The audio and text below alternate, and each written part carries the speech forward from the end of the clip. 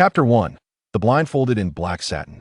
In the sweltering heat of August, the sharp cries of cicadas intermingled with the blaring of horns echoed through the bustling streets. The scorching sunlight seared the grayish-brown asphalt, causing heat waves to ripple, making the entire street appear to distort. Beneath the scant patches of shade, a few young people huddled together, cigarettes in hand, awaiting the traffic lights. Suddenly, one of the youths, lost in a cloud of smoke, seemed to notice something and let out a soft exclamation, his gaze fixed on a particular spot at the street corner. "Arno, what are you looking at?" inquired a companion beside him. The young man, named Arno, stared blankly at the corner for a while before responding, "Tell me, how does a blind person cross the road?" His companion paused, hesitating for a moment before slowly articulating, "Generally, blind individuals have someone to assist them, or they are guided by a seeing eye dog. In more modern cities, there are auditory signals at traffic lights. If all else fails, perhaps they could rely on sound and a cane to navigate slowly." Arno shook his head. "But what if there's no one to assist? No seeing eye dog, no audio signals, and even a cane is being used to carry cooking oil. Do you think you're funny?" His companion rolled his eyes and followed Arno's gaze, only to find himself rooted to the spot in astonishment. Across the street corner stood a young boy clad in a black short-sleeved shirt, his eyes obscured by several thick layers of black satin, completely blocking out all light.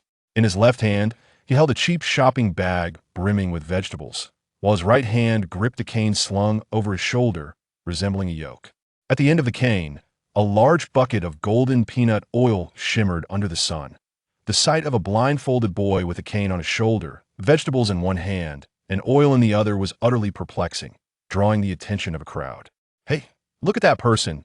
How strange," someone remarked. "With so much fabric covering his eyes, can he really see the path?" Another queried, "Didn't you notice the cane in his hand?" "Clearly, he is blind," retorted another. "What era are we in? Blind people usually wear sunglasses now. Who would wrap their eyes in fabric on such a hot day? Isn't that suffocating?"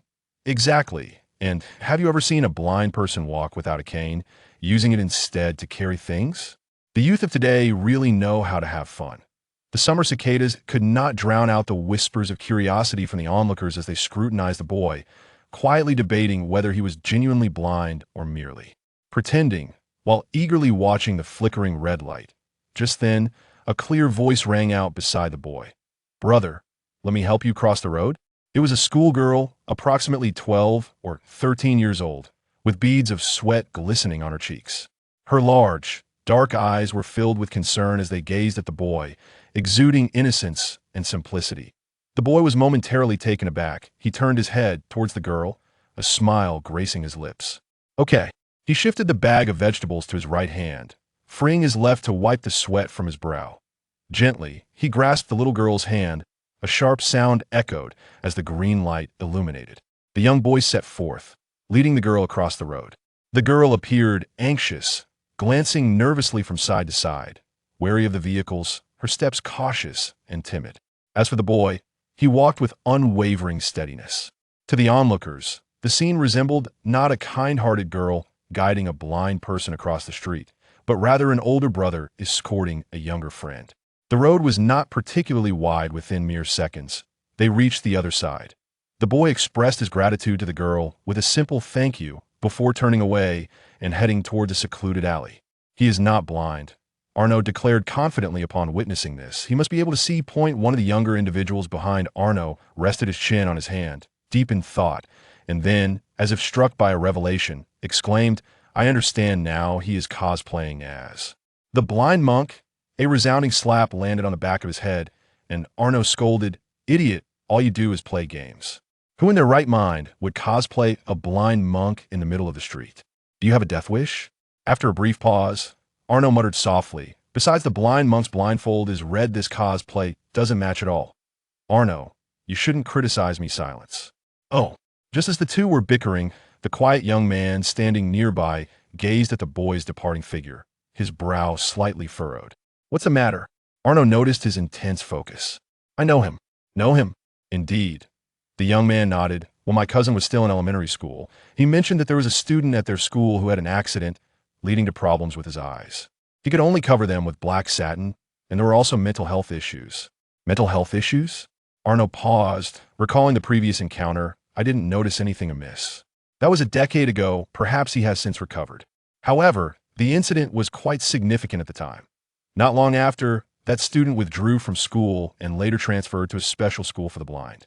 At that moment, another individual chimed in eagerly. By the way, what exactly was that accident? How could it cause blindness and mental issues? Was it some sort of curse? I'm not sure. He hesitated, but I heard it was something even more absurd. A tragic soul. Arno sighed. What was his name? I believe it was Lin Xia. As the evening glow painted the sky, Lin Xia pushed open the door. Almost instantly, the enticing aroma of cooked dishes wafted from within, filling his nostrils. He inhaled deeply, swallowed, and carried his belongings inside. The old door creaked ominously, drowning out the sounds of cooking from the kitchen. But a middle-aged woman emerged from the kitchen, and upon seeing Lin Xia burdened with bags, she exclaimed in surprise and hurried over to assist him. Xiaoqi, why have you brought back so many things at once again? The woman wiped her hands on her apron, quickly taking the items from Lin Xia, chattering away in a flurry. A bucket of peanut oil this large. Child, are you misusing the government subsidies again? Annie questioned. Aunt, the subsidies provided for the disabled are meant for living expenses. Using them to purchase oil is merely making the most of what is available, Lin Xia replied with a smile. Nonsense. This money is intended for your university education. You cannot squander it. I must tell you, Auntie's earnings are sufficient to provide for the three of us. You must refrain from spending recklessly, she admonished, gently wiping the oil barrel with her hand, her expression tinged with a hint of pain as she murmured, such a large container of oil, and it must have cost a pretty penny, right? Before Lin Xia could respond, Annie suddenly realized something. Wait, how did you manage to bring all these things back? Oh, I encountered a few kind-hearted individuals on the way who helped carry them back, Lin Xia stated calmly. That's wonderful. It seems there are still many good people in society. Did you remember to thank them properly? I did. Lin Xia deftly shifted the topic. Annie, where is Jean? He's on the balcony doing his homework. By the way, the doctor from the mental hospital is here for the routine checkup. He's resting in the room. You should go and see him while I prepare dinner. He'll call you both when it's ready. Lin Xia hesitated for a moment, then responded with an "oh" and turned toward the bedroom. Hello, I am Dr.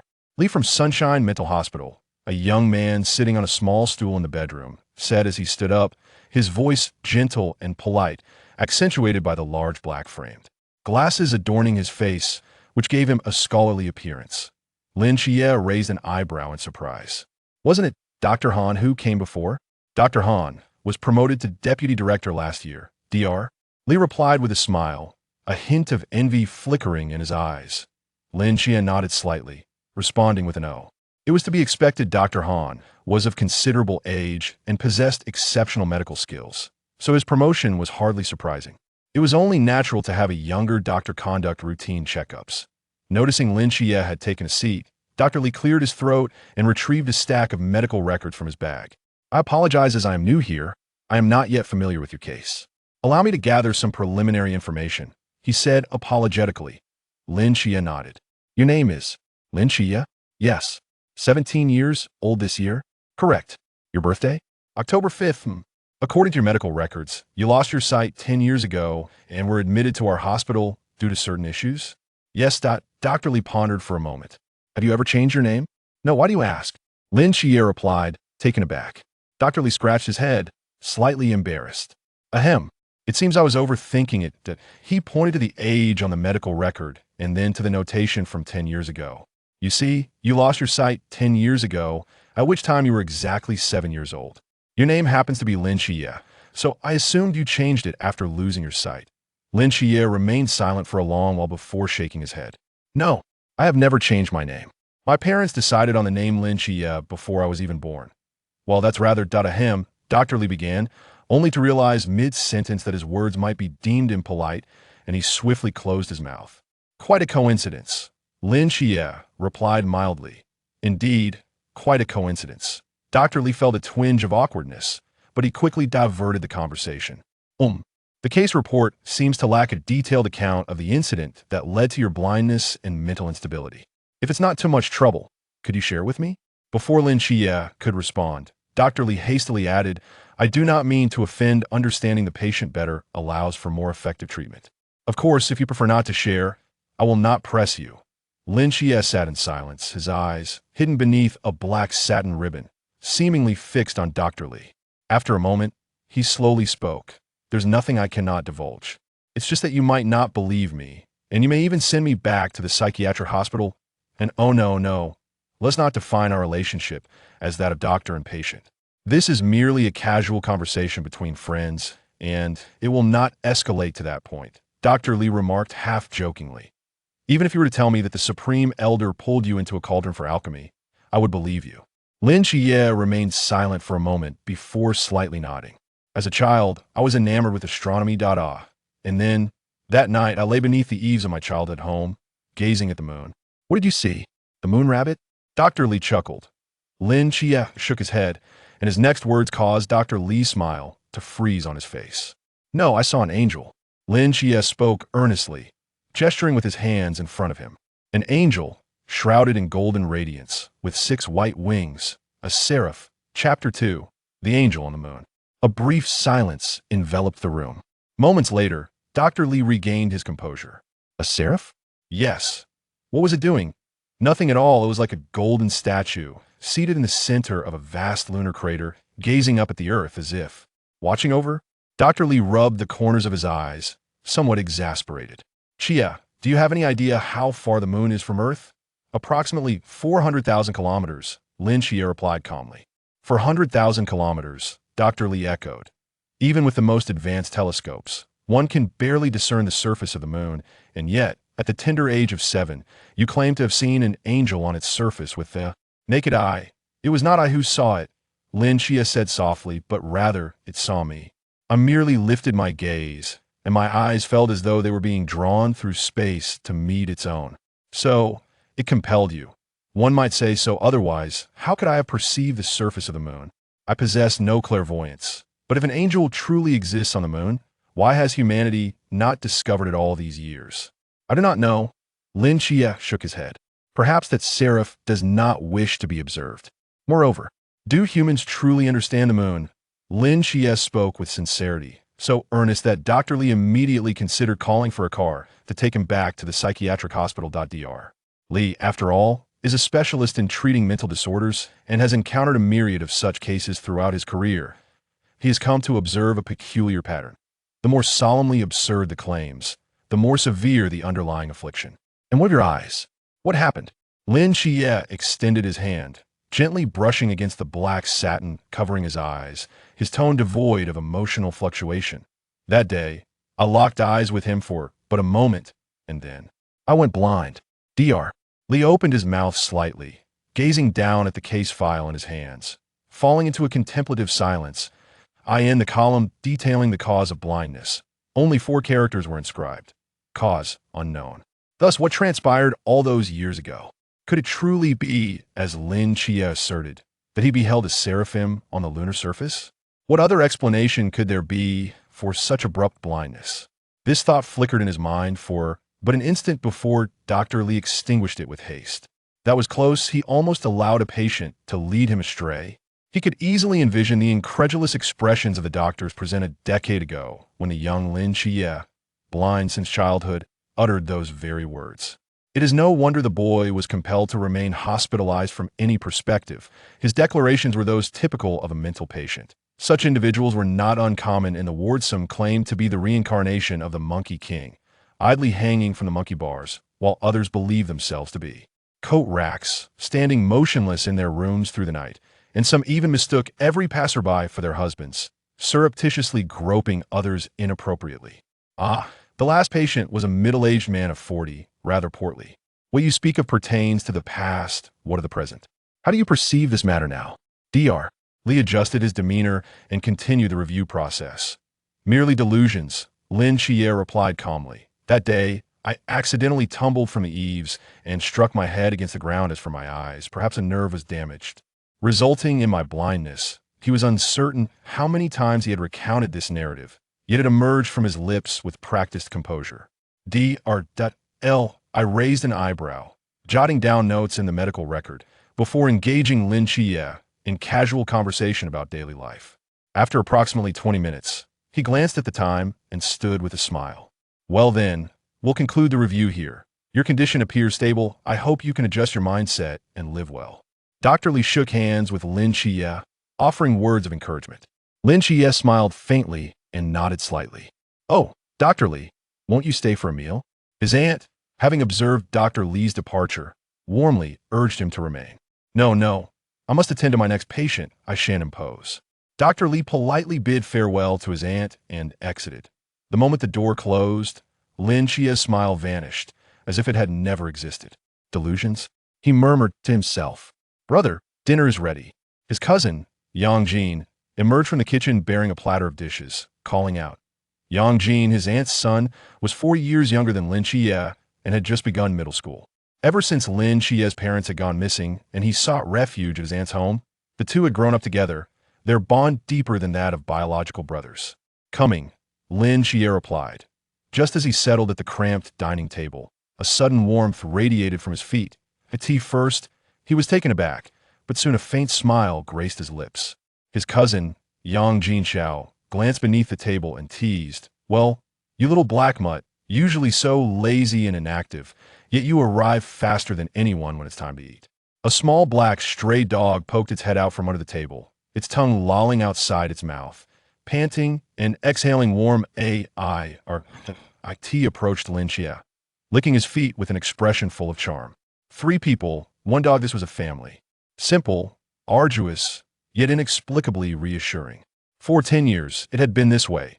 Lin Xia affectionately patted the dog's head and selected a piece of meat from the meager portion in the dish, placing it in his cousin Yang Jin's bowl. Give it a bone to gnaw on. Yang Jin accepted without hesitation given their brotherly bond. Further words would only seem distant. His concern lay elsewhere. Brother, is your eye really much better now? Lin Xia smiled slightly. Yes, I can see now, though I still cannot tolerate bright light. This black silk must remain for a few more days. Xiao Qi, your aunt tells you that eyes are incredibly important. Even if you can see now, do not rush to remove the black silk. What if the sunlight damages them again? That would be such a pity. Let us be cautious and keep it on a bit longer. His aunt urged anxiously. Understood, aunt. By the way, brother, I've saved up some money to buy you a stylish pair of sunglasses. I'll show them to you shortly. Yang Jin seemed to recall something and spoke excitedly. Lin Xia shook his head with a smile. Jin, while sunglasses can block light, they are far less effective than the black silk. I cannot wear them just yet. All right, Yang Jin replied, somewhat disappointed. However, once my eyes are completely healed, I shall wear them every day while shopping, and I will buy you a pair as well, so we can go together. At this, Yang Jin's eyes brightened again, responding with a hearty agreement. By the way, Xiao Qi, your aunt has prepared everything for your transfer when this semester begins. You will be able to switch from the special school to a regular high school. His aunt seemed to remember something and continued, but have you truly thought this through? A regular high school is quite different from a special school given your situation. What if? There is no what if, aunt. Lin Xia interrupted her. My vision has improved, and in order to gain admission to a good university, I must stand on the same starting line as everyone else. You child, even if you do not get into a good university, it is all right, your aunt will always support you. Brother, I can support you too. Lin Xia's body trembled slightly beneath the black silk. His eyes remained a mystery. He pressed his lips together, then allowed a smile to form. He shook his head resolutely. He did not speak, but both Yang Jin and his aunt sensed his determination. Even the little black stray at his feet rubbed against his ankle. Woof! Chapter 3. Knocking on the door upon returning to his room, Lin Xia closed the door behind him. He refrained from turning on the lights. It was late at night, and the faint twinkling of stars outside scattered upon the ground. In the darkened room, Lin Xia sat at his desk and slowly removed the black satin blindfold from his eyes. The mirror on the desk reflected the visage of a handsome young man. Lin Xia possessed striking good looks. Were he to remove the blindfold and perhaps tidy himself up a bit, coupled with his enigmatic aloofness and profound aura, he would undoubtedly be considered a campus heartthrob. Alas, his long-term confinement to the black satin, along with his identity as a person with a disability, completely obscured his brilliance. In the mirror, Lin Xia's eyes were closed. His brow furrowed slightly as the eyelids covering his eyes trembled, seemingly striving to open. Even his hands clenched into fists, exerting considerable effort. 1 second, 2 seconds, 3 seconds. His body trembled for a considerable time, but ultimately he could endure no longer, collapsing into a state of relaxation, gasping for breath. Several drops of sweat traced down Lin Qia's cheeks, and a flicker of anger surfaced between his brows. So close. Just a hair's breadth away. Why was it always so near yet so far? When would he be able to open his eyes once more and behold this world with his own gaze? He claimed that he could see now, but that was a lie. His eyes could not open, not even a sliver. Yet, he did not entirely deceive himself, for even with his eyes shut, he could perceive everything around him with remarkable clarity. This sensation was peculiar, akin to having eyes all over his body, allowing him to sense everything from every angle without any blind spots, seeing more clearly and farther than his original vision ever permitted. Initially, he could not achieve this. During the first 5 years of his blindness, he was indistinguishable from other true blind individuals, relying solely on sound and the white cane in his hand to navigate the world. However, inexplicably, 5 years ago, his eyes seemed to undergo a transformation, enabling him to begin perceiving his surroundings. At first, he could only see a few centimeters in front of him, but as time progressed, his range expanded, becoming clearer and more extensive. Now, after 5 years, he could see up to 10 meters. For a normal person, seeing 10 meters would imply his vision was practically worthless. But for a youth who had once basked in the light, those 10 meters signified everything. The most crucial aspect was that the 10 meters he could see transcended physical obstacles. In other words, within a 10-meter radius of Lin Xia, he possessed absolute vision. To put it plainly, he could see through things.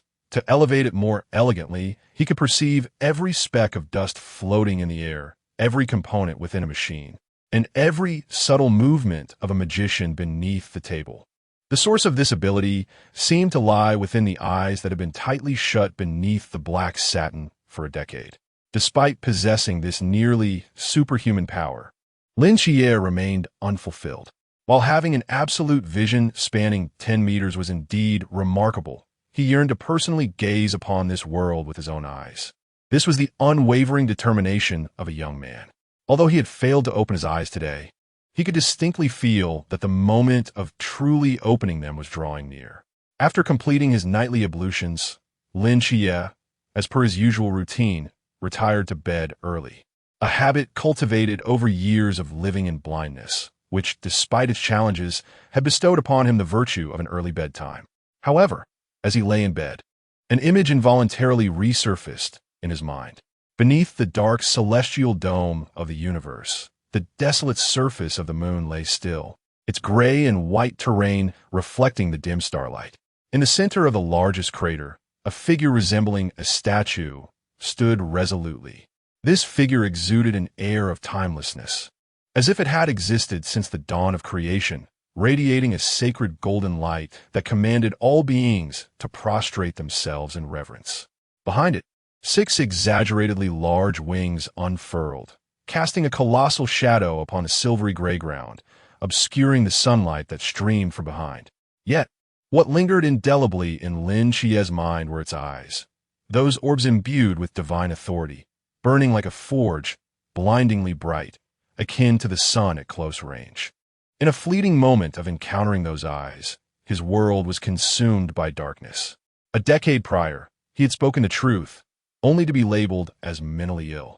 Yet, deep within, he understood the distinction between reality and delusion. Ever since he beheld the seraph on the moon, he had realized that this world was far from the simplistic facade it presented. Gradually, Lin Xia succumbed to a deep slumber. Unbeknownst to him, at the very instant he drifted into dreams, 2 radiant beams of golden light emanated from the crevices of his closed eyes, flickering briefly in the darkened room. In a mist-laden realm, Lin Xia wandered alone. The fog swirled around him, seemingly boundless. Though traversing the void, each step he took resonated with a crisp sound, as if an invisible ground lay beneath him. He glanced down at his form and sighed. Another recurring dream, knocking at his door every night. It was exhausting, to say the least. With a resigned shake of his head, Lin Xia took a step forward. In an instant, the swirling mist receded, revealing an oddly styled modern structure before him. This structure was peculiar, for although it bore the hallmarks of contemporary architecture, certain details imbued it with an air of mystery. The massive iron gates were adorned with carvings of deities, while lights flickered like fiery spheres, and the floor beneath him appeared to be crafted from hovering decorative tiles. It was as if elements of modern design had been entwined with motifs from ancient mythologies, creating a disjointed yet ineffably beautiful aesthetic. Lin Xia recognized this place. It was strikingly reminiscent of the Sunshine Mental Hospital where he had resided for a year. The most compelling evidence lay in the inscription that had once proclaimed Sunshine Mental Hospital at the entrance, which had now been altered to read, the God's Mental Hospital. A place shrouded in enigma. Lin Xia shook his head in confusion and stepped forward, standing directly before the imposing iron gates. 5 years ago, not only had his body begun to change, but so too had his dreams. For 5 consecutive years, he has dreamt the same dream each night, with a focus invariably on a mysterious asylum for the gods. Yet, the entrance to this asylum remains perpetually sealed, unyielding to any attempts at access. Lin Xia has circled the asylum countless times. The imposing iron gate stands as the sole entry point, while the surrounding walls, though not particularly tall, exhibit an absurdity. Each time Lin Xia leaps, the height of the walls increases correspondingly. As for brute force, even if Lin Xia were to hurl himself against the gate until his body is shattered, the iron door would remain obstinately unmoved. It appears that there exists but one method to gain entry: knocking. Grasping the circular ring on the grand door, Lin Xia inhaled deeply and struck the iron surface with a resounding thud. The sound resonated like a distant bell tolling within the asylum, causing the gate to tremble slightly. It did not yield. Again, he struck the door, and still it remained steadfast. Lin Xia seemed unfazed by this, exhibiting no frustration, and continued his persistent knocking with remarkable patience. Over the years, he has come to a profound understanding of the rules governing this dream. Apart from knocking, no other means would suffice to open the great door, and within this dream, it appears he is capable of little else. Fortunately, in this realm of dreams, he does not succumb to fatigue, otherwise his body would have long since been exhausted. Thus, Lin Xia continued to knock at the door, akin to a diligent laborer, faithfully persevering through yet another night. Chapter 4. The day of survival a week later at the second high school of Sangnan City. Hey look, is that person from our school? Why is there a cloth over his eyes? Wearing our school uniform, it must be him. P.S. holding a cane. He seems to be blind. How strange, I've never seen him before. He must be a new freshman, right? Believe it or not, with those black strips wrapped around his eyes, he actually looks quite handsome. But how does a blind person attend classes? I don't think our school has any special classes for that. Who knows? As expected, the moment Lin Xia stepped through the school gates, he attracted a wave of attention. However, having experienced such scenes far too often, he strode past the Maple Leaf Avenue, making his way towards the teaching building as if he were invisible. Before his arrival, Lin Xia had braced himself for confrontations with the unruly types, anticipating that, like in many Klitsch stories, a few so-called bullies would emerge to mock him, setting the stage for his future triumphs. Yet, contrary to his expectations, no troublemakers appeared. Instead, several students approached him, offering assistance. This unexpected kindness left Lin Xia feeling inexplicably disheartened. It made sense, though. They were all modern students who had undergone 9 years of compulsory education. How could there be so many oblivious troublemakers? Besides, even if there were small cliques, they now valued camaraderie, helping each other settle disputes on ordinary days. To bully a disabled person would lead to public scorn and utter disgrace. Ascending the stairs, Lin Xia quickly located his classroom, Class 2 of the second year. Having spent a year in a special school for his first year, his transfer made him a newcomer. From most films and novels, being a transfer student often meant isolation and misery, as various cliques had already formed during the first year. Without taking the initiative, it would be difficult to truly integrate into the class. Lin Xia was fully aware that he was not the type to take the initiative. Even if he had mingled with them during his first year, his aloof demeanor would likely have left him solitary even now. Nevertheless, being alone had its merits. Lin Xia relished this solitude. It allowed him to remain undisturbed, cultivate his inner peace, and focus on his studies. If he were compelled to forge relationships with others, he would likely resist. Standing at the classroom door, Lin Xia took a deep breath to steady his nerves and stepped inside. The moment he entered the classroom, the previously boisterous chatter abruptly ceased, and an eerie silence enveloped the air. 1 second, 2 seconds, 3 seconds. Just as Lin Xia was about to utter something, the classroom erupted in excitement. "You must be Lin Xia. Your seat is ready. It's right over there." "Lin Xia, can you not see? Let me guide you." "Hey, slow down. There are a lot of things on the floor. You quickly put your backpack away." Before Lin Xia could react, several classmates approached him cautiously, guiding him to their respective seats. A tall boy directly took Lin Xia's backpack and slung it over his shoulder. Surrounded by a crowd, Lin Xia safely arrived at his desk. "Lin Xia, this is rather different from the script." "Lin Xia, I am Jiang Qian, the class monitor. You can approach me with any concerns," said a girl with a ponytail, patting her chest. "My name is Li Fei. If you're heading to lunch, just call me, and I'll take you," the boy who helped with his bag chimed in with a smile. "And I'm Wang Xiao." A multitude of classmates gathered around him, warmly greeting him. For a moment, Lin Xia felt a sense of bewilderment. To be honest, this was far from his expectations. "Do you all know me?" Lin Xia's expression turned peculiar. "Our homeroom teacher spoke of you," Jiang Qian replied. "But what left the deepest impression was your aunt. She stood here with a basket of eggs, distributing them one by one, earnestly asking us to take care of you." A thunderclap seemed to resonate in Lin Xia's mind, leaving him momentarily frozen. He could no longer absorb what the classmates were saying. He merely stared blankly at the classroom, the image of a hunchbacked middle-aged woman carrying a basket of freshly boiled eggs and earnestly imploring his classmates, surfacing involuntarily in his thoughts. "Classmates, please help my nephew. His eyesight isn't good, and he is quite reserved. Please look out for him. Young lady, you are truly beautiful, and my nephew is quite handsome as well. I'm certain you will like him. This child, Xia, is cold on the outside, but warm on the inside. Once you get to know him well, you will surely get along splendidly." Unbeknownst to him, the black ribbon had begun to moisten slightly. "Aunt," he murmured to himself. Just as everyone was chattering away, a female teacher entered, clutching her books. Upon noticing Lin Xia sitting in the front row, she approached him to offer a few kind words, then briefly introduced herself to the class before commencing the lesson. "Everyone, please turn to page 91. Today we will discuss the history and challenges of modern Great Xia, perhaps due to Lin Xia's presence." The teacher omitted the usual preliminary reading of the textbook and directly began explaining the material. A century ago, the Earth boasted over 200 nations across 7 continents and 4 oceans, each with its own unique customs and cultures. Even in that era of limited technological advancement, we could still embark on ships to different countries, experiencing the clash of cultures. However, on the 9th of March, a mysterious fog suddenly appeared in Antarctica and spread at an astonishing speed, engulfing nearly 98% of the Earth's surface within a mere 24 hours. The towering edifices crafted by humanity, the ancient primordial forests, and the unfathomable depths of the oceans, all are ensconced in a shroud of mist, with countless nations succumbing to its embrace, lost to all communication. Yet, as this unfathomable fog threatened to encroach upon the territory of the Great Xia, it inexplicably halted.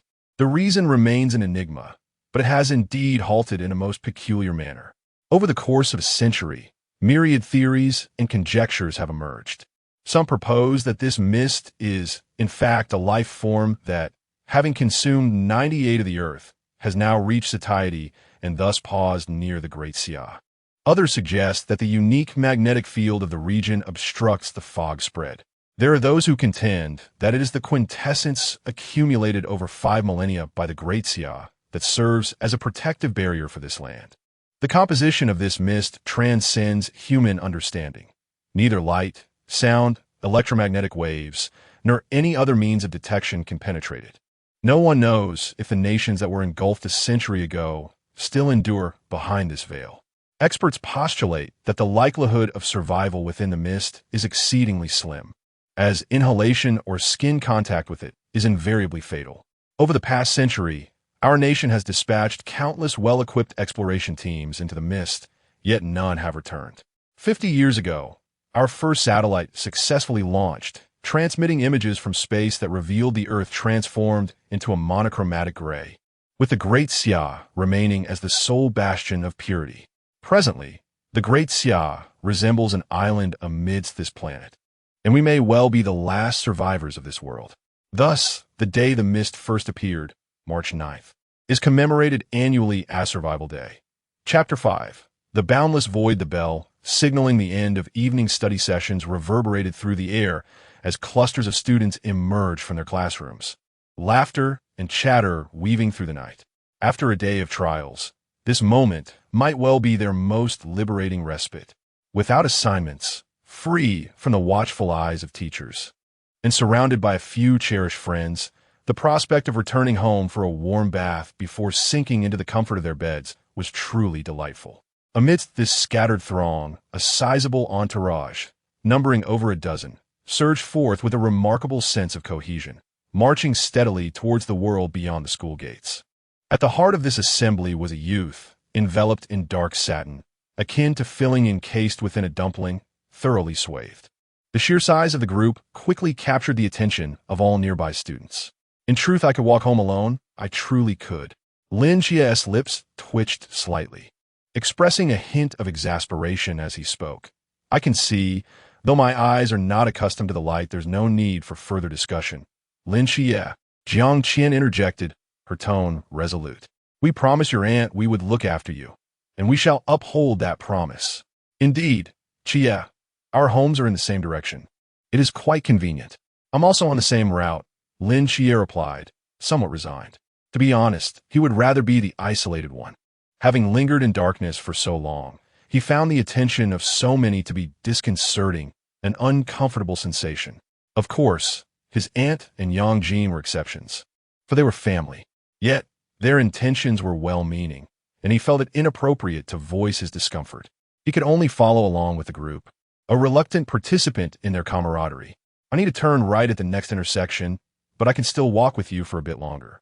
I'll be taking a turn here. I must bid you farewell. Until tomorrow. Until tomorrow. As they ventured further from the school, the classmates encircling Lin Xia gradually took their leave, and within minutes, only 5 remained by his side.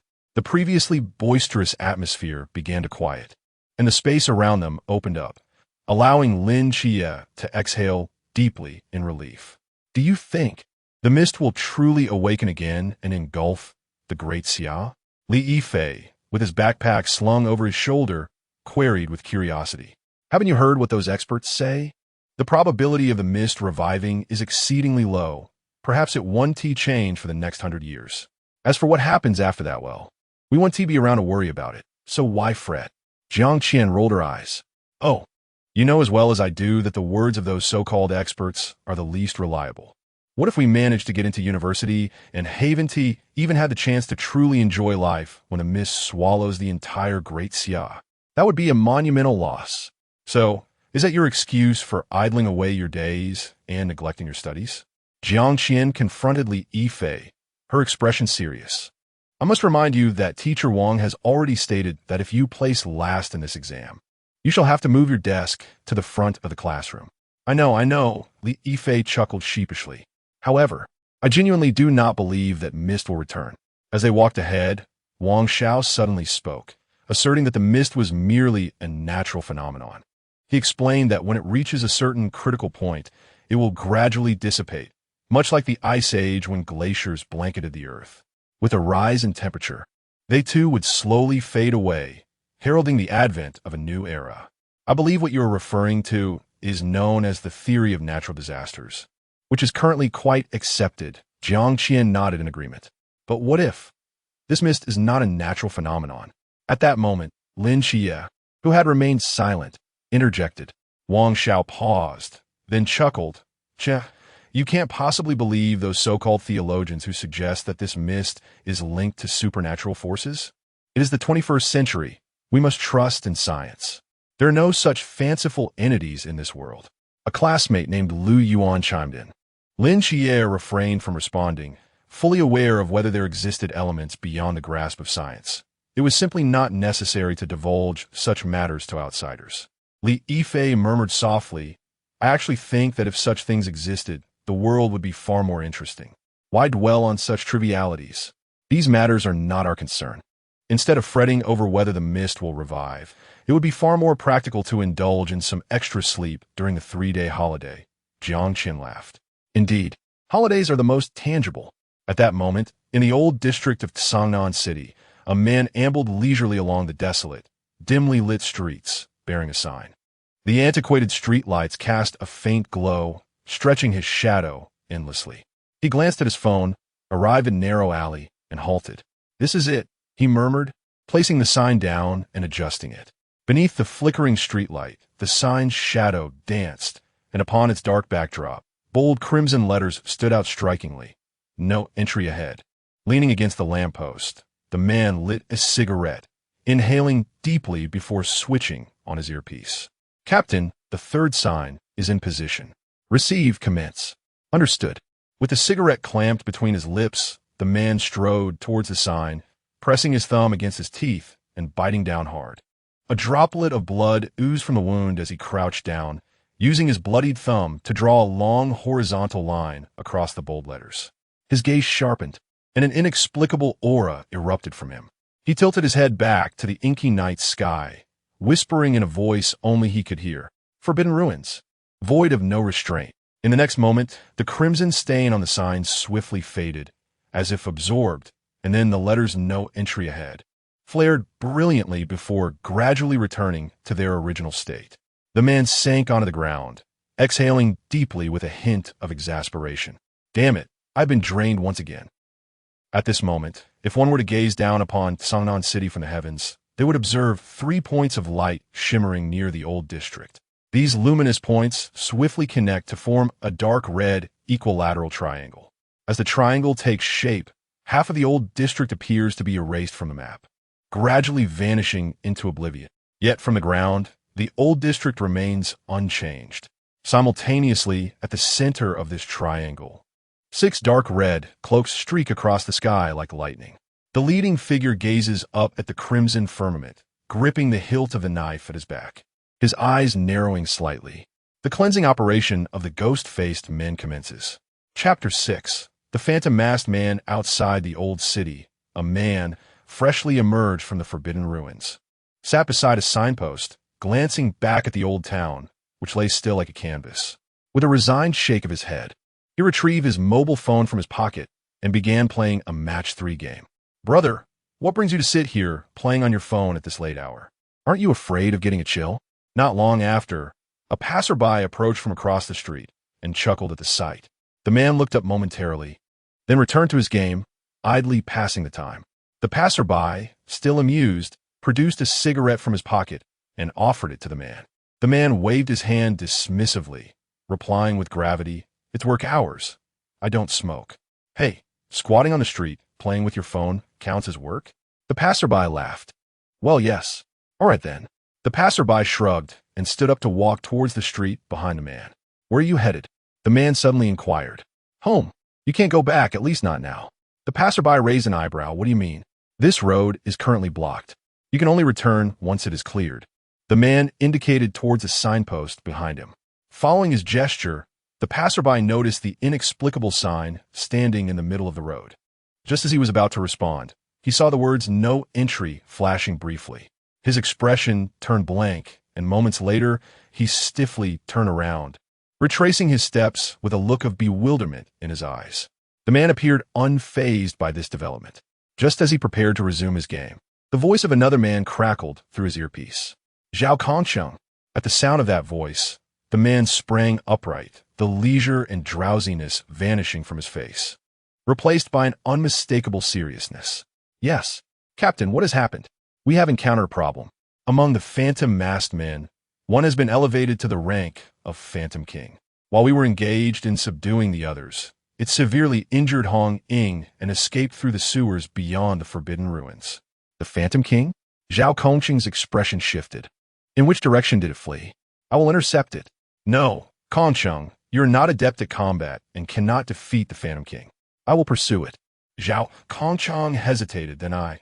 After the Phantom King escaped, two more phantom masked men took the opportunity to slip into the sewers, while the others are still occupied with the remaining ones.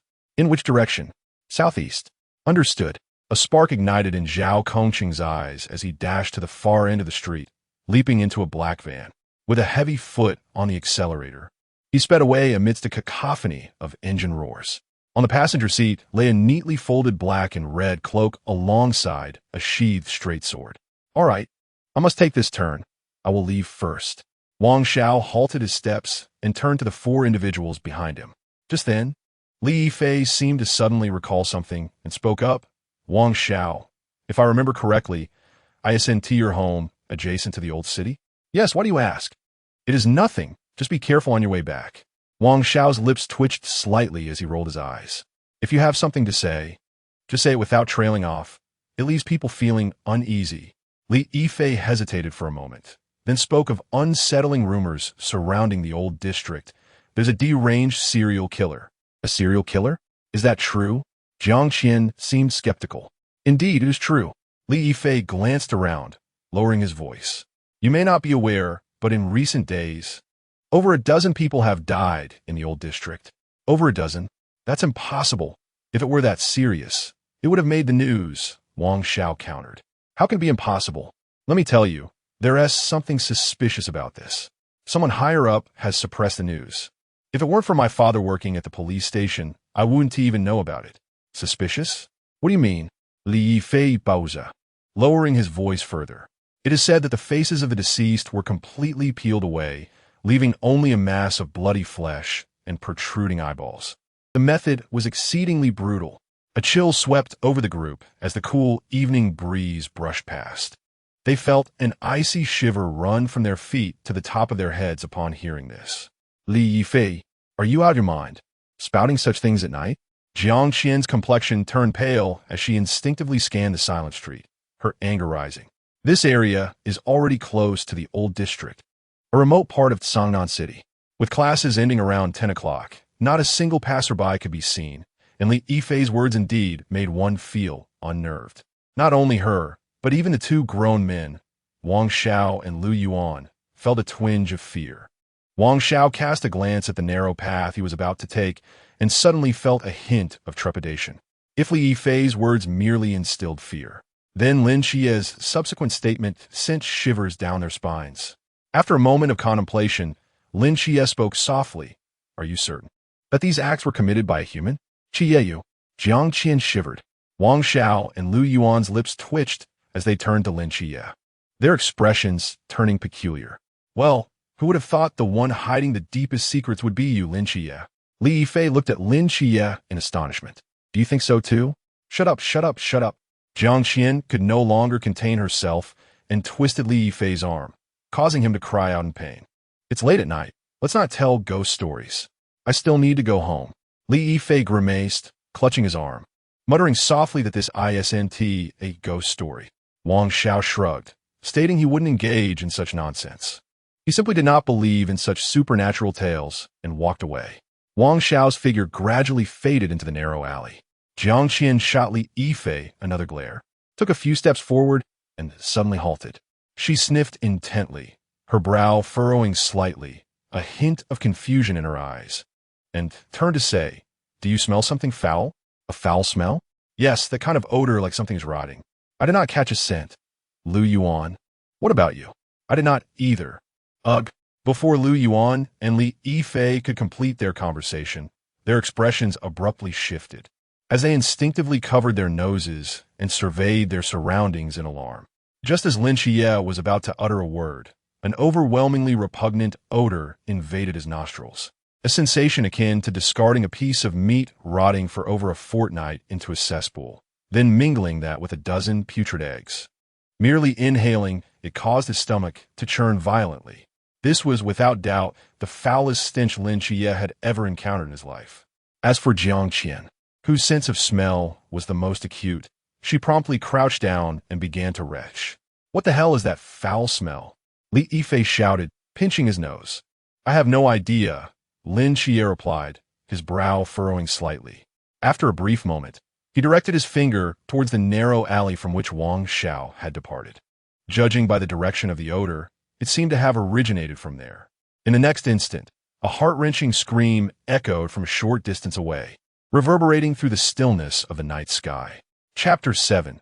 I Want to Live. The familiar voice resonated, prompting Wang Xiao, Li Yifei, and another to exclaim in unison. They exchanged glances before hastily sprinting towards the narrow alley where Wang Xiao had departed. Lin Xia remained rooted in place. His brow furrowed as he gazed into the dim passageway, an air of gravity enveloping him. Though the situation eluded his understanding, an ominous premonition gnawed at his mind.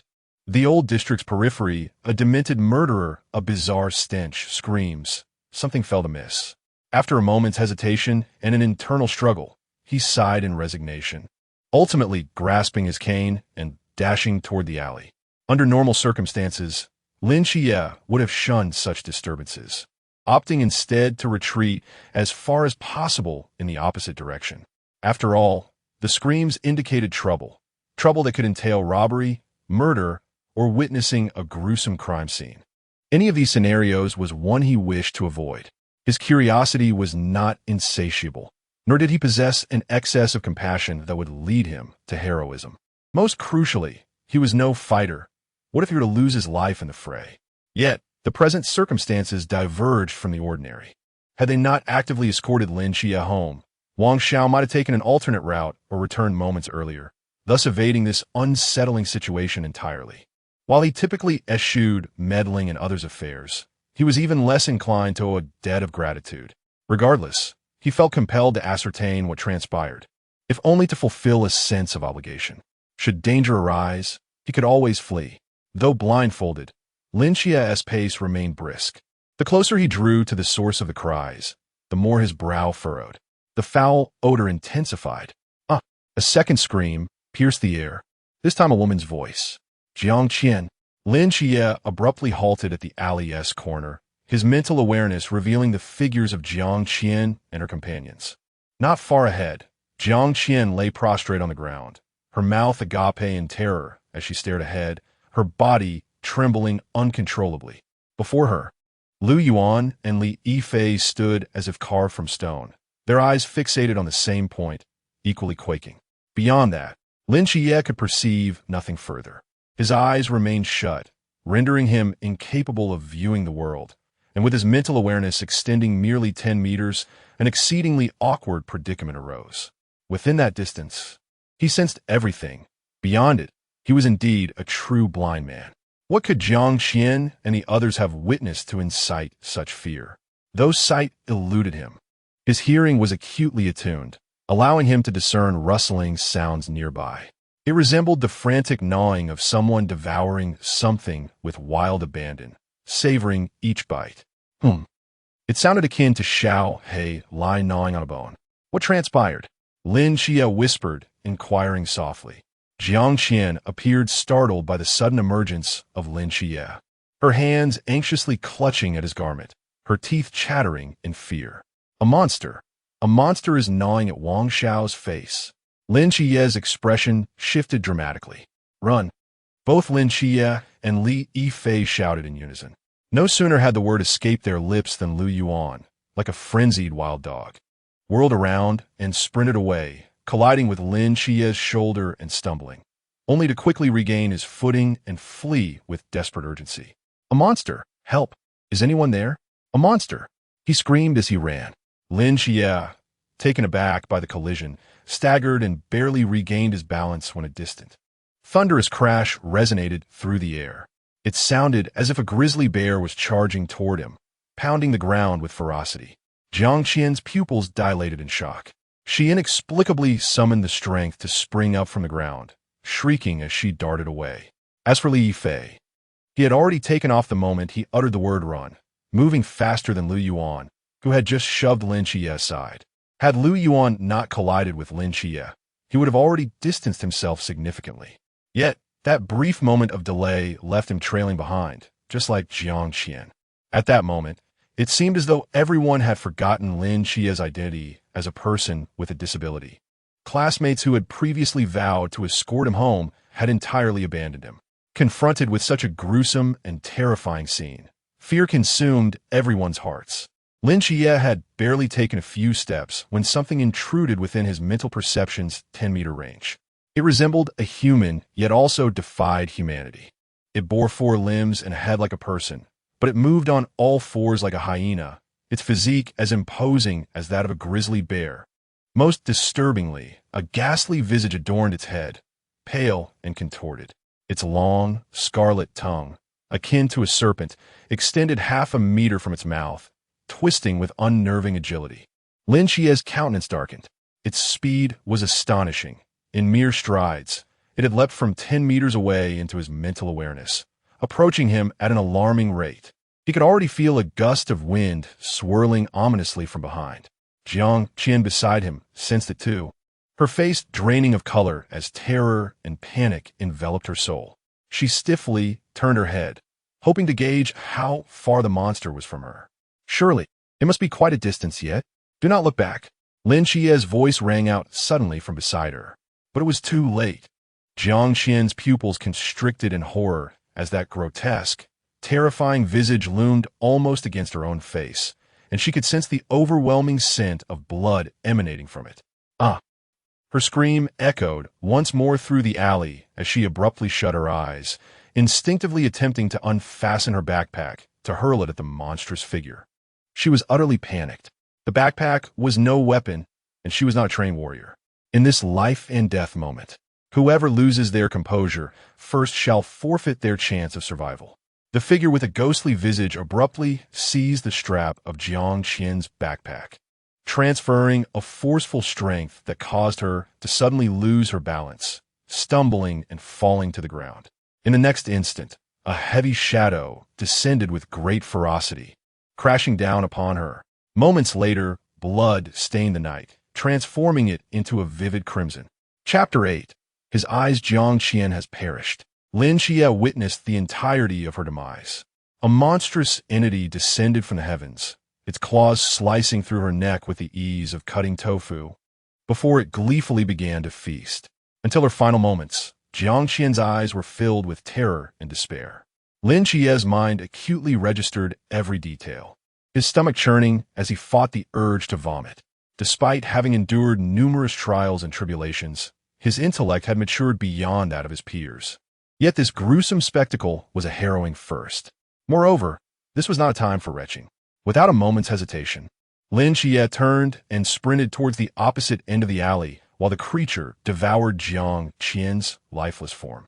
The original escape route had been sealed by the monster, leaving him with no choice but to venture in the opposite direction, towards where Wang Xiao had met his fate. Remarkably, the creature seemed more engrossed in the corpse than in pursuing him, allowing Lin Xia a momentary sigh of relief. He remained oblivious to the true nature of this beast, yet it was undeniable that it transcended the realm of humanity and the known animal kingdom. If one were to suggest it was a radiation-mutated primate, he might entertain the notion.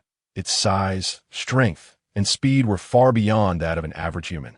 But even that was merely a possibility. In this shrouded world, having borne witness to the existence of seraphs, Lin Xia did not subscribe to the belief that science was the only truth that existed. He held faith in the presence of the mysterious. Moreover, he could not shake the sensation that the visage of this creature was familiar to him. As he indulged in these errant thoughts, another presence encroached upon his mental awareness, prompting Lin Xia to come to an abrupt halt. His breath quickened. 10 meters ahead, the silhouette of another monster materialized. Lin Xia was certain this was not the same being he had encountered before. Though it bore a striking resemblance, it was unequivocally distinct. The most glaring evidence was that this creature cradled the lifeless body of Wang Xiao, continuing to gnaw upon it. At that moment, Wang Xiao's face had been entirely obliterated, reduced to a blurred mass of flesh and blood. Were it not for his distinctive attire, Lin Xia might not have recognized him at all. This was a second monster, the very one that had taken Wang Xiao's life. While he had been with Jiang Qian and the others, he had failed to perceive the scene from 10 meters away, instinctively believing there to be only one monster. In retrospect, he realized how gravely mistaken he had been. The behavior of the monster that had slain Jiang Qian indicated a predilection for consuming corpses rather than pursuing the living. Otherwise, Lin Xia would not have managed to escape the scene. Yet, immediately following Wang Xiao's demise, another creature had relentlessly pursued Lin Xia and his companions. This could only imply that a second monster was already indulging in Wang Xiao's remains. In this narrow alley, two monsters had effectively severed all of Lin Xia's avenues of retreat. His complexion drained of color. An emotion known as despair resurfaced within his heart after a long absence. In the past 17 years, he had only encountered true despair on 2 occasions. Once it was a decade ago when he first beheld the eyes upon the moon. The second time was now. Before him, the grotesque creature, having finished its meal, discarded Wang Xiao's lifeless body as one would toss away refuse. It then turned its gaze towards Lin Xia, its crimson tongue licking the blood from the corners of its mouth. In that moment, Lin Xia felt an urge to curse. Damn it, why must misfortune befall me once again? As a child, even climbing on rooftops led him to encounter seraphs, only to fall and be believed to have lost his sanity, spending a year in a mental institution. Now, as he finally emerged from the shadows, preparing to study diligently for the upcoming college entrance examination and embrace a new life, he found himself confronted by this hideous beast. While others might never encounter such a creature in their lifetime, he had stumbled upon 2 in a single moment. Absurd. Under the pressure of impending death, the pent-up anger and resentment that had simmered within Lin Xia for years erupted like a volcano. This rage blazed fiercely, compressing the fear within him to a mere whisper. And a surge of unrecognized resolve surged forth. Gripping his cane tightly, he faced the poised beast, his chest heaving violently. In that instant, it seemed as though he was not confronting a creature that had just feasted on flesh, but rather all the grievances and setbacks he had endured over the past decade. Even his aunt and Yang Jin were oblivious to the tempest of fury concealed within this young man, suppressed for 10 long years. He refused to be a victim. Perhaps even he was unaware that beneath this turbulent emotion, those eyes, long shut for a decade, trembled violently on the verge of awakening. The creature, eyeing the delicate Lin Xia as if he were a beautiful maiden, let out a shrill scream and leapt into action. Damn it, I fear you not, Lin Xia growled, brandishing his cane, charging towards the leaping beast. The distance between them closed rapidly. Just as the creature's claw was about to tear through Lin Xia's throat, he suddenly darted to the side, narrowly evading the lethal strike. However, despite his keen sense of the creature's movements, his physical prowess fell short, and the claw grazed his temple, leaving a faint trail of blood. Simultaneously, the black ribbon binding him was severed, carried away by the swirling winds, lost to the world. With his eyes closed, seizing the opportunity, he bellowed, thrusting the cane towards the creature's abdomen. Crack! The sharp sound rang out, and Lin Xia felt a sudden lightness in his grip, followed by tremendous force from behind as the creature's tail swung him away. He tumbled to the ground, enduring the pain as he scrambled to his feet, sensing that his cane had snapped into 2 pieces. Originally designed for guidance, the cane was not particularly sturdy, and meeting the indomitable beast proved to be its undoing. Damn it, he cursed, hurling the broken segment of the cane to the ground in frustration. After finally seizing an opportunity, it had all come to naught. The fracture of the blind cane acted as a fuse, igniting Lin Xia's emotions entirely. Standing there, he clenched his fists tightly, his nails digging into his flesh, leaving behind trails of blood. I will not yield, he roared. In that moment of emotional turbulence, an extraordinary sensation surged within his heart. It was as if a gentle spring breeze had transformed into nourishing rain. A refreshing wave flowed from his heart to the stagnation in his mind, lightly touching it. And that thin veil of obstruction was effortlessly pierced. Lin Xia felt as if a sun had erupted within him, an unprecedented warmth flooding his entire being. His eyelids felt as though they were seared, burning with intensity. Thus, quite naturally, he opened his eyes, which had been sealed for a decade. The last image his gaze beheld was another pair of eyes, the eyes of a seraph. In an instant, a radiant beam of searing light erupted from the alleyway at the edge of the old city, shooting straight into the heavens. At that moment, The night was as bright as day. Chapter 9. The half-broken staff. How radiant. What is that? Is there a fire somewhere? How could it be? A fire would not shine so brightly. Moreover, there are no buildings of such height in Songnan City. Quick, quick, capture it. Share it on social media. This piercing beam of light was so blinding that nearly half of Songnan City was drawn to it. Pedestrians halted in their tracks, abuzz with excited speculations about the phenomenon's cause. Some suggested an explosion, others proposed an optical experiment, while a few whispered of a divine miracle, yet only a scant few understood the true significance behind this luminous column.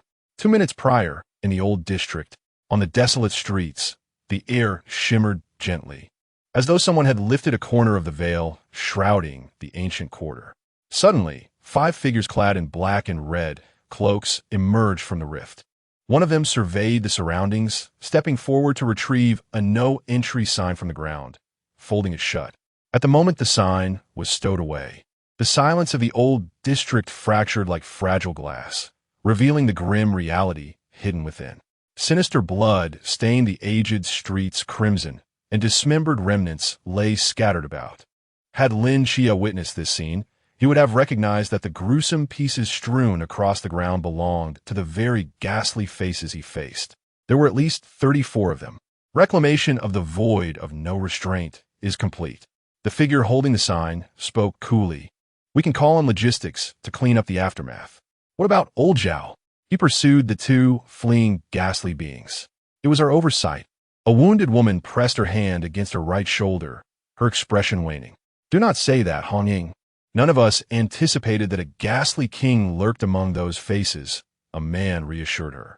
Surely the captain can handle the ghastly king alone? Of course. There will be no issue. Let us not forget that the captain is a formidable warrior of the Chuan realm. He will be fine. The man paused, silently hoping that the 2 escaping ghastly beings would not lead to casualties among ordinary people. No sooner had he uttered these words than a searing beam of light erupted from another direction, illuminating half the sky. The 5 turned in unison, astonishment etched across their faces. That is, a forbidden realm has emerged. The energy fluctuation is extraordinarily potent. This must be at least a Wuliang realm powerhouse, or perhaps even a climb from the 6th realm. How could such a formidable presence descend upon the humbled Songnan city? No, this does not resemble a human forbidden realm. The man's brow furrowed deeply. Hong Ying paused, as if a realization struck her. You mean this resembles a divine forbidden realm? Which signifies a divine realm. At the mention of divinity, their gazes sharpened. Which deity? Fiery, sacred, powerful, with an essence of creation, if I am not mistaken. This should be. The man stared intently at the dissipating beam, articulating slowly, divine code 003, the king of angels, Michael. Lin Xia experienced an overwhelming sensation. In the heart of the golden pillar of light, his body had entirely lost control, eerily suspended in midair, as an endless torrent of energy surged forth from his eyes. He felt as if he had returned to a decade ago, gazing across the vast expanse of the cosmos once more into those eyes. The aura of supreme sanctity remained vividly etched in his memory. The distinction was that, 10 years prior, this aura emanated from the moon, whereas now it arose from his own eyes. The essence of the seraphim and divine might surged violently from his gaze, transforming his eyes into 2 blazing suns, as though they intended to reduce everything to nothingness. A decade ago, the seraphim Michael had exchanged a single glance with him from the lunar surface. Now, 10 years later, Lin Xia opened his eyes, and the residual power of the seraphim erupted forth in full force. Fortunately, the residual power that lingered in Lin Xia's eyes was not overwhelming. The pillar of light persisted for 7 or 8 seconds before gradually dissipating, allowing Lin Xia's body to descend from the air, staggering slightly to regain his balance. The brilliant golden light in his eyes slowly dimmed, ultimately leaving behind a faint golden halo. If the previous radiance could be likened to the sun, the current brightness was merely that of a candle flame. The golden brilliance that had erupted earlier was formidable, yet it did not belong to him. While the halo now residing in Lin Xia's eyes was genuinely under his command, a delicate, lingering essence of seraphim power. Lin Xia took a deep breath and slowly raised his head. The pitch-black night sky, the dilapidated streets, the eerie monsters, and the blood-soaked ground as this decidedly grim tableau unfolded before Lin Xia's eyes, he smiled. A genuine smile of joy. After 10 years, he had finally once again beheld this world with his own eyes. At that moment, in Lin Xia's perspective, the bloodthirsty monster seemed almost endearing. The moment Lin Xia unleashed the Seraphim's divine might, the two monsters had been forcefully pinned to the ground, nearly crushed into oblivion. It was only after the golden pillar vanished that they regained their senses, looking around in confusion before refocusing their attention on Lin Xia, their eyes glimmering with renewed bloodlust. One of the monsters let out a shriek and lunged violently at Lin Xia. In contrast to before, Lin Xia now exhibited a marked calmness. The instant the creature moved, he mentally mapped its trajectory and leaped to the side with vigor. While Lin Xia's speed was indeed slow compared to that of the monster, his reaction time was astonishingly swift, allowing him to anticipate the creature's movements and secure a precious moment for evasion. It was not that he possessed foresight, but rather that after opening his eyes, his perception had undergone a monumental transformation. One aspect was the range of his mental perception, which expanded from 10 meters to 20 meters, remarkable considering it had taken him 5 years to achieve a mere 10 meters previously. The other aspect was his dynamic vision. Within this 20-meter radius, Lin Xia possessed nearly thrice the dynamic vision of an ordinary person, his reflexes bordering on the superhuman. During close combat, he could almost foresee the future. However, the other abilities bestowed by his extraordinary eyes had yet to reveal themselves. Given the current predicament, there was no time for careful exploration. The monster, akin to an arrow released from a bowstring, lunged towards the spot where Lin Xia had just stood, crashing through a substantial section of the wall. With a powerful push from its limbs against the debris, it propelled itself once more towards Lin Xia. At this moment, Lin Xia executed a swift roll to evade the monster's landing point and reached to his side, retrieving the half of the blind cane that had fallen to the ground. He quickly regained his footing, crouching low, his gaze fixed intensely upon the rapidly approaching beast, both hands gripping the cane tightly. The creature left behind a flurry of afterimages, the turbulent winds stirring Lin Xia's dark hair. Suddenly, it propelled itself into the air with a fierce thrust of its hind legs. This time, Lin Xia did not retreat. Clenching the half cane firmly, he locked his eyes onto the monster's own. The creature's sharp claws shot forth, aiming directly for Lin Xia's neck. Just as they were about to make contact, Lin Xia's eyes abruptly narrowed. A faint golden halo within his gaze flared to life, akin to a fire igniting, glowing with the intensity of two blazing furnaces. A surge of divine power coursed through Lin Xia's eyes, forcefully invading the monster's body. In that instant, the Lin Xia perceived by the monster transformed into a supreme deity adorned with 6 wings, emanating an overwhelming aura of dread. Thus, under the weight of this divine presence, the creature's body fell into a momentary paralysis. Seizing this fleeting opportunity, Lin Xia raised the half-cane high and precisely thrust it into the monster's right eye. Chapter 10. The straight blade under the moon, a sharp, broken rod pierced the monster's brain, extinguishing its life force entirely. However, the momentum of its leap persisted. Its massive form plummeted like a cannonball, forcefully knocking Lin Xia to the ground, who clutched the broken rod. Ultimately, Lin Xia's ability to slay this creature stemmed solely from his extraordinary dynamic vision and the divine might of the Seraphim. His physical strength had not been augmented. The monster weighed at least 200 kilograms, and he could not hope to escape its grasp in such a short time. Moreover, after utilizing the Seraphim's divine might, Lin Xia felt utterly drained, devoid of any strength, even experiencing a slight dizziness. At that moment, the second monster, which had been lurking in the shadows, sprang into action.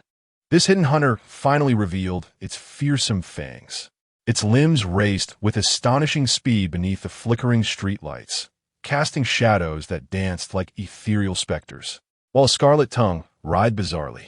Lin Xia could discern its movements, Yet he found himself unable to evade, helplessly watching as the dense fangs loomed larger before his eyes. In an instant, with the monster a mere 2 meters away, Lin Xia's pupils suddenly contracted. Within his perceptive range, a figure faster than the monster approached rapidly. It appeared to be a person, a genuine human being. With a swish, Lin Xia perceived a blur before him, as a silhouette descended from the night sky, landing firmly on the ground. The gust of wind generated by his descent billowed a dark red cloak, revealing the profile of a middle-aged man. He was neither handsome nor unattractive, resembling an ordinary uncle one might encounter on the street, someone easily overlooked. Yet, the murderous intent radiating from his eyes was as piercing as a gleaming blade.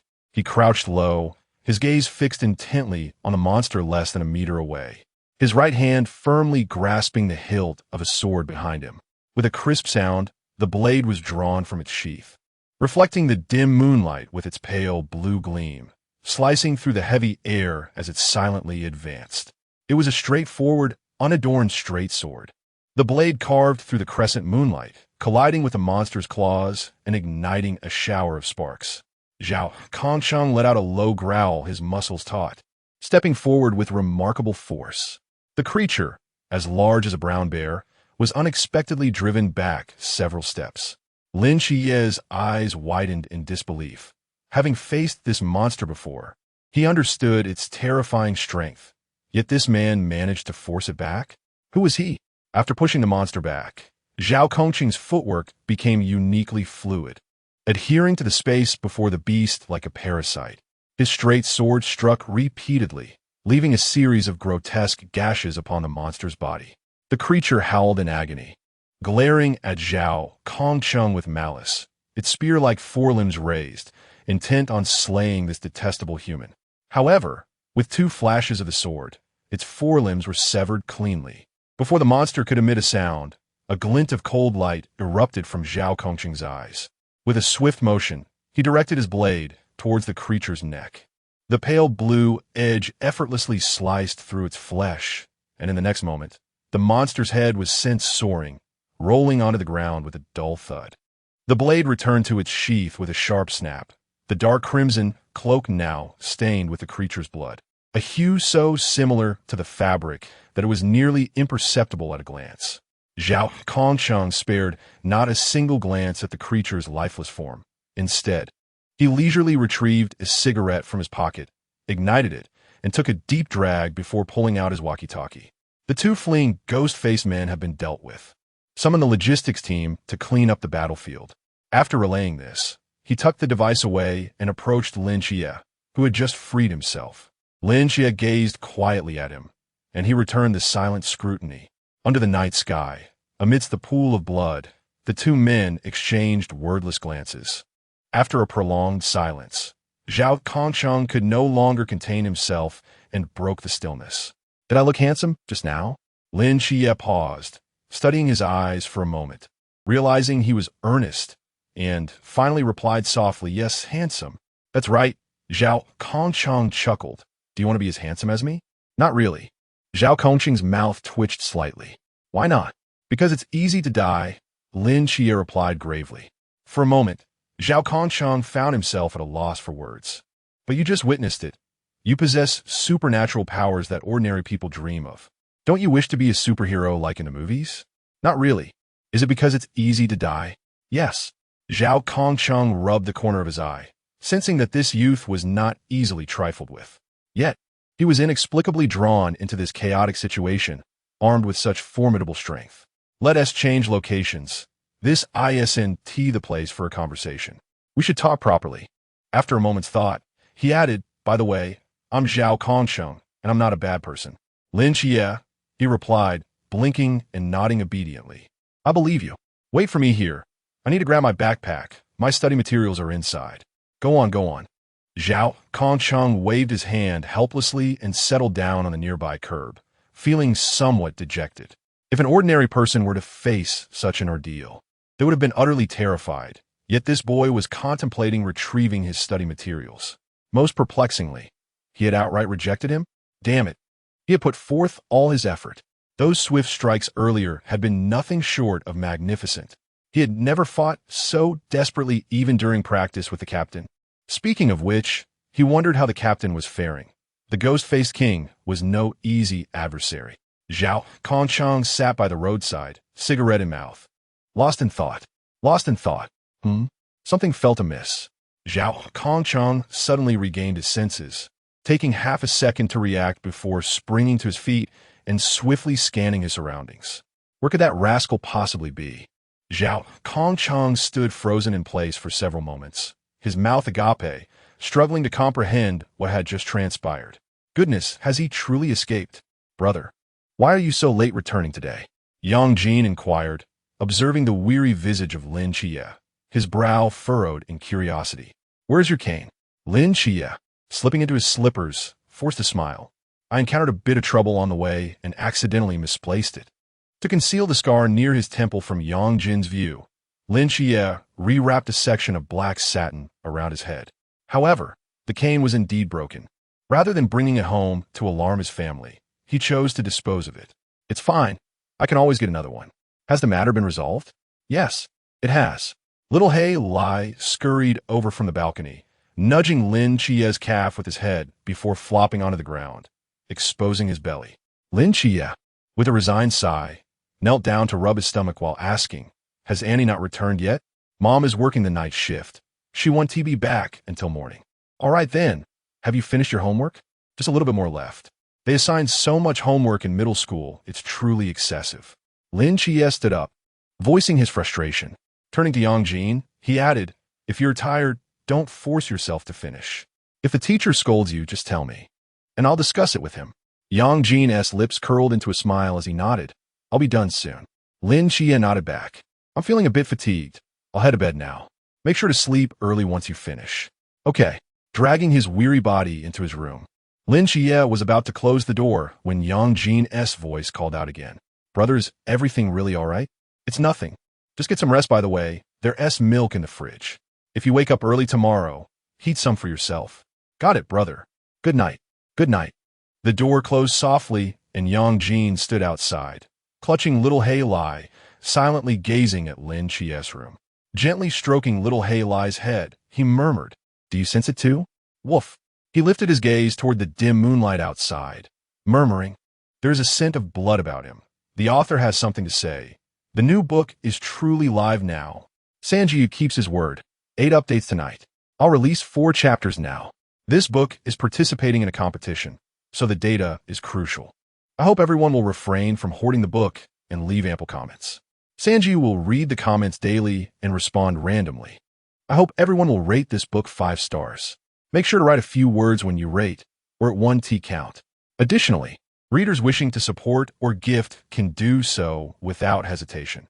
If this book becomes popular in the future, you'll all be recognized on the leaderboard. Laughs. Let's push forward. Chapter 11. Opening the door. Lin Xia was genuinely exhausted, both mentally and physically. He had not anticipated that his first day of transferring schools would unfold in such a manner. Encountering monsters, being betrayed by classmates, engaging in perilous battles, experiencing inexplicable awakenings, and then being confronted by an enigmatic superhero who vanished without a trace. Lin Xia was not naive.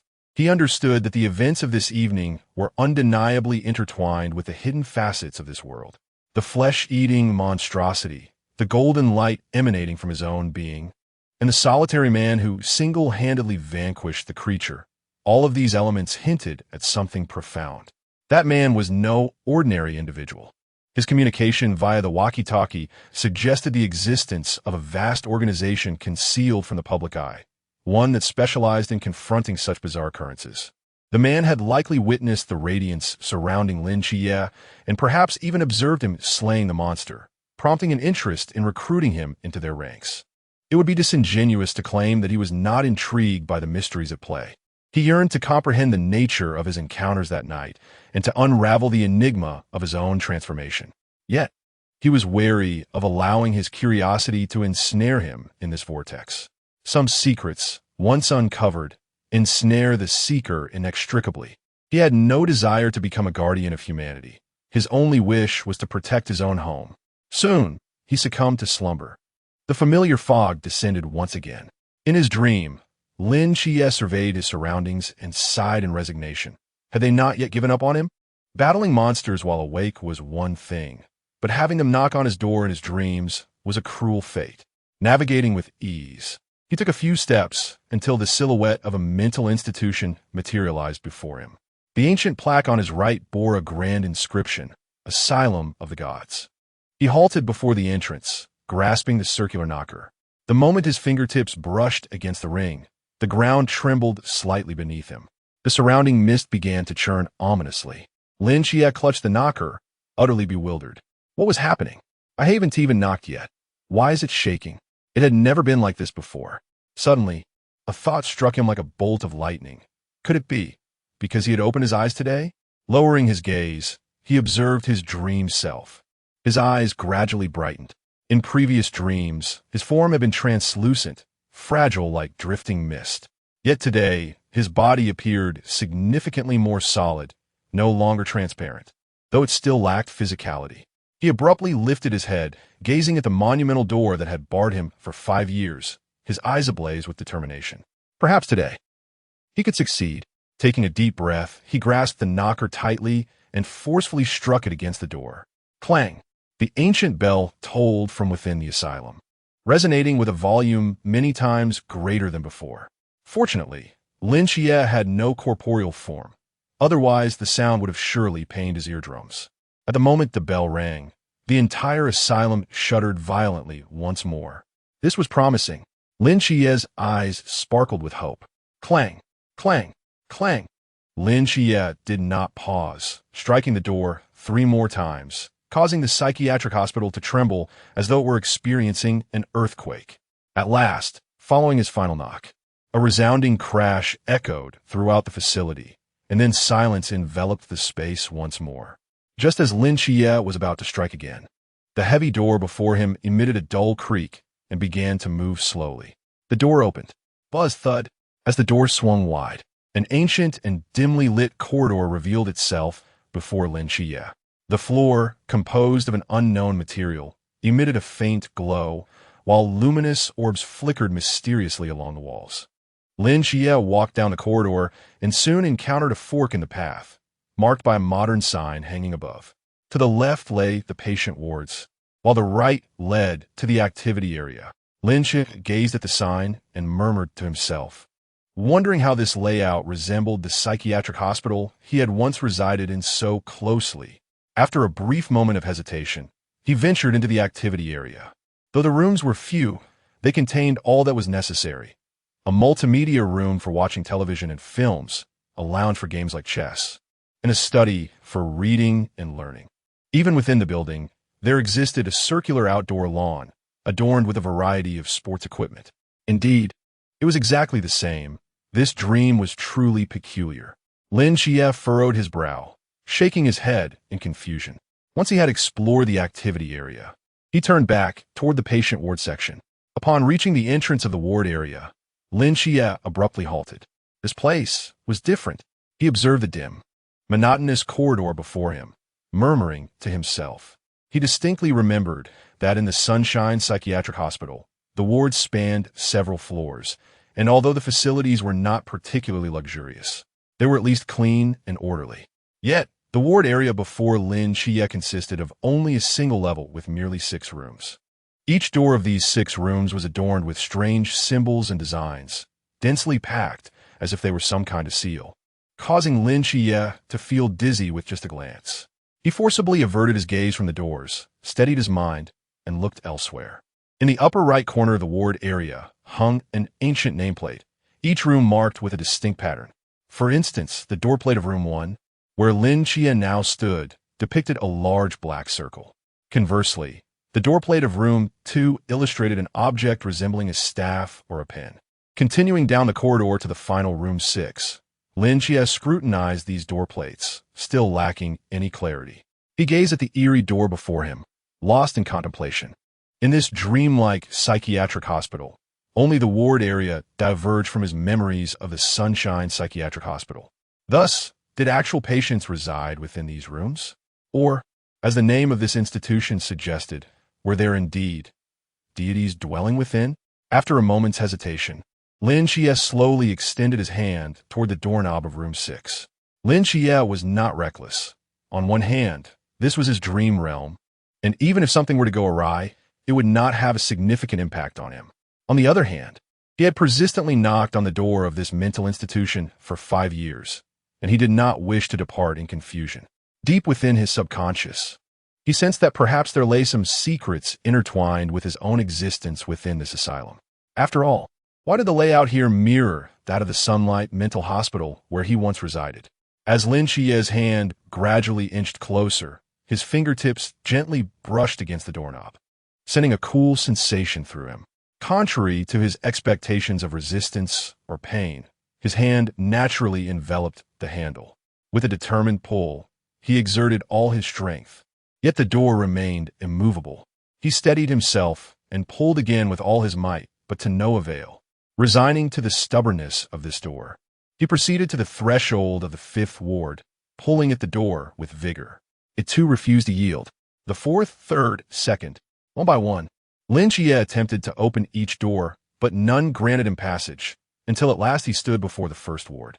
With a mindset resigned to inevitable failure, he tugged forcefully at the door of the 1st ward. With a soft click, a delicate sound emanated from the doorknob. The intricate patterns and designs etched upon the door suddenly fractured, gradually dissipating into the air. Startled, Lin Xia stepped back a few paces, his gaze fixed intently ahead. The door had opened. The author has something to say. Chapter 12. Goddess of the Night in the ward. Only the 1st door could be opened. Was it the case that only this door was designated to be accessible? Or was it that, much like the imposing door he had knocked on for 5 years, his current abilities allowed him to open only this initial entryway? After 5 long years of knocking, Lin Xia had finally awakened, his spiritual perception heightened, enabling him to breach the threshold and enter the hospital. Did this mean that the subsequent rooms, 2nd, 3rd, 4th, 5th, and 6th, would also require an enhancement of his strength before they could be unlocked? Lin Xia was uncertain, yet he had no time to dwell on such matters. Before him, the door of the ward, once shrouded in seals, was slowly creaking open. The room was modest in size, dimly lit, with a solitary chair positioned in the center. Seated upon it was a woman clad in a gown of starry black, her gaze fixed vacantly ahead. Apart from this singular presence and the chair, the shadowy chamber held nothing else. Lin Xia cautiously approached the door, contemplating his next move. A polite smile graced his lips as he waved at the woman within. "Greetings. I am Lin Xia." Regardless of her identity, a courteous approach was prudent. As the saying goes, one should not strike a smiling face. Displaying a modicum of politeness should not provoke even a goddess. However, despite his efforts, Lin Xia's smile waned as the woman remained as still as a statue. Gritting his teeth, he stepped into the room. The moment he crossed the threshold, a series of words materialized upon the wall behind the black-clad woman. Ward 1. Patient. Nick's task. Assist Nix in treating her mental illness. Upon reaching designated treatment milestones, 1, 50, 100, a portion of Nix's abilities may be randomly extracted. Current treatment progress, 0. Nix? Upon reading the inscription, Lin Xia inhaled sharply. Although he was not well-versed in mythology, he had heard of Nix, the goddess of the night, one of the 5 primordial deities in ancient Greek lore. She stood among the pantheon at the apex of mythological hierarchy. Thus, the seemingly dazed woman before him was the illustrious goddess of the night. With an air of aloof elegance, her features were flawless, and her long black hair cascaded like a waterfall down her back. The starry black gown enveloped her in a depth akin to the night sky, accentuating her alabaster skin, which appeared as delicate as snow. Even with her vacant stare, the aura she emanated was far beyond that of mere mortals. Not even the most renowned empresses in history could be compared to her. Nix, she was a deity, a sovereign, an empress of the night. Lin Xia stroked his chin, scrutinizing Nix closely. He had witnessed divinity firsthand, yet compared to the seraphim of the moon, he felt something was lacking in Nix. Was it divinity? Power? Authority? Or perhaps all were absent? Lin Xia was unsure. but he could surmise that Nyx's current state was intimately connected to her affliction. Yet, one must remember, she was a goddess, a deity standing at the zenith of mythology. How could she possibly fall ill? Is her affliction a product of nature or a result of human interference? If it were indeed a natural occurrence, Lin Xia found it hard to believe. However, if it were induced by external forces, Lin Xia pondered what sort of being could cause the goddess of night to suffer, especially from a mental ailment. According to the words inscribed upon the wall, Lin Xia was now tasked with attempting to heal Nyx, yet what precisely ailed her? Having once been a patient of mental illness himself, Lin Xia possessed some knowledge on the matter, which could generally be categorized into depression, obsessive-compulsive disorder, schizophrenia, delusions, and so forth. To remedy Nyx's condition, it was imperative to first ascertain the nature of her malady. After a moment of contemplation, Lin Xia crouched before Nyx and waved his hand before her eyes. "Can you hear me?" He whispered softly into her ear. Suddenly, Nyx's body trembled, startling Lin Xia and causing him to instinctively retreat a few steps. In the next instant, Nyx's head rigidly turned towards Lin Xia, her vacuous gaze fixated upon him. Lin Xia swallowed hard, frozen in place. 1 second, 2 seconds, 3 seconds. Just as Lin Xia felt his scalp tingle under Nyx's unwavering stare, her expression began to shift. From vacant to perplexed, from perplexed to astonished, and finally from astonished to tearfully overwhelmed. Nyx's body quivered slightly, tears welling in her eyes, and her lips parted with great difficulty as she choked out, "At last, I have found you, my child." In that moment, Lin Xia felt a surge of electricity coursing from his feet to his brain, leaving his mind in a state of shock. She? Me? Child? What? Lin Xia truly could not recall what his parents looked like, as they had vanished after entrusting him to his aunt following his birth. Yet, his mother should, perhaps, possibly be human, not the goddess of night. No, wait. How could this foreign goddess of night speak such fluent Chinese? Oh right, this is my dream. It seems not unusual for me to comprehend the language of the divine. Could this be the transmission of brainwaves? As Lin Xia spiraled into confusion, Nyx stood up, extending her arms and staggering towards him with increasing speed and fervor. At this moment, Lin Xia's mind was a chaotic mess, and he instinctively opened his arms, longing to embrace the goddess of night. However, she ran past him, seizing the small vase on the windowsill behind him. Nyx clutched the vase tightly, tears streaming down her face. "My child, you were alive all along. I have finally found you, Lin Xia." Then, Nyx's gaze fell upon the chair where she had been seated for an indeterminate time. After a brief moment of shock, she rushed forward, embracing both the chair and the vase once more, weeping uncontrollably. "Hypnos, my child, I did not know you were here too." Disheveled, Lin Xia stood like a statue, watching as Nikes wept uncontrollably, declaring the vase, the chair, the walls, and the air as her children. Lin Xia mused, "I believe I have discerned the nature of her affliction. It is indeed grave." As dawn broke, Lin Xia awoke languidly from his slumber, gazing at the barren ceiling, and sighed in resignation. After spending an entire night with Nikes, he felt utterly depleted. Just as he was about to rise, a sudden realization struck him. In his mind, the enigmatic asylum for the gods, shrouded in mist, floated within his consciousness, establishing a profound connection between them. Now, he discovered that he could access the asylum without the need for sleep, allowing his awareness to penetrate its depths at will. Was this the reward for unlocking the gateway? Lin Xia resolved to delve into the asylum's realm, eager to perceive the happenings within. However, the 5 sealed wards remained inaccessible.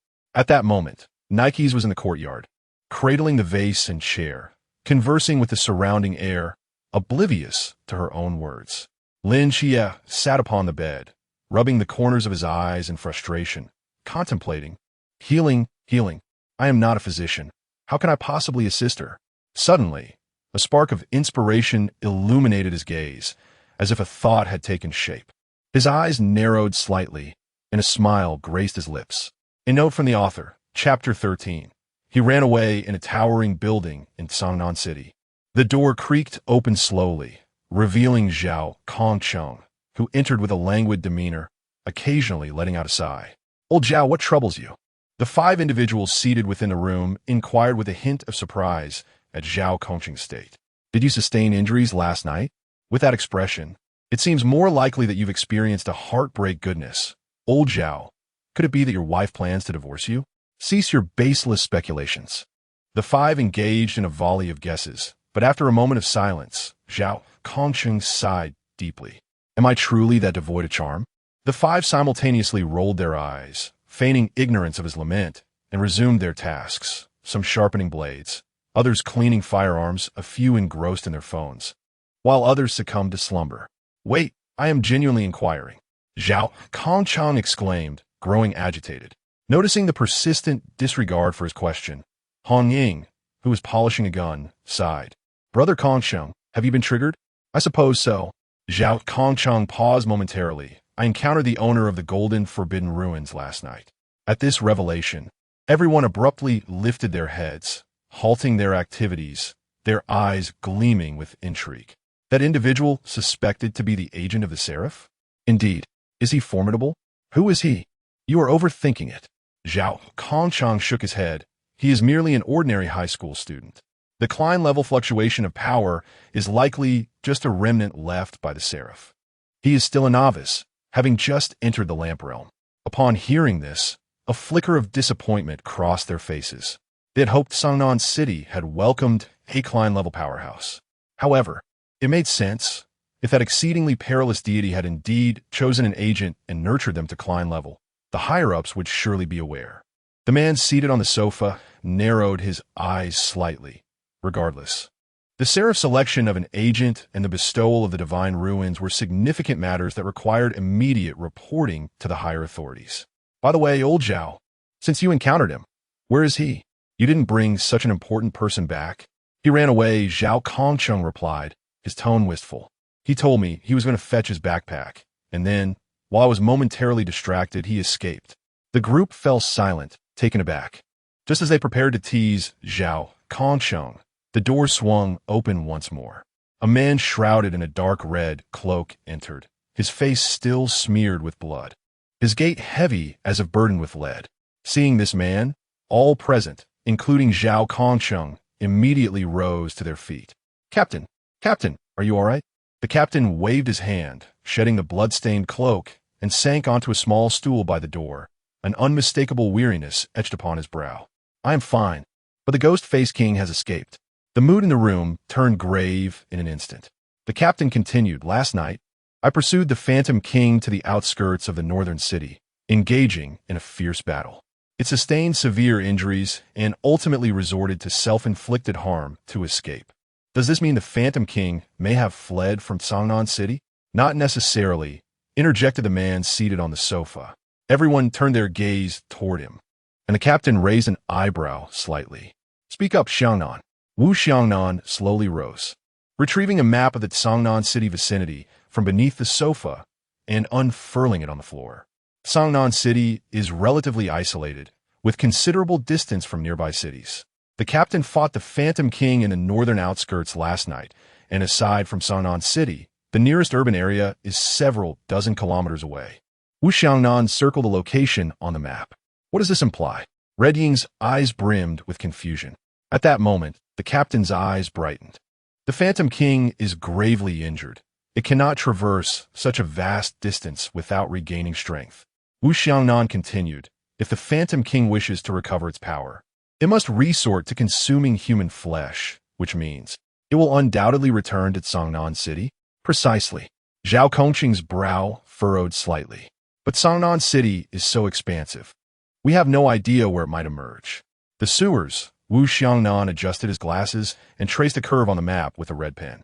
"The Phantom King has a penchant for the sewers, and it previously escaped through them. There is only one sewer connection to the northern outskirts, suggesting that the Phantom King is likely to surface at some point along this route. Immediately dispatch personnel to search along this sewer line. This time, we must not allow it to escape." The captain's eyes glinted with determination as he issued the command. "Understood. By the way, there is one more thing." Wu Xiangnan turned to Zhao Kongqing. "We must retrieve the agent of the Seraphim. His potential is immense, and must not fall into the hands of the ancient God Church. In a sense, this task takes precedence over eliminating the Phantom King. Zhao Kongcheng straightened his posture. Leave this matter to me. I will personally ensure this lad is captured. Isn't he already on the run? How do you intend to find him? Redding murmured. He wears the uniform of the second high school. I will be waiting for him at the school gate today. I am confident I can catch him. Zhao Kongqing's lips curled into a self-assured smile. Brother, why aren't you going to school today? Yang Jin inquired, noticing Lin Xia was not in his uniform and lacked a backpack. I have some matters to attend to and will skip it for now. Lin Xia replied, putting on his shoes while opening the door.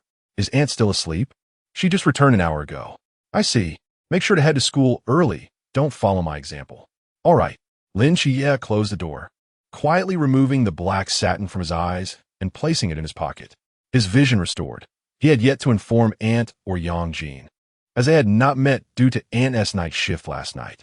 As for the second point, Lin Xia had only recently acquired these eyes and was still unable to fully harness the power they contained. The golden light occasionally surged unexpectedly from the depths of his gaze, though not overtly pronounced, should his aunt and others catch sight of it. They would undoubtedly press him to investigate further, incurring unnecessary expenses. He intended to announce this development only when he could entirely master the abilities of his eyes. However, now that he was out, there was no need to cling to the black satin, as that would draw too much attention. Lin Xia retrieved the sunglasses that Yang Jin had previously gifted him from his pocket, donned them, and strode purposefully towards the bus station. After more than an hour of jarring travel, Lin Xia finally arrived at his destination, Sunshine Mental Hospital. The last time he had visited this place was a decade ago. Over the course of these 10 years, he had undergone significant changes, and so had the hospital itself. All the old walls had been renovated. The entrance was now twice as spacious as before, and 2 modern high-rises had replaced the original 3-story building. Even the prominent sign, Sunshine Mental Hospital, had transformed into a gilded imprint. Standing at the entrance, Lin Xia found it impossible to reconcile the contemporary facility before him with the quaint structure etched in his memory. The only aspect that remained unchanged was perhaps the elderly gatekeeper. He had become considerably stooped, and his hair had turned gray. The old man seemed to have spotted Lin Xia. He squinted, raised his right hand, and pointed towards him. Just as Lin Xia thought the old man might still remember him and prepare to greet him, the elderly gentleman bellowed, "That foolish lad over there. You are blocking the cars behind you." Chapter 14. I have a friend. Knock, knock, knock. Please enter. Lin Xia pushed open the door and stepped into the consultation room. Seated at the desk was a middle-aged male doctor, clad in a white coat with a notably sparse Mediterranean hairstyle that unmistakably signified wisdom. Lin Xia took a seat, and the doctor leisurely inquired, "What seems to be the problem?" "I have no issues," Lin Xia replied. "If you have no issues, why are you here?" The doctor pressed. "I am fine, but I have a friend who suffers from a severe mental illness." Upon hearing this, the doctor looked at Lin Xia with a peculiar expression, chuckling as he brushed a few strands of hair on his balding head. "This friend of yours, it wouldn't happen to be yourself, would it?" Lin Xia replied earnestly. "No, it is truly a friend." "All right then, tell me about your friend's ailments. What specific symptoms does she exhibit?" Lin Xia pondered for a moment, realizing that this might be somewhat difficult to articulate. The doctor chuckled. "Why not embody your friend and demonstrate your symptoms to me?" After casting a strange glance at the doctor and hesitating momentarily, Lin Xia reluctantly nodded. He gradually rose from his chair and, under the doctor's gaze, walked directly to him. He extended his arms, enveloping the middle-aged doctor in a warm embrace, while gently stroking the few remaining strands of hair atop the doctor's head. His eyes filled with tenderness as he softly said, "My dear child, Father has finally found you." The doctor was momentarily speechless. For the next 10 minutes, Lin Xia employed every rhetorical technique he had mastered, fervently explaining to the doctor that he was not the one afflicted, thereby averting the dire fate of being forcibly admitted to the hospital. "So, your friend sees everything as if they were her own child?" "Indeed. And she has been weeping for quite some time?" "She has been crying continuously. She enjoys sitting in the courtyard, recounting tales to vases and stools?" "Precisely. And how is her sleep?" "She does not sleep." The doctor furrowed his brow. "Your friend is quite unwell." I strongly recommend you bring her to our hospital for inpatient treatment. Her situation is rather unique. She does not have the conditions for hospitalization, Lin Xia replied, feeling helpless. He could not possibly reveal the truth, that the goddess of night, Nyx, was the patient residing within the confines of his mind. If he did, he would undoubtedly receive an admission notice himself. The doctor contemplated for a moment, then began typing on his keyboard. If hospitalization is not an option, we shall have to rely on medication. I will prescribe some medicine. You can take it back for her. If her condition does not improve, you must bring her to the hospital. Lin Xia's expression became troubled. Would the medication from the real world be effective within his mind? He was uncertain, but he felt that even if it could be brought inside, remedies meant for mortals might not yield results for a deity. Doctor, is there any other method of treatment besides medication? The doctor pondered for a moment before speaking softly. Your friend exhibits symptoms of severe delusional disorder.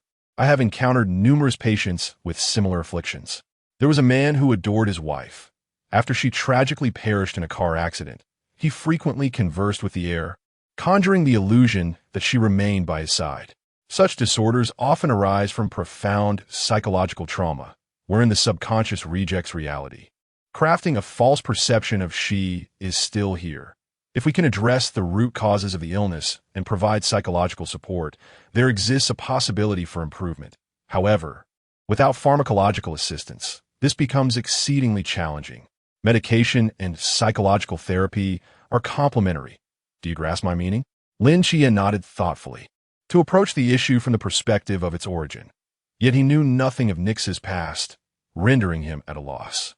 It appeared that he needed to conduct further preparatory work. Lin Xia accepted the prescription from the doctor, but chose not to pay for the medication. Since the drugs in reality could not affect the divine presence in his mind, there was no reason to squander his money. Moreover, the cost of these medications was exorbitant. After emerging from the psychiatric hospital, Lin Xia boarded the bus home. This visit to the institution proved worthwhile, as it provided him with a breakthrough. To counsel Nyx from a psychological standpoint, he needed to acquire a deeper understanding of her. Thus, Lin Xia disembarked at a certain stop and entered the library of Songnan City. At the entrance of number 2 high school, "Hey, do you see that man over there? Who is he?" "I don't know. He has probably some parent. I noticed him when I entered the school around 7 this morning. I saw him too. He was wearing sunglasses, a shirt, and leaning against the wall with a cup of coffee. I thought he looked quite handsome. But why does he now resemble a beggar? His eyes are all red. Do you think he has been here since morning? Surely not. It's almost 10 now. Who knows? Oh, by the way, did you hear about the 2 students who were murdered on their way home last night? Is that for real?" "Of course it is. I heard." On the curb across from the school entrance, a forlorn man sat alone, surrounded by discarded cigarette butts, his silhouette under the street lamp, radiating an indescribable sorrow. Zhao Kongcheng flicked the ash off his cigarette, perplexed as to where everything had gone awry. He had been waiting since 6 in the morning until 10 at night, utterly dazed by the sun, and yet he had not spotted the boy. It was undoubtedly the uniform of number 2 high school he had seen the previous night. Did that boy somehow anticipate his arrival and decide not to show? Damn it. His backside was sore from sitting. Zhao Kongcheng braced himself against the ground, slowly rising from the curb, feigning casualness as he brushed off the dust from his pants, beginning to stretch his limbs. At that moment, out of the corner of his eye, he suddenly noticed a casually dressed youth on the opposite side of the street, leisurely strolling while holding a few books. That fellow bears a striking resemblance to that young lad. Wait, what? Zhao Kongcheng was momentarily taken aback, forcefully blinking his eyes. Goodness! Without uttering a word, Zhao Kongcheng dashed towards the youth like a gust of wind, his eyes aflame, exuding an intimidating presence. However, when he was about 20 meters away from the boy, the youth seemed to sense something, jolting in surprise and taking off in the opposite direction, thus commenced a frenzied chase through the streets, the 2 of them racing ahead of one another. At this moment, Lin Xia wished he could slap himself twice. Why of all paths? Did he have to choose this one? Now just splendid, having stood someone up yesterday, and now they were pursuing him. Although Lin Xia was not slow, he was no match for Zhao Kongcheng, who quickly closed the distance. With a fierce grip, Zhao Kongcheng seized Lin Xia's shoulder, letting out a cold chuckle. Well, Young man, it seems we meet again. Lin Chies stiffly turned his head, tilting it slightly. Who are you? Chapter 15. Section 003. Zhao Kongcheng felt as though he might explode with frustration. Who am I, you ask? I am the innocent victim who was deceived by you, left to endure the cold winds of the night. Zhao Kongcheng tightly grasped Lin Chia's hand, resembling a naive uncle fearful of losing his boyfriend to another. I warn you, stop pretending. There is no escape for you today. Lin Chia glanced at his restrained arm, surrendering to the futility of resistance, adopting a demeanor of acquiescence. Very well. Lead the way. Where shall we converse? Follow me. Zhao Kongcheng entwined his arm with Lin Chia's and strode purposefully towards an undisclosed destination. As Lin Chia realized they were nearing a couple's hotel, his expression abruptly shifted and he attempted to flee. However, Zhao Kongcheng was relentless, swiftly securing his grip and dragging him towards the hotel. What? What are you planning? I must tell you, I have hemorrhoids. Do not act rashly. What's going on in the minds of you male high school students? Is it necessary to go to a couple's hotel merely for a chat? Did you not notice the glances from passers-by? I am utterly mortified. What do you know? This is a safe haven. I have no ulterior motives. Besides, do I appear to be that kind of person? Zhao Kongcheng rolled his eyes and, pulling the reluctant Lin Chia to the front desk, shot a rather greasy wink at the astonished female attendant. I would like a dynamic, passion-themed double bedroom, please. Lin Chia was left speechless. The female attendant, momentarily stunned, soon became inexplicably excited after her brain rebooted. Very well, sir. I will need your identification and this young gentleman as well. Reluctantly handing over his ID, Lin Chia regarded the overly enthusiastic attendant with confusion, unsure of the romantic narrative she was concocting in her mind. Yet, one could hardly blame her. In the dead of night, a middle-aged man forcibly dragging a youth into a couple's hotel for a double bedroom, claiming it was merely for conversation. Who could possibly believe that? Here is your room key. Your room is 3966. Wishing you both a pleasant stay. The attendant beamed at Lin Chia. Her eyes nearly slits from smiling. Lin Chia clenched his fists. Why are you just standing there? Come with me. Zhao Kongcheng pulled Lin Chia towards the elevator. Once they entered the room, Lin Chia was taken aback by the array of peculiar amenities, realizing that the affluent truly indulged in extravagant pleasures. Indeed, it was quite passionate. Zhao Kongcheng locked the door behind them and released Lin Chia, heading straight for the electric bed, finally allowing his body to relax after a day of tension. Do not be so tense. It is genuinely just a conversation. Noticing Lin Chia's apprehensive demeanor, Zhao Kongcheng chuckled teasingly. Lin Chia sighed and settled onto the sofa by the door. What do you wish to discuss? Naturally, I want to talk about you. Lin Chia, a 17-year-old young man, stood at a height of 175 centimeters, single and contemplative. Zhao Kongcheng, with a hand pressed to his forehead, gestured towards Lin Chia's eyes, saying, What I refer to are your eyes. Lin Chia fell into silence. Have you encountered Michael? Upon hearing this, Lin Chia's body trembled slightly. After a moment's hesitation, he nodded gently. Indeed, the man before him possessed an abundance of knowledge, and the forces behind him were surely formidable. This inquiry also revealed to Lin Chia a significant piece of information. The seraph he had encountered a decade prior was none other than the renowned Archangel Michael. Seeing Lin Chia affirm, Zhao Kongcheng finally relaxed, his gaze towards Lin Chia growing increasingly fervent. Why did he seek you? What did he convey to you? To what extent can you now wield the forbidden ruins? Zhao Kongcheng's questions came in rapid succession, causing Lin Chia to furrow his brow and shake his head. You have too many inquiries. Zhao Kongcheng realized he had somewhat lost his composure, letting out a forced chuckle. Indeed, you must harbor many uncertainties. Allow me to provide some clarity. Feel free to ask what you wish to know. Lin Chia pondered for a moment, fixing his gaze upon Zhao Kongcheng's eyes, and posed his first question. Do deities from mythology truly exist in this world? They do, Zhao Kongcheng replied without hesitation, nodding, but not all gods are real. What does that mean? Zhao Kongcheng entered a state of contemplation, as if considering where to begin. What, in your opinion, is mythology? Lin Chia reflected. Is it the spiritual solace of ancient peoples? a manifestation of fear and fantasy regarding the unknown forces of nature? You are correct, Zhao Kongqing affirmed. Until a century ago, this was the prevailing belief. A century ago? Indeed, before the advent of the fog, there had been no trace of deities in this world. Zhao Kongqing's eyes narrowed slightly. However, since the emergence of the fog that enveloped the earth, everything appeared to have transformed. In September 1922, merely a year after the fog's arrival, a reconnaissance team from the Great Xia observed a colossal dragon soaring slowly through the skies over the Mariana Trench. This marked humanity's inaugural sighting of a mythological creature. Research confirmed that the dragon was Leviathan, the chaos dragon mentioned in the Bible, said to be a creation of God. The discovery of this dragon fundamentally altered the perceptions of the high-ranking officials in the Great Xia, making them realize that the world had irrevocably changed since the onset of the fog. At that time, with the fog newly emerged, the entire Great Xia was engulfed in panic. To maintain national stability, the leadership concealed the findings of this expedition, as Leviathan was the first mythological creature observed by humanity. The officials designated it with the code 001. Subsequent explorations led to the discovery of additional mythological beings, which were then assigned sequentially numbered codes.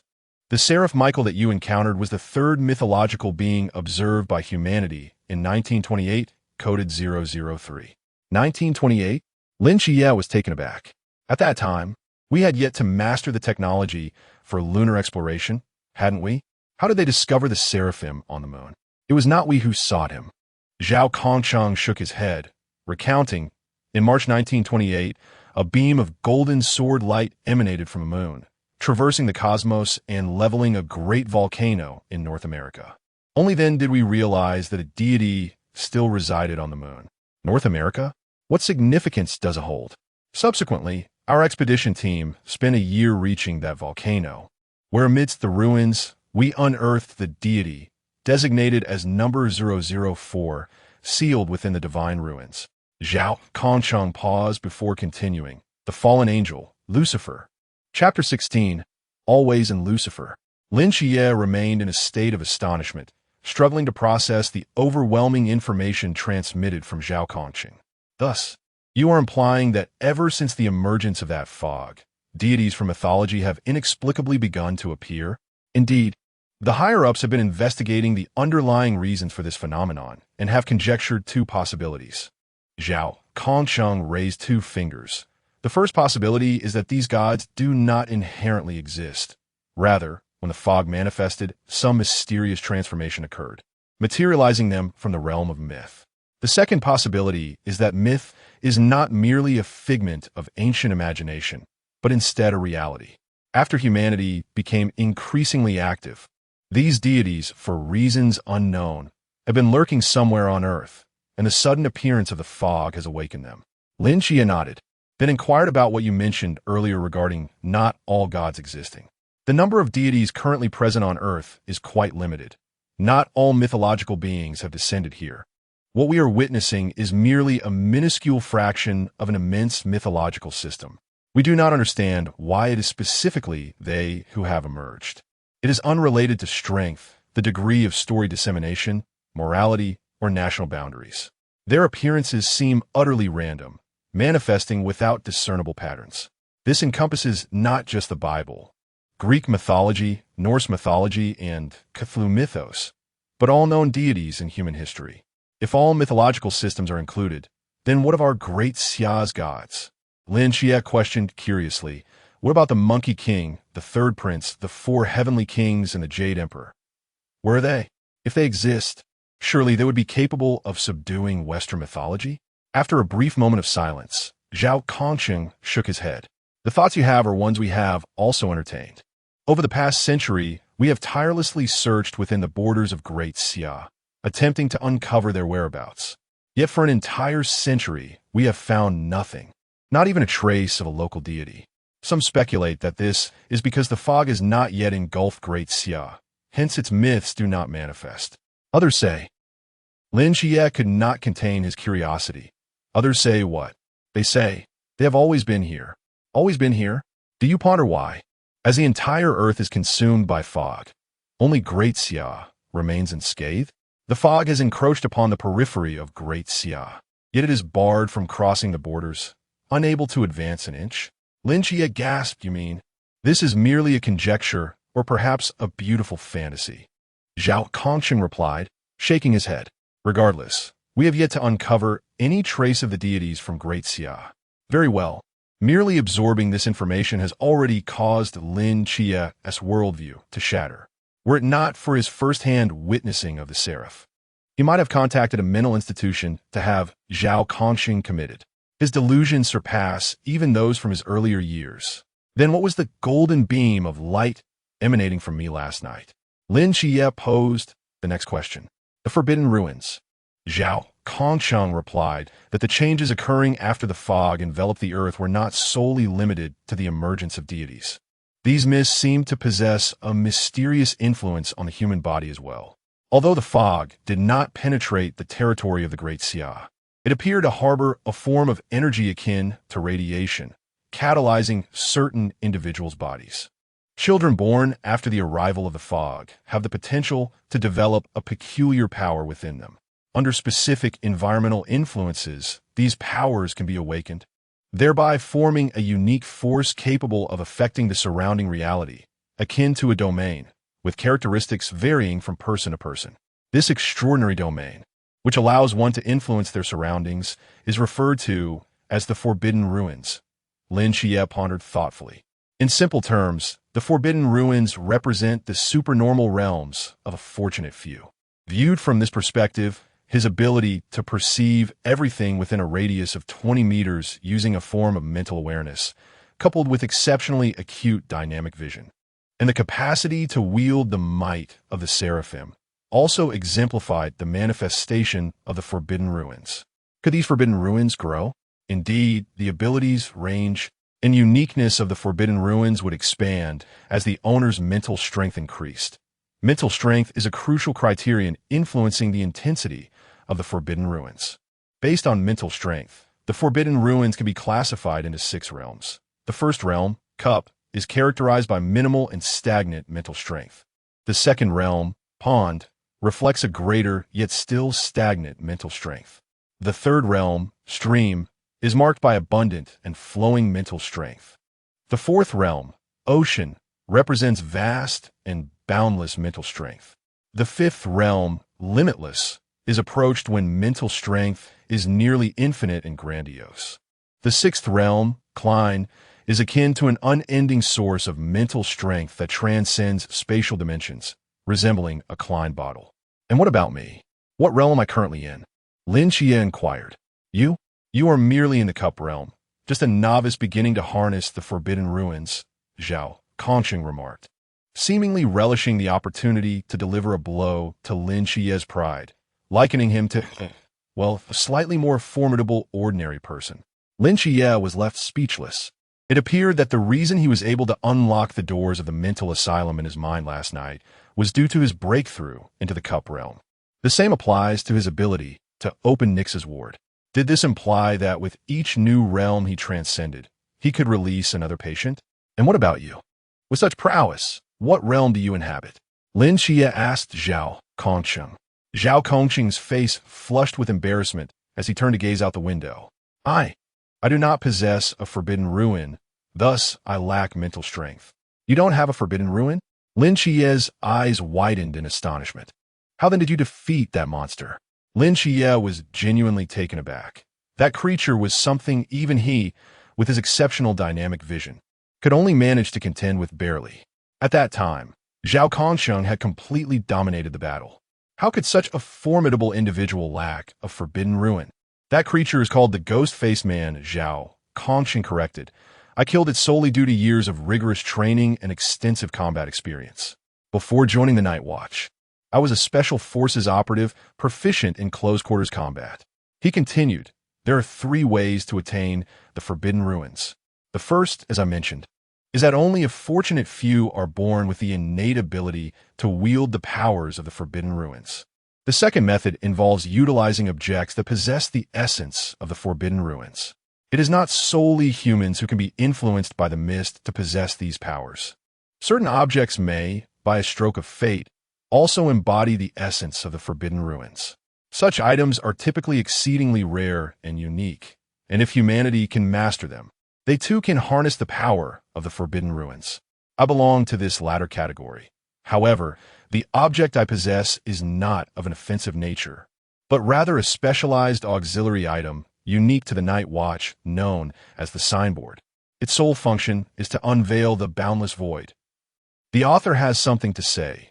Chapter 17. My home, the boundless void? It is a forbidden realm capable of isolating the inside from the outside, preventing our conflicts with adversaries from affecting innocent civilians. Each city's night watchmen are equipped with 3 signs that can invoke the boundless void, overseen by a single individual. As we typically do not engage directly in combat, we are referred to as watchers. Lin Xia raised an eyebrow, implying that you are merely a lookout. If you have nothing meaningful to say, then speak less, Zhao Kongqing retorted with a roll of his eyes. You mentioned there are 3 methods to acquire a forbidden realm. What was the last one? The final method is bestowed by the divine, as in your case. Zhao Kongqing's expression turned grave. Some deities grant a portion of their power to chosen humans, allowing them to act as the deities' earthly agents. Such realms, conferred by the divine, are referred to as divine realms.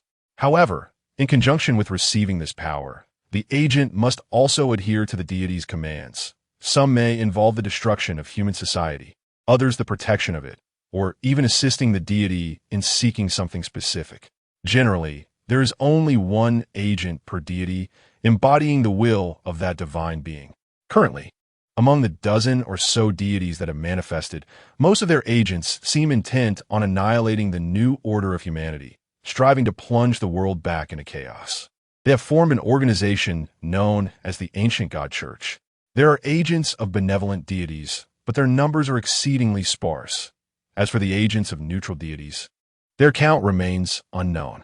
Zhao Kongqing rose and stepped before Lin Xia, fixing his gaze upon him as he inquired deliberately, Lin Xia, what instructions did Michael impart to you?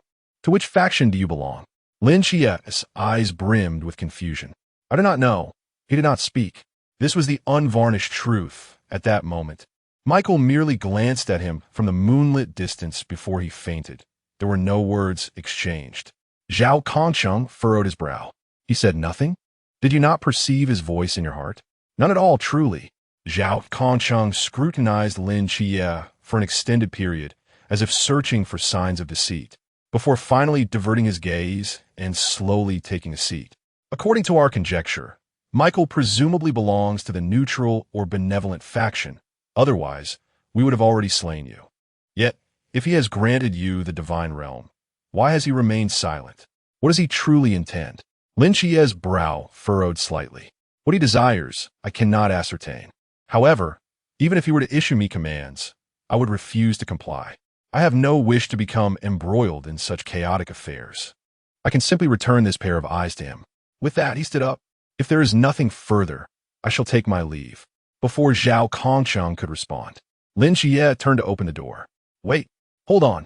Zhao Kongqing sprang up, blocking the doorway and gazing intently into Lin Xia's eyes. You intend to depart after asking your questions? What about me? You? You may remain here to engage with yourself. Lin Xia replied earnestly. No, what I mean is, aren't you going to ask me who I am? Zhao Kongqing found conversing with this young man to be quite exhausting. What I am is of no consequence to you. Lin Xia continued to push the door open. Zhao Kongqing firmly grasped the doorknob. Why should I know so much? What kind of organization stand behind me? What are we doing? Are you not curious about any of this? Not in the slightest. Why should I be? According to the logic found in films and novels, once I become aware of your existence, I am left with only 2 choices. Lin Xia extended 2 fingers. Either I join you, or I become someone who can never divulge your secrets, perhaps through death, imprisonment, or brainwashing. Perhaps you should watch less television. Zhao Kongqing retorted, momentarily at a loss for words. Furthermore, how can you ascertain that joining us is not a favorable choice when you know nothing about us? Lin Xia raised an eyebrow. So, you're saying that even if I learned about your operations and chose not to join, I would not be in danger? Certainly not. We are akin to soldiers. The worst that would happen is you would have to sign a non-disclosure agreement. What you mentioned is pure nonsense. In that case, I am inclined to listen. Upon hearing this, Lin Xia sat back down. Zhao Kongcheng sighed, feeling that a few minutes of conversation with this young man was more exhausting than an entire day spent on guard outside. In 1922, after our reconnaissance team discovered the first mythological creature, the Leviathan of Chaos, the upper echelons of the Great Xia established a military organization, prepared to respond to the invasion of mythological beings. This was known as the 139 Special Biological Response Unit. At that time, our technology was rather primitive, and we were entirely oblivious to the world we faced. Thus, the so-called Special Biological Response Unit was merely a facade, lacking any real utility. As time passed, we observed an increasing number of mythological entities, attempted to establish communication with a few, and uncovered the secrets of the Forbidden Ruins, initiating training for specialized combat personnel.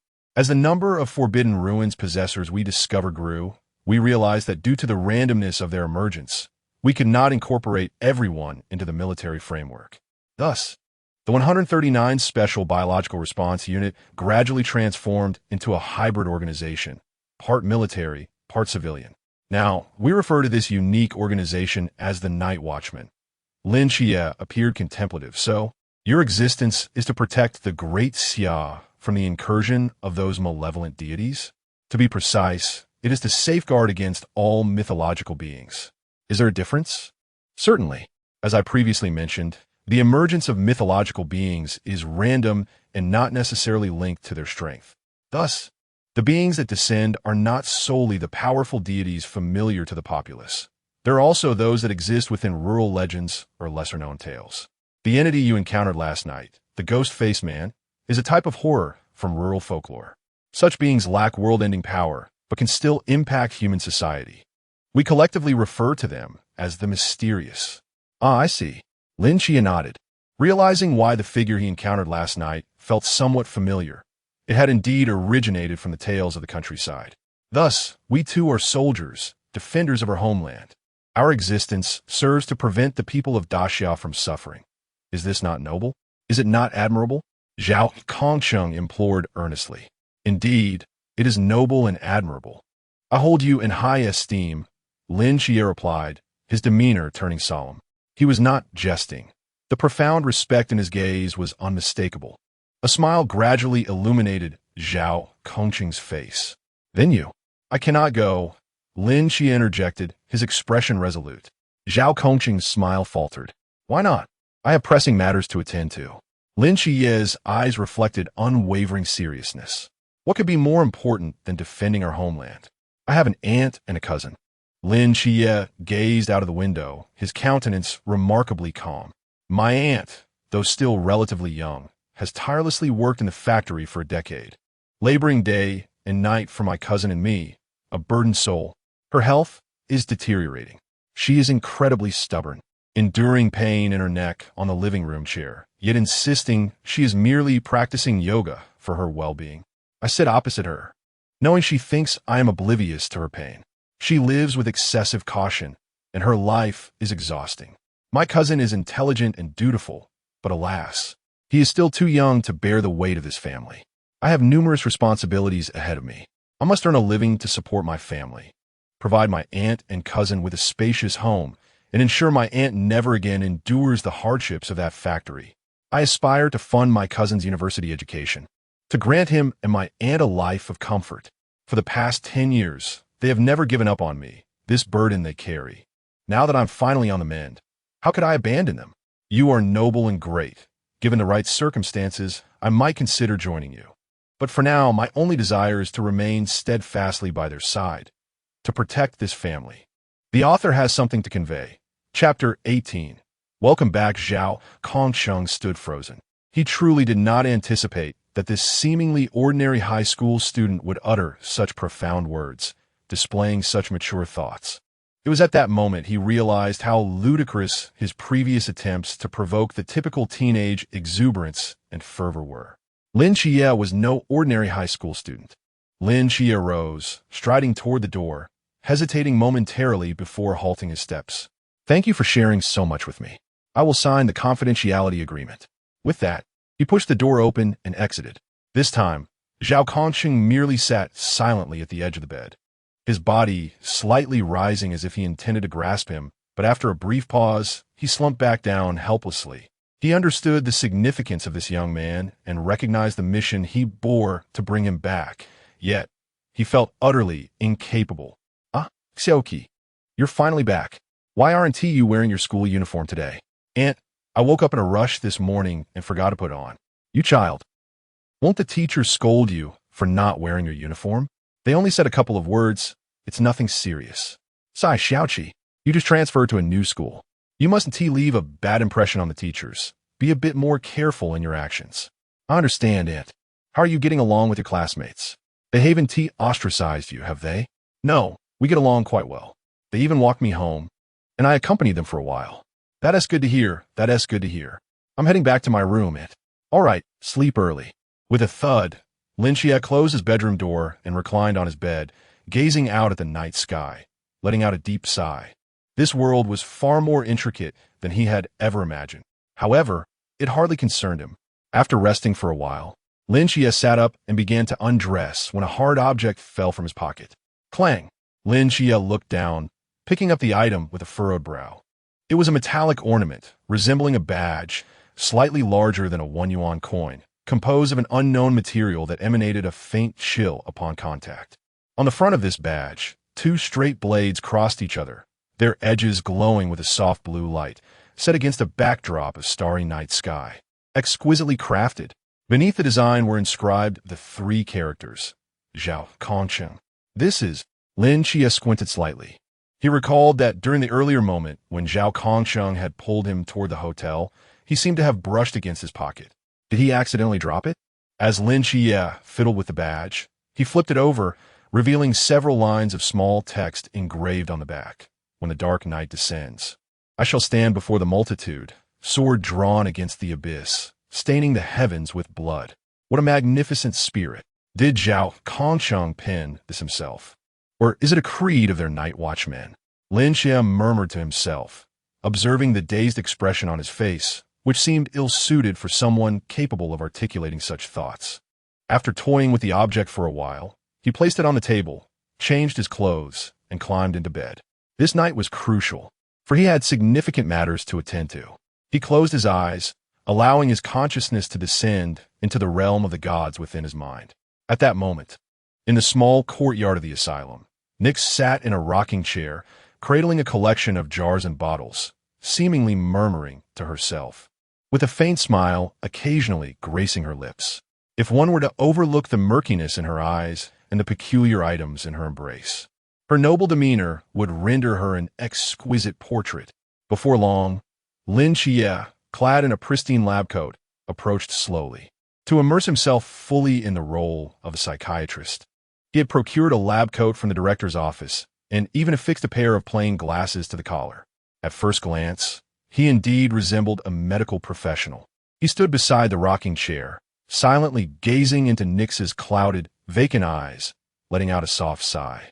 According to the mythological texts he had perused, Nix was undeniably one of the most ancient and powerful deities in Greek mythology, holding a position of unparalleled significance and strength. However, compared to other gods, she possessed a singular trait, a penchant for motherhood. Lin Xia estimated that Nix had at least 20 offspring, including the infamous god of death, Thanatos, the god of sleep, Hypnos, as well as deities associated with space, fate, and misfortune, among others.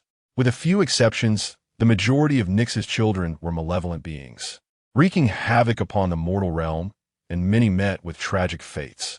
From the fragments of mythological tales, Lin Xia could not glean more detailed information about the goddess of night, but he speculated that Nix's current condition might be linked to her progeny. A physician at the Sunlight Asylum had mentioned a male patient who, in his longing for his wife, imagined her presence beside him. Was Nix's affliction not similar? Perhaps her overwhelming yearning for her children led her to mistake those jars and bottles for her offspring. What calamity had befallen her progeny to provoke such intense reactions from Nix? Furthermore, Could a deity of her ancient lineage truly experience such profound emotions?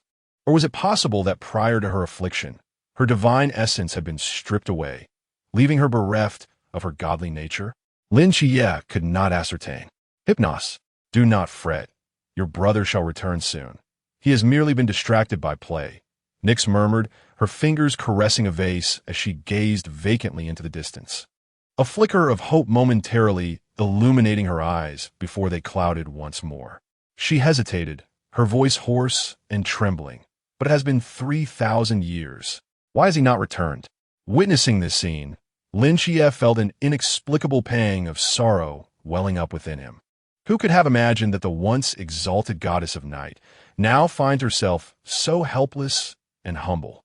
She is the goddess of night, yet also a mother yearning for the return of her child. To heal her affliction, one must address the root cause. The words of the doctor echoed once more in Lin Xia's mind as he lowered his head, deep in thought. The root of Nyx's ailment lies in the child she has lost. To restore her, one must seek out her child.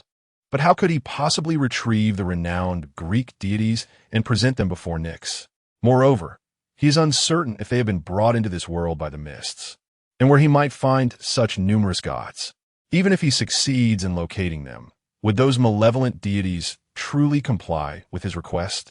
Lin Xia furrowed his brow in contemplation, when suddenly a spark of inspiration flickered in his mind. Perhaps this could work? Rising to his feet, he gazed at Nyx with conflicted emotions for an extended moment before resolutely taking a step forward. As Lin Xia approached her, he gently crouched down, extending his arms to embrace Nyx, whispering softly in her ear, "Mother, I have returned." In that instant, a newfound brilliance ignited in Nyx's eyes. Trembling, she reached out her hands and embraced Lin Xia tightly. And after what felt like an eternity, she finally managed to utter a complete sentence. "Welcome back, Daedalus, my child." Chapter 19.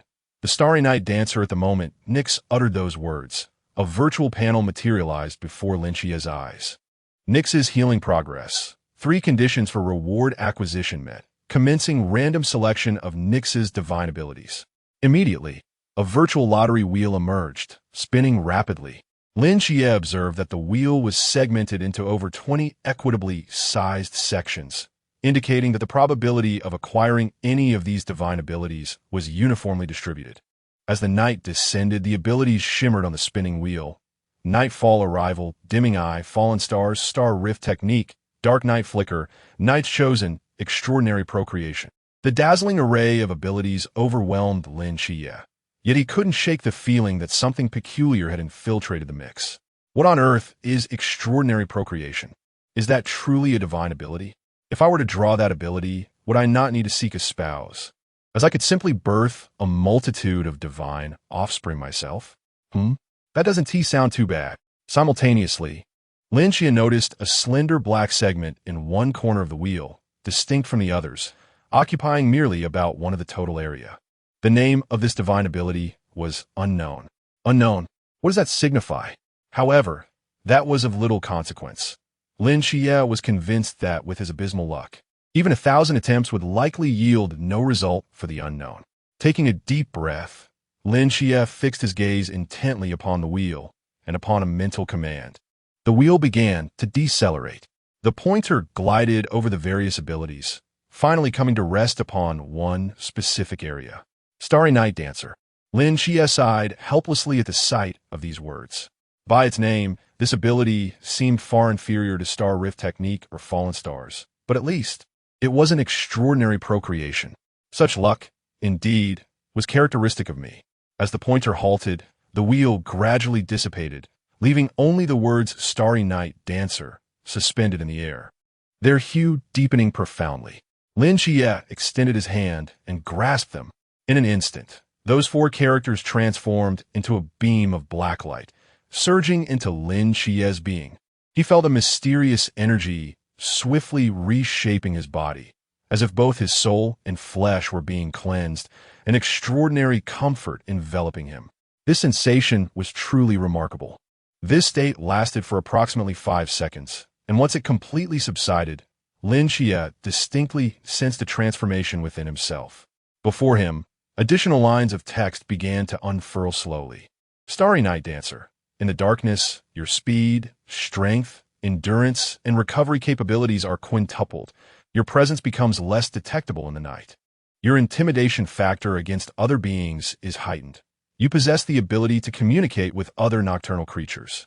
Upon reading this, Lin Xia couldn't help but draw a sharp breath.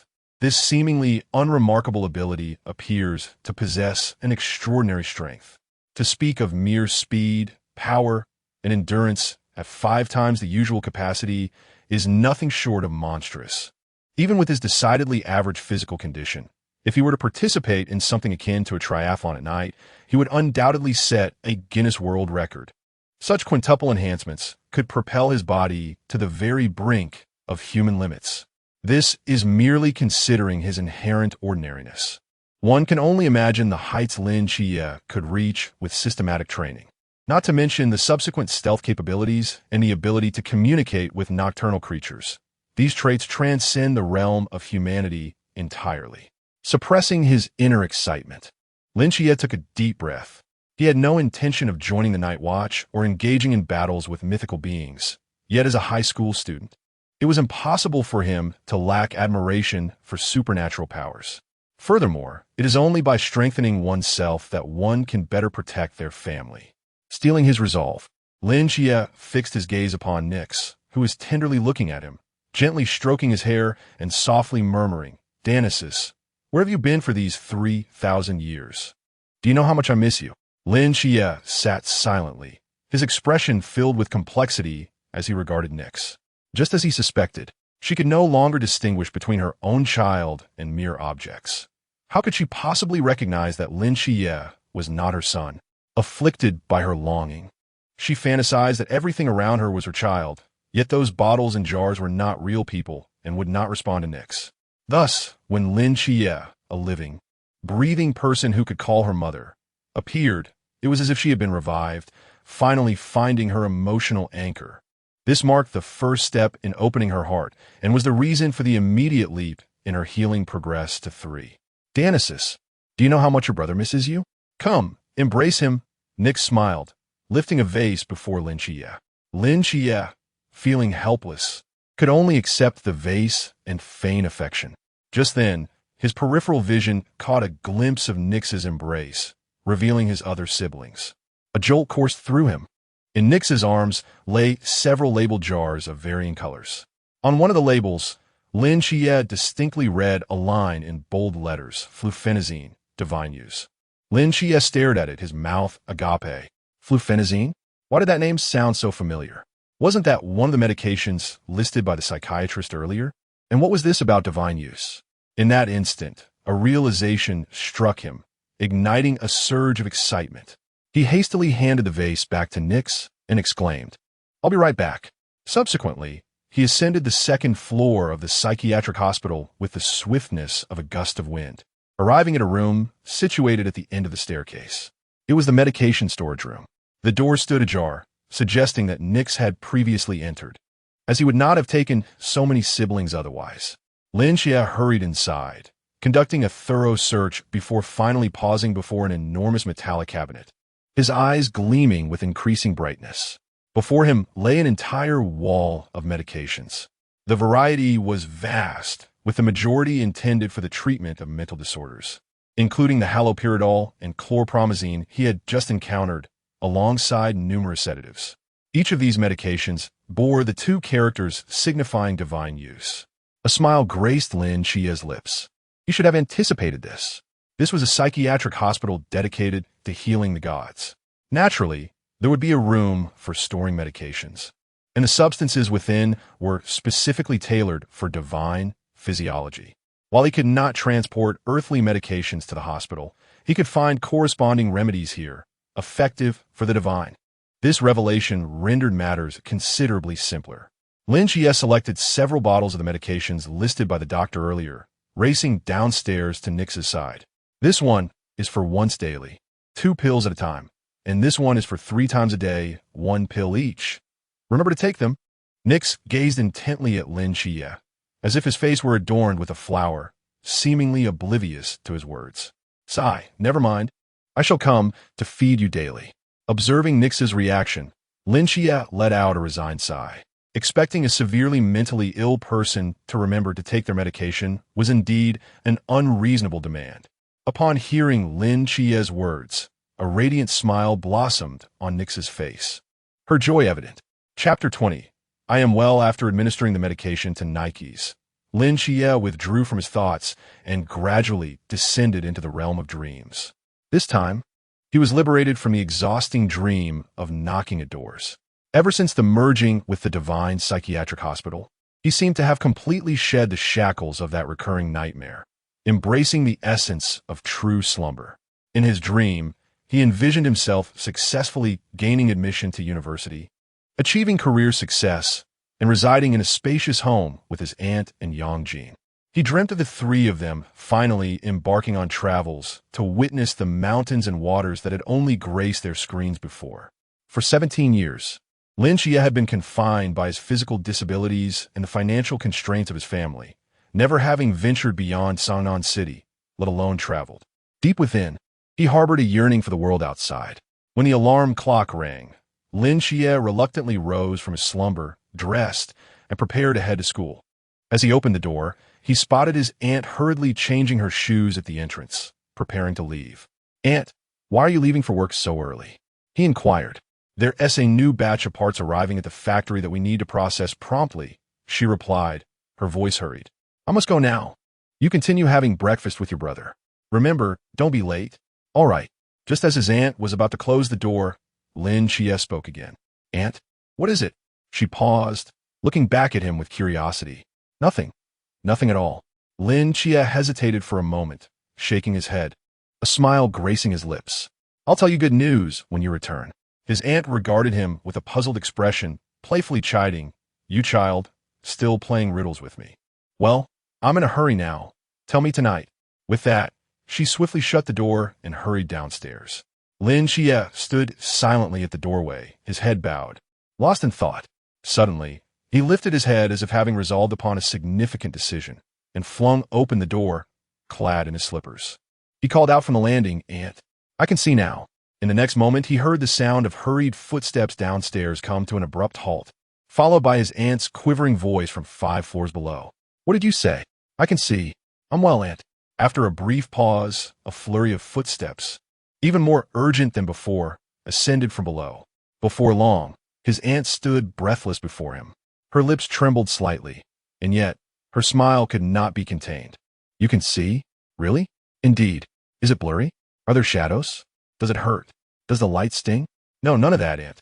Lin Xia's smile broadened as he reached up to untie the black satin from his eyes, revealing a pair of extraordinarily beautiful eyes that slowly opened. "I am truly well, Aunt." His aunt stared in awe at the sight of his eyes, tears streaming uncontrollably from her own. She smiled, her wrinkles blossoming like flowers, and, at over 40, she radiated a childlike joy. For 10 years, Lin Xia had never witnessed such a smile upon her face. Auntie embraced Lin Xia, and he could distinctly sense her body trembling slightly. "All right, wonderful.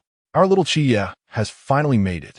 After releasing Lin Xia, Annie wiped her tears and smiled, saying, "Xia, I must head to work now. When I return tonight, let us buy some extra groceries to celebrate properly." "Thank you, Annie. Well then, I shall take my leave. You must focus on your studies." Andy hurriedly descended the stairs, tears uncontrollably sliding down her cheeks, yet her steps felt unusually light. Lin Xia watched her depart, his eyes reddening as he turned to walk inside. In truth, he had intended to wait for Annie's return to formally announce the news. But he recalled that in movies, those who made such declarations often faced unfortunate endings. He did not wish for anything to befall Auntie. Even if it seemed irrationally superstitious, he was unwilling to take that risk. Thus, he decisively discarded that notion, casting it away into the vast Pacific. As Lin Xia turned around, he saw Yangjin holding the little black dog, his eyes glistening with emotion. The two brothers exchanged glances for a moment before bursting into laughter. "Brother, congratulations. Now the sunglasses you gifted me can finally be put to good use," Lin Xia said, ruffling Yangjin's hair with a gentle smile. "Let us eat, brother." We'll have a feast when Annie returns. Great. The little black dog peeked out from Yang Jin's embrace, licking Lin Chia's hand. Woof. At the second high school, as Lin Chia entered the classroom, a profound silence enveloped the room. After a moment of bewildered staring, someone cautiously ventured, "You are Lin Chia?" With the dark cloth removed. Lin Chia raised an eyebrow and nodded slightly. Following a brief pause, the classroom erupted into a buzz of excitement, even more fervent than before. His eyesight is restored. It must be he can see now. His eyes are so beautiful. Indeed, how did I not notice before? He is actually quite handsome. The girls' gazes toward Lin Chia transformed as they huddled together, murmuring among themselves, occasionally glancing his way. Boys closer to Lin Chia gathered around, bombarding him with questions about his eyes. Upon confirming his recovery, they were utterly astonished. I could always see. It's just that my eyes couldn't tolerate light. After a visit to the hospital yesterday, I'm fine now, Lin Chia explained. The classmates then recalled that he had indeed been absent the previous day, suddenly enlightened. Yet amidst the lively chatter, two individuals stood out as incongruous. Lu Yuan sat in the corner, head bowed, casting furtive glances at Lin Chia, his expression laden with discomfort. He vividly recalled that day when he was preoccupied with fleeing for his life, forcefully colliding with Lin Chia. After narrowly escaping, he believed that Lin Chia, being blind, could hardly evade the grasp of that monstrous creature. Although a flicker of guilt crossed his mind, he soon dismissed it. What he never anticipated was that it was Jiang Qian who had met her demise, while Lin Chia, whom he had underestimated, astonishingly survived. Moreover, his eyesight had been restored. In that moment, Lu Yuan found himself at a loss, unable to articulate his emotions. Was it embarrassment, guilt, frustration, or perhaps regret? Though Lin Chia faced away from Lu Yuan, he could perceive the intricate shifts in the latter's expression through his mental awareness, and his eyes gradually narrowed. At that moment, another individual approached Lin Chia. Li Yifei stood awkwardly beside Lin Chia's table, his demeanor tinged with embarrassment. Glancing around nervously, he leaned closer and whispered in Lin Chia's ear, "Chia, could you step outside with me for a moment? I have something to discuss." Lin Chia hesitated briefly before nodding in agreement. Chapter 21. I am sorry, outside the corridor. I am truly sorry, Chia. Li Yifei stood there, his head bowed, continuously expressing his remorse. At that moment, I was overwhelmed with fear. I didn't think it through. I just ran away. I left you and Jiang Qian behind, and I caused her harm. I did not expect your forgiveness, but we are classmates after all, and I still hope to convey my apologies. I'm sorry. Li Yifei dared not meet Lin Chia's gaze, yet his words were imbued with sincerity. After he finished speaking, Lin Chia slowly responded, "It is only natural to flee in the face of danger. There is nothing wrong with that." He patted Li Yifei's shoulder, adding, "If it were me in that situation, I would have run even faster than you." Li Yifei scratched his head, as if a thought had crossed his mind. "By the way, did you also sign that confidentiality agreement?" Lin Chia paused, hesitated for a moment, then nodded. It seemed Zhao Kongcheng had not deceived him. They truly would not take action against witnesses. It was only natural for Li Yifei to have signed the confidentiality agreement after escaping from the monster that night. If he was not mistaken, Lu Yuan must have signed the same agreement. Although he himself had not signed yet, it was merely a matter of time. It would be difficult to explain to Li Yifei that he had yet to do so. In truth, even if they did not allow me to sign, I would not divulge anything. Li Yifei sighed. That scene is something I never wish to recall. Moreover, after signing the agreement, any violation would lead to dire consequences. I certainly do not wish to pave the way for my own demise. Li Yifei rested his hands on the railing of the corridor, gazing down at the lively campus below, a glimmer of yearning in his eyes. In fact, I hope to join them. Lin Chia responded in astonishment. You wish to join them? Indeed, while I was signing the agreement, I proposed that I was willing to forfeit my studies to join them. Unfortunately, they did not want me. Why do you desire to join? Although your grades are not remarkable, aren't you about to be admitted to the sports academy on special consideration? Being an athlete is rather mundane. No, rather, being an ordinary person is far too dull. Li Yifei's eyes gradually brightened. To join a mysterious, and powerful organization, silently battling against the enemies lurking within human society. To accumulate countless achievements, when the day arrives that all is revealed, the world shall remember my name. Li Yifei's fists clenched tightly, excitement coursing through him as he declared, "This is the dream of countless men. This is what constitutes a meaningful life. You are overly idealistic." Lin Xia unflinchingly shattered his fantasy. "You might meet your demise on your very first mission, torn to shreds by a monster, buried nameless in the depths of a mountain. Your parents perhaps never learning of your fate. You would leave this world all alone." Li Yifei. "Xia, your imagination is rather morbid. Isn't it? This is no mere imagination." Lin Xia shook his head. "What you just described is precisely that." Li Yifei let out a helpless sigh. No matter the circumstances, they did not want him, and he saw no reason to ponder excessively. It was sufficient to carry this secret to the grave. Lin Xia glanced at the time. It was time to return, as class was about to commence.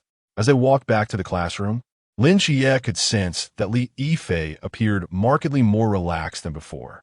It seemed that the guilt he felt towards Lin Xia and Jiang Qian had indeed burdened him heavily. In terms of evasion, Li Yifei and Lu Yuan had made entirely different choices. Lin Xia had no particular interest in seeking trouble with Lu Yuan, yet he would not mind teaching him a lesson should the opportunity arise in the future. After a day of classes, Lin Xia shouldered his backpack and headed home. The recent deaths of Wang Xiao and Jiang Qian had caused considerable turmoil in the school, leading to the cancellation of evening study sessions, allowing students to return home earlier than usual. However, Lin Xia was somewhat taken aback to discover that the night watchers seemed to wield significant authority. Typically, after the death of two students, individuals like Lin Xia and Li Yifei, who had been in the company of the deceased, would inevitably face police interrogation. Yet, 2 days had passed since the incident, and no one had approached them. It appeared that the night watchers had completely taken over the case, their power sufficient to silence local law enforcement regarding the matter.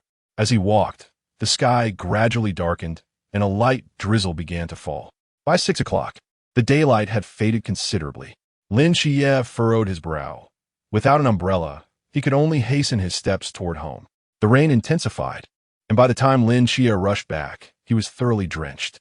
However, as soon as he opened the door, a rich aroma of cooking wafted toward him, dispelling all his negative emotions. Xiao Qi, my dear child, how could you come back like this?" exclaimed his aunt, who was busily engaged in the kitchen. "It's raining quite heavily outside, and I forgot my umbrella," Lin Xia replied with a smile. "You should have found somewhere to take shelter or called me. What if you catch a cold?" His aunt feigned anger. Lin Xia chuckled and scratched his head, opting not to respond. "Quickly dry yourself off. Oh, by the way, your teacher just came looking for you. I asked him to wait in your room." His aunt seemed to remember something. "Teacher?" Lin Xia was taken aback. "Yes. Your physical education teacher mentioned he needed to discuss something with you. Hurry and go see him. Don't keep him waiting." Holding a towel, Lin Xia absent-mindedly dried his hair. What could his physical education teacher want? He had only just transferred and hadn't even attended a gym class yet. Was it possible? A thought flashed through Lin Xia's mind, prompting him to drop the towel and rush into his room. Upon entering, he found a familiar middle-aged man reclining in a chair, holding a teacup and smiling at him. Lin Xia's brow furrowed slightly. "It's you? How did you find my home?" Zhao Kongchang smiled faintly, lifting the emblem from the table and giving it a gentle shake. "Ever since that fateful night when you cast me aside, I have been vigilant. Last night, I slipped this item into your pocket. It possesses tracking capabilities." Lin Xia locked the door and proceeded to sit down at the edge of the bed. "I have made it clear that I will not join you," he stated. "I understand, and that is not the purpose of my visit this time," Zhao Kongcheng replied. "Are you here to have me sign a confidentiality agreement?" Lin Xia inquired. "Not at all," Zhao Kongcheng shook his head. "I reported to others that you had gone missing. Now that I have decided to let you go, I cannot allow you to sign any agreements. Otherwise, they will realize you are not truly missing and will send others to persuade you. They would be far less accommodating than I." Lin Xia was taken aback. "So, you have come to..." Zhao Kongcheng retrieved a roll of parchment from his pocket and placed it on Lin Xia's desk, slowly unfurling it. "The benefits of a night watchman are far better than you might imagine. After years of service, I have accumulated a considerable sum," he remarked while continuing to unveil the parchment. The moment it was fully opened, Lin Chia's gaze sharpened. Inside lay a substantial stack of money. Chapter 22. General Zhao. Lin Chia furrowed his brow in confusion. "What do you mean?" With a faint smile, Zhao Kongcheng leisurely extracted a cigarette from his pocket. "Do you mind?" "I do mind." Zhao Kongcheng, at a loss, tucked the cigarette back into his pocket. He leaned back in his chair, a glimmer of nostalgia evident in his eyes. "When I was young, I was much like you. To be honest, this opening feels somewhat cliché." "Never mind, please continue." "When I was 6, my father passed away due to illness. My mother worked 2 jobs to barely raise me." Zhao Kongqing's fingers rubbed against the cigarette case, his tone remarkably calm. "The pace of life back then was slow. My mother hoped for me to complete middle school, return home to become a village official, marry a young bride, and have a few children living happily together as a family. You know how it is with youth. There's always a rebellious phase. Upon graduating from middle school, my grades were decent. Returning to be a village official Wu Ti have been difficult. Yet I chose to enlist in the military against her wishes. In truth, she didn't actively oppose it. She merely appeared somewhat displeased. The day I left home, she stood quietly at the door, watching me as I walked down the path behind her house. As I reached the village gate, she remained there, still watching. Later, at the bus station in the city, I felt an overwhelming urge to return and check on her, only to discover she was still standing there, gazing into the distance, lost in thought. Honestly, I contemplated staying behind and not leaving, but in the end, I steeled my resolve and joined the army. Zhao Kongcheng sighed deeply and continued. Eventually, my rank rose and I joined the Special Forces. Due to my proficiency in close combat, I was later assigned to the Night Watch. During my leave, I returned home to see my mother, only to find. He suddenly paused. Lin Chia cautiously inquired, "Your mother, has she passed away?" "No, she remarried." Lin Chia was taken aback. "My mother worked herself to exhaustion when she was young, damaging her health. Initially, she wished for me to return to the village to care for her, but at that time, I failed to comprehend her intentions and chose to enlist instead. Eventually, she could no longer endure alone and found someone to care for her in her old age. Regrettably, by then, I was entrenched in the Night Watch and unable to remain by her side to provide for her. Truth be told, when I heard of her marriage, I felt a profound sense of relief." Lin Chia pondered for a moment. "So, what is your purpose in sharing this with me?" Zhao Kongcheng slowly rose, meeting Lin Chia's gaze. "We have all cherished something dear, yet as we grow, we often subconsciously overlook its existence, drawn instead to other pursuits that capture our full attention. I was once like that, but you're different, Lin Chia. You possess a wisdom beyond my years, an understanding that allows you to desire the companionship of your family. That is truly commendable. Since you have chosen this path, then walk it with determination. Protecting the world is a task best left to individuals like us." He turned and picked up the parchment from the table, presenting it to Lin Chia. "I just met your aunt. In this era, such kindness is indeed rare. I am aware of your family's circumstances, so take this money." Lin Chia hesitated not for a moment, stating firmly, "I do not want it. I'm a night watchman. I lack for nothing." "Then I shall not accept it either. This is for your aunt, and you must take it. My aunt would refuse it as well." Zhao Kongqing's lips twitched as he and Lin Chia exchanged long, unwavering glances. After a while, Zhao Kongcheng spoke again. "Lin Chia, I have grown old and cannot bear to witness the regrets of my past manifest once more, even if it is through another. Then you may close your eyes and not behold it." Lin Chia replied resolutely. "Though we are impoverished, we maintain our principles. I shall not accept a soldier's money. Moreover, my eyesight has returned, and I possess the ability to prevent such regrets from occurring." Zhao Kongcheng opened his mouth, seemingly poised to speak, but ultimately fell silent, a bitter smile gracing his face. "Would it not be delightful to take this money for your wife and children?" Lin Chia pressed on. "As I have mentioned, the benefits for night watchmen are substantial. Even if I were to perish on the battlefield, my wife and children would never want for sustenance and could attend esteemed universities, securing a bright future." Seeing that he could not persuade Lin Chia, Zhao Kongcheng reluctantly tucked the leather pouch back into his belongings. Do you have no dreams of your own? My dreams? Zhao Kongcheng resumed his seat, his brow arching. Indeed, I have dreams, which I have harbored since childhood. What are they? To rise to the rank of general in the military, to adorn my chest with a multitude of commendations, to don my uniform and return to my village in glory, allowing those who look down upon my mother to know that her son is a general. A brilliant light gleamed in Zhao Kongcheng's eyes. Lin Xia was taken aback, for some reason. Gazing at Zhao Kongcheng, he recalled Li Yifei. They appear to belong to the same ilk. Have you achieved that dream now? Not yet. I'm still far from it. Zhao Kongcheng replied with a wry smile. Moreover, as a night watchman, I cannot parade about flaunting my commendations. This dream must ultimately remain a dream. Lin Xia fell silent. Well then, it seems I must take my leave. Zhao Kongcheng stood, approaching Lin Xia and extending his right hand. I wish you a bright future, Lin Xia. Lin Xia gazed at Zhao Kongcheng's face, which seemed less oily than before. He extended his hand, clasping it firmly. May you one day be adorned with honors, General Zhao. Zhao Kongcheng smiled and turned to exit the room. Wait, your insignia. Lin Xia called after him, picking up the emblem from the table and waving it. Zhao Kongcheng slapped his forehead, exclaiming, What a forgetful fellow I am. This is my lifeblood. Zhao Kongcheng took the emblem and glanced at it, as if recalling something. By the way, did you notice the lines on the back? I did. What do you think? Quite impressive, isn't it? Indeed, very impressive. Did you compose it? Not at all. It is the oath we swore upon entering the night watch. Zhao Kongcheng tossed the emblem into the air like a coin, then caught it deftly, placing it into his pocket. Nonetheless, I find it quite appealing. Wait a moment. What now? The rain is heavy outside, and you have an umbrella. Thank you. But I won't be returning this umbrella. Take it, consider it. A reward for safeguarding the earth. Interesting. All right. I truly must take my leave now. Farewell. Zhao Kongcheng held the black umbrella, opened the door, and stepped out, while Lin Xia stood by the window, silently watching him depart.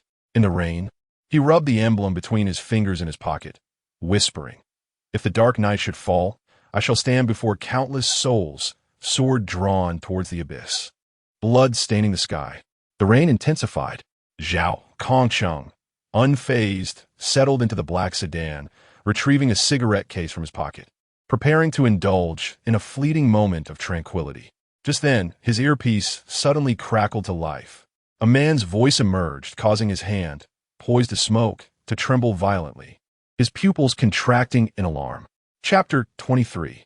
The Ghost-Faced King Shao Qi. Has your teacher left? After bidding farewell to Zhao Kongcheng, Aunt hurriedly emerged from the kitchen. Oh dear, why did he let him stay for dinner before he left? This child. Lin Xia shook his head. He has something to attend to and one tea stay for dinner. What did your teacher say? Nothing much, just inquired about my eyesight due to some sports test. That teacher Zhao is truly a good person, even personally visiting a student's home to ask about their condition. By the way, before you returned, he was in the kitchen helping me wash vegetables. He looks quite burly, but surprisingly, he works with great finesse. Aunt wiped her hands on her apron, turned off the rumbling exhaust fan, and said to Lin Xia, Dinner is nearly ready. Call your brother to join us. All right. Moments later, the family of three sat neatly around the table, where 7 dishes were laid out, each vibrant and aromatic, tantalizing the appetite. Scrambled eggs with tomatoes, stewed chicken soup, dry-fried green beans, and sweet and sour ribs. Yang Jin gazed at the sumptuous spread and swallowed hard. Mom, when was the last time our meals were this lavish? Shao Qi's eyesight has improved. This is certainly a momentous occasion, deserving of celebration, Aunt declared proudly. Lin Xia lowered his head, glancing at the exuberantly wagging tail of Little Black Lie, and chuckled. It seems tonight, Little Black Lie will also enjoy a feast. Let him indulge, Aunt said with a smile, raising her teacup. To celebrate Shao Qi's recovery, cheers, cheers, cheers, cheers. Beneath the dim clouds, the faint light of dusk had long vanished, and the world seemed shrouded in a veil of darkness. Rain swayed in the wind. Lights sparkled brightly in the distant urban landscape.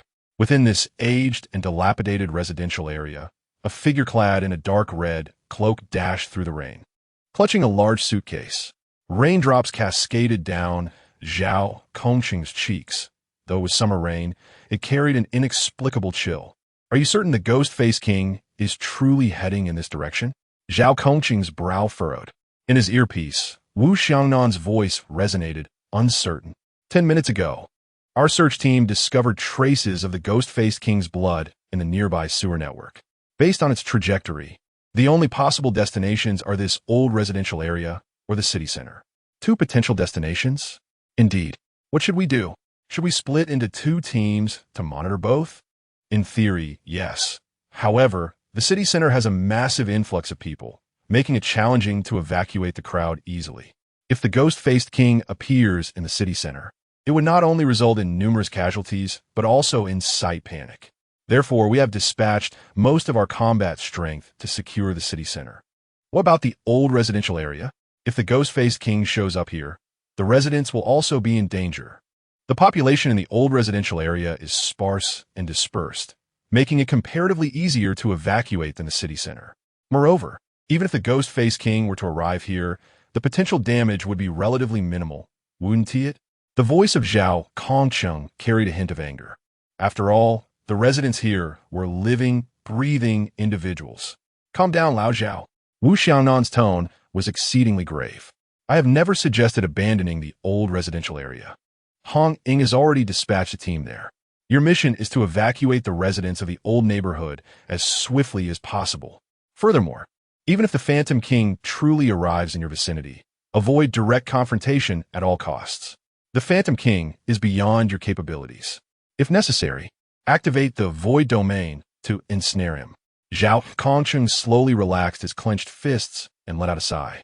Understood, though a sense of indignation stirred within him. He recognized that this was indeed the most prudent course of action.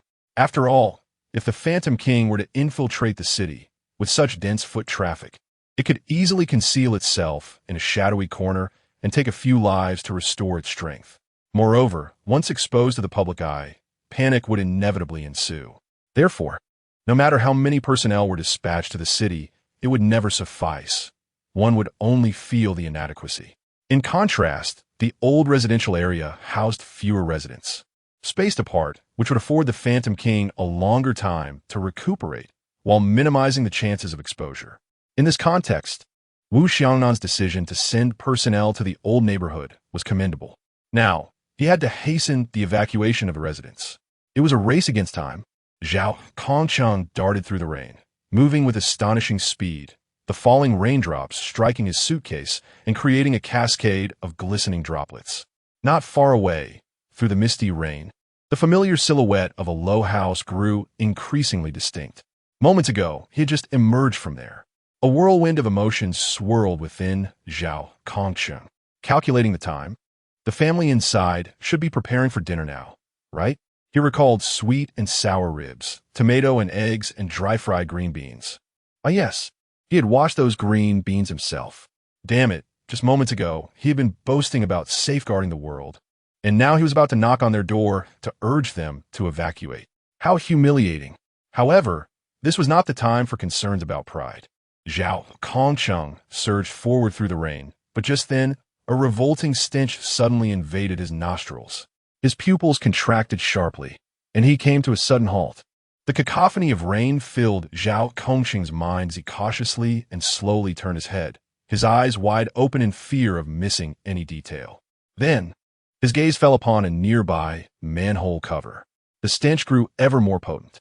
Zhao Kongqing gripped the handle of his suitcase tightly, inhaled deeply, and bent slightly to place the suitcase on the ground. He was acutely aware of what this foul odor signified. Report. Watcher Zhao Kongqing has identified the Phantom King in the old residential area. He activated his earpiece, his voice remarkably composed. As he spoke, he pressed a button on the suitcase. With a snap, the suitcase sprang open, revealing 3 neatly arranged and pristine placards within. Zhao Kongqing lifted 3 notice boards, placing one down at his location before swiftly dashing toward the other side. Almost instantaneously, as he finished speaking, the voice of Wu Xiangnan crackled through the earpiece. Received. I've already issued the command. The night watchmen are moving towards the old residential area, and Hong Ying and the others will arrive shortly. No more than 10 minutes. 10 minutes. Old Zhao established the boundless void, temporarily contain it. Zhao Kongchang set down the second notice board and sprinted towards another vertex of the triangle, expressing his resignation. Xiangnan, the boundless void, is meant to conceal battles, not to restrain. It cannot hold the Phantom King for 10 minutes. Gurgle, gurgle, gurgle. Rainwater streamed down the sloped ground, flowing into a manhole cover, when suddenly the entire cover began to tremble violently. The water within bubbling forth, as if from a boiling spring. No matter what, do not engage the Phantom King directly. Wu Xiangnan's tone grew increasingly urgent. Old Zhao, the old residential area is vast. Even if the Phantom King emerges, it won't cause immediate damage. In these 10 minutes, even if it were to take a few lives, it wouldn't regain much strength. The casualties caused by the mysterious are occurring every moment, and we night watchmen are not deities. We cannot prevent all injuries and deaths. Losing a core team member due to a severely wounded Phantom King would be an absolute loss. Old Zhao, can you hear me? Bang. The manhole cover was propelled skyward like a cannonball, revealing a dark, gaping sewer for which a monstrous arm suddenly lunged forth, followed by a creature several times larger than the original Phantom King leaping out.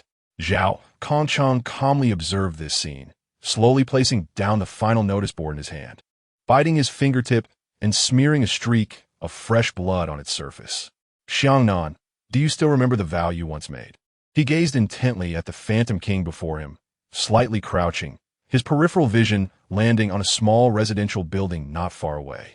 When the dark night descends, I shall stand before millions. This time, there are no millions behind me, but rather the entire world of that child. His hands suddenly came together in prayer. An invisible canvas enveloped the small triangle. Forbidden Ruins, Boundless Void, Chapter 24, Heavy Rain Shao Qi. Don't just eat vegetables. Have some ribs as well. Auntie picked up a piece of rib and placed it into Lin Xia's bowl. Lin Xia smiled and thanked her. Today is a splendid day. Make sure to eat more and don't worry about saving money for Auntie. Understood, Auntie. Ajin, you should eat more too. You're at that age where you need to grow. Ajin? Ajin. Lin Xia called out twice, noticing Yang Jin lost in thought. Huh? Oh, I'm eating now. Yang Jin snapped back to reality, scratching his head. What's with this child so absent-minded? Is he suddenly picky about food? Not eating meat? Auntie gave Yang Jin a disapproving glance and added a few more pieces of meat to his bowl. Perhaps Ah Jin is overwhelmed by his homework. Lin Xia remarked with a smile, picking up a recently gnawed bone and glancing around, a hint of confusion crossing his face. Auntie also regained her focus, expressing her surprise. How strange. Where is Xiao Heilai? Usually, he's the most eager during meals, but now there's not a trace of him, even with bones to eat. As if hearing his name, Xiao Heilai poked his head out from the balcony and barked. Woof! Lin Xia waved the bone in the air, beckoning Xiao Heilai to come eat. However, Xiao Heilai glanced at the bone, then looked outside, seemingly conflicted. What is wrong with this little thing today? Annie questioned suspiciously. After a moment's hesitation, Lin Xia stood up with the bone in hand, approached the balcony, and gently patted Xiao Heilai's head, asking softly, What's the matter? Is there something outside? Lin Xia tossed the bone onto the ground, and while Xiao Heilai gnawed at it, he turned to gaze out the window. In the vastness of the dark night, aside from the torrential rain, there was nothing else. Not even a glimmer of light from distant buildings. The world felt eerily silent, as if only the incessant rain remained. Strange, there's nothing out there. Lin Xia murmured, just as he was about to turn away. Several knocks echoed from outside the window, as if someone were tapping on it. Turning back, he discovered a tiny bat outside. The bat appeared soaked from the rain, persistently bumping against the window, seemingly seeking refuge from the downpour. Lin Xia's eyes sparkled with realization. The ability to communicate with nocturnal creatures bestowed upon him by the Starry Night Dancer had yet to be utilized. Encountering a bat was a rare opportunity to try. Thus, Lin Xia stood quietly by the window, observing the bat. Xiao Qi, what are you doing over there? Come back and eat. The dishes will get cold. Annie called out, noticing Lin Xia in a trance. Yet, Lin Xia remained motionless, like a statue. Just as Annie was about to say something further, he suddenly turned around, his eyes trembling with excitement. He dashed to the door and slipped on his shoes. Xiaoqi, what are you up to? I just remembered something important. I need to step out. Child, what are you saying? It's dark outside, and the rain is pouring. Why would you go out? I have to. It's crucial. And what about dinner? Wait for me to return before you eat. In the bewildered gaze of his aunt, Lin Xia hastily donned his shoes and flung open the door, poised to embark on his journey. Just then, Yang Jin's voice broke through the air. Brother, it's pouring outside. Perhaps you should reconsider. No, I must go. Regardless of the significance of the matter at hand, there will always be individuals willing to take action. This earth shall continue to revolve, even in your absence. Yet, there are certain things I am compelled to pursue. Lin Xia inhaled deeply, forcing a smile. Do not worry too much. It's merely a trivial affair. Once resolved, I shall return. After all, it is a rare delight to savor such a delectable meal. I cannot bear to waste it. I'm off. With that, Lin Xia swiftly closed the door and dashed down the stairs. Once Lin Xia had disappeared from view, his aunt suddenly came to her senses. Rushing to the doorway to call out, "Foolish child, the rain is so heavy. Did you remember to take an umbrella?" The sound of Lin Xia's footsteps faded into the distance, leaving no reply in their wake. With a resigned sigh, his aunt returned to her seat, suddenly finding the meal before her far less appetizing.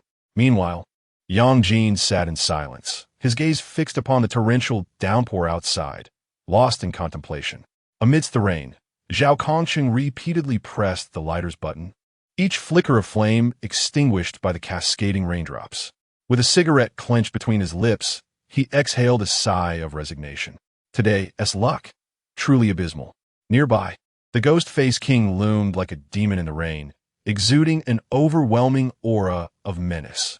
The ghost-faced king bore little resemblance to the typical ghost-faced figures. Its size was twofold greater, appearing from a distance like a small mountain. Unlike ordinary ghost-faced beings that scuttled on all fours like beasts, the ghost-faced king stood upright, head held high and chest out, resembling humanity, if one were to overlook its pallid visage and long, crimson tongue. However, this fearsome entity was marred by an array of gaping wounds, each cut appearing as if carved into flesh, leaving it drenched in blood. Zhao Kongqing observed the injuries upon the ghost-faced king, clicking his tongue. The captain is indeed formidable.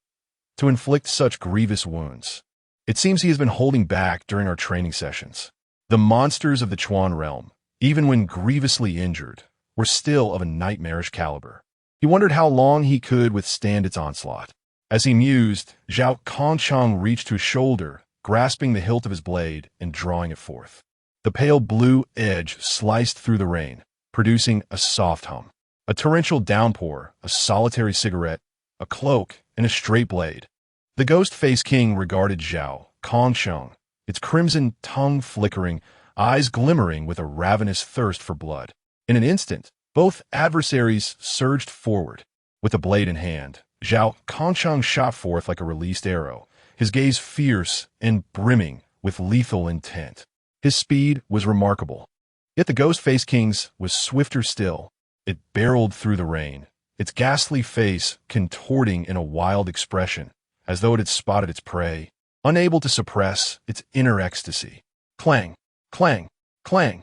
In the fleeting moment when their figures collided, the air was filled with the chilling glimmer of blades, and the sharp clang of metal reverberated through the curtain of rain, as claws met the edge of a sword, sparking brilliant flashes.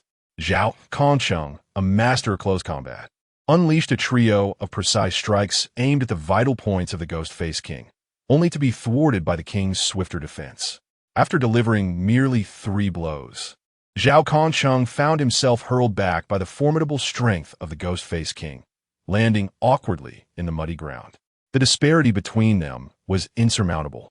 One was a mythological entity that had reached the threshold of the Chuan realm, endowed with the forbidden ruins and possessing terrifying physical prowess, while the other was an ordinary mortal, armed only with skill and experience. Rising from the mire, Zhao Kongqing spat out the wet cigarette from his mouth and cursed vehemently. Damn it, What is so great about being a mythological creature? Is sheer strength so impressive? The ghost-faced king showed no inclination for a fair duel, roaring at Zhao Kongsheng with a voice that resonated like thunder. As he approached, a massive, grotesque visage began to materialize upon the ground, centered around the ghost-faced king. Zhao Kongsheng's expression shifted dramatically. Forbidden Ruins, Sequence 176, Ghost Face Manifestation. Chapter 25. The ghostly countenance at the moment the ghastly visage manifested. Zhao Kongsheng felt as if the very heavens and earth had inverted, an unprecedented wave of dizziness washing over him. His brow furrowed deeply as he tensed his body, barely managing to steady himself. In his sight, everything appeared akin to a swirling kaleidoscope, chaotic, fragmented, and utterly elusive. This is dire. It can actually wield the forbidden abyss. I am truly ensnared. Zhao Kongsheng murmured, the words of Wu Xiangnan echoing in his mind before the battle. Forbidden Abyss Sequence 176, Ghostly Countenance, within the confines of the Forbidden Abyss, can deceive the perceptions of all beings whose realms are less than or equal to its own, inverting the very concept of space. Within the ghostly countenance, up becomes down, left becomes right, and forward becomes backward, all shifting at the whim of the ghostly Count King. While one may resist to some extent through sheer will and experience, it is undeniable that within this abyss, all of one's offensive capabilities are compromised, greatly diminishing combat effectiveness. Therefore, apart from the captain, who shares the same Chuan realm, no other members can confront the ghostly Count King directly. To do so would be a certain path to demise. Indeed, it is an exceedingly vile, forbidden abyss. As a first-hand witness, Zhao Kongsheng truly grasped the grotesque nature of this realm. Thus, the captain managed to grievously wound the ghostly Count King within this very abyss. He is quite the aberration himself. Taking a deep breath, Zhao Kongsheng slowly closed his eyes. Roar! The sound of growls resounded from all directions, rendering the location of the ghostly Count King indiscernible. The ground trembled slightly as Zhao Kongsheng sensed the ghostly Count King drawing near with alarming speed. From where will it strike? In the realm of reality, amidst the eerie, grotesque visage, Zhao Kongsheng stood with eyes shut, resembling a statue, gripping his blade directed forward, his brow tightly knitted. He remained oblivious to the fact that the ghostly Count King had silently maneuvered behind him. In Zhao Kongsheng's perception, his senses sight, hearing, smell, and touch were rapidly distorted, as if he were trapped within a hyper-accelerated washing machine, inundated with erroneous information that clouded his ability to discern the reality around him. The ghostly Count King's eyes fixated on the unsuspecting Zhao Kongsheng, its pallid face contorted into a bloodthirsty grin. It leaned slightly forward and, like a colossal cannonball, burst through the curtain of rain, moving so swiftly that it left an afterimage in its wake. Its sharp claws glinted ominously as they aimed for Zhao Kongsheng's throat. It seemed to anticipate the exhilarating scene of warm blood gushing forth, saturating its form. Yet, just as its claws were about to make contact with Zhao Kongsheng's body, an unexpected twist occurred. It was as if Zhao Kongsheng had eyes in the back of his head. He abruptly dodged, narrowly evading the ghostly Count King's strike. In the next instant, his blade arced gracefully through the rain, targeting the ghostly Count King's head. Clang! A sharp collision echoed as the ghostly Count King's hand clamped tightly around Zhao Kongsheng's blade. Then it delivered a powerful kick, sending Zhao Kongsheng hurtling through the air like a sandbag. Yet, even amidst this chaos, the astonishment in its eyes was unmistakable. It could not comprehend how Zhao Kongsheng had detected its attack. Zhao Kongsheng fell heavily to the ground, letting out a pained cry as he struggled to rise. Yet his lips involuntarily curled upward in a smile. Was it a surprise? An unexpected turn of events? Leaning on his straight blade, Zhao Kongsheng chuckled, his smile brimming with mockery. Indeed, you are a perverse entity of the Forbidden Ruins. Under normal circumstances, I would have surely fallen into your trap and met my demise at your hands. Alas, Zhao Kongsheng extended a finger skyward. It was raining today. You may deceive the senses of living beings, but you cannot obstruct the rain descending under the influence of gravity. The raindrops upon my skin awaken my tactile senses. You can alter my perception, making me feel as if the rain is falling from all directions. And I, in turn, can deduce the true source. Once I ascertain a standard direction, everything else becomes considerably simpler. With a sinister grin, Zhao Kongsheng spat out a mouthful of blood, arrogantly raising his straight blade, its edge directed at the king of ghostly visages. I'm not boasting. Had I possessed the power of the Forbidden Ruins, you would have perished 100 times over. Roaring in fury, the king of ghostly visages charged at him, and Zhao Kongsheng continued to keep his eyes closed, predicting the approach of his adversary. The clash ensued, ringing out like a series of metallic chimes as Zhao Kongsheng engaged in fierce combat with the king, relying on his terrifying instincts and battle-hardened experience to parry several blows. Yet, it was a fleeting advantage. Under the relentless assault of the king, the frail Zhao Kongsheng soon faltered, succumbing to a brutal strike that shattered 2 of his ribs, sending him hurtling backward. This time, it took him a full 5 seconds to muster the strength to stand. Had it not been for the blade that absorbed some of the damage, this blow would have surely claimed his life. Coughing violently, he expelled several mouthfuls of blood, his complexion a ghastly pale. The king of ghostly visages loomed in the rain, his gaze piercing, advancing step by step toward him. At that moment, a voice suddenly erupted from behind Zhao Kongsheng. Zhao Kongsheng. Zhao Kongsheng. Zhao Kongsheng. Stunned, Zhao Kongsheng felt a flicker of recognition towards a voice. Wait, isn't that? He opened his mouth, seemingly wishing to speak, but after a moment's hesitation, he chose silence. His expression was a tapestry of emotions. Meanwhile, outside, the boundless void, Lin Chu stood near an open space, rain drenching his hair, seemingly oblivious as he shouted at the top of his lungs. Zhao Kongsheng, stop hiding. I know you are nearby. After calling out, he paused to listen, but apart from the cacophony of rain, there was nothing. Damn it, that bat clearly saw a cloaked figure vanish with the monster. How could there be nothing? Could it have been a misperception? Furrowing his brow, Lin Xia scanned the surroundings. Suddenly, his gaze sharpened. Just a few meters away, 3 peculiar signs stood solitary in the rain. Lin Xia stepped forward, wiping the rainwater from the notice board, softly reading the words inscribed upon it. No entry ahead. When was this sign erected? Moreover, the arrangement seems rather peculiar. Lin Xia bowed his head in contemplation, and suddenly, as if a thought had struck him, his eyes began to gleam with realization. He recalled having mentioned that his forbidden realm served as a concealed battlegrounds auxiliary space, something akin to the boundless void. Lin Xia scrutinized the 3 notice boards before him, a smile gracing his lips as he once again raised his voice and shouted, Zhao Kongsheng, I know you are in the boundless void. Open the door and let me in. 1 second, 2 seconds. Zhao Kongsheng's voice drifted faintly from behind the notice board. What the hell are you doing out here at night without having dinner? Get lost. Chapter 26. The fading moon. Zhao Kongsheng was perplexed. In such torrential rain, what could this young man possibly be doing out and about? Moreover, he had already activated the Wujia void. So how did this fellow know of his presence? It was peculiar that he arrived precisely when Zhao was being pinned to the ground and pummeled. If he were to witness that, how humiliating! Not to mention, he had just proclaimed that safeguarding the world was entrusted to him. Now, if he were inadvertently involved Lin Xia, and something unfortunate befell him, Zhao Kongsheng would never forgive himself for the rest of his life. Why do you care what I'm doing? I know you are battling that ghastly mass figure inside. Let me in. I'm quite capable of holding my own now. Lin Xia's voice echoed from outside.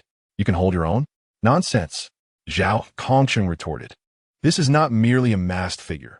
This is the masked king, the Chuan realm, 2 entire realms above your nascent Zhan realm.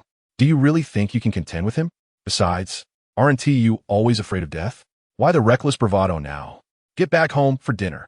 I'm telling you, with me, Zhao Kongsheng, present, this creature cannot harm a hair on your family. Times have changed. While I fear death, I cannot allow others to suffer indebtedness. Lin Xia shouted from outside. We are all merrily dining inside, while you face off against the masked king alone? If you wish to be an unsung hero, you'll have to earn my consent. If we are to eat, it must be after you vanquished the masked king. You must return home with me afterward." Lin Xia forcefully collided with the air beside the signpost, yet it felt as if an invisible barrier separated the domain within from the outside, remaining impervious to his efforts. Inside the domain, Zhao Kongqing was once again sent flying by the masked king, lying on the ground for what felt like an eternity before he could muster the strength to prop himself up with his blade. "Don't strain yourself. Cough. Cough.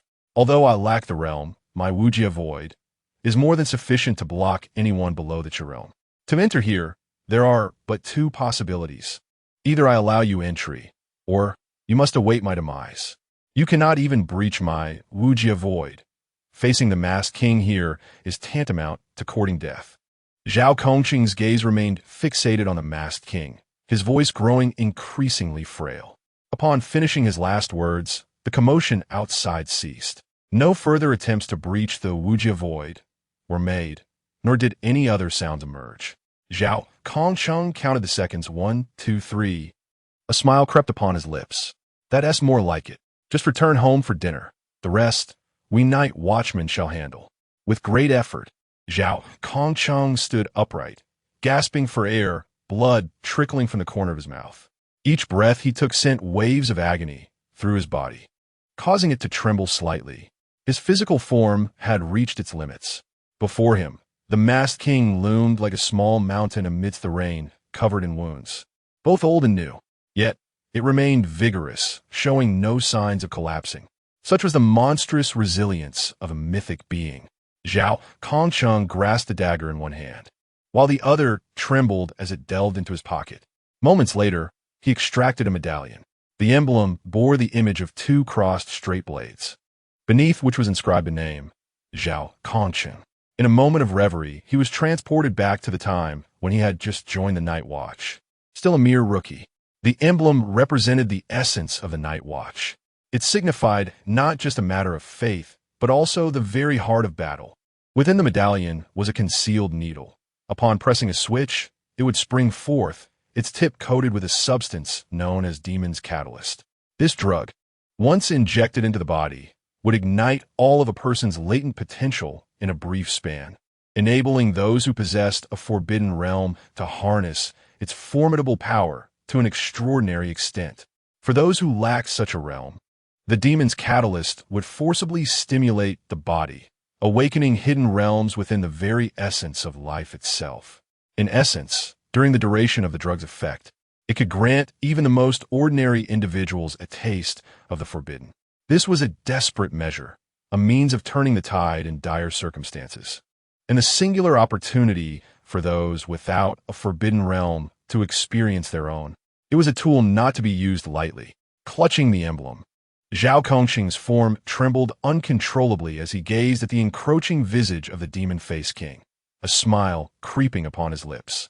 "Do you know how long I have awaited this day?" The rain poured down torrentially. The water mingled with blood, trickling down Zhao Kongqing's arm and pooling upon the surface of the medallion.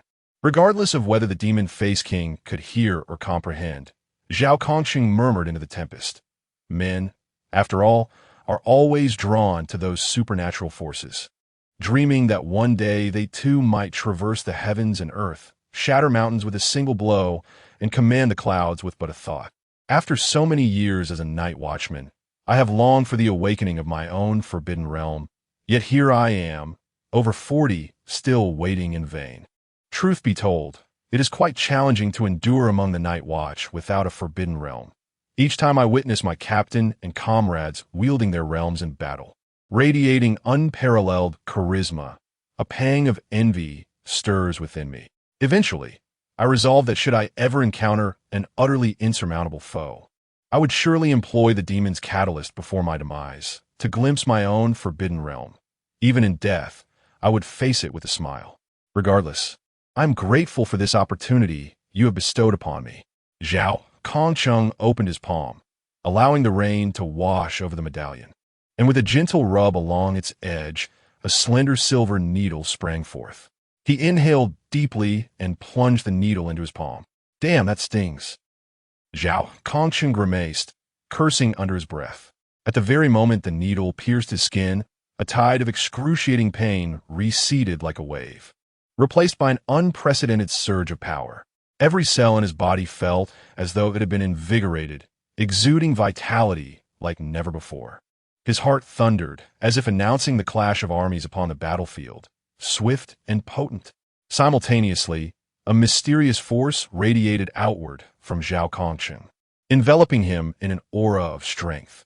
His eyes sparkled with newfound brilliance. The Phantom King seemed to sense impending danger, letting out a low growl as he sprinted through the rain, propelled by an overwhelming force. Zhao Kongsheng straightened his posture, his grip on the blade tightening with each passing moment. Raindrops struck the surface of a straight sword, creating a melodious chime. In this downpour, he held the sword firmly, and an unprecedented brilliance ignited in his eyes. Thus, he raised his hand, and, with a swift motion directed at the rapidly approaching Phantom King, he executed a strike. A crescent-shaped arc, towering at 4 to 5 meters, emanated from the edge of his blade, silently slicing through the curtain of rain, instantaneously traversing the space before them. The speed of this arc was astonishing, so swift that the Phantom King had no time to turn. Consequently, a grotesque and mangled arm was flung high into the air. With a single stroke, Zhao Kongsheng severed the Phantom King's arm. Holding the sword, a smile involuntarily crept across his lips. He laughed joyously towards the heavens. Forbidden Ruins, Sequence 083. Eclipsing Life's Moon. Ha ha, I knew it, Zhao Kongsheng am indeed a genius. Chapter 27. A glare the rain poured down incessantly. Zhao Kongsheng, wielding a straight blade, was drenched in his dark red cloak, his body soaked in blood, presenting a disheveled sight. Yet his eyes sparkled with a brilliance akin to the stars. So, this is the Forbidden Ruins. Exhilarating, truly exhilarating. Before him, the ghost-faced king stared in disbelief at its empty right arm, its pale visage contorted in shock. It could not fathom how the mouse, which had just been ruthlessly tormented, could suddenly unleash such formidable power. However, its intellect was insufficient, and moreover, time was not on its side. Zhao Kongsheng sprang into action. Under the influence of the ghostly divine induction, his body had forgotten all injuries and returned to its prime state. He shot forward like an arrow released from a bowstring, hurtling toward the ghost-faced king. Roar! The ghost-faced king's eyes glowed a fierce red. Having lost its right arm, it had descended into a state of complete frenzy. Its muscles bulged, its massive form expanded, and with legs bent, it leapt into the air, splashing a deluge of water. In midair, the two figures collided with tremendous speed. Bang! Bang! Bang! Their movements were so rapid they appeared blurred, with arcs of black blade light scattering in all directions, leaving behind deep, gnarled scars upon the ground. Initially, Zhao Kongsheng's blade could hardly breach the ghost-faced king's defenses. In terms of strength and speed, he was vastly inferior, which had been the root cause of his earlier defeat. Yet now, with the dissolution of life's crescent, Zhao Kongsheng's lethality had reached a terrifying level, each strike leaving a profound gash upon the ghost-faced king's form. Though in raw power and speed, he still fell short of the ghost-faced king. By compensating for his deficiencies in lethality, he could offset other shortcomings with experience. Even with his physical attributes significantly inferior, he could still pummel his opponent into submission. It was evident that Zhao Kongsheng did not speak in vain. With the Forbidden Ruins at his disposal, he could slay the ghost-faced king 800 times. Given ample time, defeating the ghost-faced king would merely be a matter of time. Yet, the crux of the matter lay in the fact that he did not possess such luxury.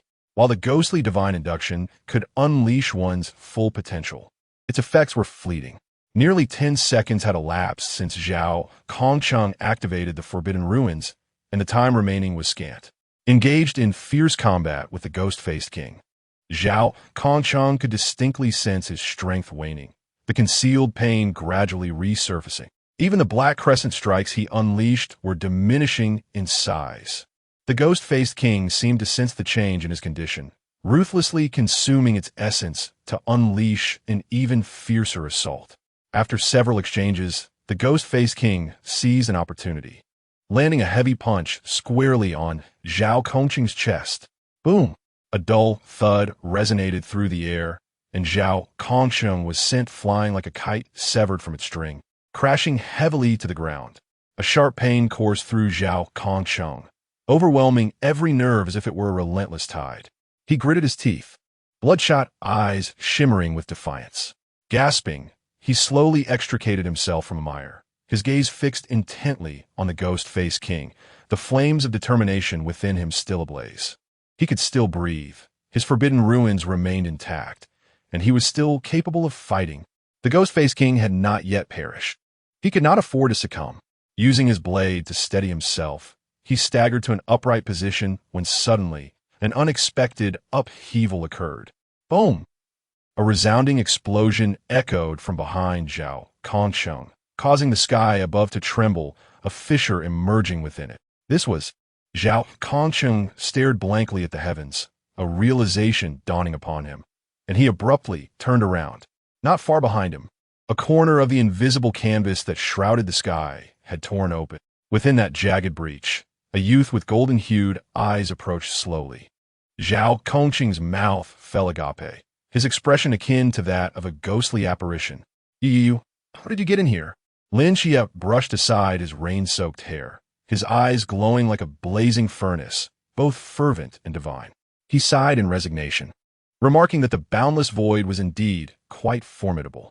Yet, fortunately, he possessed these eyes that could discern its weakest point, and, thankfully, it was night.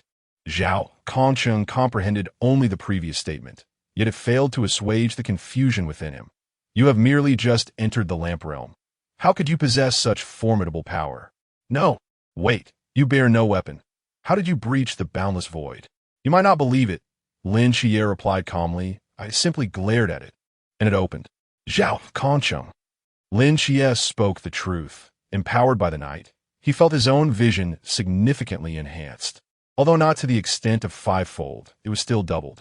Prior to acquiring the Starry Night Dancer, he was capable of single-handedly defeating the ghost-faced man with the might of the seraphim, and now, under the night's influence, he could rupture the boundless void.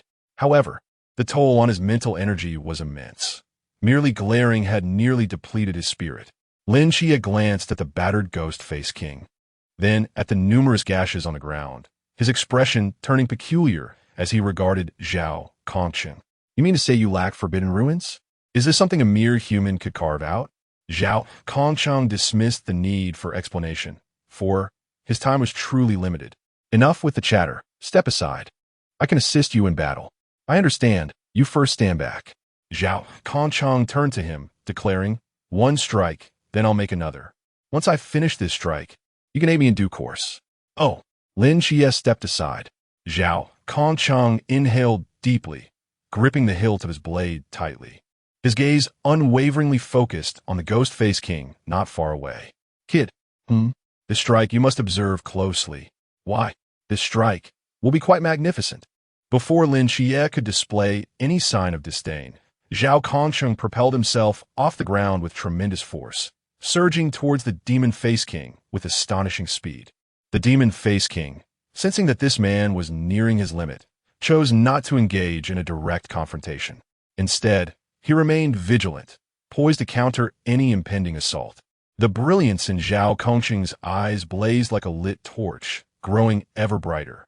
He pierced through the downpour, advancing towards the demon-faced king with no embellishments.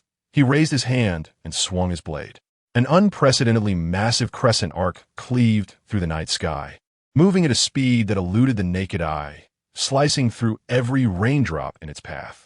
The velocity of this strike was so extraordinary that even the formidable demon-faced king could not evade it effortlessly, even if it wished to retreat.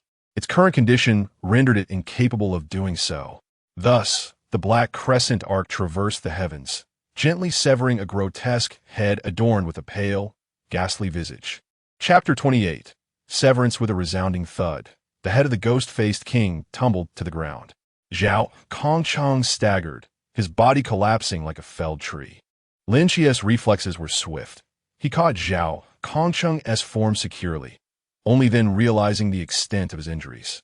Scrapes, bruises, fractures, his body was a map of wounds. Crimson blood oozing forth and staining the muddy waters beneath them. At least 5 or 6 bones were broken. Lin Xie could scarcely fathom how Zhao Kongsheng had managed to stand amidst such grievous harm. What was most alarming was the palpable decline of Zhao Kongsheng's physical state. His vitality flickering like embers in dying ashes, growing ever weaker. Lin Xie sat beside him, at a loss. Your body cough. Cough, it's merely the after effects of forcibly unleashing my potential. At this rate, you will perish. I am aware. Is dying acceptable to you? Haha. Zhao Kongsheng attempted a laugh, but was cut short by a bout of coughing, blood staining his lips. Yet, he felt a sense of satisfaction, having experienced the forbidden realm before his demise. And in what? I did it. I wielded my blade against the abyss, staining the heavens with blood. Zhao Kongsheng trembled as he reached into the muck beneath him, pulling forth a hand smeared with blood. Even if he could not taint the skies, he could surely mark the earth. Lin Xie was momentarily taken aback. But there are no multitudes behind you. Aside from me, no one witnessed your efforts. Is this truly worth it? Zhao Kongsheng smiled faintly, offering no reply. Do me a favor. Speak. There's a pack of cigarettes in my pocket. Light one for me. Lin Xie fumbled in the pocket of Zhao Kongsheng's chest, retrieving a rain-soaked cigarette, and from his own trousers, a lighter. He held the cigarette to Zhao Kongsheng's lips, shielding the lighter from the rain as he clicked it repeatedly. Click, click, click. A small flame ignited, lighting the cigarette in Zhao Kongsheng's mouth. He inhaled deeply, exhaling with a sense of relief, as if the weight of the world had momentarily lifted. With the cigarette clutched between his lips, he gazed up at the overcast sky, raindrops cascading down his face, tracing a path down his cheeks. Lin Xie. I struck down the ghost-faced king. Did you witness it? I did. A smile crept involuntarily across Zhao Kongsheng's face, a glimmer of joy amid his suffering. Lin Xie nodded, poised to speak, when suddenly, a tremor coursed through him.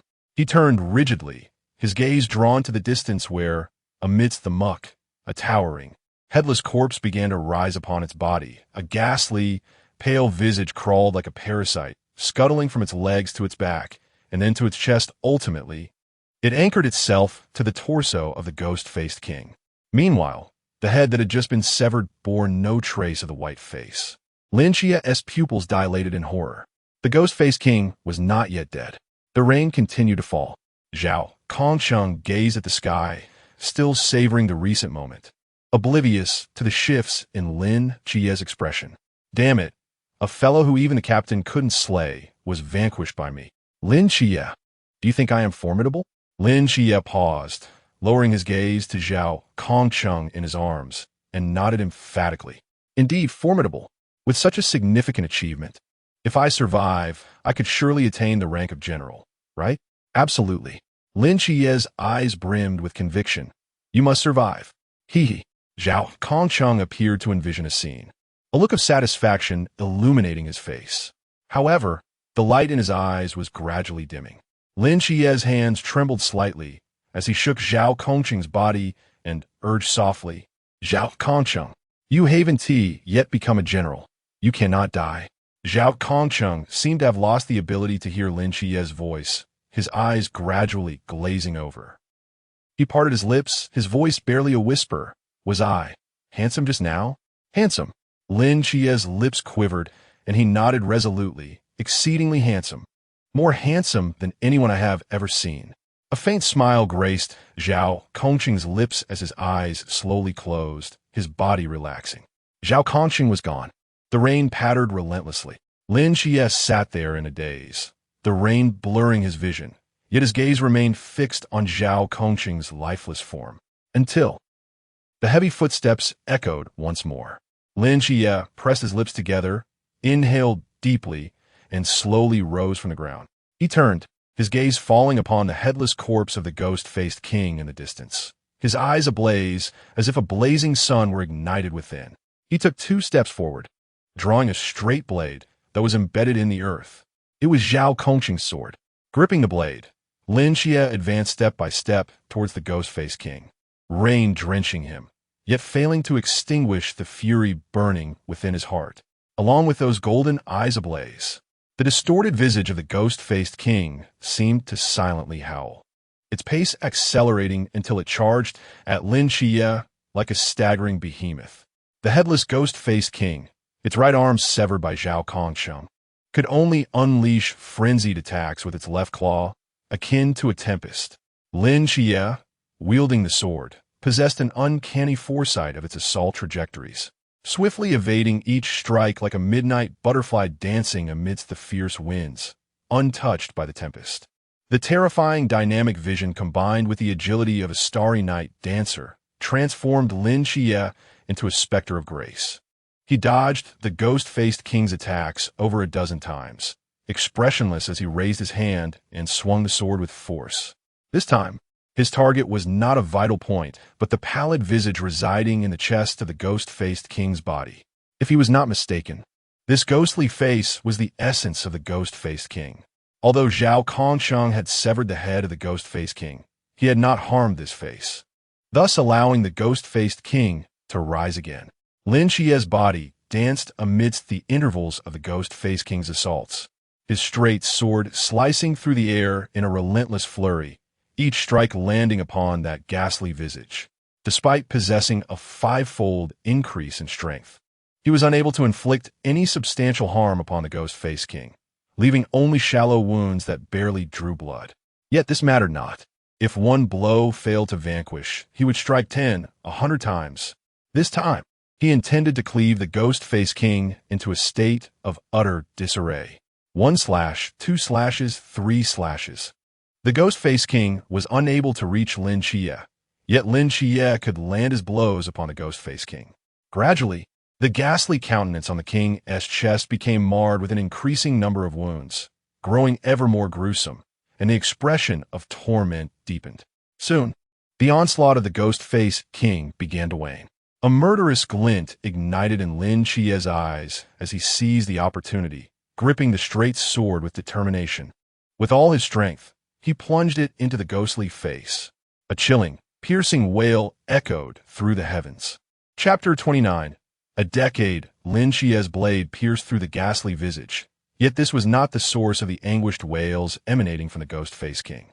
What truly elicited such a heart-rending cry was the gaze of Lin Xia, his eyes ablaze with a searing golden light, rendering the ghastly visage akin to a wax candle melting under the heat of a flame, swiftly dissolving away. Though this radiant light flickered for but a fleeting moment, it sufficed to extinguish the already waning vitality of the ghost-faced king. At last, under Lin Xia's unwavering gaze, that ghastly face solidified into a crumpled, semi-solid mass, vanishing entirely from sight. Simultaneously, Lin Xia felt a warm current coursing through his hand that grasped the blade, gradually flowing into his being. He furrowed his brow slightly, planting his foot upon the body of the defeated ghost face, and withdrew his sword. After a moment's contemplation, he bent down to retrieve the pale, ghastly mass, only to be momentarily engulfed in darkness, nearly toppling to the ground. Despite the enhancement bestowed by the Starry Night Dancer, the intense and perilous battle had drained Lin Xia's physical stamina significantly. Most critically, the dual utilization of the Eye of the Seraph had wholly depleted his already scant mental fortitude, rendering even the act of walking a laborious endeavor. As Zhao Kongsheng had articulated, in his current state, there was but one path before him when confronting the ghost-faced king, death. Had it not been for the night watchman's prior grievous assault on the ghost-faced king, and had Zhao Kongsheng not sacrificed his life to incapacitate the creature, even with the Eye of the Seraph and the Starry Night Dancer, he would still have been no match for the formidable foe. Such was the reality of the mythical beings that descended upon this world. Such was the essence of the Chuanjing. Raindrops cascaded down his cheeks as he trudged through the pools of blood, stumbling towards the lifeless body of Zhao Kongsheng. Upon reaching the corpse, he slowly sank to the ground beside it. "I had long warned you, hero, that it is no simple feat to be won," Lin Xia murmured, gazing at Zhao Kongsheng's now cold visage. "You wagered your life here in a brutal struggle. Yet how many truly know of your sacrifice? Do you realize? Even now, several miles away in the city center, life continues in a cacophony of revelry. They sing in karaoke bars, indulge in culinary delights at hot pot restaurants, engage in passionate encounters in hotels, and munch on popcorn in cinemas. And you can only fade away in silence here. They remain oblivious to the fact that amidst this torrential downpour, a man wielding a blade has felled a mythical creature. They remain ignorant of the sacrifices made for their carefree pleasures. Is it truly worth it?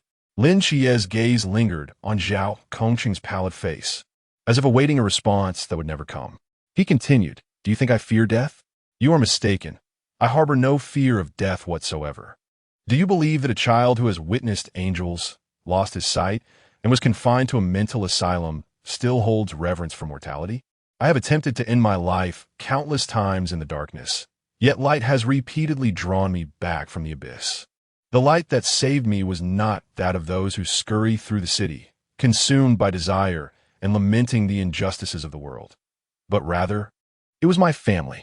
Lin Xia raised his head, gazing up at the pitch-black night sky, and slowly spoke. "The sentient beings have never crossed me over. Why then should I risk my life to protect these beings? Thus, I am unwilling to become a night watchman." Lin Xia turned his gaze towards the low house shrouded in the heavy rain, a flicker of confusion evident in his eyes. "However, I'm not one to owe others a debt of gratitude. You have saved my entire world. What then can I do for you?"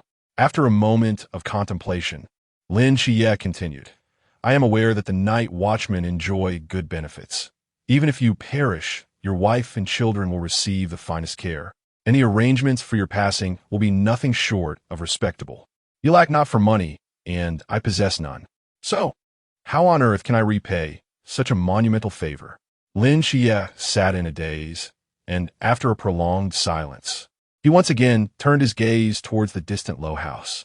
In the rain, his fists slowly clenched, then weakly relaxed. It seemed he had made a resolution.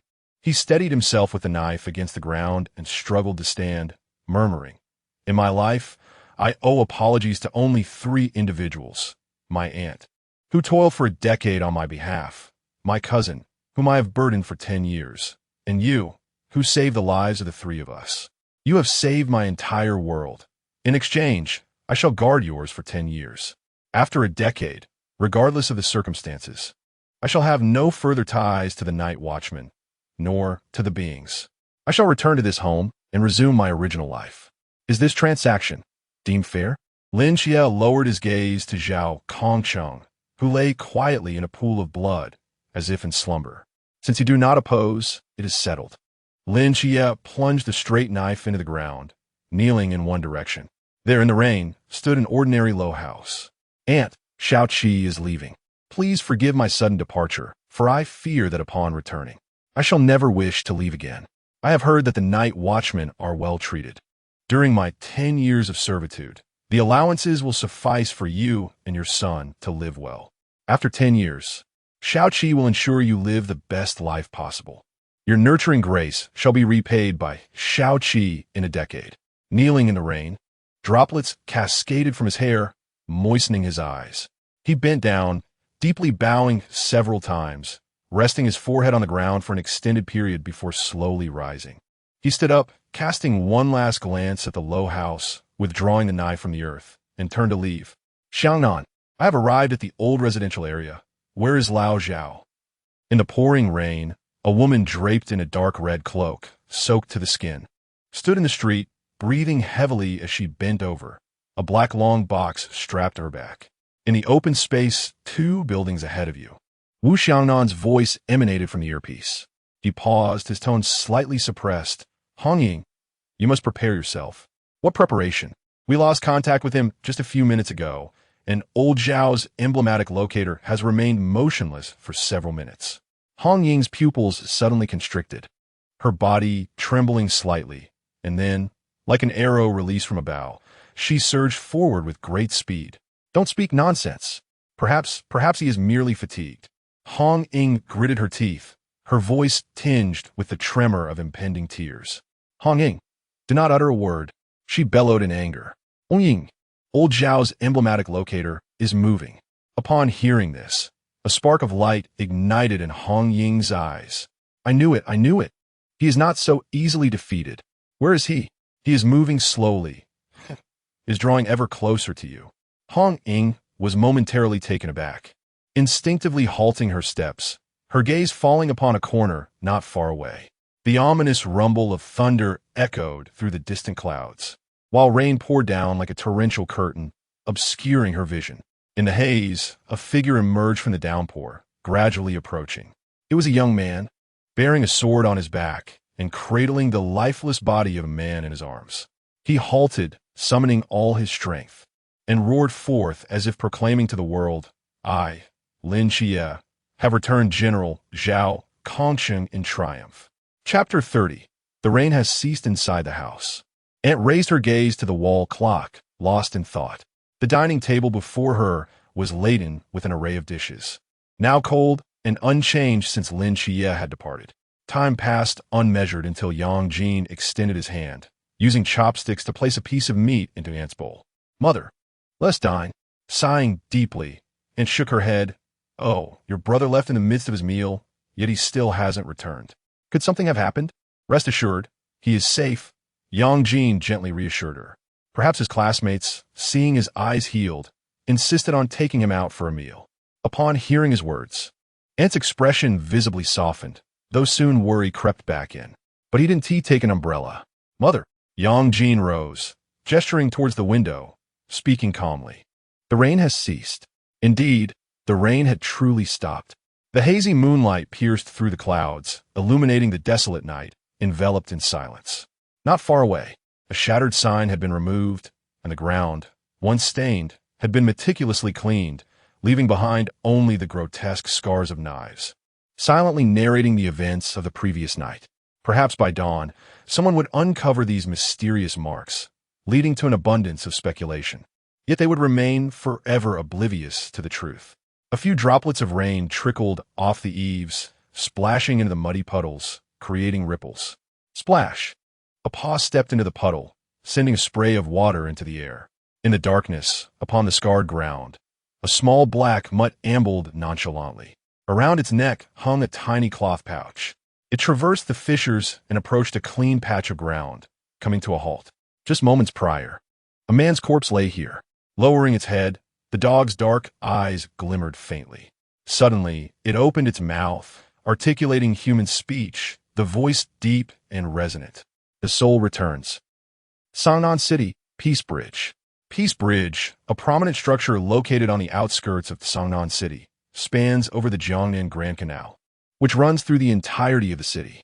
Countless pedestrians and vehicles pass over this bridge daily, marking it as one of Sangnan's landmarks. At the bridge's entrance, flanking either side, are a plethora of quaint shops, among which one seemingly inconspicuous establishment boasts an old, faded red sign, Peace Affairs Office. Like other shops near Peace Bridge, it is modest in size, encompassing just over 200 square meters, slightly larger than a typical Lanzhou noodle shop adjacent to a school.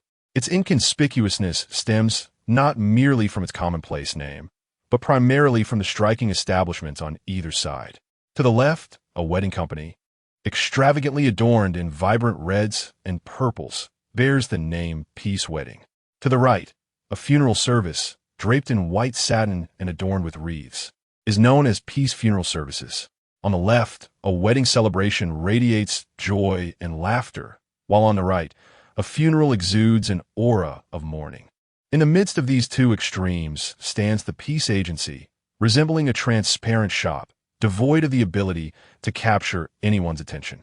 If one were to discern any distinguishing feature, it would be its name. Unlike typical agencies that specialize in various fields, be it law, investigation, or accounting, this establishment bears no prefix, merely the two words peace, rendering its purpose utterly inscrutable. At this moment, within the underground of the Peace Agency, a spacious and luminous hall houses a solitary youth, whose gaze is fixated on the tiles beneath his feet, enveloped in silence. 6 individuals occupy the hall.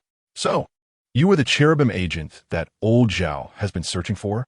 inquired Wu Xiangnan from across the sofa, directing his attention towards Lin Xia. "Indeed," Lin Xia replied succinctly. After a brief pause, Wu Xiangnan continued, "I am Wu Xiangnan, the vice captain of the Night Watcher Squad 136 in Sangnan City. the man in black, leaning against the pillar, is our captain, Chunmai. Lin Xia followed Wu Xiangnan's gaze to see a man with his hands tucked into his pockets, silently observing him from nearby. Noticing Lin Xia's stare, Chunmai offered a slight nod in acknowledgement. Wu Xiangnan then turned his attention to the remaining 4 individuals, urging, "Don't just stand there. Introduce yourselves." At that moment, a woman seated alone on a single sofa, hugging her knees with damp hair, lifted her head slightly to reveal her reddened eyes. Night Watcher Squad 136, frontline combatant, Hong Ying, she introduced herself. Lin Xia recognized her, realizing that her presence here was due to Hong Ying's invitation.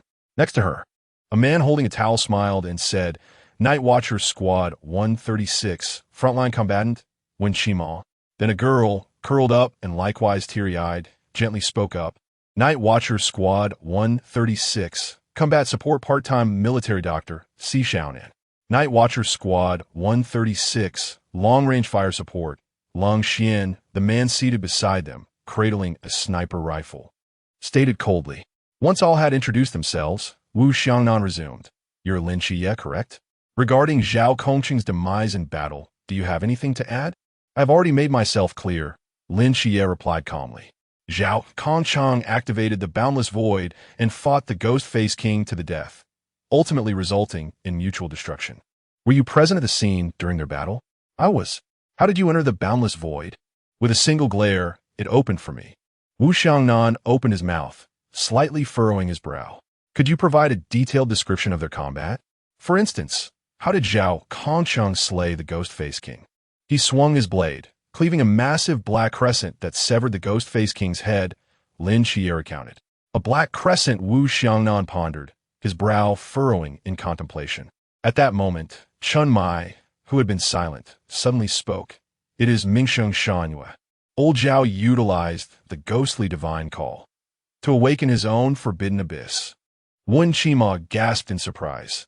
"The Mingsheng Shanyue of sequence 083? That is a highly dangerous forbidden abyss. I never expected." Uncle Zhao was actually right. I used to think he was merely self-absorbed.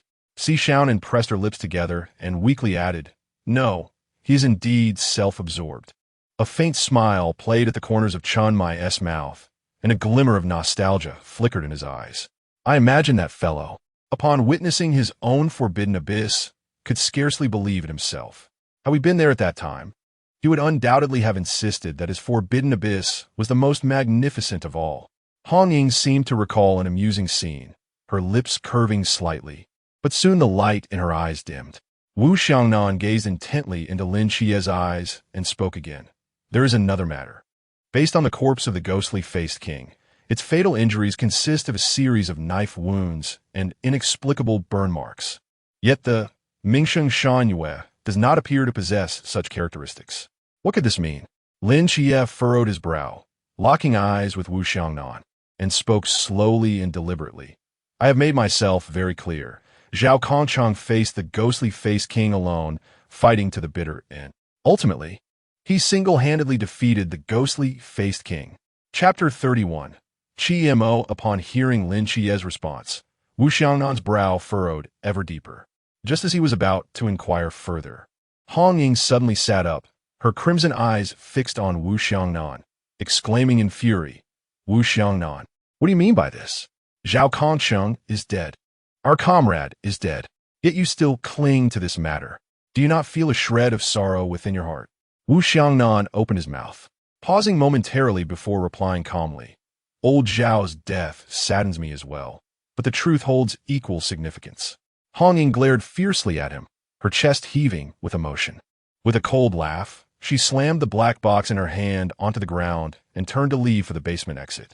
Beside them, Wen Shima wished to intervene, but felt a tug on his sleeve and turned in confusion. Si Xiaonan stood beside him, shaking her head. Thus, those present. "Xiangnan, enough." Just as Wu Xiangnan was about to press Lin Xia, the ever-watchful Captain Chunmai abruptly interjected, halting his inquiry. Lin Xia had already elucidated matters clearly. As for the details, there was no need for further probing. "This matter ends here."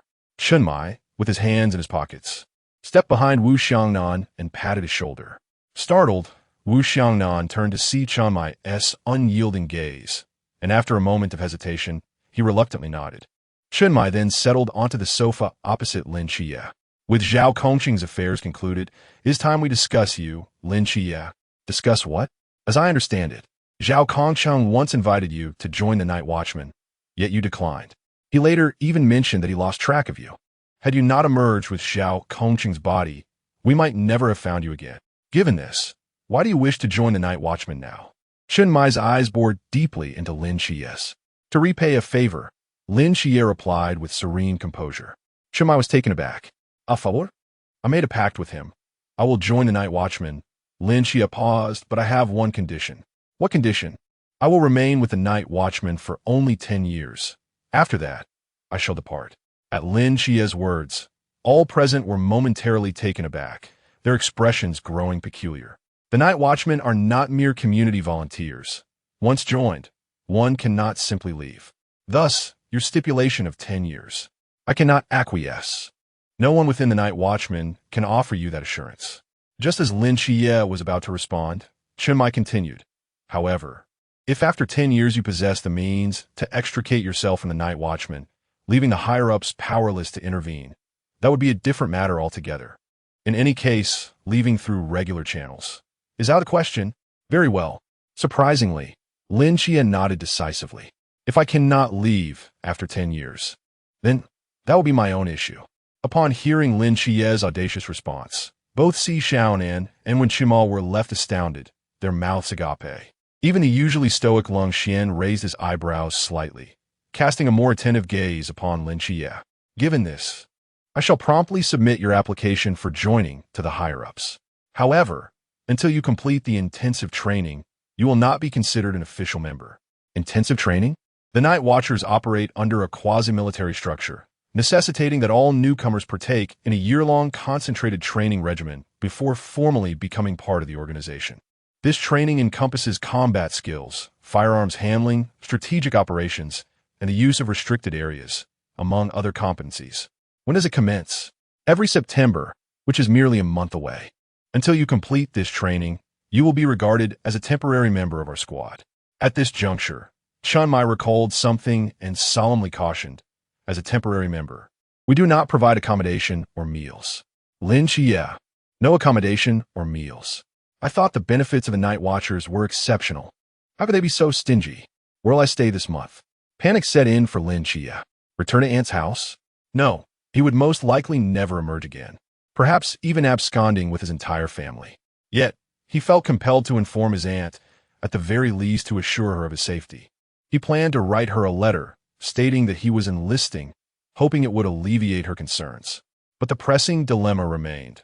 Without lodging provided by the Night Watchers, was he destined to sleep on the streets? Fear not, you may stay at my home. At that moment, the ever-cautious Hong Ying peeked from behind the door, whispering, my house is quite spacious. Providing you with a room is no trouble at all. Hong Ying, did you not storm off in anger? Wen Qimao exclaimed with wide eyes. I remembered I had forgotten something, so I came back. Is that not acceptable? Hong Ying shot her a glare, stepped into the room, picked up a black box from the floor, and then turned to shoot a warning look at Wu Xiangnan. In the face of Wu Xiangnan's incredulous expression, Hong Ying approached Lin Xia and spoke gently. Rest assured, dear Xia, now that you are part of our squad, I will look after you. Temporary. He is a temporary member, Chiang Mai interjected seriously. Moreover, one cannot hastily refer to him as little brother when it's uncertain who is older. Captain, you are far too rigid.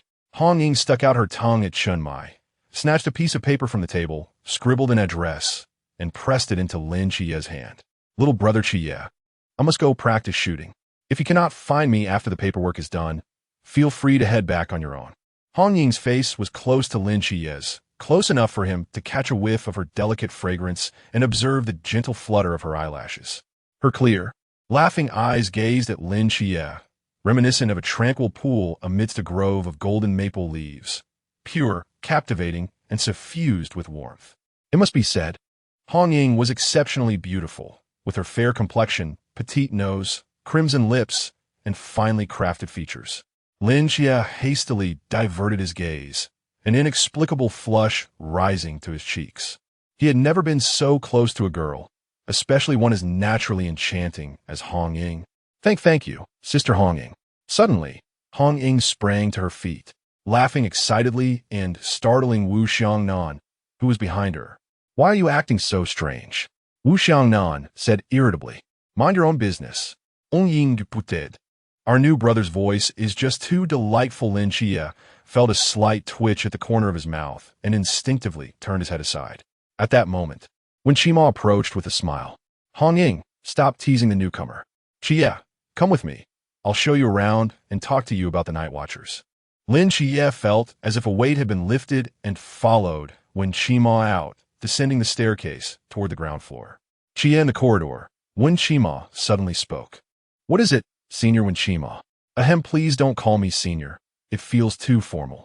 Besides, I'm only a couple of years older than you. When Qima scratched his head awkwardly. Just call me by my name, or like the others, you can call me Qima. All right. Actually, I have a small request. When Qima halted, looking earnestly into Lin Xia's eyes. What is it? Tonight may I stay at Hong Ying's house with you? I've wanted to do that for a long time. Lin Xia, Chapter 32. The night watchman Lin Xia gazed at Wen Qima, whose expression gradually grew peculiar. When Qima chuckled lightly, I was merely jesting. I noticed you seemed rather suffocated inside, so I thought to help you relax. His gaze softened as he looked into Lin Xia's eyes. After all, witnessing such a brutal battle would leave anyone struggling to recover, especially considering that he was merely a high school student.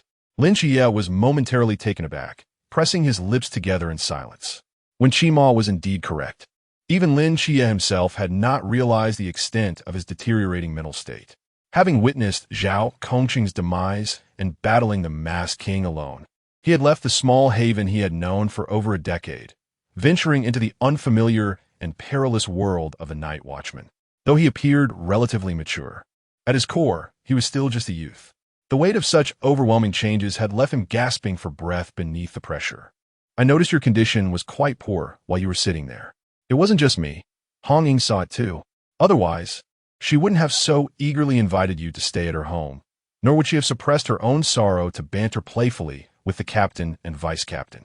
You are still new here and not well acquainted with her yet, but once you become familiar, you will realize how extraordinarily kind she is.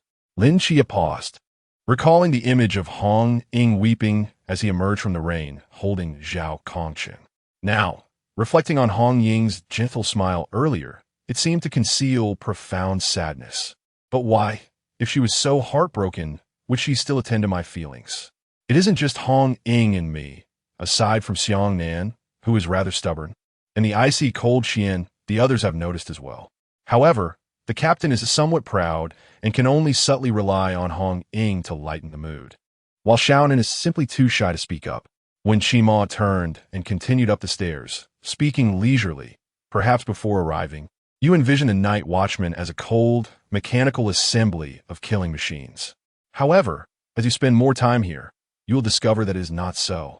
Lin Xia followed when Qima down to the first floor, passing through the hall of the disguised office, and pushed the door open. It was now deep into the night. The once bustling and vibrant He-Ping Bridge lay silent and deserted, the ground still glistening with remnants of the recent rain. Only the He-Ping office remained open along the entire street. Before I came here, I imagined the Night Watchman as a vast organization situated in a forsaken military restricted zone, equipped with aircraft and tanks, frequently conducting military drills, Lin Xia remarked, surveying the tranquil scene.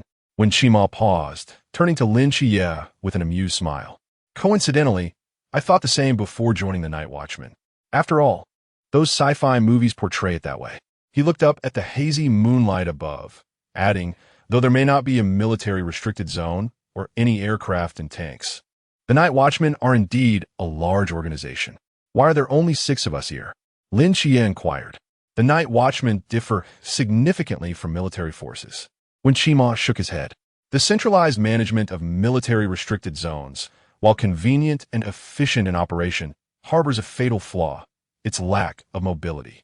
For instance, if a mythical creature were to appear in Songnan City today, once confirmed by the local police, information must be sent to the base located in Shanjing City.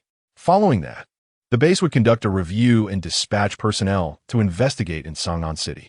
This process would take at least 2 days to commence, and during this time, many lives could be lost.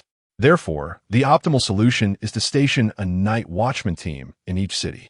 When any signs of a suspected mythical creature are detected within the city, the station team can directly undertake the investigation and resolution.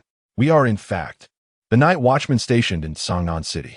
Lin Xia pondered for a moment, realizing why the roles among your group were so clearly defined, each excelling in their respective areas. Indeed, from primary combat capabilities to support roles and long-range assistance, to overall command, each individual possesses unique strengths and can synergize effectively. This is the standard operational model for every station team. But what if a mythical creature arises in a city that the local night watchmen cannot handle? In such a case, they would request support from higher authorities. When Qima extended 4 fingers, explaining that in Daxia, besides the station night watchmen in each city, there exist 4 special teams. These teams do not reside in any city, but when a city encounters a situation beyond the local night watchman's capabilities, they are dispatched there. These teams do not have numerical designations, only their unique code names, which signify the glory of the special teams. Curious, Lin Xia inquired, "Have you seen them?" "I have not seen them with my own eyes," when Qimo replied. However, 2 years ago, 3 Sea-realm mythical creatures simultaneously appeared in the neighboring Huaihai city, nearly leading to a catastrophe. Subsequently, a 6-member special team, codenamed Mask, emerged and eradicated all threats within a single night. A glimmer of longing appeared in Wen Qima's eyes as he recounted the tale. It is said that when the sun rose the following day, the blood of the mythical creatures stained the bay red, while the masked team had quietly moved on to the next city. That sounds rather impressive. Indeed. Are there any requirements for recruitment? Certainly, and they are quite stringent. When Qima sighed, first and foremost, members of the special team must at least be at the peak of the Chuan realm. The peak of the Chuan realm? What is the highest realm among your 6 members? That would be the captain, who is also at the Chuan level, though he is still far from the pinnacle. When Qima continued, moreover, to join the special team, possessing a high realm alone is insufficient. One must also have uniqueness. What do you mean by uniqueness? It refers to attributes that set one apart from other night watchmen, such as holding a high-risk Forbidden Ruin sequence within the top 80, or having mastered a particular field to the utmost, like being a grandmaster in the way of the sword or the way of the blade, or being an agent of a deity. An agent of a deity? Is that considered uniqueness? What a preposterous notion. When Qima cast a glance at Lin Xia, his eyes brimming with envy. Just because you're an agent of a seraphim, do you think that agents of the divine are as common as cabbages in the streets? They're not, are they? Lin Xia inquired, bewildered. Certainly not. When Qima exclaimed, taken aback by the audacity. Agents representing the divine on the side of humanity are an exceedingly rare breed. Among all the Night Watchers, there are only 8 or 9, primarily dispersed across various specialized teams or serving as captains of Night Watcher divisions in major cities. Individuals of immense significance. Damn it, I truly envy you, when Qima swore. A rare outburst of profanity escaping his lips as he sighed helplessly. You possess incredible potential, and once you mature, this small city of Sangnan will no longer be able to contain you. Perhaps in the future, you may become the captain of the Night Watcher stationed in the capital or join a specialized team traversing the world. It is not beyond the realm of possibility to lead such a team. In any case, your future is boundless. Chapter 33. The monument. Lin Qia's expression remained tranquil. When Qima gazed at him in astonishment, "Oh, is that all? Don't you feel a surge of emotions, a rush of blood?"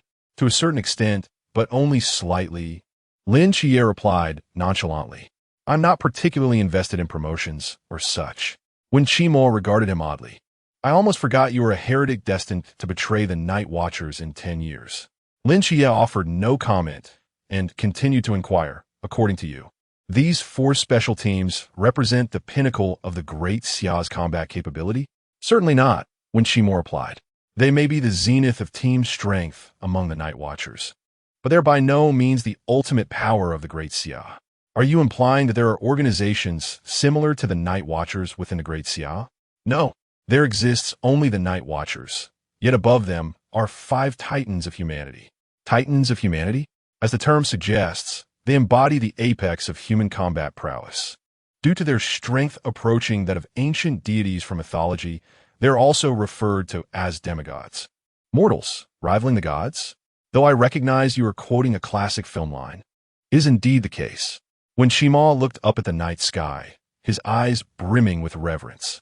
These 5 individuals are the pillars of humanity, the sole beacon of hope amidst the vast, encroaching mist. Who are they? I do not know. They are too distant from us. Rarely has anyone glimpsed their visage or learned their names, yet there are some intriguing rumors. What rumors? These 5 titans of humanity are known as one sword, one knight, one sovereign, one void, and one master. Sword, knight, sovereign, void, master. What sort of rumors are these? They seem devoid of valuable information. It is said that the supreme commander of the Night Watchers is among these 5 titans, known as one sovereign. However, it has been ages since anyone has witnessed him in action. I have a question. Ask away. Have humans ever slain a god? Great Xia pointed to the heavens, not referring to bizarre mythical creatures, but to the true ancient deities of legend. When Shima paused momentarily before shaking his head, I cannot say for certain, but I believe not. Amidst the vast mist, humanity resembles lambs with their eyes blindfolded, oblivious to the events unfolding in this world, unaware of when the apocalypse may strike. In an age where the existence of gods has been affirmed, if humanity were to truly slay a deity, it would undoubtedly incite panic among all other deities, prompting them to unite against humanity. In such a scenario, the plight of humanity would become even more dire. Great Xia nodded. I understand. Do you have any further inquiries? Great Xia pondered for a moment. Are there benefits and allowances for temporary team members? Yes. Then I have no more questions. Is it true that after all your inquiries, the last one is your primary concern? Of course. Great Xia nodded naturally, pondering the notion of elite teams and the pinnacle of humanity, concepts that felt distant to him. He preferred to remain grounded. All right. When Shima turned his head and inquired, Are you tired? Not tired. Then I shall take you to a place. In the dead of night. Is it appropriate? It is appropriate. The corner of Shima's mouth twitched. Very well. Great Xia reminded him. Do not forget, I'm still a minor. Shima. A few minutes later, the car came to a slow stop in a desolate wilderness, void of life. Great Xia opened the door and stepped out, casting a wary glance around before turning to Shima, his eyes filled with suspicion. What have you brought me here for? Shima silently rolled his eyes and pointed towards a nearby graveyard. Over there. Great Xia followed the direction of his finger, falling into silence as he began to surmise the purpose of their visit. The two walked along a narrow path until they reached the perimeter of the graveyard. This burial ground was not extensive. Compared to the city's outskirts, it was noticeably smaller. Yet, the craftsmanship of the tombstones and the spacing between them far surpassed that of a typical cemetery. The gravestones here appeared more exquisite and arranged with greater order. This is the resting place of the Night Watchers of Songnam City, Shima spoke calmly. Since the Daxia Special Biological Response Team officially transformed into the Night Watchers in 1936, adopting a city-based management system, this site became the designated final resting place for those who fell in service to Songnam City. Of course, this was merely the default resting place. Upon officially joining a Night Watcher team, individuals could choose their posthumous arrangements, whether to be interred in the Night Watcher cemetery, cremated, or return to their ancestral home. Zhao Kongsheng had chosen to be buried here, claiming he bore too much blood on his hands. He feared that returning to his ancestors' graves would frighten them. As he spoke, a smile crept onto Shima's lips, as though recalling the light-hearted manner in which Zhao Kongsheng had made that remark. Great Xia silently regarded the multitude of tombstones, his brow furrowing slightly. So many. Within this graveyard stood at least 60 to 70 distinct gravestones, most of which were new. From 1936 until now, it has been 85 years, Shima reflected. Initially, our sacrifices were indeed few. After all, each city encountered only a handful of mythical creatures annually, and even then, their powers were not formidable. However, as time progressed, The frequency of mythical beings' appearances increased, as did their terrifying strength, resulting in greater casualties. Nearly half of the gravestones you see here are from the past 20 years. Before Captain Chen Mai was stationed in Sangnan City, it was said that 2 team members would perish each year, only to see a significant decrease in mortality rate after his arrival. Lin Xia's mind conjured the image of that taciturn figure clad in black, and he couldn't help but feel a sense of admiration. Is it true that Zhao Kongsheng has just sacrificed himself tonight, yet his tombstone is already prepared? Lin Xia suddenly pondered aloud, a hint of confusion lacing his voice. No, came the response. Then why are we here? When Qimo raised his hand, gesturing towards the distance. Look over there. Following his, Lin Xia beheld a faint glimmer amidst the dark expanse of the cemetery. Under the feeble light, Hong Ying sat beside a vacant plot, her eyes rimmed in red, cradling a blank stone slab in her arms, meticulously carving it with a chisel in her right hand. Tears streamed down her cheeks, landing on the stone, only to be hastily wiped away. In that moment, she bore none of her previous vivacity. Didn't she say she was going to practice shooting? Lin Xia observed this scene in a daze. She lied when Qimo shook his head. It is an unwritten rule that the tombstone of a guardian must be carved by the fallen's comrades. This slab was meant to be my responsibility. Though she did not voice it, I understood clearly that she was the one who yearned most to carve Zhao Kongqing's tombstone. Their bond was profound, truly profound. Thus, even though her deceit was utterly absurd, I chose to turn a blind eye, allowing her to secretly engrave the stone. Lin Xia and Wen Qimo stood silently, watching Hong Ying, engrossed in her task, their words suspended in the air. Beneath the hazy moonlight, in the stillness of the graveyard, only the chisel in Hong Ying's hand emitted a faint, mournful sound. Shall we not go greet her? After a prolonged silence, Lin Xia inquired of Wen Qimo. Approaching her now would only serve to embarrass her. She is far too sensitive, Wen Qimo replied. Yet, remaining here feels akin to being voyeurs to another's secrets. Lin Xia felt a twinge of discomfort within. When Qimo turned to him, a glimmer of amusement dancing in his eyes. Did you think that the voyeurs lurking nearby are just the 2 of us? Chapter 34. What do you want to do? In the cemetery, amidst the woods on the other side, Xiangnan, Wu Xiangnan, crouched low to the ground, felt a jolt run through his robust frame. He swiftly turned his head, and upon seeing the newcomer, he exhaled in relief. Captain, it's the middle of the night. Please refrain from moving stealthily in the cemetery. You nearly scared me to death. Wu Xiangnan placed a hand on his wildly beating heart. Taking a deep breath, Chen Mai quietly settled beside Wu Xiangnan, casting his gaze towards Hong Ying, who was diligently carving a tombstone not far away. He spoke softly. I thought your wooden head was filled solely with tactics. I didn't expect to see you here. Wu Xiangnan shot him a glare. In the middle of the night, who would believe she'd be practicing her shooting? Am I that dull? Indeed. Wu Xiangnan pressed on. Where's Qimo? He should have arrived by now. He's lying low across the ravine with Lin Xia. What about Lung Xian and Xiaonan? Lung Xian has long since vanished, and Xiaonan is too afraid of the dark to come. Oh, a silence enveloped the 2 men. After a considerable pause, Chen Mai finally spoke again. I'm genuinely glad you could make it. Is that so? Indeed, Chen Mai nodded earnestly. This indicates that you're no longer the Wu Xiangnan who crawled out of a pile of corpses. No matter how much you deny it, you are changing. Why would I deny it? Wu Xiangnan replied calmly. It has been nearly 6 years since the demise of Team Blue Rain. As a mere survivor, I must move forward. Encountering you all is simply fortunate for me. Chen Mai let out a long sigh. In their eyes, you are merely a rigid man fixated on rules and regulations. The last time I eavesdropped on Hong Ying and Xiaonan, they remarked that you would never find a wife. If only they knew you were once a distinguished member of the Blue Rain Special Team, they would surely be astounded. I am merely a survivor unworthy of that name. Wu Xiangnan said calmly. At present, I desire nothing more than to be an ordinary member of Team 136. Chen Mai patted Wu Xiangnan on the shoulder, choosing silence. What do you think? Wu Xiangnan suddenly asked. What? The new recruit, Lin Xia. A fine lad. I'm not referring to his potential. I mean his character. I spoke of his character. Wu Xiangnan paused before continuing. He killed the Ghost Face King. If I'm not mistaken, Zhao Kongqing merely inflicted serious injury, but did not deliver the fatal blow. Is that significant? Is it not? Chen Mai met Wu Xiangnan's gaze, speaking slowly.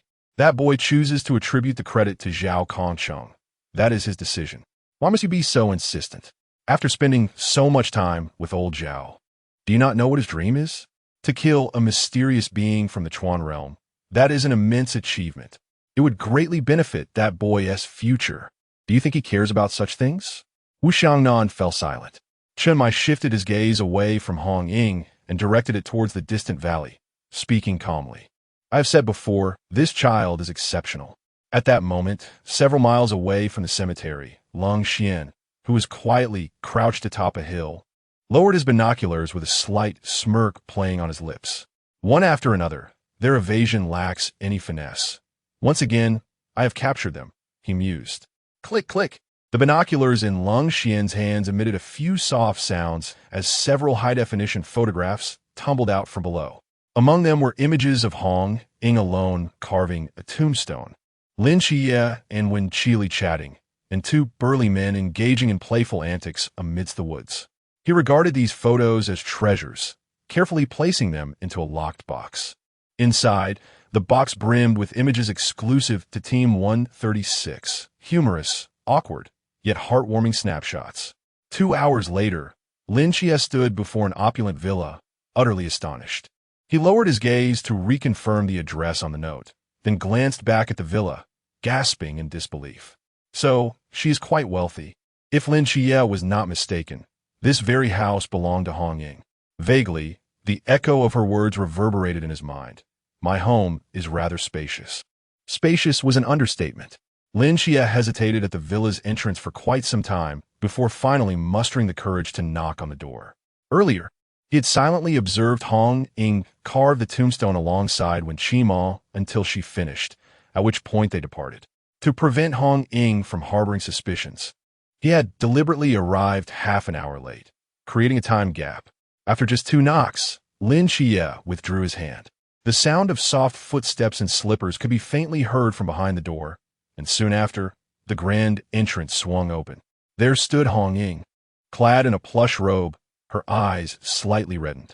Upon seeing Lin Xia, a smile illuminated her face. Xia, come in quickly. Why are you back so late? Chima kept me chatting until now, she exclaimed.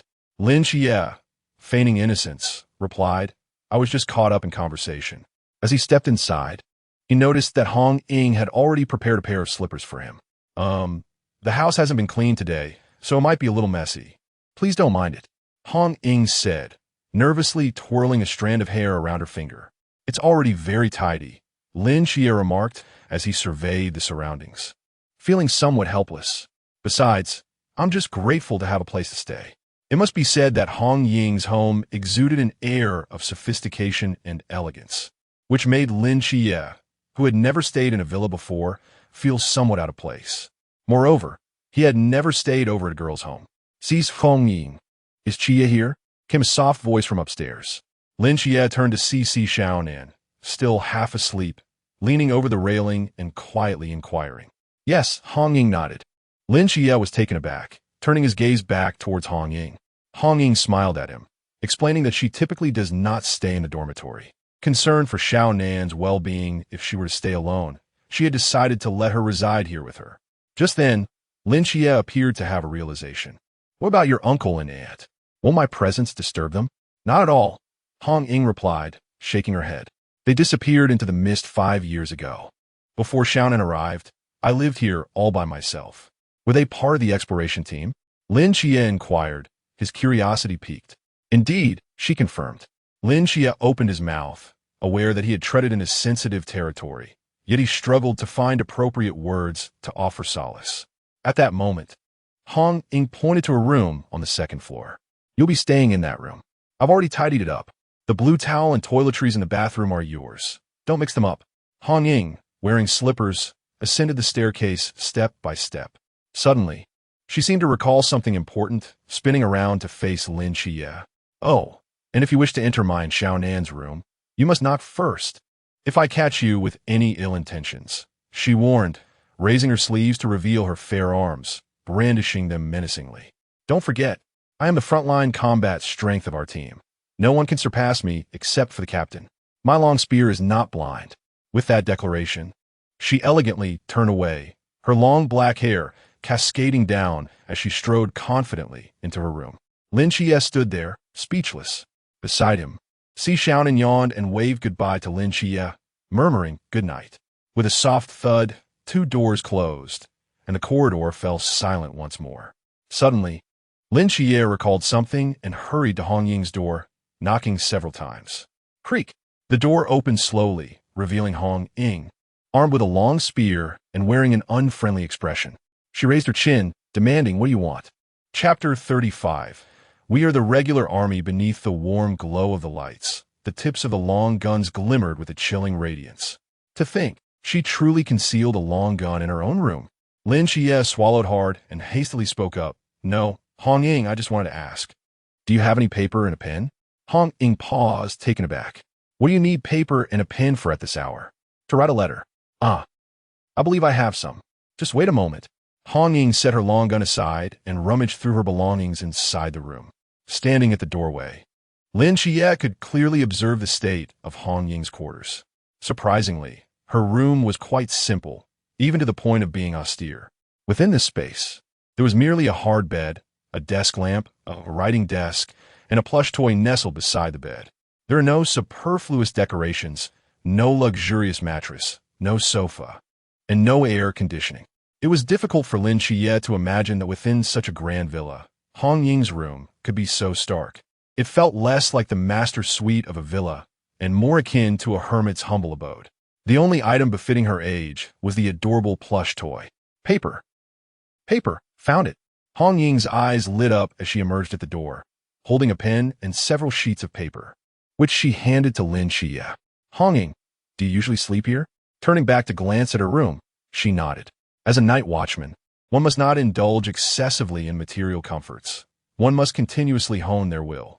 If this villa were not my parents' legacy, requiring constant upkeep, I might have sold it long ago and returned to live in a dormitory.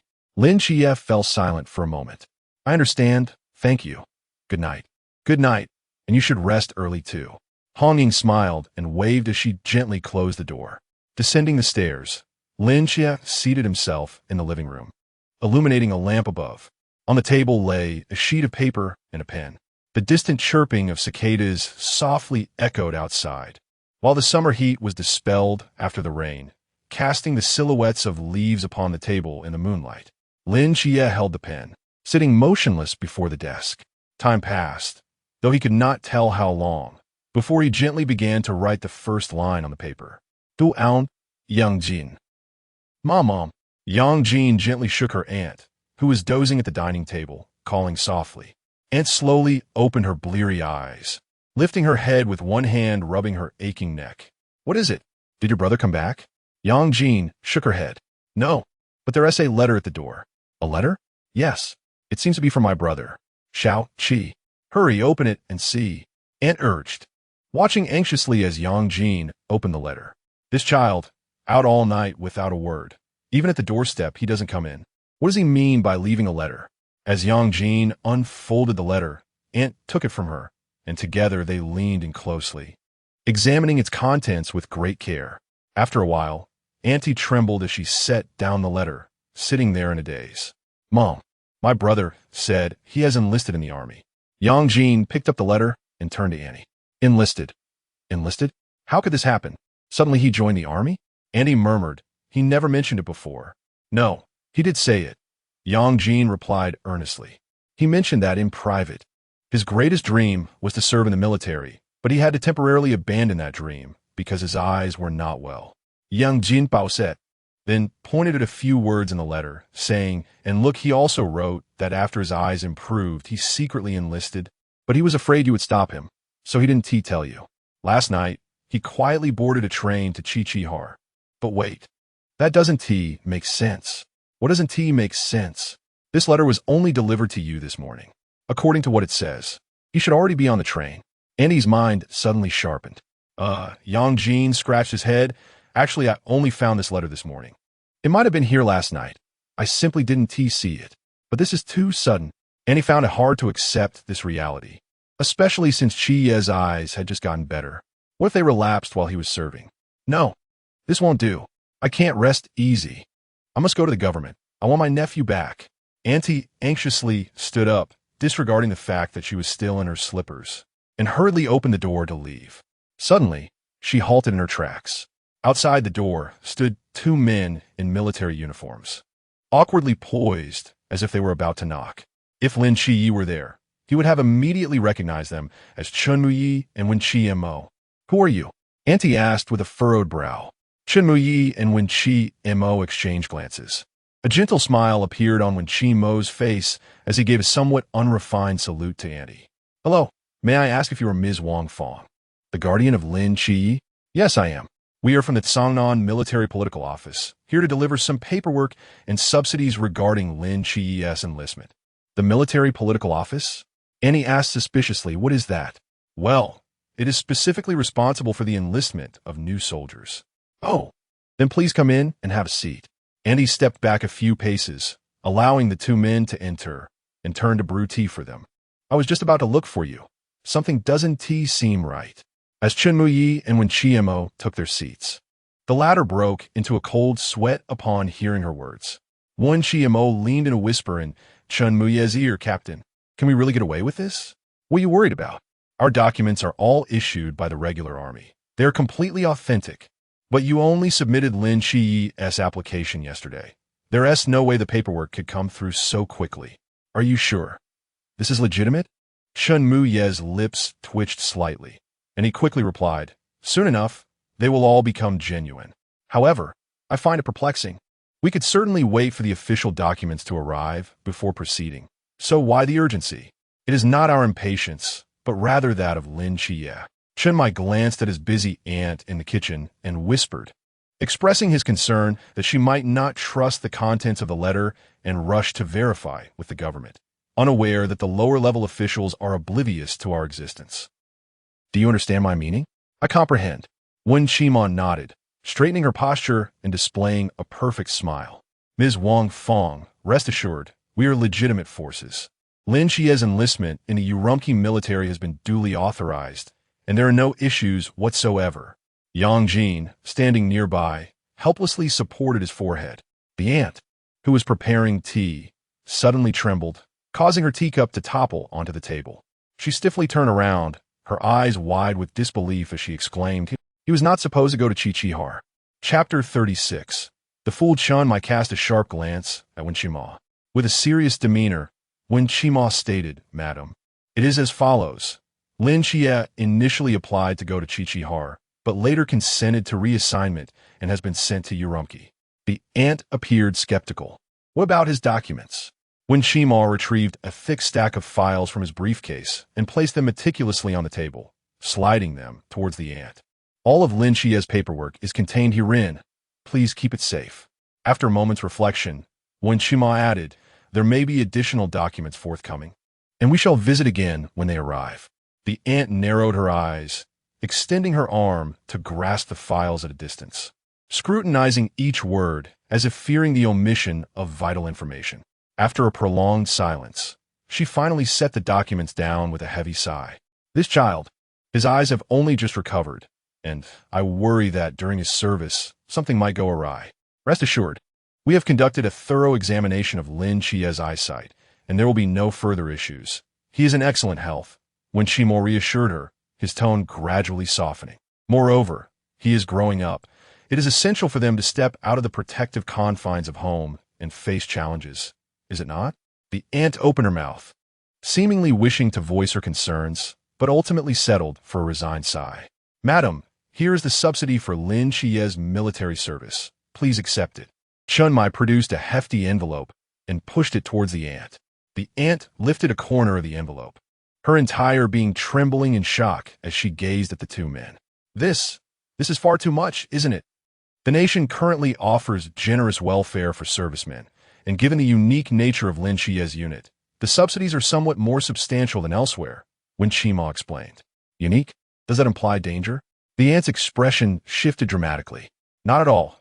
This uniqueness simply means he is stationed quite far away. Wen Qima fabricated with a straight face, considering the considerable distance to Yoronki. Ah, I see.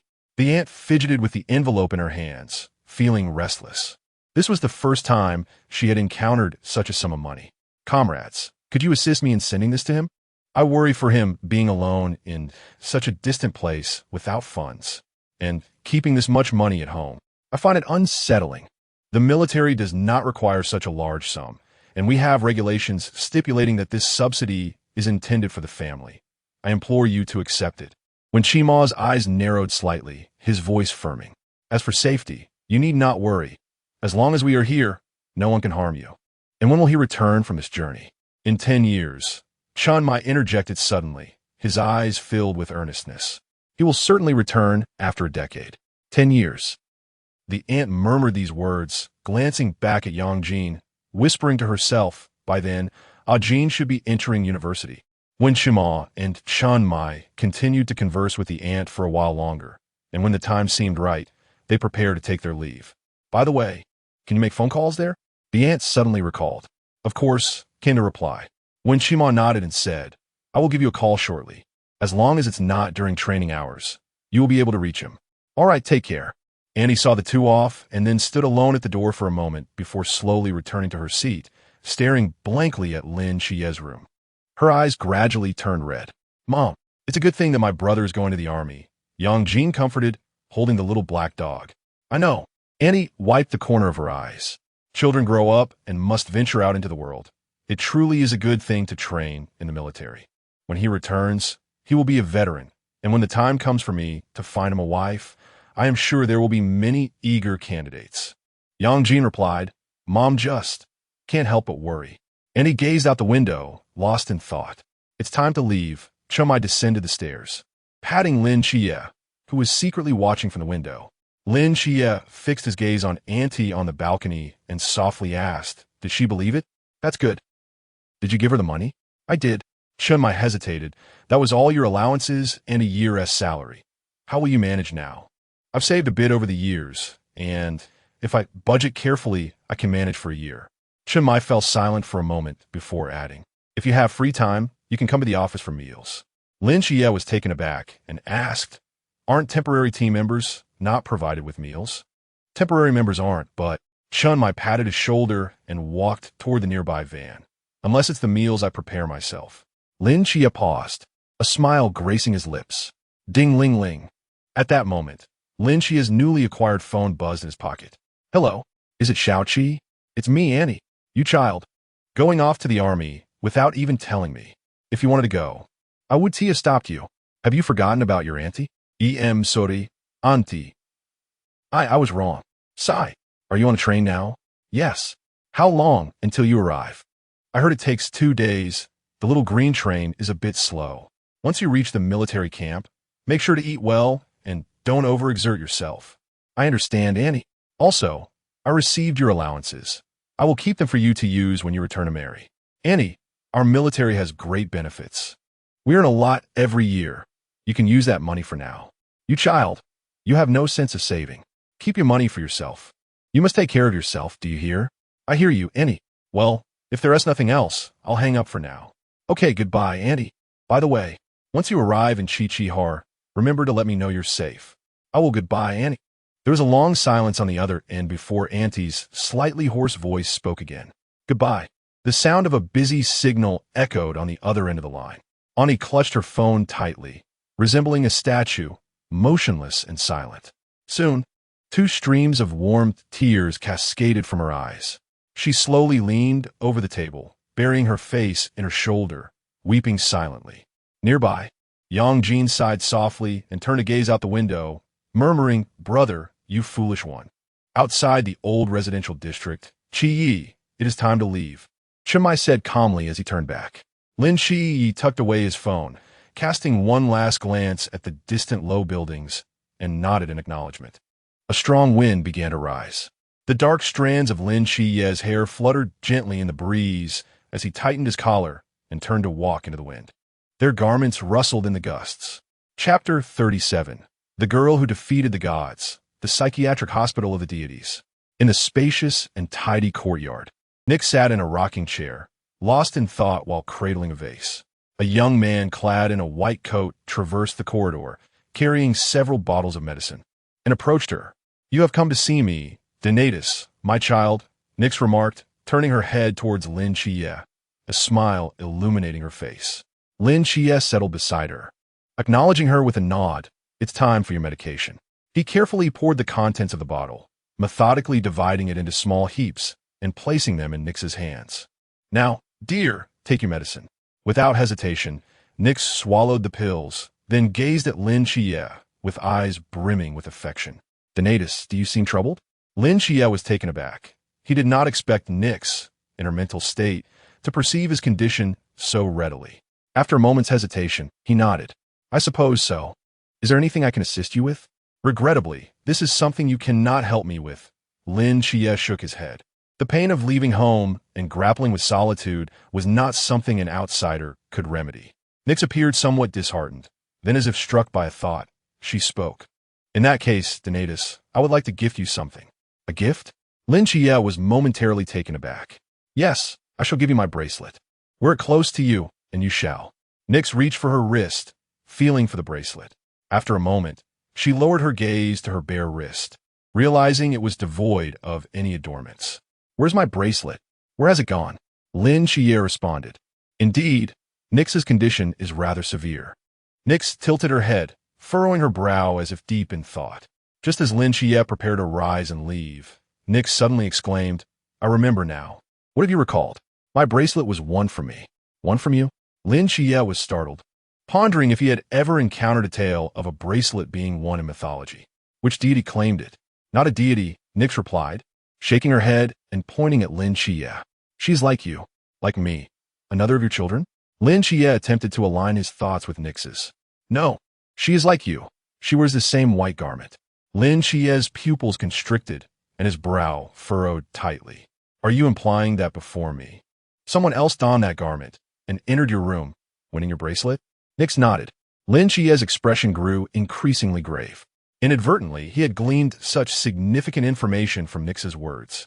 Based on her account, it appeared that prior to him knocking on the doors of the psychiatric hospital and liberating Nyx, another individual had visited and also opened Nyx's door.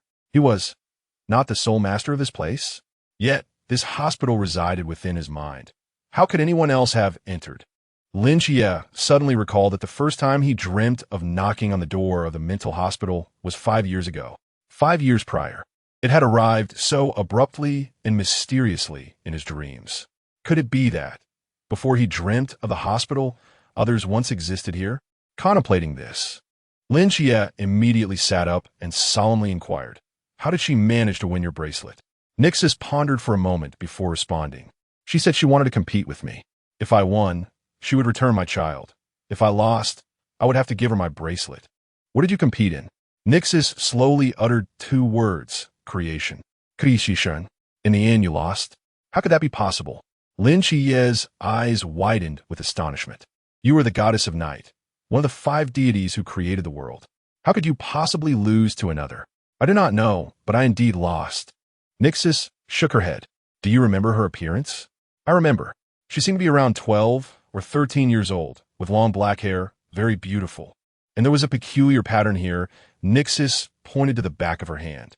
"A 12 or 13-year-old girl defeated you in creation?" Lin Xia exclaimed, his eyes nearly popping out. "Even if your divine essence is diminished, that seems improbable." Nyx sat there, seemingly lost in memories again.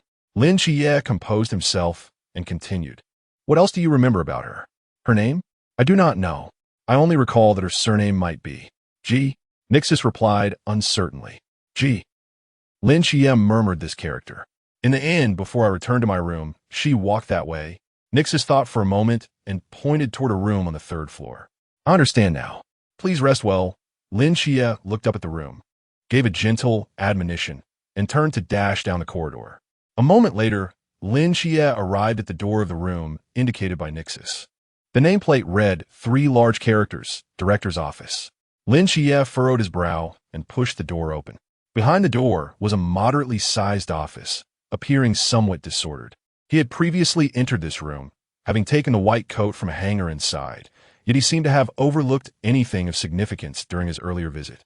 Since Nixis mentioned that the girl had walked into this room, it was highly likely she left behind some important clues. This time, he intended to conduct a thorough search.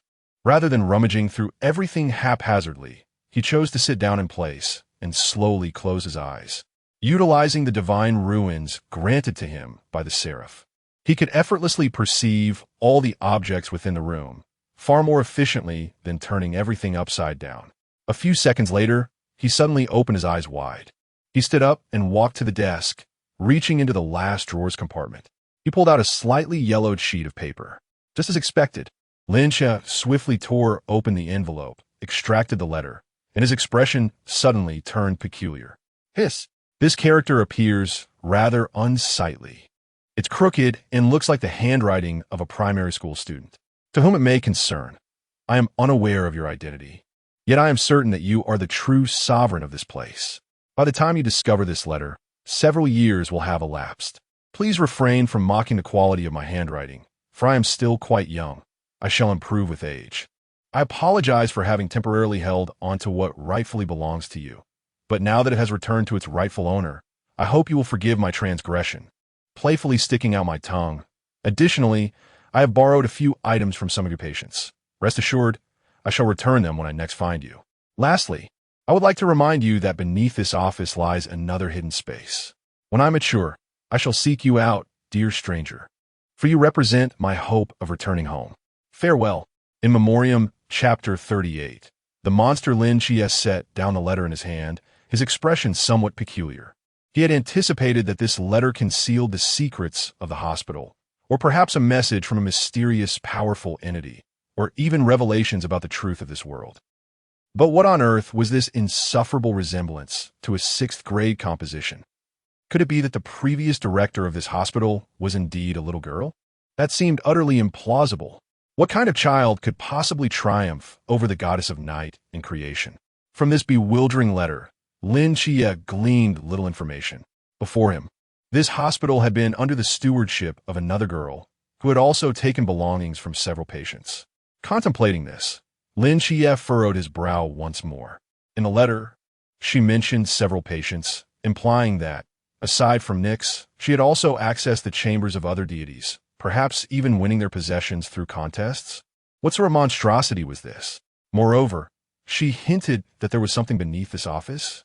Lin Xia crouched down, meticulously probing the floor with his spiritual senses. As he approached the 20-meter threshold, it seemed he had indeed encountered something peculiar. Was there a mechanism hidden within this room? Lin Xia raised his head and gazed at the wall behind the office. In his perception, a concealed passage lay beyond that wall, and the method to unveil it. After a moment of careful contemplation, Lin Xia stood up, walked to the corner bookshelf, and pressed gently on a concealed compartment. Immediately, the wall behind the office began to part slowly, revealing a dark passageway.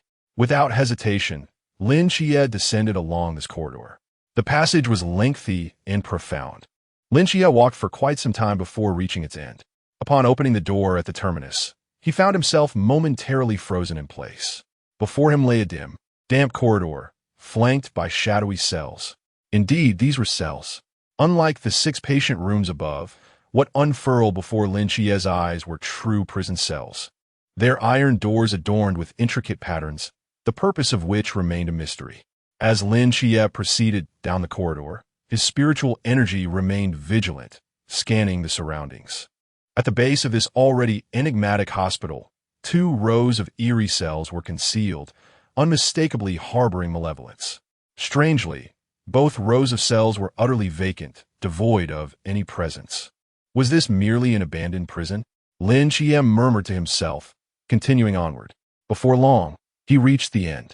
However, when his gaze fell upon the first cell at the terminus, his pupils constricted sharply. In the corner of that cell squatted a hulking figure, seemingly alerted by Lin Xia's footsteps, stiffly turning its head, revealing a pale and grotesque visage. The Ghost Face King. Upon recognizing this familiar silhouette, Lin Xia's eyes ignited with intense murderous intent, and he instinctively retreated a step, on high alert. The King of Ghostly Faces charged at Lin Xia like a wild beast, roaring fiercely. Yet, The moment it made contact with the prison bars, it was repelled by an invisible force, crashing against the wall behind. Lin Xia furrowed his brow tightly. Hadn't he slain the king of ghostly faces? Its visage had been reduced to 18 fragments, utterly lifeless, and its remains should have been taken away by the night watchers. How could it possibly reappear here? As Lin Xia pondered this perplexity, a familiar interface materialized before his eyes once more. Sinner, king of ghostly faces. Choice. As the mythological creature you personally dispatched, you possess the authority to determine its soul's fate. Option 1. Erase its soul entirely, causing it to vanish from existence. Option 2. Allow its fear value to reach 60, enabling you to employ it as a hospital aid, providing care to patients while offering a degree of protection. Current fear value, 1. Having read this passage, Lin Xia finally grasped the situation. It appeared that this psychiatric facility, in addition to housing 6 enigmatic patients, possessed the capability to transform mythological entities that he had personally slain into aids. In essence, each time he eliminated a mythological creature, there existed the potential to convert it into a caregiver. Did this mean the mythological beings here included ancient deities? What if, hypothetically, he were to kill a genuine deity in the future? Would he then be able to have it serve him? As this thought raced through his mind, Lin Qia's heart quickened. Roar! The king of ghostly faces bellow jolted Lin Xia from his reverie. He lifted his gaze to the grotesque, terrifying creature within the cell, his expression gradually chilling. The king of ghostly faces. Lin Xia observed it calmly and articulated, "You are formidable. Having you as my aide would undoubtedly be an excellent choice." Hearing these words, the king of ghostly faces gradually quieted. Lin Xia slowly extended his hand, seemingly intending to touch its ghastly visage. A glint of murderous intent flickered in the creature's eyes, but its instinct for survival forcibly restrained it. Upon its arrival here, it had come to understand its 2 potential fates. It realized that its destiny rested in the hands of this insignificant creature before it. Not wishing to be entirely extinguished from the world, it had no choice but to submit. It lowered its head, as quiet as a dog. Lin Xia's palm made contact with its ghostly face, gently caressing it. "You have taken many lives. It matters not, as I'm not acquainted with them. This does not hinder my intention to employ you." Lin Xia's eyes narrowed, a glimmer of cold light flickering within. "Regrettably, you have slain someone of great significance." Suddenly, Lin Xia's grip tightened. The king of ghostly faces' ghastly visage contorted violently, a piercing wail echoing throughout the cell. It desperately flailed its limbs, attempting to escape Lin Qia's grasp, but alas, it was futile. This was Lin Qia's hospital. He was the director here. If he desired its demise, it had no choice but to perish. In Lin Qia's eyes, a chilling gleam flickered, and amidst the piercing screams, the ghost-faced king swelled rapidly like a balloon. Then, it erupted with a thunderous bang. Blood and shattered flesh splattered across the entire cell, only to be swiftly devoured by the walls and floor. In mere seconds, a mythical creature from the Chuan realm had completely vanished. This cell resembled a living beast, one that feasted upon human life. Lin Qia's white coat was similarly stained with blood as he gazed at the empty cell, his expression devoid of emotion as he spoke. "You are formidable, but alas, my hospital does not welcome you."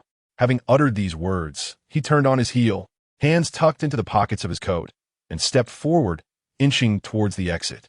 In the dimly lit corridor, the blood-soaked fabric of his coat rapidly absorbed the crimson stains, vanishing as if it were a ravenous monster. Chapter 39. Tutoring Ding Dong. Welcome. The melodious electronic chime resonated as Lin Xia pushed open the door of the office and stepped inside. Upon entering, he found himself momentarily frozen in place.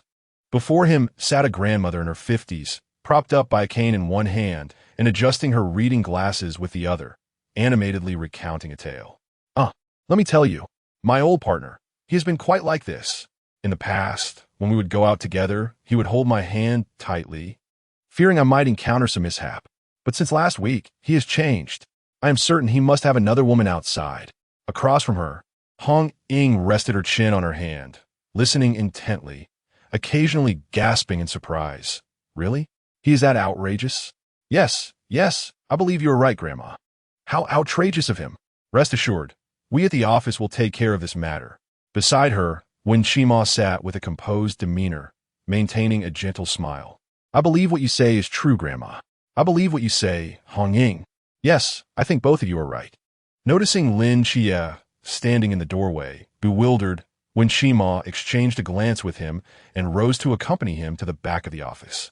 Hong Ying remained seated, enthusiastically conversing with the elderly lady. What is going on here? As they descended the hallway to the basement, Lin Xia finally could not contain his curiosity. Just a regular day at work? I thought the storefront above was merely a fade, yet there truly is business to attend to? Xia, you still do not quite understand. This city of Sangnan is neither vast nor small. Mysterious occurrences do happen, but only about 5 or 6 times a year. You see, when we're not dealing with such events, what else can we do besides train or chat? It will be dreadfully dull. So, you have expanded your services to investigate extramarital affairs? Lin Xia's expression was rather peculiar. An elderly lady over 50? She is 60 this year. You see, we take on some trivial tasks, which not only keeps us occupied, but also provides a little extra income. Isn't that splendid? Lin Xia pondered, aside from investigating infidelity. Do we have any other services?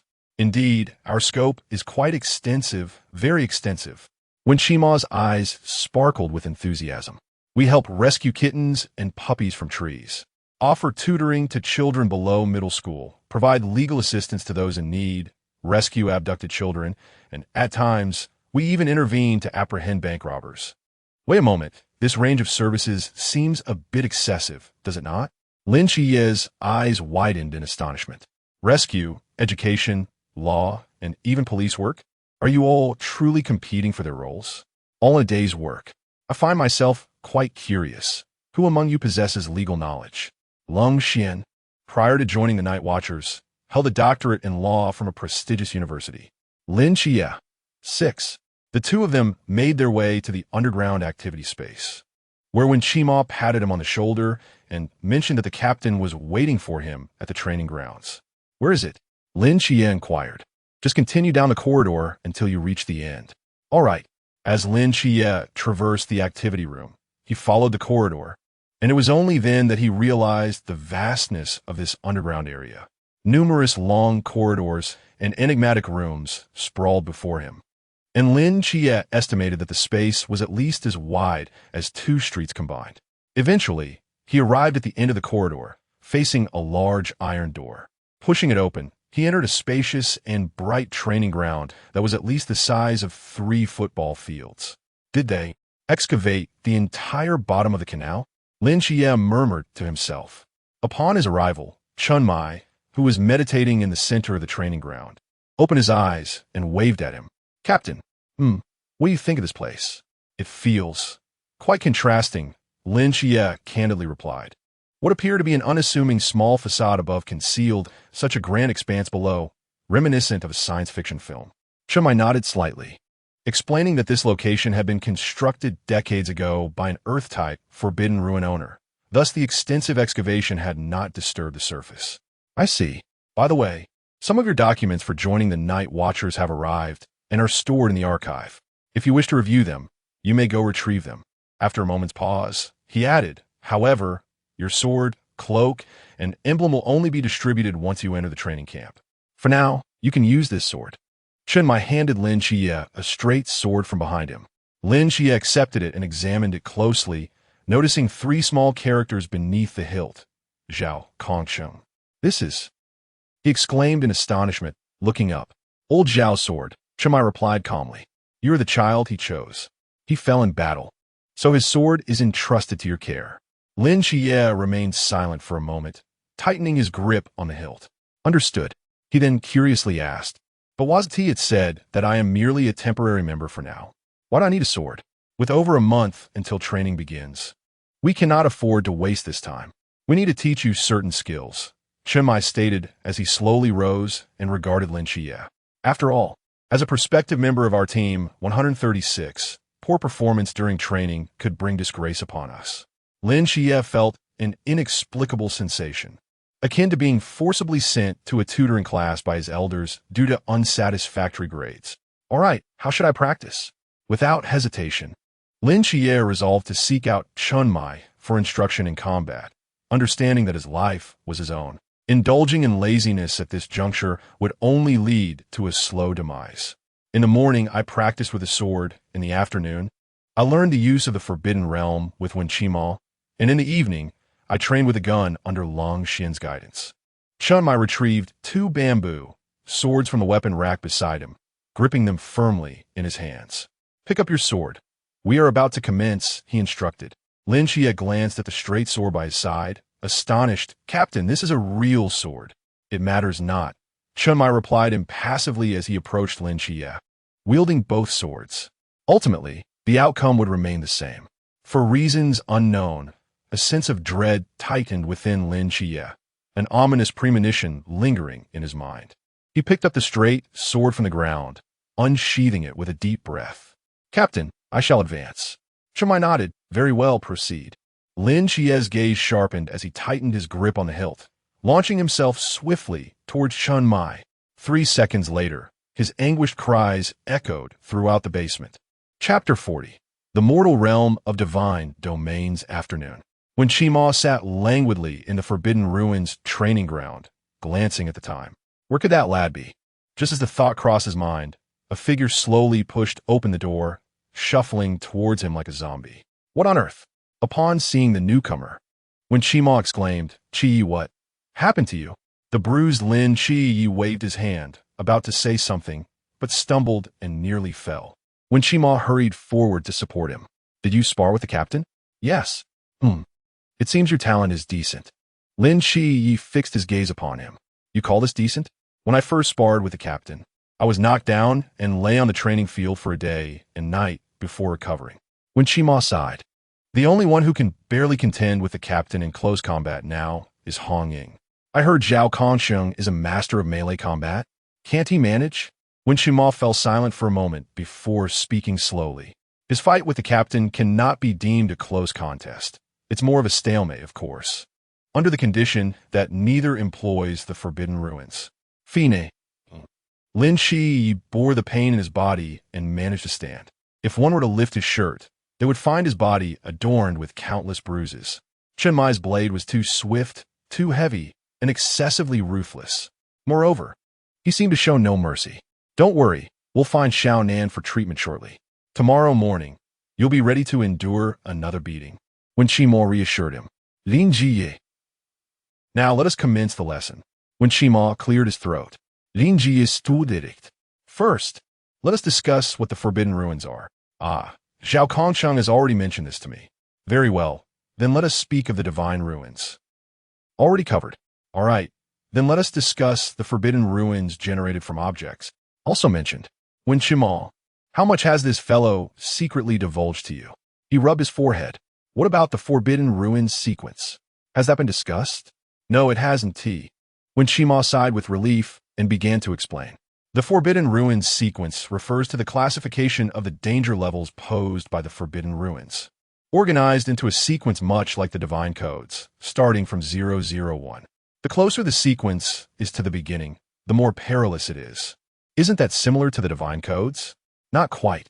The Divine Codes reflect the order in which humans discovered the deities, independent of their combat strength or danger level.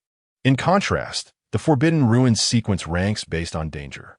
Understand, those with a sequence beyond 600 are referred to as harmless Forbidden Ruins. Their effects are minimal. They may assist in watering plants, help eliminate dental caries, or conjure a spicy strip out of thin air. Those ranked between 400 and 599 are termed low-risk Forbidden Ruins. These possess lethality, yet do not pose significant danger. If utilized wisely, they may yield miraculous results.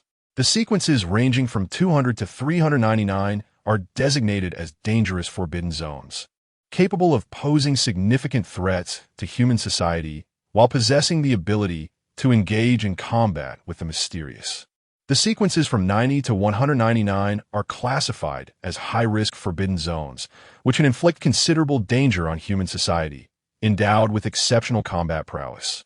Those who possess these sequences are predominantly elite fighters, such as captains within this range. As for the sequences below 89, they are referred to as ultra-high-risk forbidden zones. These zones either possess immensely formidable destructive capabilities or exhibit astonishingly unique abilities. In any case, such sequences have transcended the realm of humanity, often possessing the power to annihilate entire cities. When Qimo reiterated, this is not mere alarmism.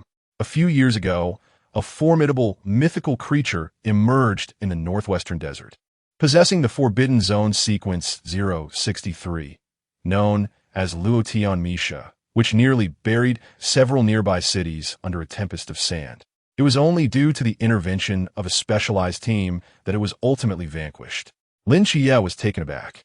He recalled Zhao Kongqing mentioning that his Forbidden Zone sequence was 083. Minsheng Shanyue, ranking among the ultra-high-risk Forbidden Zones, albeit among the last few. It's still exceedingly rare. When Qimo's expression grew somewhat melancholic, had he been born with this Forbidden Zone, perhaps he would have swiftly joined a specialized team and risen to the rank of general. Is this a ranking of Forbidden Zones? What about Divine Zones? Lin Xia inquired with curiosity. Divine Zones are also a type of Forbidden Zone, thus included in the sequence. When Qimo paused, casting an envious glance at Lin Xia. Of the top 30 in the Forbidden Zone sequence, 23 are Divine Zones. The strength bestowed by the Divine is, naturally, beyond the reach of mere mortals, far exceeding our imagination in both danger and uniqueness. But does that mean among the top 30 sequences, there are still 7 human Forbidden Zones? Indeed, when Qimo's eyes sparkled with excitement. In fact, one of the top 5 Forbidden Zones belongs to humanity. Which one? I do not know. Don't look at me like that. I have only joined the Night Watch for a few years. How could I possibly know such classified matters? When Qimo spread his hands innocently. And what about my Forbidden Zone? Lin Xia pointed to himself, inquiring about his sequence. When Qimo glanced at him and replied softly, the Divine Code 003, the Divine Zone of the Seraphim Michael, is called Mortal Realm, and its Forbidden Zone sequence is also 003. Forbidden Zone sequence 003, Mortal Realm. Lin Xia murmured to himself. However, do not rejoice too soon. 003 is the Forbidden Zone sequence of the Seraphim, not yours, Lin Xia. When Qimo added, it is only 003 in the hands of the Seraphim, in yours. As a newcomer just stepping into the mysterious, its power may only be classified as a high-risk Forbidden Zone. When the day comes that your realm is sufficiently high to stand shoulder to shoulder with the Divine, then it shall truly be 003. Lin Xia nodded, I understand. By the way, I have another question. Go ahead. Is it possible for the same individual to serve as the agent of several distinct deities? It is highly improbable. When Qimo shook his head without the slightest hesitation, throughout human history, there has never been a precedent for such an occurrence. Oh, Lin Xia nodded. From this moment forth, it exists. Lin Xia, in addition to the mortal realm bestowed by the Seraph, possesses the Dancer of the Starry Night, acquired from the Goddess of Night. In a certain sense, he embodies the agents of 2 divine beings. Naturally, this information must remain confidential for the time being, should the higher-ups of the Watchers discover it. He would be in grave peril. At present, he is far too weak. Perhaps when he attains sufficient strength, he will no longer fear exposure. Now that we have covered the foundational knowledge, let us discuss your Forbidden Abyss. What capabilities does your mortal realm possess? Within a circular domain with a radius of 20 meters centered around myself, I can perceive all that exists. Oh, when Qimo raised an eyebrow. What color is Red Ying's underwear today? White? In the experimental field, the 2 men exchanged a brief glance and shared a smile. Chapter 41. The incomplete Divine ruins the unparalleled abilities in reconnaissance and combat support may not exhibit their full advantages at present. Yet, as your strength burgeons, they are destined to evolve into something extraordinarily formidable. As when Qimo recorded the information, she inquired, what else? The dynamic visual acuity is likely several times superior to before. Close-quarter lethality capabilities, quite commendable. What else? Under conditions of substantial mental exertion, one can wield a fragment of the Seraph's divine might. Typically, divine agents possess this capability. What else? That would be all. Is that truly all? When Shima's gaze lifted in astonishment. Was that it? The power bestowed upon me by the Seraph is limited to this. Lin Xia responded earnestly, and in a certain sense, he spoke the truth. When Shima's brow furrowed slightly. After a moment of contemplation, she shook her head repeatedly. No. This is the immortal divine realm. Even at the Zhan level, the displayed potency should far exceed this. Are you suggesting that my current abilities are incomplete? Lin Xia was taken aback. When Shima nodded, stating, consider this, the Athena agent within the Phoenix Squad, upon merely entering the Zhan level, could demolish a building with a single punch and tear apart your level mythical beings with her bare hands. Your abilities, while commendable, are merely adequate. The crux is that what you currently demonstrate is strictly combat support capabilities. But this is the domain of Michael. How can it possess such limited power? Lin Xia gazed at his hands in bewilderment. However, I genuinely only perceive these abilities. When Shima pondered for a moment before continuing, there are two possibilities. The first is that when the Seraph chose you as an agent, it only endowed you with this minuscule portion of power, which I currently believe to be the most plausible scenario. The second possibility is that other capabilities of your divine ruins have always existed, yet you are presently unable to sense them, or perhaps you are subconsciously disregarding them. Subconsciously disregarding? Lin Xia mused, for instance, if my ability allows my skin to breathe, and due to prolonged use, I have become entirely accustomed to it. After a significant period, I might be maintaining this ability without awareness, as employing it has become instinctual. Are you suggesting that I might have been utilizing this ability all along without realizing it? Precisely. Reflect deeply throughout your life. Have you noticed anything that sets you apart from others? Lin Xia contemplated for a moment, being blind. That doesn't count. When Shima sighed helplessly. In truth, I lean towards the first possibility. The Seraph likely did not grant you the complete divine ruins from the outset. After all, being the Seraph's domain.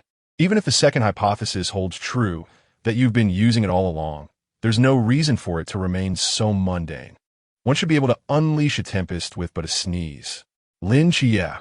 In summary, I previously mentioned that your current mortal god realm could be considered high risk. It seems I have overestimated you. Based on the abilities you have displayed thus far, it appears to be merely of ordinary danger level. When Shima jotted down a few notes on the document and reassured him, saying, do not despair. As your strength grows, your subsequent abilities will gradually manifest. After all, you are the agent of the Seraph, and they will not allow you to suffer such embarrassment. Lin Xia shrugged, hoping for the best. Although he felt a tinge of disappointment, it was only a slight one. With the divine asylum of gods at his disposal, he did not rely heavily on the Seraph, especially since 6 deities were confined within his institution, offering him choices. Now that we have a preliminary understanding of your abilities, it is time to commence your training. When Shima summarized the document and swiftly designed a training regimen for him, how shall we practice? He inquired. Overall, your current abilities emphasize perception and anticipation. These characteristics are relatively easier to train than those that unleash powerful attacks at moment's notice. You simply need to allow your body to gradually adapt to your powers. When Shima pointed to the room behind him, which contained a mechanism housing 39,000 concealed micro-rubber guns. Each second, it could discharge between 1 to 39,000 rubber bullets. While the velocity of these projectiles was slightly slower than that of real bullets, it was sufficient for your current level. Your task is to step inside, using your perception and dynamic vision to evade the rubber bullets as effectively as possible. Considering your level, let's start with 50 bullets per second. Lin Xia glanced at the room and nodded, I understand. He pushed the door open and stepped into the chamber, standing in the center.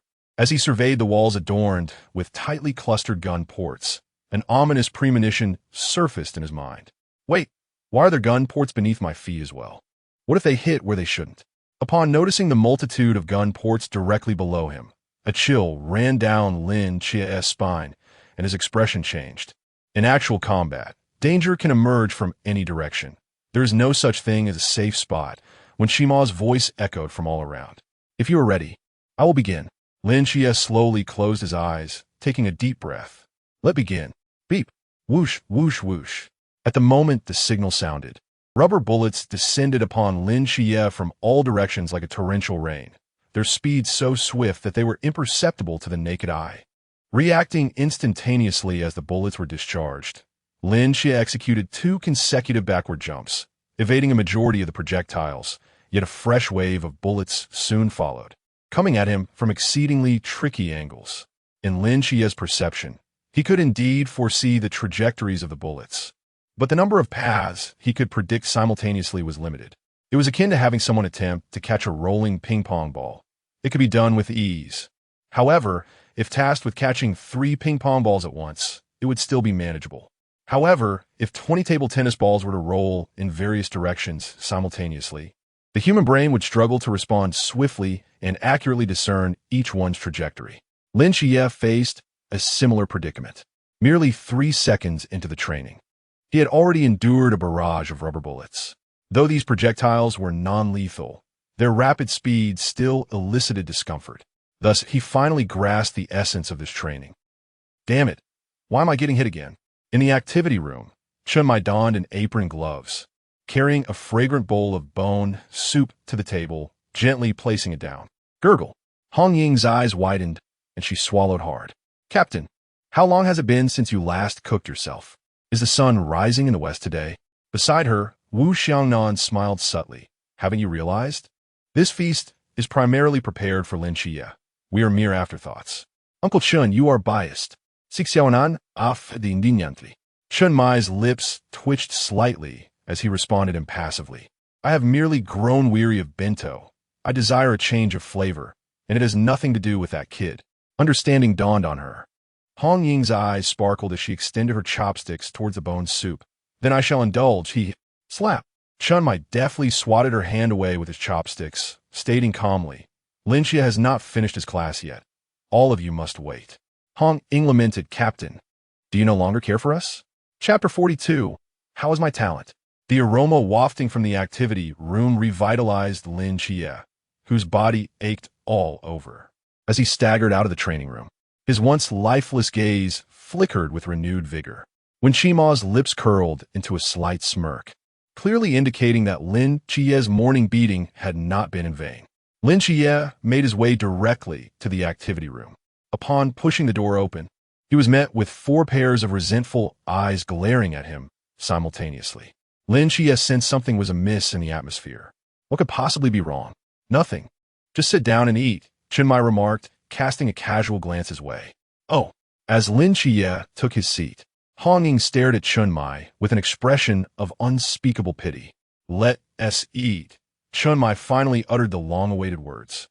The others immediately dove into the food like wolves starved for days, their eyes gleaming with hunger.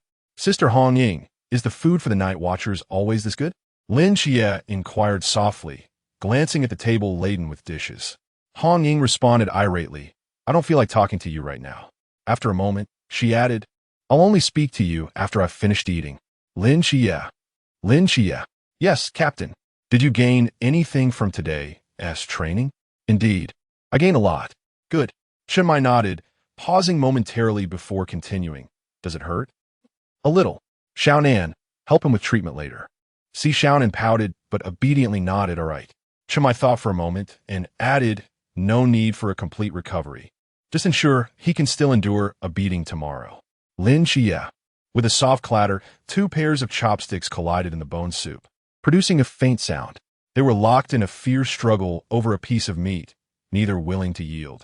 Hong Ying and Wu Xiangnan glared at each other, their gazes clashing in the air like sparks igniting a fire. Wu Xiangnan, I saw that piece of meat first, Hong Ying declared defiantly. Wu Xiangnan replied coolly, I picked it up first. Let go. I won't. Let go. I refuse. The tension between them escalated.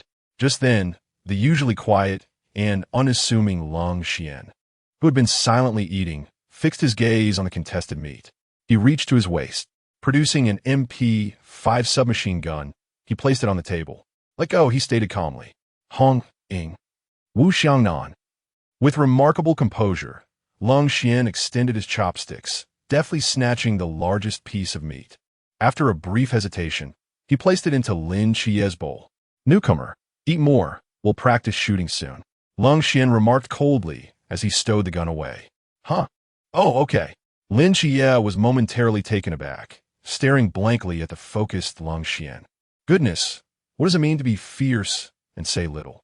This is what being fierce and taciturn truly looks like. Lung Xian, please try not to draw your gun at the dining table next time. Chen Mai opened his mouth to remind, in case of an accidental discharge, it would be a pity to waste this meal. Lung Xian nodded. Oh. Hong Ying and Wu Xiangnan exchanged glances and simultaneously lowered their heads to eat. Once Lin Xia had finished every morsel in his bowl, Lung Xian stood and approached him. Speaking casually, "Are you full?" "Yes. Let us practice shooting." "All right." Watching the two gradually disappear down the corridor, Wen Shima sighed deeply and turned to see Xiaonan. "Xiaonan, what's wrong? Your status as the group's pet has been usurped." Si Xiaonan responded with a pout. Guns are a form of hot weaponry, the culmination of human ingenuity. In the shooting range, Lung Xian stood before a neatly organized wall adorned with various firearms, his expression devoid of emotion. For high-tier, mythical beings, firearms hold little efficacy. However, for lower-tier, mythical beings, guns often prove more effective than cold weapons. Especially for novices, acquiring the skill to use firearms is essential when one lacks strong, close combat abilities. Lung Xian retrieved a handgun from the wall behind him and placed it before Lin Xia. "I will teach you two things: shooting techniques and the principles of firearm mechanics. This will suffice unless you plan to specialize in firearms later on." Lin Xia nodded vigorously. "Now, take this gun and shoot at the target. Let me assess your talent." Lung Xian pointed towards a target not far away. Lin Xia nodded, grasped the handgun, and positioned himself at the shooting stand. Taking a deep breath, he attempted to mimic the actions he had seen on television. Raising the gun, aiming, shooting. Bang! With the sound of the gunshot, both faces fell into dismay. "You missed the target." Lung Xian approached the target, checking for bullet holes with a grim expression. "You missed a target at 30 meters? This." Lin Xia set down the gun, cleared his throat, and inquired, "So, how about my talent?" Lung Xian cast him a glance, his eyes closing in despair. You possess absolutely no talent." Lin Xia remained silent. Upon returning to Hong Ying's grand villa, Lin Xia collapsed onto the sofa, rubbing the fatigue from his eyes. Today's training had been a dual torment of body and spirit. First, he was mercilessly cut down by the captain, then turned into a sieve by rubber bullets, and while the evening's firearms class was not exhausting, it repeatedly ground his self-esteem into the dirt. He truly had no talent for shooting. After that night's training, as he exited the training room, Lin Xia distinctly noticed that Lung Xian appeared even more fatigued than he was, and most importantly, the light in his eyes had vanished. In the end, Lung Xian offered him some consolation, asserting that it was not unusual for a novice to struggle, encouraging him to work hard in the future. However, as they spoke, it turned into Lin Xia comforting him instead. "Rest assured, I believe my current lack of talent is only temporary. With more practice, I'll improve. You must have faith in me and in yourself. Your marksmanship is so impressive, it stands to reason you can teach me. Time, above all else, is of paramount importance. Patience is essential. One must remain optimistic. At least within a distance of 20 meters, I can still hit my target. There is hope for me." Just as Lin Xia was enveloped in melancholy, a graceful silhouette quietly approached him. "Brother Xia, are you feeling weary?" Hong Ying, donned in a plush pajamas set, extended a cup of tea with a smile. Lin Xia forced a smile in return, accepting the tea. "Thank you. It's manageable. Although tiring, it is quite fulfilling." After taking a sip of tea, he glanced around. "Where is Xiaonan? She seems a bit upset that you have encroached upon her position as the favorite," she replied, and has retreated to her room. "No wonder," Lin Xia mused. "When she treated me earlier, she kept pinching my flesh, and I thought it was part of the procedure." He touched the bruises on his arms, realization dawning upon him. Hong Ying burst into laughter. "In truth, the captain is strict with everyone. When I first arrived here, even as a girl, he showed no mercy and made me cry." She gazed out the window, seemingly lost in reminiscence, a smile gracing her lips. "Quite ruthless." "Not ruthless at all." Hong Ying shook her head. The decline in the mortality rate among the night watchmen in Sangnan City is largely due to the captain. His own formidable strength plays a part, but more so, it is his unwavering responsibility towards his team. The harsher he is with you, the more you will remember the pain and grow rapidly. He would rather his team resent him than see them perish on the battlefield due to inadequacy. Do you understand? Lin Xia remained silent for a long while, seemingly recalling Chun Mai's piercing gaze from the morning, and he slowly nodded. I understand. A faint smile appeared at the corners of Hong Ying's mouth as she affectionately ruffled Lin Xia's hair, speaking softly. All right, if you're tired, you should rest early. Good night. Good night. After bidding farewell to Hong Ying, Lin Xia returned to his room, dragging his weary body to lie down on the bed, staring blankly at the empty ceiling. After a while, he slowly rose from the bed, drawing a straight blade from its sheath, one hand grasping the knife and the other holding the scabbard. He closed his eyes, recalling every sword technique Chun Mai had demonstrated that day, and under the soft, hazy moonlight, he began to practice, executing one strike after another. Chapter 43. Back again? As the school bell resonated softly, clusters of high school students emerged from the gates, chattering and laughing as they made their way outside. Alas, another day laden with an abundance of homework awaits, stretching the hours until past 11. Indeed, that foolish teacher assigned 12 reading comprehension exercises. Is there no respite? Reading comprehension is not something one can hastily compose. How does one hastily compose? Choose the shorter option for 3 long, the longer for 3 short. Select C for the uneven and D for the ambiguous. Wait a moment, let me jot that down. Suddenly, a student turned around and called out to Li Yifei, who lagged behind. Li Yifei, why are you so slow? Hurry up. Li Yifei snapped back to reality. Oh, I'm coming. He quickened his pace to catch up with the group, though his gaze wandered, his mind elsewhere. What's wrong? Looking for something? Wang Liang inquired, puzzled. Li Yifei hesitated, letting out a sigh. After that incident, I've developed a phobia about heading home after school.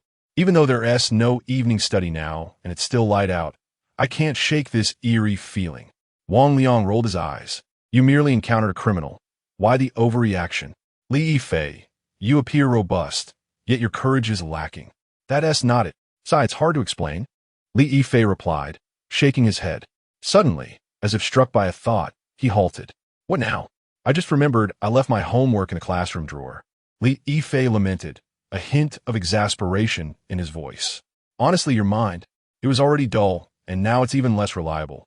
Thankfully, the school isn't closed yet. Hurry back to retrieve it. I'll head off with them. Wang Liang waved goodbye and turned to leave with the others. Li Yifei sighed deeply, turning back toward the school. By the time he reached the school gates, 20 minutes had elapsed since the end of classes. Most students had already departed, leaving the campus eerily desolate. Fortunately, the gates remained open. What a relief, Li Yifei muttered, hastening back inside. Under the dusk, the campus exuded an unusual tranquility, devoid of its usual vibrancy. Occasionally, a few students tasked with cleaning emerged from classrooms, glancing at the time and swiftly making their way toward the exit, brushing past Li Yifei, who was heading against the flow. They were eager to return home for the steaming dinner awaiting them. As Li Yifei proceeded further, the crowd thinned and the twilight deepened. The tall trees lining the path rustled in the wind, and the waning sunlight filtered through the leaves, dimming gradually. Li Yifei hurried to the second-year teaching building, leaping up the stairs to the 4th floor, arriving at his classroom door. The corridor was deserted, illuminated only by the soft, golden glow of dusk, with Li Yifei as its sole occupant. At this moment, the cleaning students had nearly all departed, and even the classroom door had been locked. Yet, this did not pose a challenge for Li Yifei. He skillfully opened the window, set down his backpack, and with a firm push of his hands against the window ledge, he vaulted inside. Homework, homework, homework. At last he found it. Li Yifei rummaged through his desk and pulled out a notebook, his eyes lighting up. He stuffed the notebook into his bag and approached the window, preparing to execute the same maneuver in reverse. Just then, 2 figures abruptly appeared at the end of the corridor. Li Yifei caught a glimpse of them, his heart racing as he quickly crouched down, concealing himself behind the tiles beneath the window. What an unfortunate stroke of luck, running into the vice principal. Li Yifei cursed under his breath. The two individuals approaching from the corridor were none other than Lu Xiaoyan, the class representative for Chinese, and the vice principal of their sophomore year. Sneaking back into the classroom after school could easily be misconstrued. Should the vice principal discover him, he would find it impossible to justify his actions. Thus, Li Yifei pressed himself tightly against the wall, waiting for the two to depart. As they chatted amiably, they drew nearer to the classroom where Li Yifei was hiding, and soon he could hear their conversation clearly. So, we must ensure that your class selects a student with exceptional essay writing skills to participate in this city competition. I understand, Vice Principal. There are quite a few good writers in our class, such as... As they continued walking, the Vice Principal seemed to tire and paused, resting his hands on the railing of the corridor. Lu Xiaoyan likewise halted, continuing her discourse beside him. Their position was precisely at the entrance of the classroom, where Li Yifei was concealed. Through the reflection in the window, Li Yifei witnessed this scene and rolled his eyes in exasperation. He decided to sit down and wait for them to leave. Yes, what you've said is quite right. Tomorrow, bring them to my office. I would like to speak with them. The vice principal nodded in approval, turning to Lu Xiaoyan as he prepared to depart. Vice principal, Lu Xiaoyan suddenly called out, halting him in his tracks. The vice principal turned back, looking at her with a puzzled expression. Is there something else, Lu Xiaoyan? In the twilight, a faint blush appeared on Lu Xiaoyan's face, and she seemed inexplicably shy. Vice principal, actually I have always wanted to tell you. Hiding nearby, Li Yifei's eyes widened in shock, nearly popping out his head, filled with disbelief. Good heavens! He had merely returned to retrieve his homework.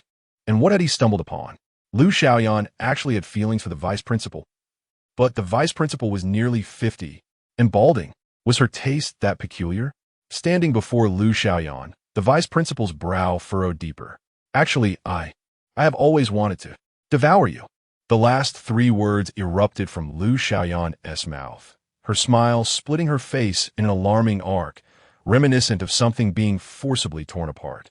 Her sharp, barbed teeth were bared, and her once human-like eyes were now devoid of pupils, leaving only a haunting expanse of white, rendering her utterly terrifying. The dimples on her cheeks glimmered with an eerie wine-red hue beneath the twilight. The headmaster's eyes widened in disbelief, instinctively parting his lips, yearning to scream. In the next instant, Lu Xiaoyan's entire head burst open at the mouth. A multitude of sharp teeth radiated a chilling gleam. The maw was so vast that it could easily accommodate an entire living being. Thus, in a heartbeat, this gaping maw engulfed the headmaster, flesh writhing and contorting within, provoking a sense of revulsion. Li Yifei, who witnessed the entire ordeal, clamped his mouth shut, anxiously fixating on the window, his muscles quaking with fear. After a prolonged moment of gnashing, Lu Xiaoyan's cavernous mouth reopened, expelling the headmaster in pristine condition. Aside from a coating of viscous slime, not a single hair was amiss. He lay there quietly on the ground, while Lu Xiaoyan's grotesque visage gradually reverted to that of an ordinary high school girl within mere seconds. She stared intently at the headmaster, utterly motionless. Moments later, the headmaster abruptly opened his eyes, rising from the ground in an uncanny posture. Their gazes locked, and both broke into a smile. In a bizarre synchrony, they began to tread away, gradually disappearing into the depths of the corridor. Only after confirming their departure did Li Yifei release his grip on his mouth, collapsing weakly to the floor, gasping for breath. In his mind, there echoed but two words again. Chapter 44, Mysterious Arrival. Ding dong. Welcome. Lin Xia pushed open the door to the office and found Hong Ying sitting upright on the sofa, lost in thought, waving at her. Good morning, Sister Hong Ying. Xia, you finally arrived. Hong Ying exclaimed, springing to her feet. What's wrong? Something has occurred. Hong Ying spoke with grave seriousness, grasping Lin Xia's wrist and swiftly leading her downwards. It was the first time Lin Xia had seen Hong Ying with such a solemn expression. Her brow, slightly furrowed, mysterious, has descended? Yes, and is quite troublesome. As they entered the activity room, Lin Xia noticed that everyone from Team 136 had already gathered. Leaning against a pillar, Chun Mai approached the conference table and took his seat, still wearing an expressionless face. Everyone is here. Let us commence the meeting. Once everyone was seated, Chun Mai tapped the table with his knuckles and began to speak slowly. Last night, we received information regarding the potential appearance of a mythical creature. The location is Sangnan City Number 2 Middle School. Número 2. Lin Xia was taken aback.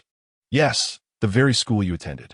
Chun Mai nodded, adding, moreover, the individual who reported the incident seems to be an acquaintance of yours. Chun Mai called out towards the back room. Hey, has that kid woken up? If so, come out. Everyone turned to look, and soon the door creaked open, revealing a youth with bloodshot eyes. Upon seeing him, Lin Xia exclaimed, Li Yifei? Li Yifei was startled, rubbing his eyes to confirm it was indeed her. Lin Xia? What are you doing here? Did you also see that monster? No, he is one of us. Wu Xiangnan shook his head. A temporary member, Chun Mai corrected. Li Yifei gaped at Lin Xia, momentarily stunned before exclaiming, wow. They said you joined the army. Turns out you're here now. Lin Xia shrugged.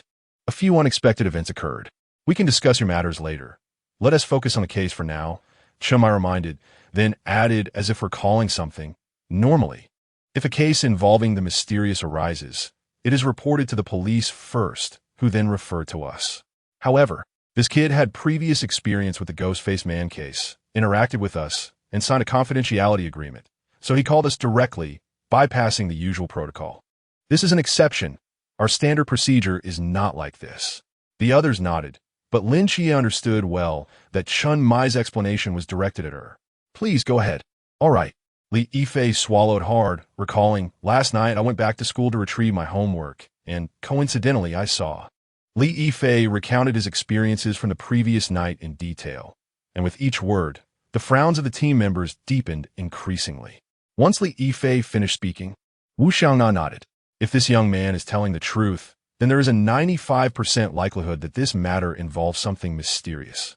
He turned to Li Yifei and said, you should understand the consequences of reporting false information, correct? Yes, I understand. Everything I have stated is absolutely true. It cannot be more truthful. Li Yifei replia earnestly. Very well. Chun Mai then turned to Wu Xiangnan and said, please share your thoughts. Based on the information we have gathered thus far, this mythical creature possesses an extraordinary ability to disguise itself, while transforming into others. It can communicate normally without revealing its true nature. Beside them, when Shimasai disguise, what a troublesome being. In addition, it seems to possess the ability to assimilate any creature it consumes, which is what we truly need to be vigilant about, Wu Xiangnan elaborated. Is it akin to the zombies in movies? An endless infection? Although the method of infection differs, the effects are indeed quite similar. Then should we just storm into the school and eliminate Lu Xiaoyan? Han Ying's eyes brightened at the thought. It's not that simple. Lin Xia, sitting at the other end, suddenly interjected. Since it can infect others, we cannot ascertain whether Lu Xiaoyan is its original form. She might also be one of those who have been infected. Xia is correct, Wu Xiangnan nodded. The greatest challenge of this mysterious incident lies in our ignorance of the source of this bizarre infection. It's like hunting zombies. If we cannot find the original zombie, killing all the others will be futile. Moreover, we have no idea how long this mythical creature has existed or how many people it has infected, when Shima added. Lu Xiaoyan might be its first victim, or she could be just another of many. We must prepare ourselves for the worst-case scenario. Worst-case scenario? Hong Ying asked in confusion. That the entire second high school has transformed into a school of monsters, Wu Xiangnan slowly articulated, his eyes filled with gravity. In fact, the reach of this creature-S infection may extend beyond the school to other areas of Sangnan City. At this, Li Yifei suddenly shuddered. What do you mean by that? Have you ever considered? Wu Xiangnan gradually stood up, locking eyes with Li Yifei and speaking calmly, that in this school, apart from you, all the other teachers and students are actually transformed into monsters? No, even you, standing here, may unknowingly be part of the mystery? Li Yifei's pupils constricted sharply. A chilling sensation surged from his feet to his brain, leaving his mind in a state of utter blankness. Enough, Xiangnan, don't frighten him. When Shima chuckled as she stood up. If that were the case, the harbinger of calamity would have already made its presence known. since it has yet to stir. It signifies that the situation has not reached such a perilous threshold. Harbinger of calamity? What is that? Lin Xia looked at Hong Ying with confusion. It is a crow, and also an object imbued with the forbidden essence of the forbidden realm. Hong Ying patiently explained. When a great disaster is about to befall Sangnan City, it will screech in advance as a warning, serving as a sword detector. Oh, Lin Xia nodded. In any case, now that the mystery has emerged, we must investigate thoroughly. If we allow this creature to continue to develop unchecked, we may soon approach the future described by Xiangnan. Chenmai spoke slowly. Xiangnan, do you have any plans? Wu Xiangnan sat down, adjusted his glasses, and said seriously, I believe our immediate priority is to locate the physical form of the mythical creature and ascertain how many individuals it has already infected. Therefore, I propose that we divide into two groups for our mission. One group will center around Zhong, spreading outward to search for traces of other infected individuals. The other group will infiltrate Zhong itself to follow the clues and swiftly identify the creature's physical form. Chenmai nodded, his gaze sweeping over the others. Since we are to infiltrate Zhong, we must not arouse its suspicion. We must maintain the persona of high school students. Hong Ying, Xiaonan, and Xia, the task of entering Zhong to uncover its physical form is entrusted to you. Chapter 45. Infiltration Captain. Qi is merely a temporary team member. He should not be involved in the covert purging operation until his formal induction. Wu Xiaonan's brow furrowed slightly.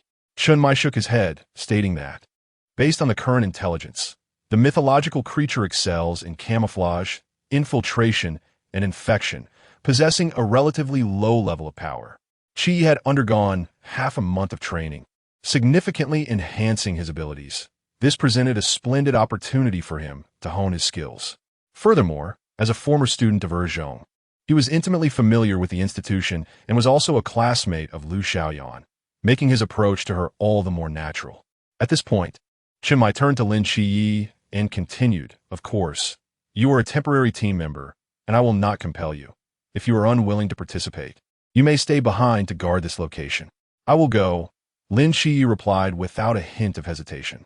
Chenmai was correct. After more than half a month of training, his combat prowess had increased substantially, and he was eager for an opportunity to apply what he had learned. To survive in these perilous times, one must become acquainted with danger itself as soon as possible.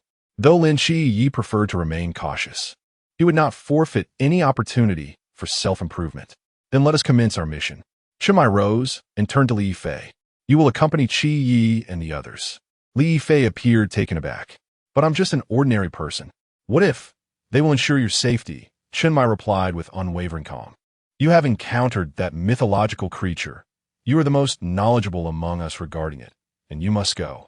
Upon hearing Chenmai's almost commanding tone, Li Yifei reluctantly nodded, his face betraying his discomfort. If this operation goes smoothly, I will offer you a chance to join the Night Watchers, Chenmai remarked as he walked toward the door. Li Yifei's eyes instantly sparkled with hope. Just as Lin Qiyi was about to depart, Lang Xian, who had been standing in the corner, suddenly called out to him. Lin Jiye. Yes. Lang Xian approached him and produced a sleek, black handgun from behind his waist, handing it to Lin Qiyi. What is this? Take it. The magazine is full, Lang Xian stated matter-of-factly. But my marksmanship. What if I accidentally injure someone else? Lin Qiyi's expression darkened. Lang Xian regarded him meaningfully before turning to leave, saying, the significance of a weapon extends beyond mere slaughter. Lin Qiyi stood in a daze for a moment before ultimately placing the handgun into his pocket and striding toward the passageway. 20 minutes later, 3 figures stood before the entrance of Zhong, burdened with different boxes, their expressions glum. Qi, why is your school uniform so hideous? Ong Ying grimace, glancing down at the red and white high school attire with disdain. The girls' uniforms are quite decent, Lin Qiyi countered, gesturing to his blue and white outfit. The boys are truly unattractive. Besides, the appeal of a uniform is subjective. Yours is already quite commendable. Beneath the radiant sun, Hong Ying donned a white short-sleeve shirt, layered with a red and white school uniform, its zipper unfastened and swaying gently in the breeze. Her high ponytail cascaded down her back. complemented by a long black box she carried, exuding an air of youthful vitality and spirited elegance. In stark contrast, Xiaonan presented a different picture. She wore a cartoon-themed long-sleeve shirt, her school uniform wrapped around her waist like a skirt. Her lustrous black hair was styled into 2 large buns, resembling a shy and innocent young girl.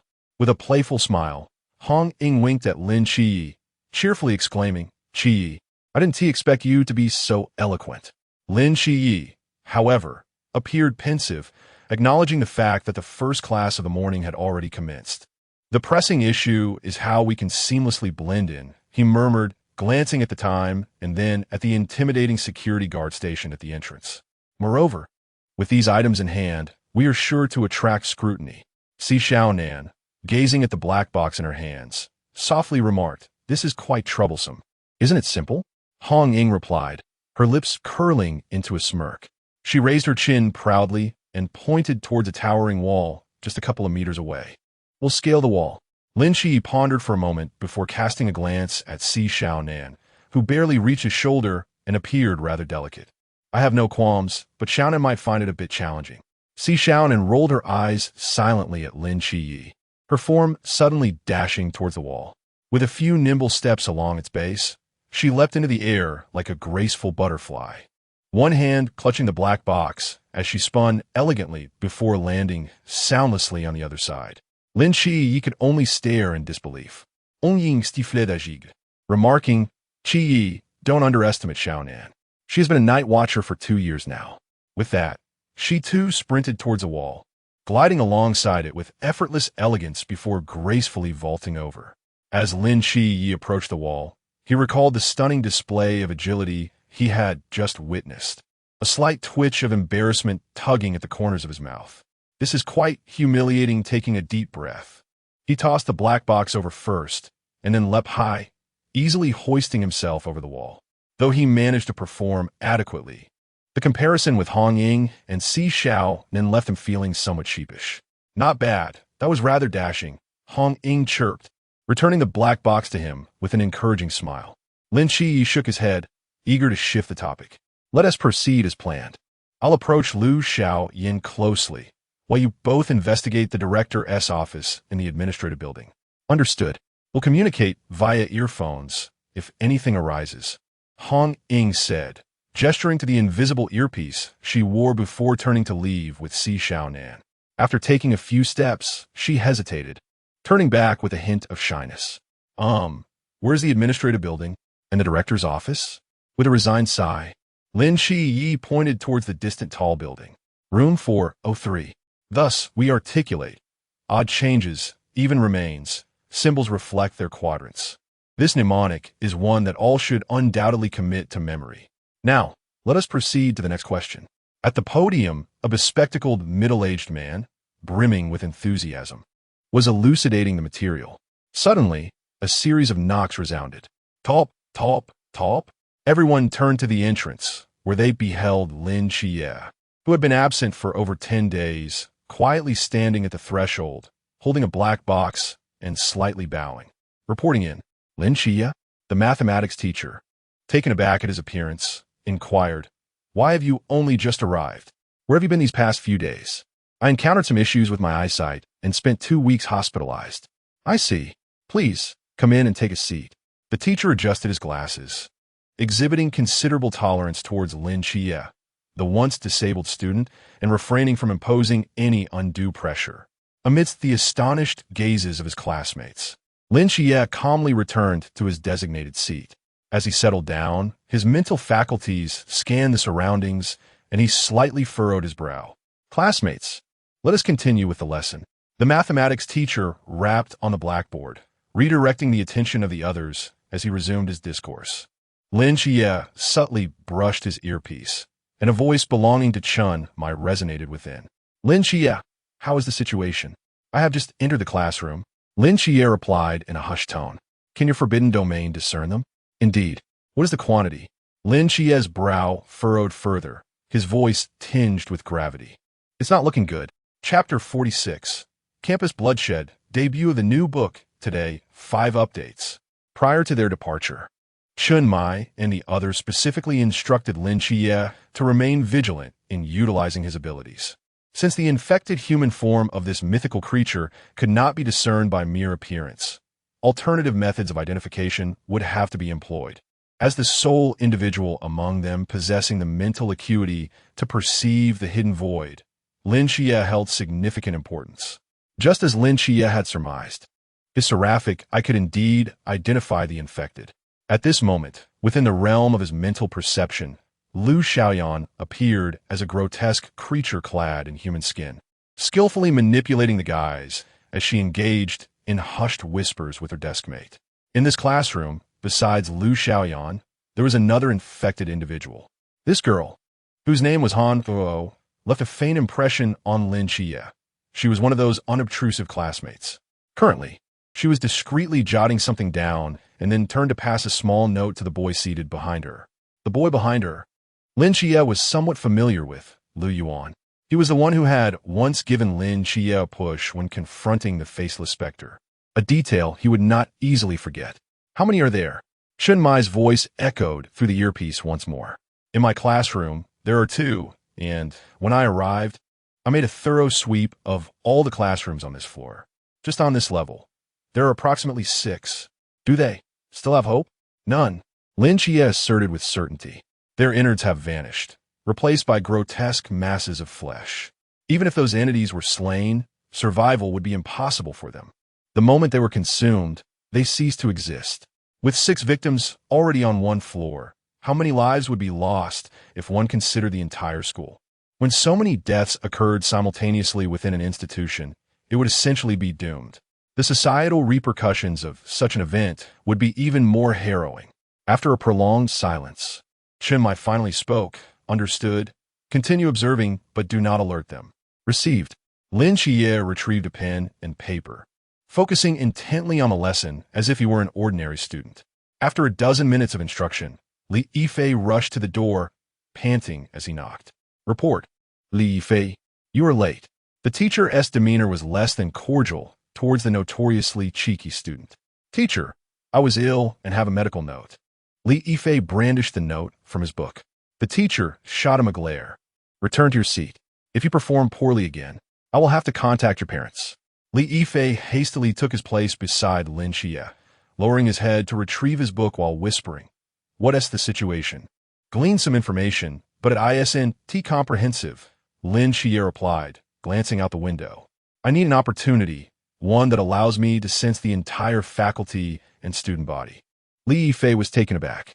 Are you saying, after this class, there will be a flag-raising ceremony? By then, I will have a preliminary understanding of the situation. Lin Xia narrowed her eyes slightly. The office building. 403, 403. 403. Found it. Hong Ying and Si Xiaonan reached the door of the director's office and simultaneously came to a halt. They exchanged glances and quickly assumed their positions. Si Xiaonan stood at the door, her black box slung over her shoulder, while Hong Ying concealed herself in the corner behind the door, ever ready to spring into action. Si Xiaonan cleared her throat and knocked on the door. Knock, knock, knock. After 3 distinct knocks, the two held their breath and waited for several seconds. But the inside remained eerily silent. Hong Ying frowned slightly and gave Si Xiaonan a look. Si Xiaonan knocked a few more times, yet still there was no response. Hong Ying gestured for Xiaonan to step back a few paces and approach the door herself. She produced a thin wire from her pocket and gently twisted it in the keyhole. Click! A soft sound echoed as the door slowly creaked open. Inside was an empty office. Hong Ying cautiously entered the room, scanning the surroundings, and only exhaled in relief after confirming there was indeed no one present. Sister Hong Ying, the occupant must have just left. The cup is still warm, Si Xiaonan remarked, reaching out to touch the cup on the desk. They must have gone to a meeting.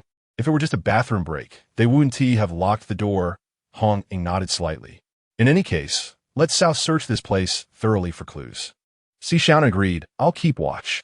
She closed the door and slipped to the window, pulling out a small mirror from her pocket to observe the surroundings through its reflection.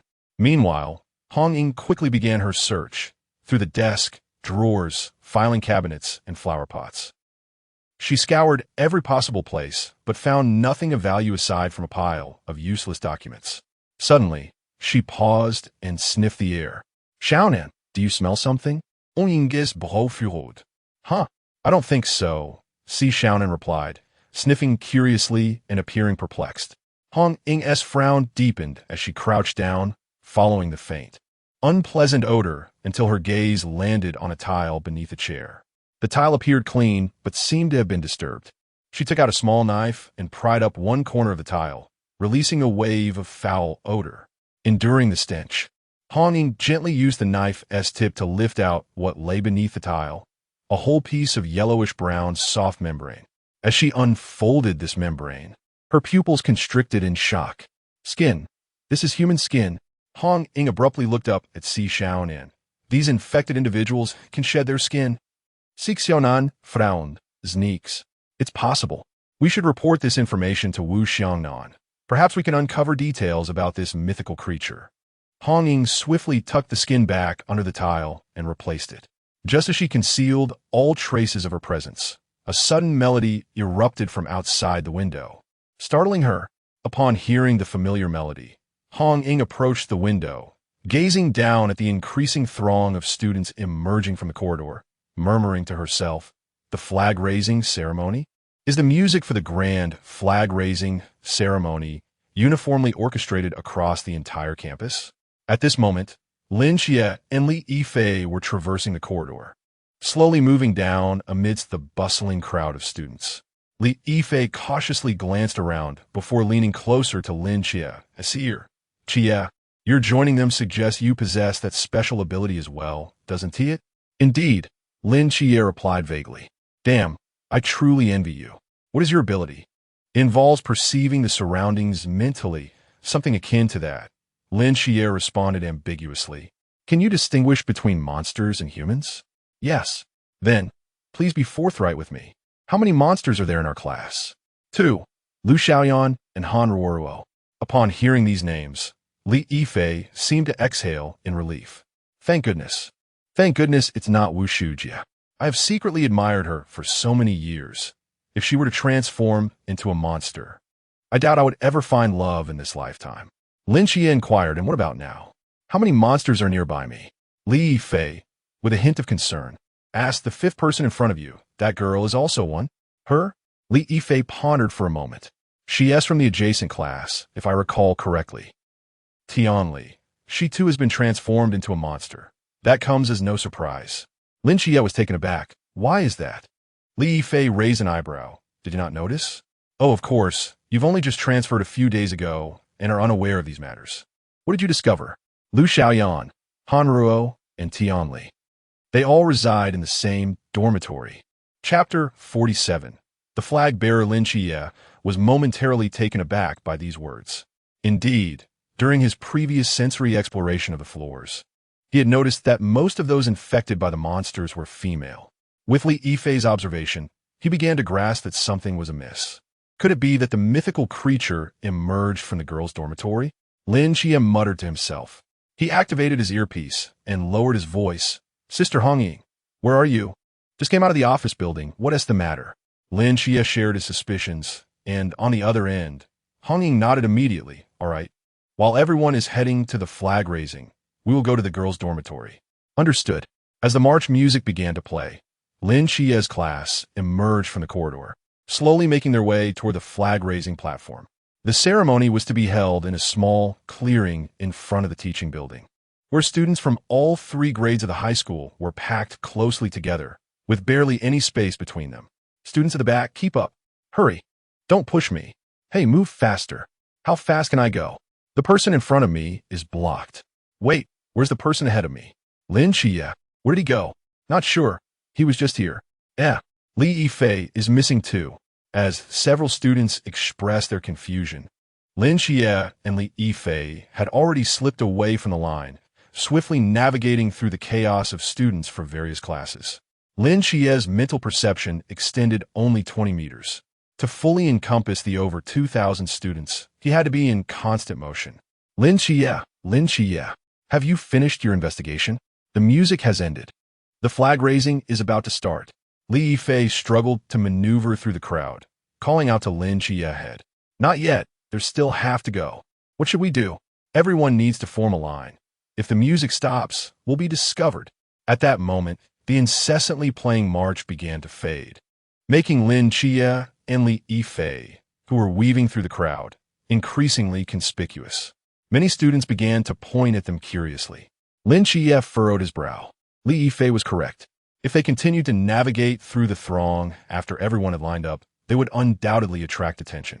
If they pressed on with their search, they risked being intercepted by teachers. However, if they ceased their efforts now to gain a complete understanding of the students and faculty across all 3 grades, they would have to wait until school ended to block the exits. Time was too precious and variables too numerous. They could not afford to wait. Lin Qia's mind raced, and suddenly he caught sight of the flag bearers in the distance, his eyes lighting up. He altered his course, swiftly parting the crowd until he stood before the lead student among the flag bearers. "Hello, fellow student," Lin Xia greeted politely. The flag bearer was taken aback. "Hello. You've been dismissed." The student looked at him in confusion. "What are you talking about?" "The school administration has just issued an urgent notification, calling upon outstanding student representatives to participate in the flag-raising ceremony, followed by speeches." Thus, a sudden change of flag bearer was necessary. Lin Xia, with a serious demeanor, extended his hand and seized the flagpole from the other student. "I am Li Yifei, an exemplary student from the 2nd year.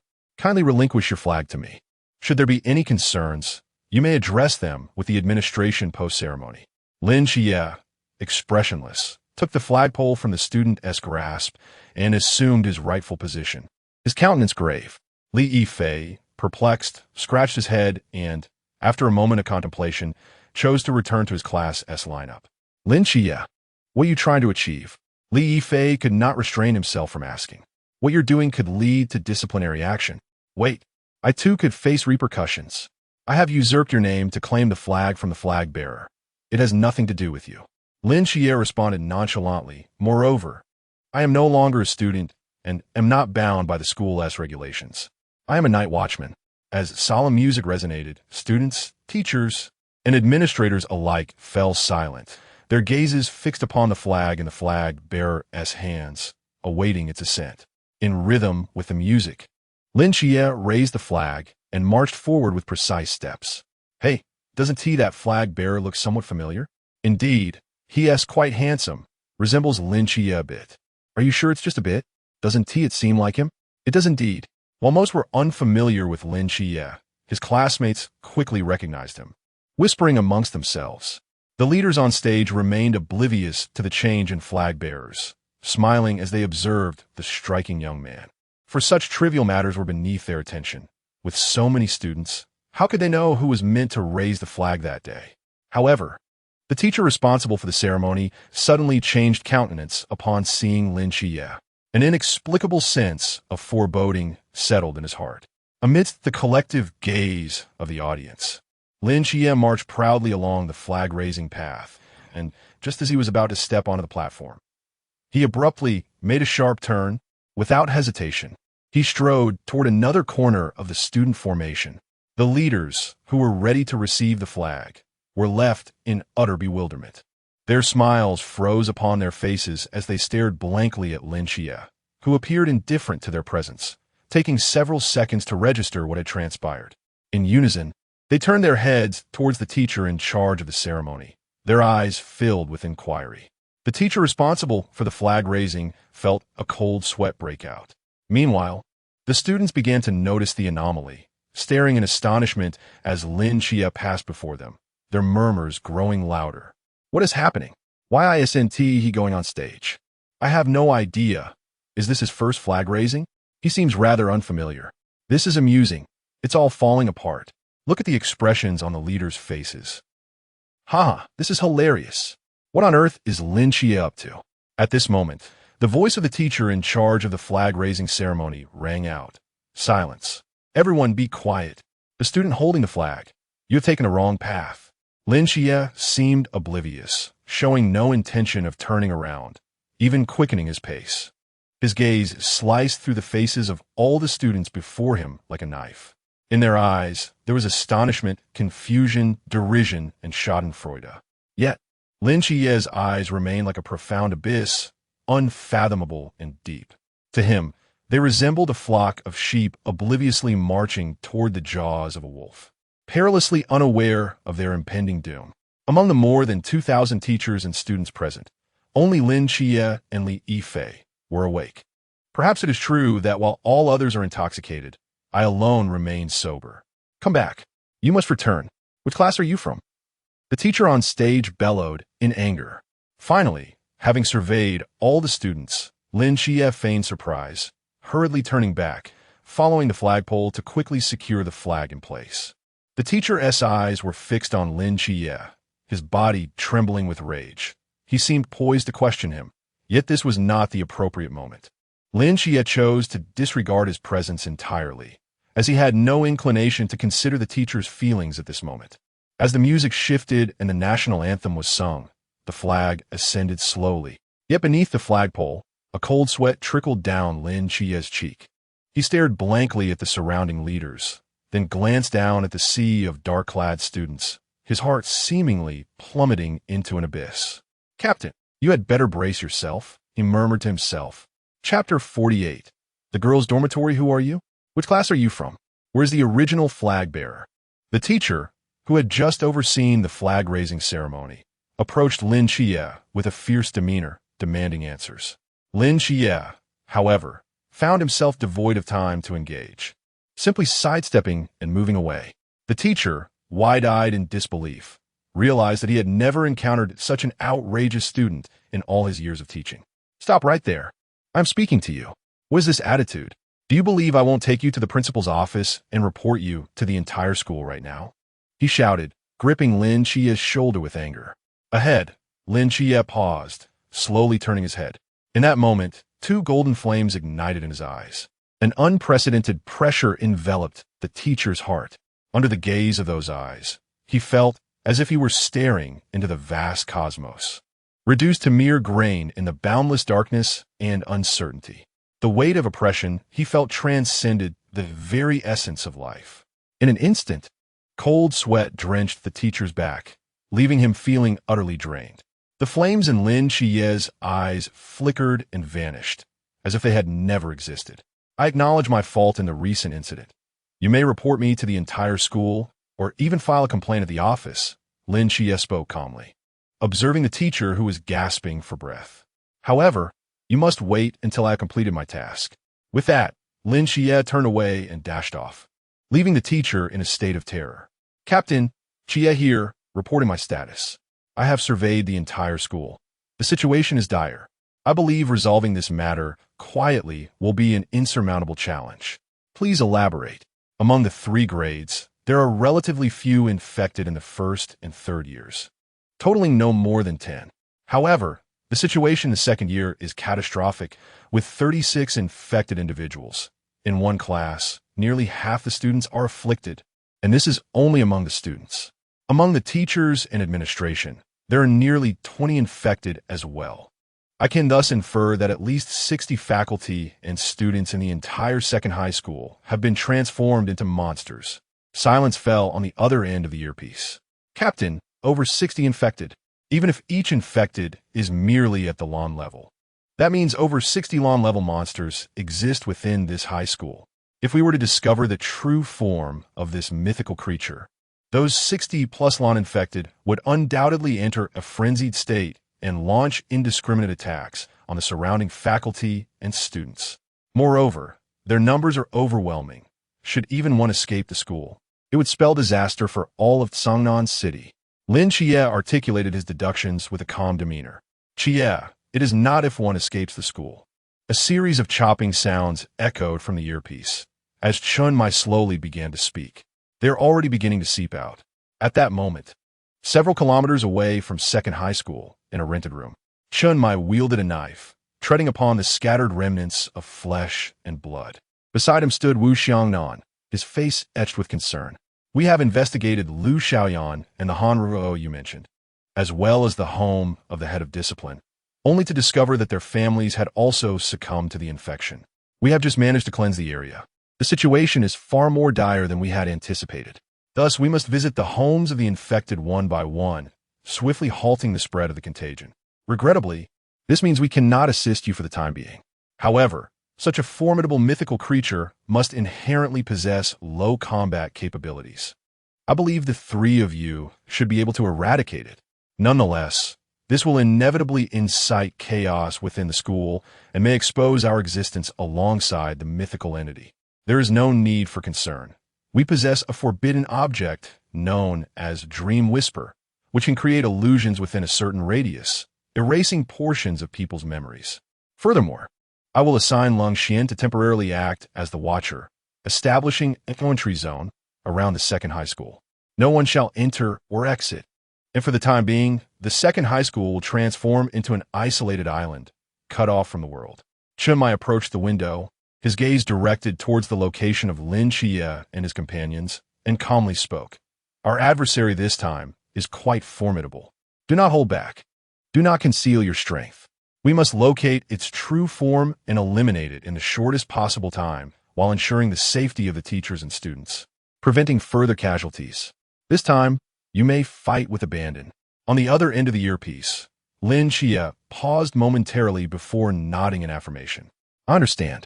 Lin Xia severed the connection, and Wu Xiangnan, standing beside Chen Mai, furrowed his brow and remarked, "Is it too much for him to encounter such a significant event on his first mission? Xiangnan, this child is different from you and me." Chen Mai gently shook his head. He possesses potential, temperament, and resilience. All we need to do is provide him with a clear path and a vast stage. He will rise to the occasion. At the girls' dormitory of the second high school, Hong Ying stealthily peered out from the window, glancing inside before gesturing for the others to hurry. The dormitory matron is absent. Si Xiaonan swiftly entered from outside, gracefully leaping over the entrance barrier and hiding behind the duty room. Hong Ying followed suit, and after evading the duty room, they dashed up the stairs, taking 3 steps at a time with remarkable speed.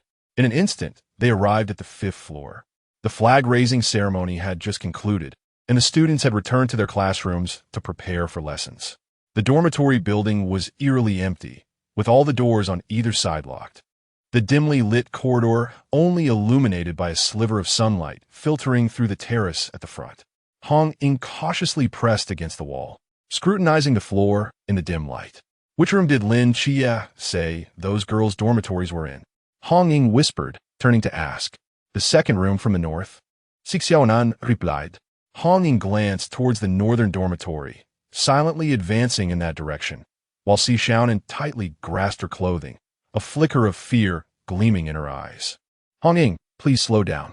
Understood, understood, she replied with exasperation. You, unafraid of slaying monsters, yet you fear the darkness. As they approached the dormitory door, Hong Ying deftly inserted a slender needle into the lock, and the door creaked open slowly. As she had anticipated, the dormitory was devoid of any presence. The two entered and began to search swiftly.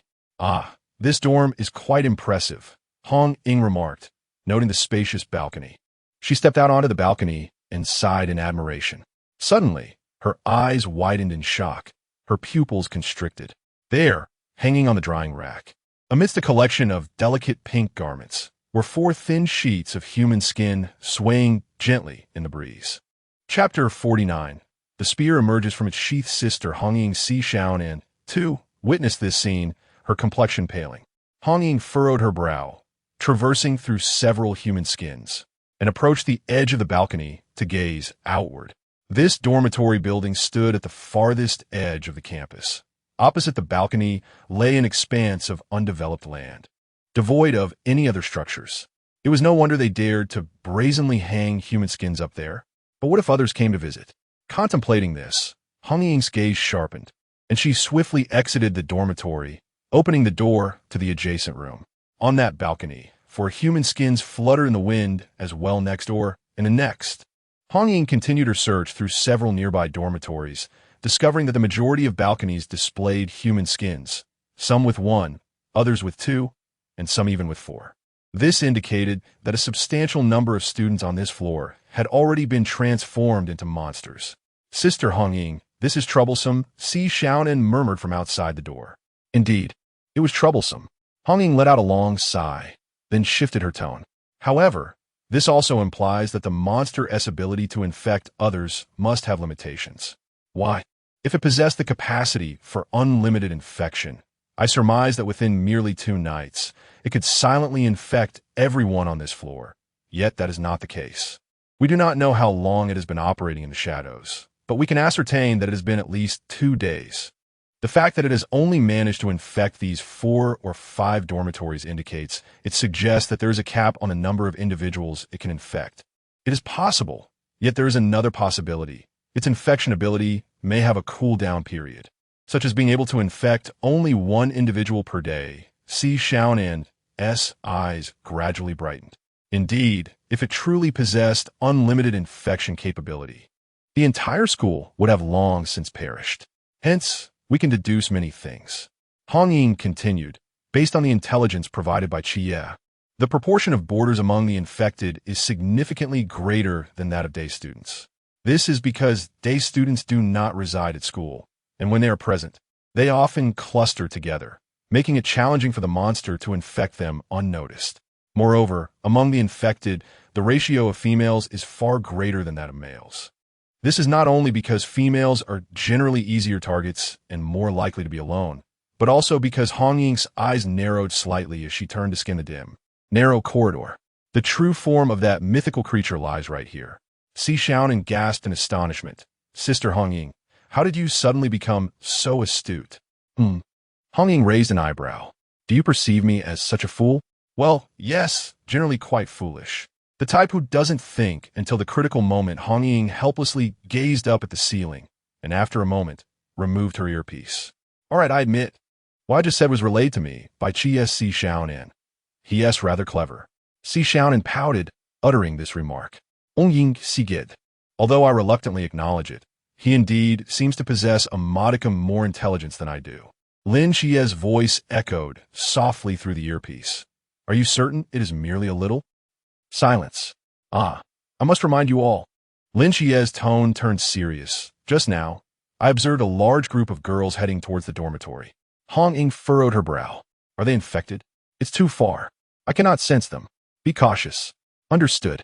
Hong Ying donned her earpiece and exchanged a knowing glance with Xi Xiaonan, the two swiftly sprinting towards the corridor. At that moment, several girls, laughing and chatting, emerged from the corridor. Hong Ying's expression sharpened, gripping Xi Xiaonan's hand, her gaze brimming with vigilance as she scrutinized them.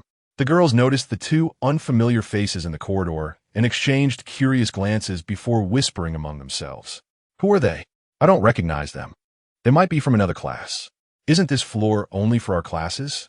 I've never seen them before. Perhaps they are looking for someone? I'll ask. A girl with long hair stepped forward and politely inquired. Hello. Are you here to find someone? A smile graced Hong Ying's face. Yes. I'm looking for Wang Nan from class 6, but I've forgotten which dorm she is in. Wang Nan. The long-haired girl tilted her head. There is no one by that name in class 6. Are you sure you're not mistaken? Isn't this the senior class dormitory? No, this is the sophomore dormitory. The seniors are on the 1st floor. I see. Hong Ying scratched her head apologetically, pulling Xi Xiaonan's hand as she cheerfully replied, I'm sorry to have disturbed you. No problem. The long-haired girl smiled politely. Hong Ying and Xi Xiaonan maneuvered around the long-haired girl and continued towards the corridor. The girls gathered together politely made way for them as they passed. That girl is truly beautiful. As they brushed past, Hong Ying overheard the nearby girls whispering. Their eyes filled with envy. Indeed, her features are exquisite and her skin is flawless. I wish I could be like her.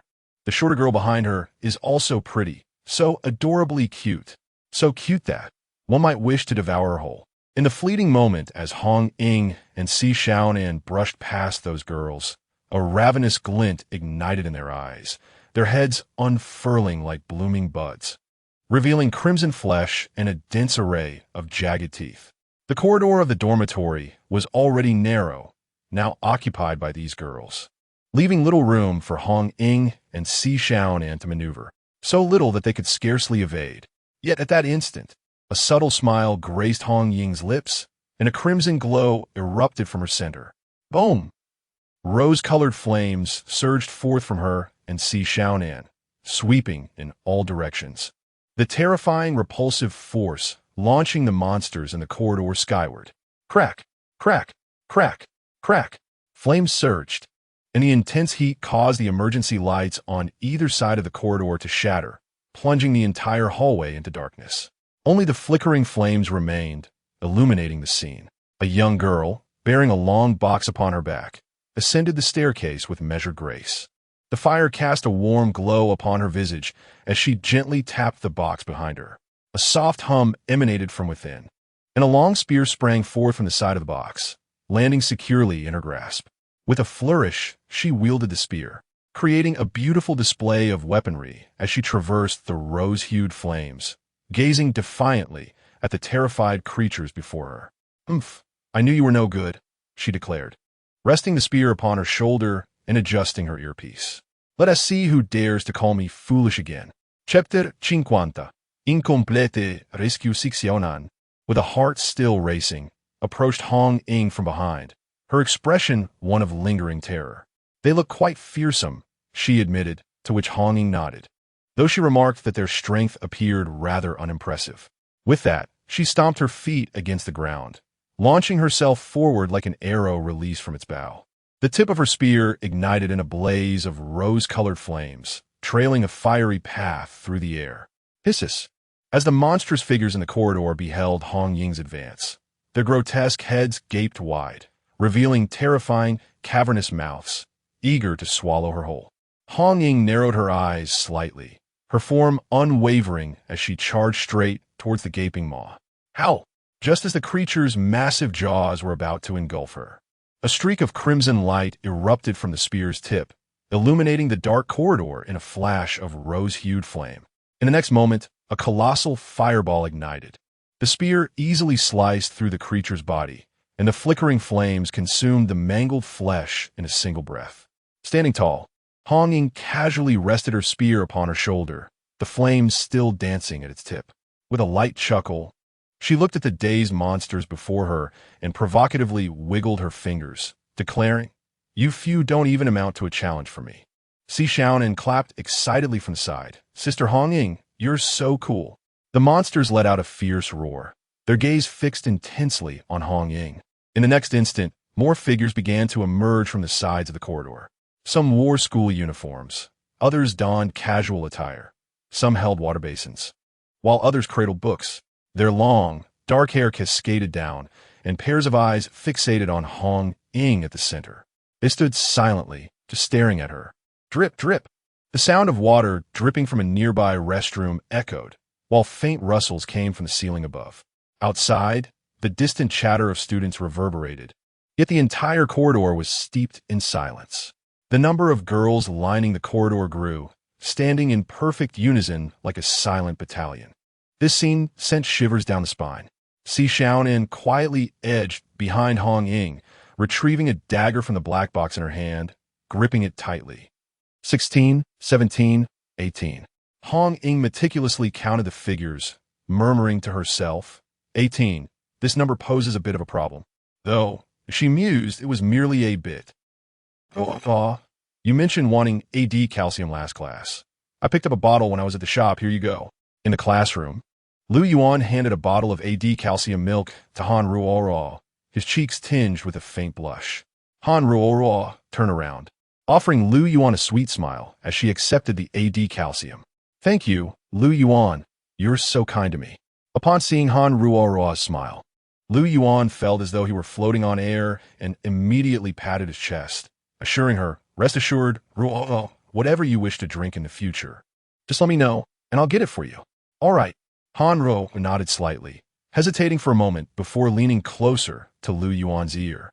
In a voice as soft and sweet as honey, she said, "Lu Yuan, could you wait for me in the garage after school?" Lu Yuan's heart raced with sudden realization. I have something to tell you." Han Ruo's cheeks flushed crimson as she cast him a charming glance, conveying unspoken sentiments. Lu Yuan, filled with excitement, nodded vigorously. "All right, I will definitely wait for you after school tonight."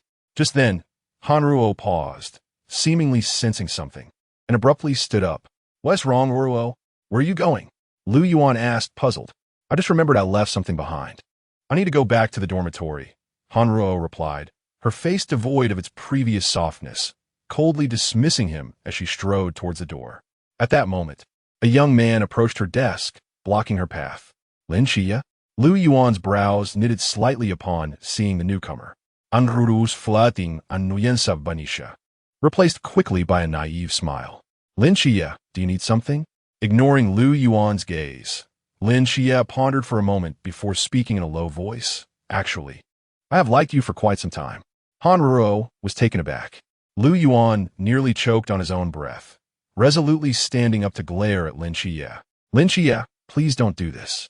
Hanruo already has someone she likes. You cannot persist. Before Lu Yuan could finish, Lin Xia swiftly pushed him back into his seat and covered his mouth. After a brief moment of contemplation, Hanruo's face blossomed with 2 shades of crimson. So, be my girlfriend, Lin Xia asserted naturally. Roars of laughter erupted in the classroom. Wow, I can't believe Lin Xia likes a girl like Hanruo. Who would have thought? Upon closer inspection, Hanruo is indeed quite lovely. However, it's evident that Lin Xia is even more handsome. Wow, c'est dominating. I absolutely adore it. What a pity, look at Lu Yuan's expression. It's priceless. I agree, they should be together. Amidst the clamor, Hanruo lowered her head, seemingly focused on her toes, her face burning to the roots of her ears. After a brief pause, she answered in a voice as delicate as a whisper, well, okay. Beside her, Lu Yuan stared at her in disbelief, as if struck by a bolt from the blue. His world had collapsed. Lin Xia nodded expressionlessly, then it settled. See you in the garage tonight. All right. Lin Xia released his grip on Lu Yuan's mouth, who sat there like a statue, staring blankly at the blushing Hanruo, completely motionless. Lin Xia shot him a glance before silently departing. Witnessing the entire episode, Li Yifei approached Lin Xia and whispered, Xia, why did you choose to save him? He had previously pushed you aside. Lin Xia sighed. Indeed, I had no intention of saving him. Had I been my former self, I would have certainly refrained from interfering. However, given my current responsibilities, I find myself compelled to act. I did not wish to save him. Yet for the perspective of a night watcher, saving a life becomes imperative. Thus, I intervened, albeit not entirely. Li Yifei was taken aback, pondering the meaning behind those words. Lin Xia turned a glance at the dazed Lu Yuan and spoke with significant implication. Do you believe, given his character, that he would relinquish his pursuit of Hanruo? Li Yifei's eyes widened in realization. Are you suggesting you will not give up? Lin Xia replied calmly. As a night watcher, I saved him once. However, if he insists on courting danger again, that will no longer concern me. At that point, I might even applaud from the sidelines. Chapter 51. I understand you. The day after the debut. Today there are 4 updates. Everyone, let us go. In the previous chapter, there was an error regarding the character name. Wang Xiao should be replaced with Lu Yuan. Ahem, it has been corrected. Li Yifei smacked his lips, remarking, when it comes to being ruthless, you are undoubtedly the most formidable. Just as Lin Xia was about to respond, a voice crackled through his earpiece, causing his expression to shift slightly. What's wrong? Something has happened on Hong Ying's side. Without a moment's hesitation, Lin Xia grabbed the black box and dashed out of the classroom. Hey, there's only 1 minute until class starts, Li Yifei instinctively called out, but then realized that those days of sitting in class without a care were long gone. He hastily followed Lin Xia outside, only to collide head-on with the English teacher at the doorway. Li Yifei, class is about to begin. Where are you rushing off to? The English teacher glared at him, annoyance evident in her tone. Class. Li Yifei brushed past the teacher and sprinted away, turning back to shout, at a time like this, who cares about class? Times have changed, teacher. The English teacher. Li Yifei, propelled by the speed of a sprinter, chased after Lin Xia until they reached the girls' dormitory, where a large crowd had already gathered below. Did you hear that? It sounded like an explosion from inside. I heard it. It seemed like something was screaming. It was terrifying. How could that be? I only heard the explosion. Perhaps someone hid illegal electrical devices, causing a fire? Has anyone called the police? Someone's on the phone. The fire truck should be arriving shortly. We need to secure the scene. Why is there no signal? Me neither. How strange. Outside of No. 2 middle school, Lung Xian sat in a secluded corner, lowering a signboard. He lightly traced the edge of a blade across his fingertip, causing a few drops of blood to surface. With an expressionless face, he reached out and drew a long line across the surface of the signboard. How did old Zhao do it again? Lung Xian murmured, recalling for a moment. Suddenly, he pressed his hands together forcefully and pushed down. No. 1 second, 2 seconds, 3 seconds, 10 seconds passed, yet the signboard remained utterly still. Lung Xian's lips twitched slightly. Perhaps he needed more blood? Consequently, he drew his knife again, slicing his left hand and adding a mark to the signboard. No. Still, there was no response. Growing impatient, Lung Xian tapped the surface of the signboard, akin to rapping on a malfunctioning old television set. After a couple of taps, the signboard trembled slightly, and an invisible canvas unfurled from its center, connecting with 2 other signboards, enveloping the entire number 2 middle school in a celestial shroud. That's it. Satisfied, Lung Xian stood up and gazed into the distance, only to be taken aback. What is the color of this? No. Seemed different this time. Wow. Look, why has the sky turned green? Indeed. How marvelous. Quick, take a picture. Which gentleman has encountered such misfortune, to be adorned with such an enormous hat? What could have transpired to evoke such an unusual phenomenon? The suddenly transformed sky immediately captured everyone's attention. Even the students and teachers engaged in class stepped out of the classroom, pointing and murmuring at the sky. Jie, what is happening? Li Yifei gazed at the verdant sky, feeling a strange sensation within. Lin Shiyi frowned slightly, uncertain, but perhaps it was related to the boundless void, though that was of little consequence. His gaze fell upon the densely packed crowd surrounding the girls' dormitory, his brow furrowing slightly.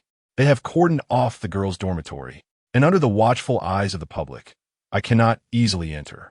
Please create a diversion to draw their attention away. A diversion? Li Yifei was taken aback. What sort of diversion? Anything will do. You could feign a heart attack or perform a striptease, as long as it distracts them. But I cannot do either. Li Yifei protesta. Lin Shiyi turned around, earnestly gazing into Li Yifei's eyes. Since you intend to join the night watch after this incident, be prepared to sacrifice everything for it, including your virtue. Wait a moment. Why must I sacrifice my virtue to join the night watch? Li Yifei felt a headache coming on. Suddenly, he caught sight of someone in the crowd, and after a moment of contemplation, steeled himself. All right, go ahead. I will help you attract their attention. Lin Shiyi nodded, circling around the crowd to the vicinity of the cordoned-off area, casting Li Yifei a meaningful glance. Taking a deep breath, Li Yifei shouted towards the crowd, Wu Shujia. His booming voice instantly silenced the bustling crowd, and everyone turned in astonishment to the boy who had suddenly appeared at the foot of the girls' dormitory. Among the crowd, Wu Shujia also turned, regarding the serious-faced Li Yifei with confusion. Lin Shiyi's lips twitched slightly. Surely he was not preparing to Wu Shujia. Li Yifei shouted once more, I like you. Upon hearing those 4 words, the crowd erupted in excitement. High school students are often captivated by anything beyond academics, such as a sudden fire or a public confession of love. Clearly, the latter held far greater allure for them than the former. The flames of curiosity ignited within them. They cast their eager gazes upon Wu Shujia, even taking a few steps back to create a space for her. Seizing the opportunity, Lin Shiyi swiftly crossed the barrier and dashed into the girls' dormitory. Wu Shujia lowered her head, unable to meet Li Yifei's gaze. After a moment of silence, she spoke softly, I'm sorry, I have someone I like. Upon hearing this, Li Yifei's mind went blank and in a daze. He suddenly comprehended the feelings that had just been expressed by Wang Xiao. Who do you like? A delicate blush graced Wu Shujia's face as she confessed, I have feelings for Lin Xia. Upon hearing the name Lin Xia, Li Yifei's expression transformed, brimming with vivid emotions. Instinctively, he cast a glance towards the entrance of the girls' dormitory, only to find that Lin Xia's figure had already disappeared. He remained silent for a considerable time, gradually lifting his gaze to the verdant sky above. His eyes began to glisten with unshed tears. Lu Yuan, do not weep, Fry Li Yifei understand you. Suddenly, bang. The whirling tips of the guns ignited a dazzling display of fiery silk, resembling a slender crimson tassel adorned at the muzzle, with blossoms of rose-colored sparks erupting amidst the dark corridor. The figure of Hong Ying darted swiftly among the monsters, her spear sweeping with grace, and in an instant, the head of one beast soared into the air, consumed by flames. The remaining few monsters appeared to sense an impending dread, instinctively retreating a few steps. Before them stood Hong Ying, wielding a spear that resembled fire, her long hair flowing as she approached with measured steps. Chapter 52. The Serpent Demon. The rose-colored flames illuminated the corridor as if it were broad daylight. Hong Ying, gripping her long spear, crouched slightly, her gaze fixed upon the four monstrous beings before her. A wave of fiery heat radiated outward from her, centered on her presence. Suddenly, her figure transformed into a blazing inferno, surging forth with explosive speed. The rose-hued embers dissolved rapidly in the air, trailing behind her a lingering remnant of crimson. Her velocity was so extraordinary that the naked eye could scarcely perceive her movement. In the blink of an eye, she appeared before the monsters. The spear trembled lightly, and countless fiery spear shadows blossomed like buds, piercing the unsuspecting four creatures until they resembled a sieve. The rose flames ignited, devouring the shrieking monsters entirely. Flecks of residual fire fell from the air, reminiscent of wilting cherry blossoms, carpeting the entire corridor. Hong Ying sheathed her spear behind her back, lightly snapped her fingers, and the flames in the corridor extinguished instantly, plunging it back into darkness. Xiao Nan, are you all right? Mifine. I even managed to slay one. Si Xiao Nan replied, glancing at the grotesquely mutilated creature on the ground, a playful smile on her face. You're amazing, Xiao Nan. Hong Ying stepped forward and patted her head, smiling. How could I compare to you, Sister Hong Ying? The moment your rose fire feather garment appeared, even dozens of monsters would be insufficient to defeat you. You're quite the flatterer. At that moment, hurried footsteps echoed down the corridor. Hong Ying furrowed her brow, gripping her spear tightly behind her back, her demeanor alert. What is happening? Are there still students inside? The flustered dormitory supervisor ascended the stairs, her eyes widening as she beheld the two standing in the scorched corridor. Seeing the newcomer, Hong Ying relaxed slightly, withdrawing her hand from her spear. We're students here to extinguish the fire. It's already under control, Hong Ying responded. Due to the darkness of the corridor, the supervisor seemed oblivious to the spear in her possession, hastily waving her hands. What class are you from? How can you be so reckless? Hurry, come with me. The fire truck is on its way. Hong Ying and Si Xiaonan exchanged glances, stowing their weapons in the dark box, and swiftly made their way toward the stairwell. As the two approached the dormitory supervisor, she appeared ready to say something. Bang! The abrupt sound of gunfire erupted, a bullet piercing through the railing and striking the supervisor in the waist. Hong Ying and Si Xiaonan's pupils dilated, instinctively distancing themselves from the supervisor. The powerful recoil slammed her against the wall, her eyes widening in shock as she beheld the young man slowly ascending the stairs below. In the next moment, her head burst open, transforming into a grotesque, bloodthirsty creature. It roared, though aimed at the head. How did it hit the waist? At the corridor's bend. Lin Xia, weapon in hand, muttered to himself, aiming at the gaping maw of the creature with a stoic expression as he pulled the trigger. Bang! Bang! Bang! 3 consecutive shots pierced the monster's mouth, its body convulsing violently before it succumbed to lifelessness, rolling stiffly down the stairs. Xia? Hong Ying exclaimed in surprise. I heard you were in dire straits, so I rushed over. Lin Xia sheathed his pistol and ascended the staircase, stepping over the ground soaked in blood and flesh. He glanced around, perplexed. Where's the monster? It's been dispatched, Hong Ying remarked, hands on her hips, a triumphant smile gracing her features, exuding an air of self-congratulation. Have you located its true form? Hong Ying's expression faltered, her face falling as she shook her head in disappointment. No. Lin Xia meticulously circled the floor, deep in thought. Logically, This was where the first infected appeared. Had it departed after infecting others? Was it truly so cunning? This mythical creature must possess considerable intelligence, he asserted. It can flawlessly replicate an individual's personality and behavioral habits, rendering it indistinguishable from the genuine article, a feat beyond that of mere beasts. Moreover, its infection strategy thus far exhibited remarkable logic. Logic? Is that so? Sixionan queried, perplexed. Indeed, it commenced its infection from the girls' dormitory. Not only because the girls are physically weaker and easier to manipulate, but also by skillfully leveraging their unique charm to disarm other suspicions. It facilitated interactions between these girls and the boys, garnering their affection, and subsequently lured them to secluded locations for infection, all unbeknownst to them. Even the teachers fell victim.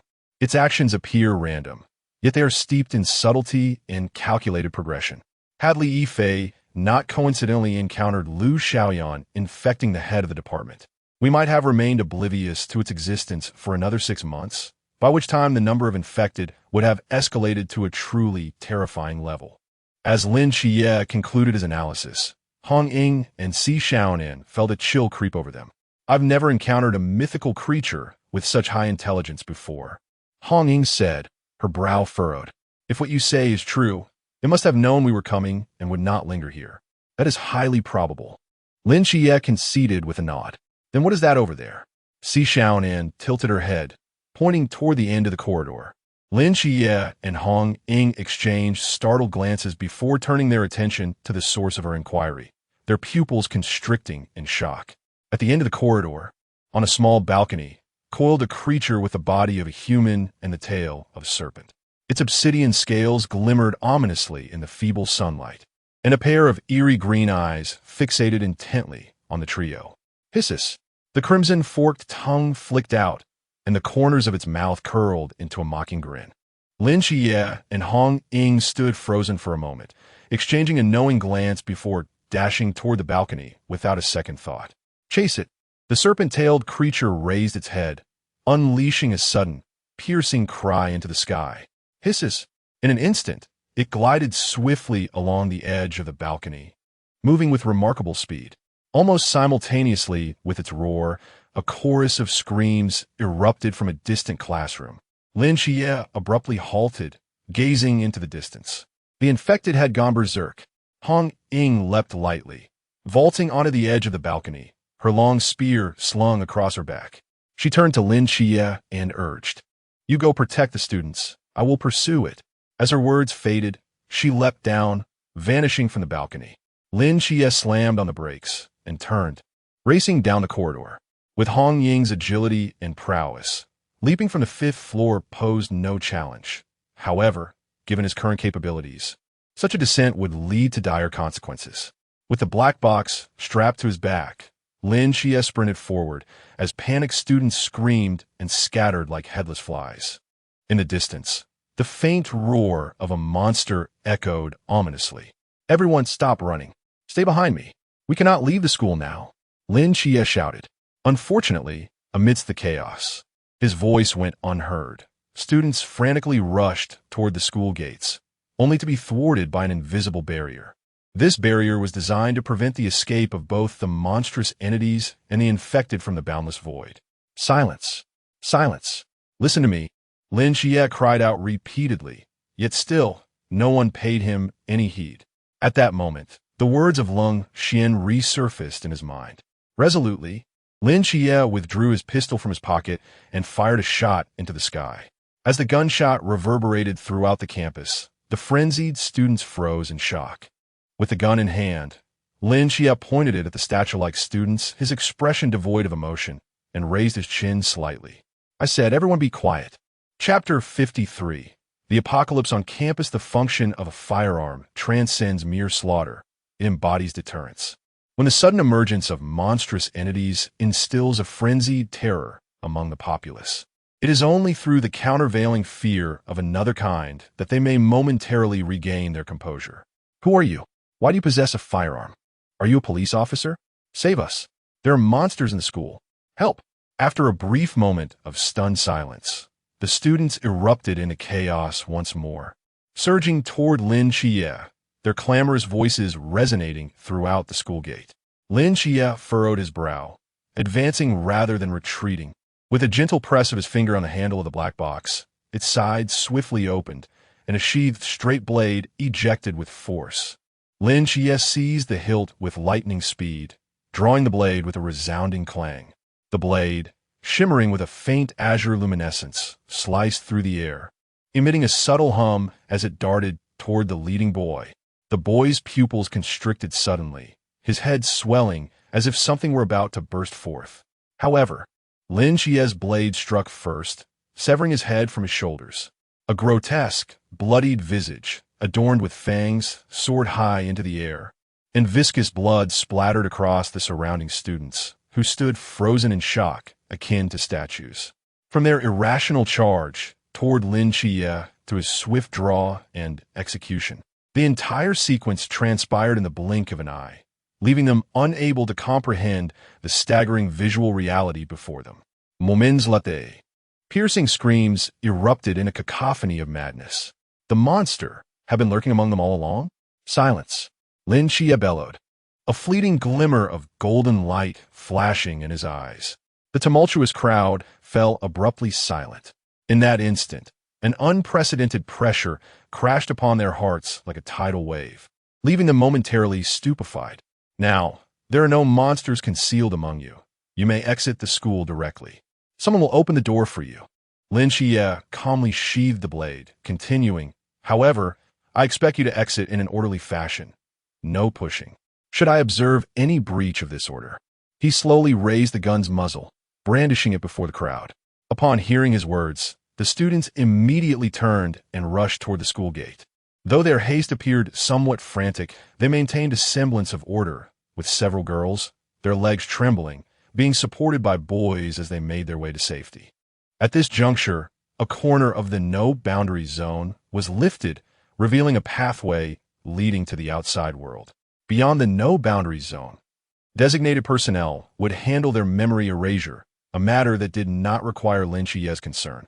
This initial wave of students numbered approximately 400, with many more still streaming from the classrooms.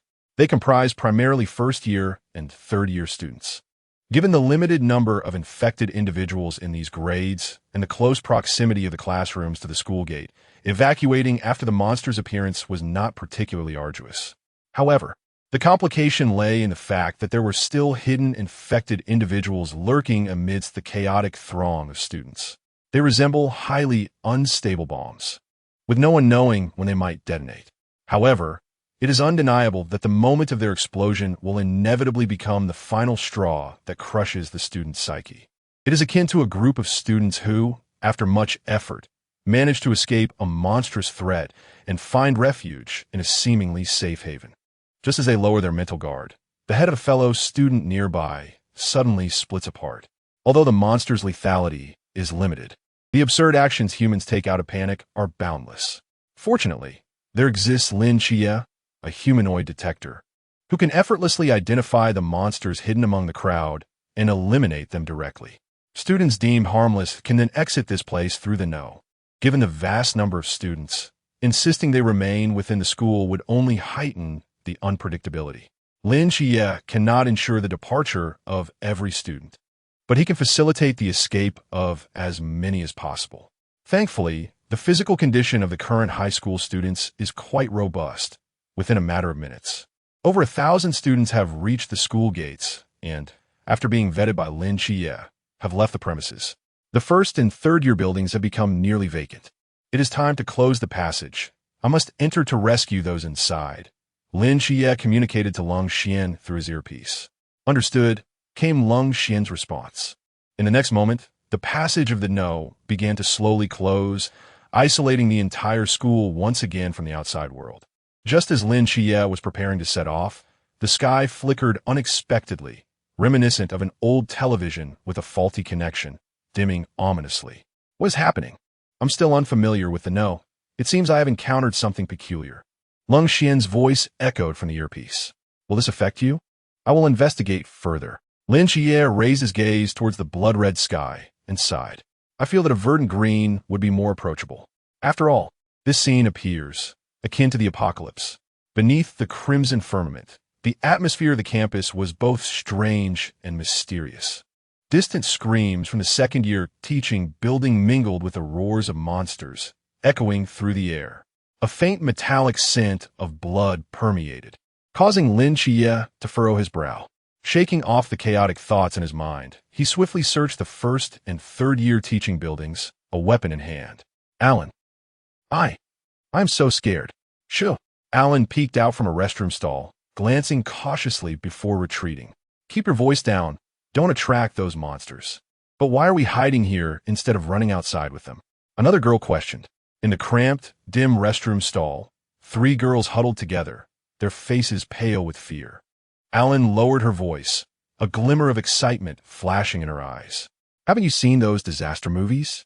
When the apocalypse strikes, those who rush out recklessly usually meet their doom. Based on my years of watching films, the wisest course of action is to separate from the main group and wait in a safe place for rescue. But this isn't a movie. The girl beside her replied, her voice tinged with tears. And are you certain that the restroom is a safe place? I wish to seek refuge elsewhere. Yet within this vast educational edifice, apart from classrooms and restrooms, there seemed to be no other sanctuary. Alan let out a resigned sigh, assuring everyone that our concealment here would surely ensure our safety. Just as Alan finished speaking, the door to the restroom stall was abruptly flung open. The 3 girls hiding within let out simultaneous screams. However, as they beheld not a monster emerging, but rather a youth brandishing a knife, they swiftly covered their mouths and fell silent. Safe? It would be a grave illusion, Lin Xia remarked coolly. In an instant, he drew forth his straight blade, and before the 3 girls' horrified gazes, he severed the head of one girl with a swift motion. A grotesque, bloodied head tumbled to the floor. Chapter 54. The Clever One's Silence. You have slain Xiao. She is no longer herself. Cannot you see? Witnessing a sister, who had just moments ago been hiding in the stall, transform into a monster and be severed in 2 left the 2 girls utterly terrified, their legs beginning to weaken. Lin Xia, with a sense of helplessness, assisted them out of the restroom. At the entrance, a small group of 12 men and women had gathered. Upon seeing Lin Xia emerge with the 2 girls, their eyes brimmed with admiration. Is there truly someone inside? Senior Xia, you are remarkable. You could sense there was someone in there from 10 meters away. Are you a practitioner? Can you take me along? What are you dawdling for? Is this the time for idle chatter? Hurry and lend a hand. Only then did the crowd snap back to reality, rushing forward to assist the 2 rescued girls. They were all survivors whom Lin Xia had saved during their first year in high school, and there were several others like the 2 just rescued, paralyzed by fear. Fortunately, most of the boys remained relatively strong, not succumbing to terror. What shall we do next, Senior Xia? The search and rescue of these 2 teaching buildings has been completed. You should take refuge in the auditorium we just passed. I've already cleared it out. Lin Xia spoke casually. And you? The second-year teaching building is the epicenter of the disaster. I must go save more people. Can I accompany you? I too repelled a monster with a fire axe. I can help, a robust-looking boy exclaimed. No need. I shall go alone, Lin Xia replied, shaking his head and gesturing towards the trembling girl in the group. Your fire axe is better used to protect them. Very well. Without lingering further, Lin Xia provided a few instructions before dashing downstairs, heading towards the depths of the second-year teaching building. The monsters concealed there occupied approximately 60% of the school, and nearly 10 minutes had passed since the outbreak of chaos. One could only imagine the state of the second-year area. I hope they possess some wit. Hurry. Hurry. The boys pushed tables and chairs into the corridor, blocking it off. Come on, put in more effort. We cannot let them break through. What about the girls? Stop your shrieking. Come help bandage the injured. What? There's still a few survivors on the 3rd floor? For goodness sake, Axe Brigade, charge with me. Mr. Wong, I leave this floor in your capable hands. On the chaotic 5th floor balcony, Li Yifei shouted, his voice ringing out as most of the second-year students had gathered on this level. The tightly packed tables and chairs completely sealed off the corridors on either side, while dozens of monsters below relentlessly battered against the barriers. The mild-mannered Mr. Wong, adorned with glasses, nodded solemnly. Rest assured, I will handle this level. My years of playing tower defense games shall not be in vain. Li Yifei seized a fire axe, slinging it over his shoulder, and called out towards the opposite corridor. Several sturdy boys, armed with fire axes, steel rods, or tennis rackets, rushed over swiftly. In classroom 8 on the 3rd floor, over 20 students remained trapped within, and we must rescue them. Li Yifei succinctly outlined the situation, prompting several boys to swiftly fashion their clothing into a makeshift rope, which they secured to the railing in the corridor, allowing it to dangle downwards. After testing the strength of the rope, Li Yifei was the first to ascend the railing, gripping the thick rope tightly and cautiously maneuvering downwards, mimicking the scenes he had seen on television. The other boys followed suit, although somewhat anxious. They maintained a semblance of order. Will Li Yifei and the others be in danger? A girl voiced her concern as she observed the unfolding scene.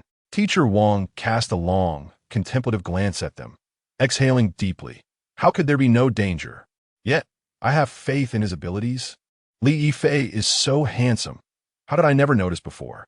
A nearby girl whispered. Historically, in every dark age, there are individuals who, once overlooked, emerge as leaders for the masses. The seemingly hopeless students, like Li Yifei and his companions, possessed a potential in this dire environment that was irreplaceable by others. Never underestimate anyone, no matter how inconspicuous they may appear. Perhaps one day they will shine with brilliance. Teacher Wang adjusted his glasses and, seemingly struck by a thought, turned to caution the girl. By the way, no early romances. Li Yifei and his companions successfully descended along the rope to the corridor of the 3rd floor, where most of the monsters had been lured to the stairwell between the 4th and 5th floors. Only 2 monsters remained, lurking at the entrance of classroom 8. All doors and windows of classroom 8 had been barricaded with desks and chairs, preventing the monsters from breaching the classroom. Li Yifei was not alone in his cleverness. The descent of Li Yifei and his group was nearly silent, and the 2 monsters did not sense their presence until the boys stealthily approached from behind. Suddenly, the creatures turned, revealing their grotesque jaws, readying to attack. Hold your ground, Li Yifei shouted. 4 or 5 boys seized chairs from the classroom and charged at the monsters with a roar. Although the monsters were adept at devouring humans, their strength was not vastly superior to that of an average person. Under the relentless assault of the boys wielding chairs, the monsters were temporarily repelled, though their sharp, interlocking teeth quickly rendered the chairs useless. In that fleeting moment, the remaining boys surged forward, wielding fire axes and clubs, mercilessly striking at the monsters' mouths. After a frenzied assault, the creatures convulsed and collapsed, their heads shattered beyond recognition. Gasping for breath, the boys could not suppress their triumphant smiles, their eyes brimming with exhilaration. Together, they had vanquished 2 terrifying monsters. Quickly, we must save the others. Li Yifei rushed to the classroom door and knocked vigorously. The students in Class 8 had been discreetly observing the commotion outside through the gaps in their desks and chairs. Upon witnessing Li Yifei and his group successfully vanquishing a monster, they quickly opened a door, and several boys stepped out. I am Li Yifei from Class 2. Come with us and evacuate. Li Yifei urgea. Evacuate? Where can we possibly go? The leading boy shook his head, gesturing towards the 1st floor. The 1st floor has completely fallen. There are at least 10 monsters there. We cannot break through. You managed to slay 2, but can you defeat 10?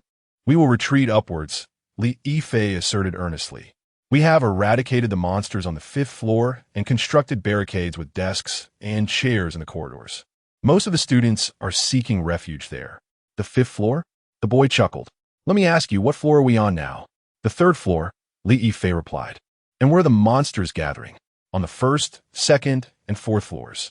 Then, assuming what you say is true and we make our way to the 5th floor, how do we navigate past the most densely populated 4th floor? The boy continued.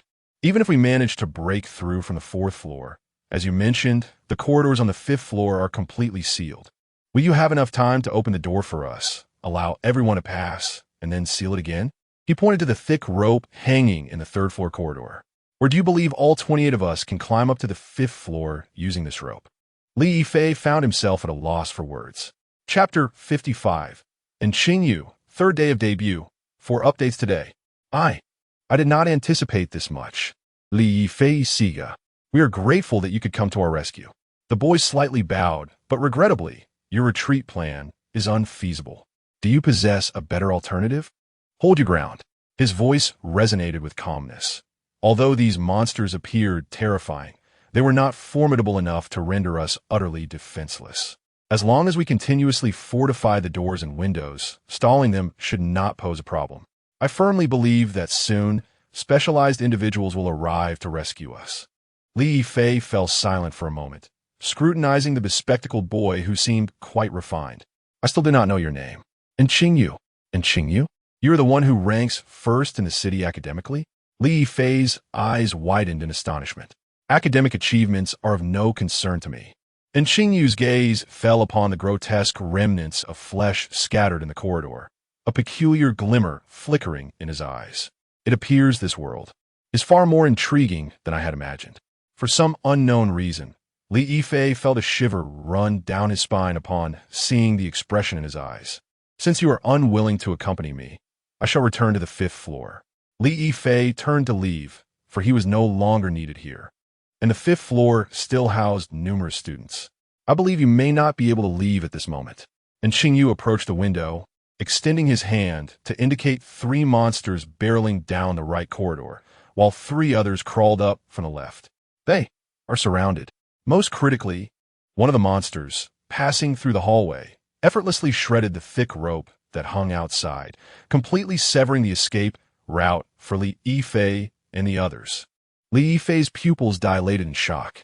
They might manage to slay 2 monsters using chairs and a fire axe, but facing 6 simultaneously, they would undoubtedly meet their demise.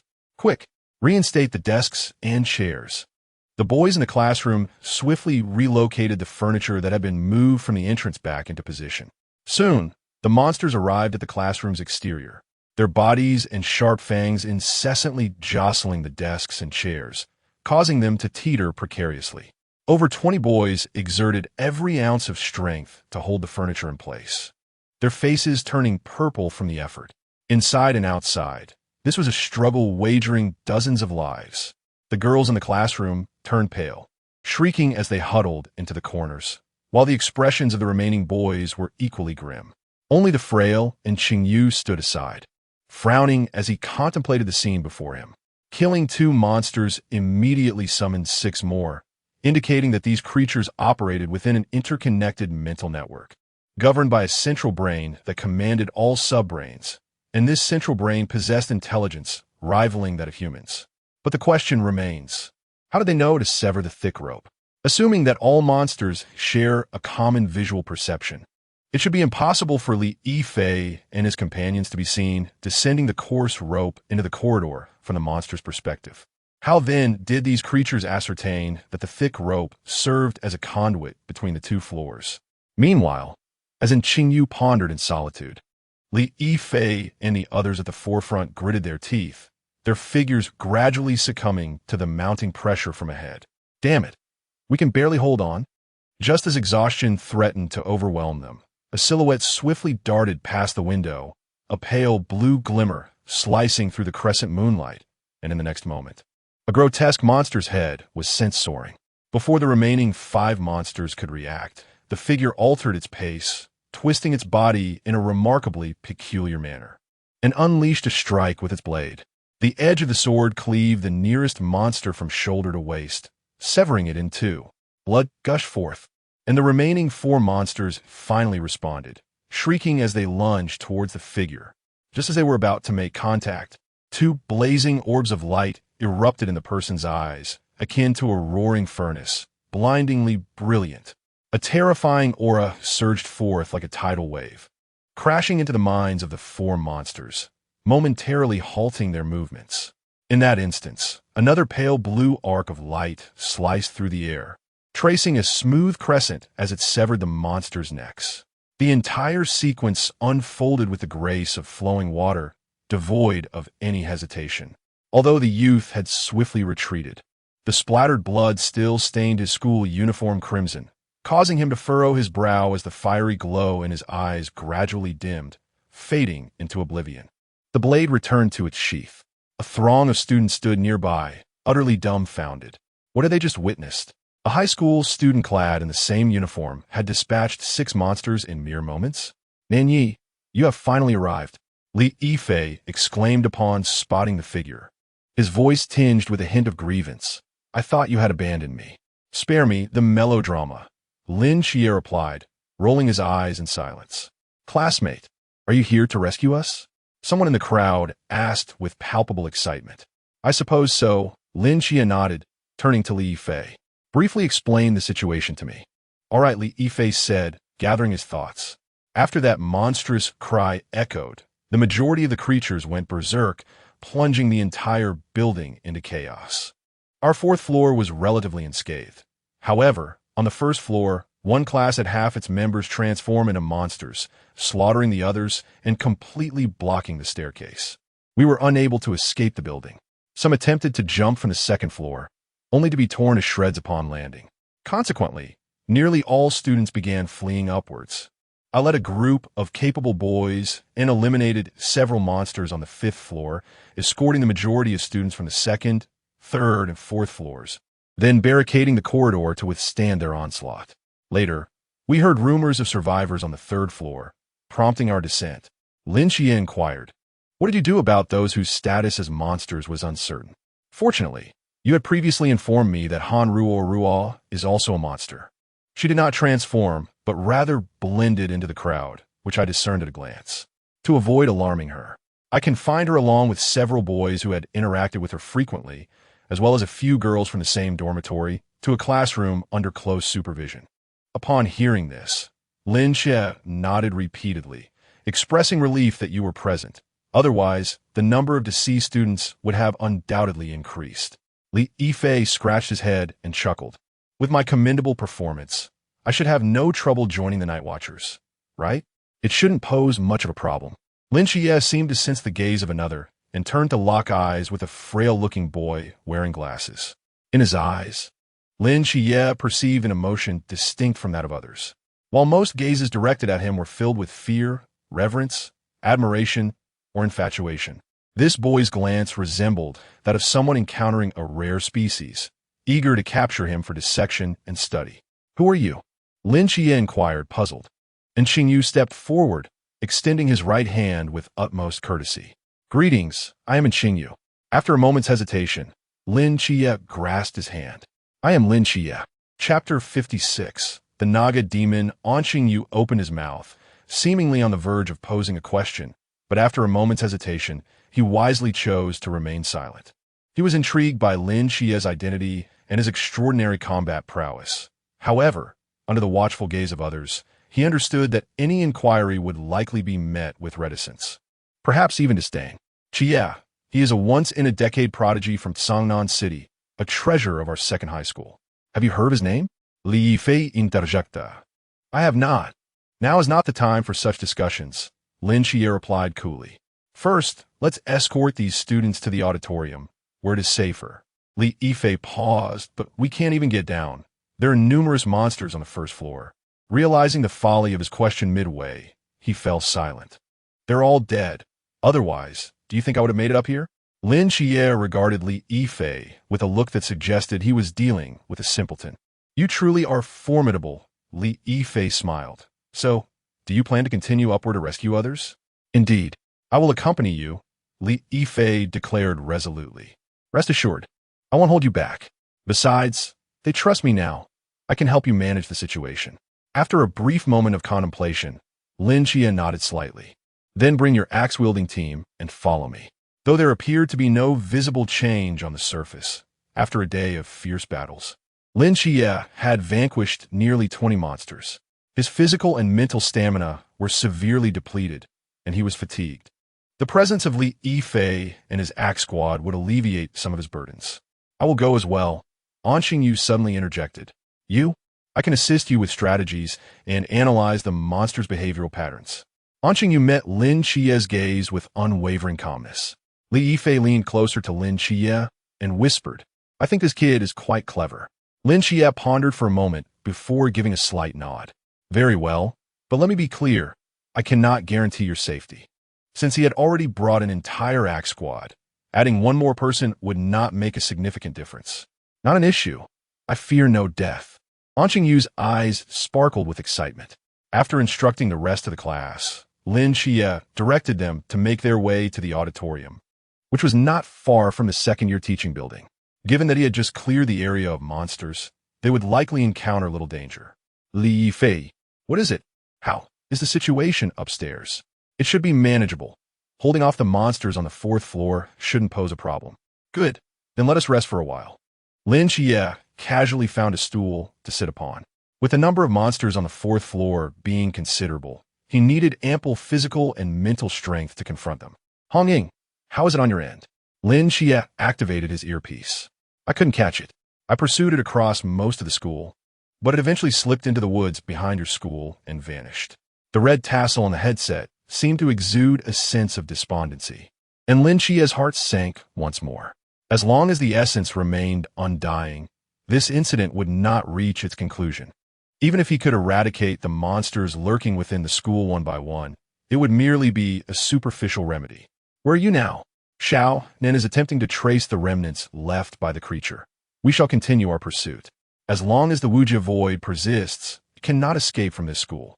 Good. By the way, Wu Xiangnan has discovered the nature of this creature. Great Xia's eyes brightened.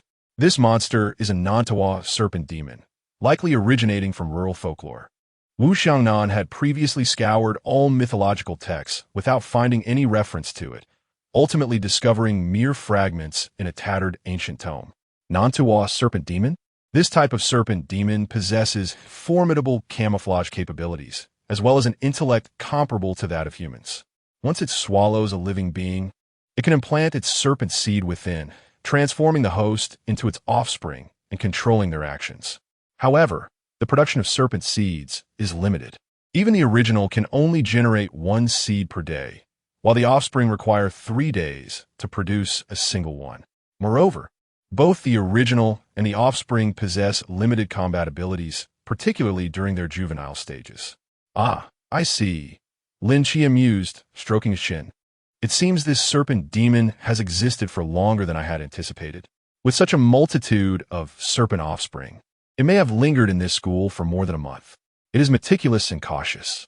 Just as Great Xia pondered this, and Yu silently approached his side. Is there something you wish to inquire about? I have a question. If you're considering asking whether I'm a superhero or a cultivator, I would advise against it. No, what I wish to ask is, do such monsters exist in places we remain oblivious to? And Yu pointed towards the dismembered creature outside. Great Xia hesitated for a moment before nodding. Then why are we able to live so leisurely and comfortably? Great Xia cast a glance at him and spoke slowly.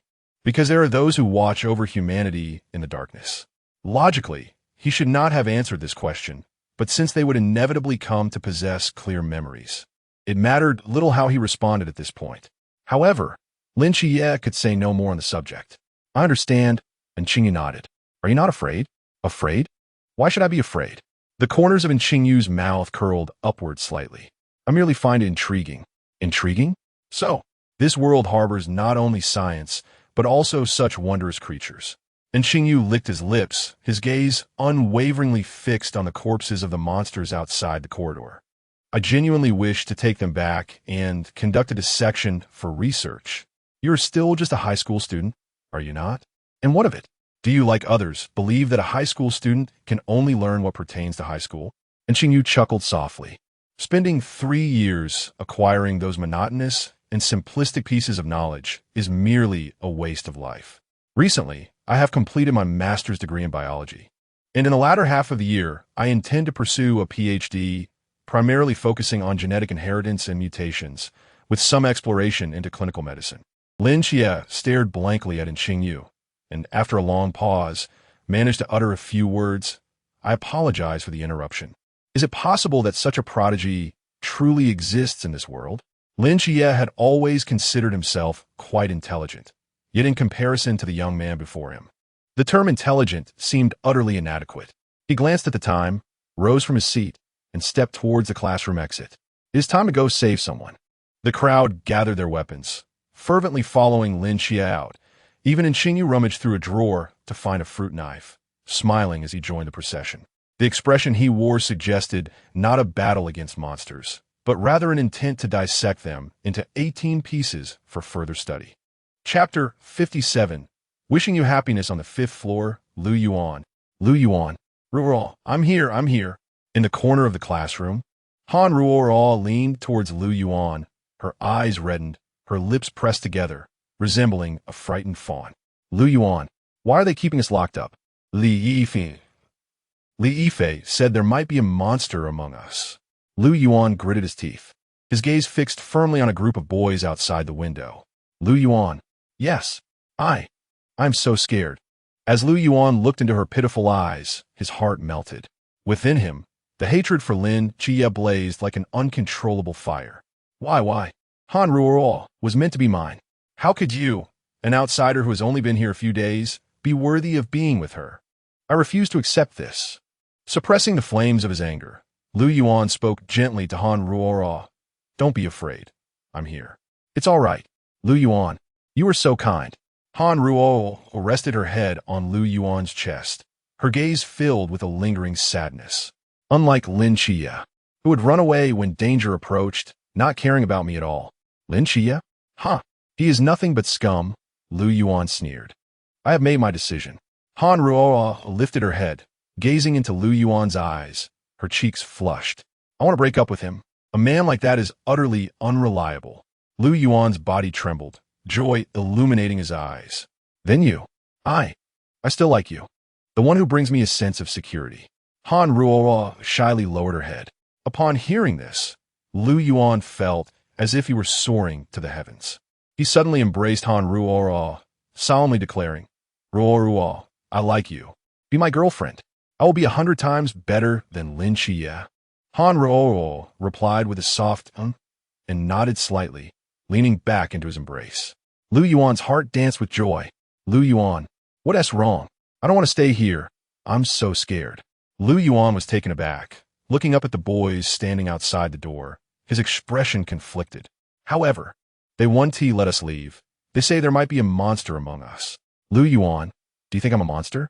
Han Ruo looked into Lu Yuan's eyes, her voice filled with a sorrow that threatened to spill over into tears.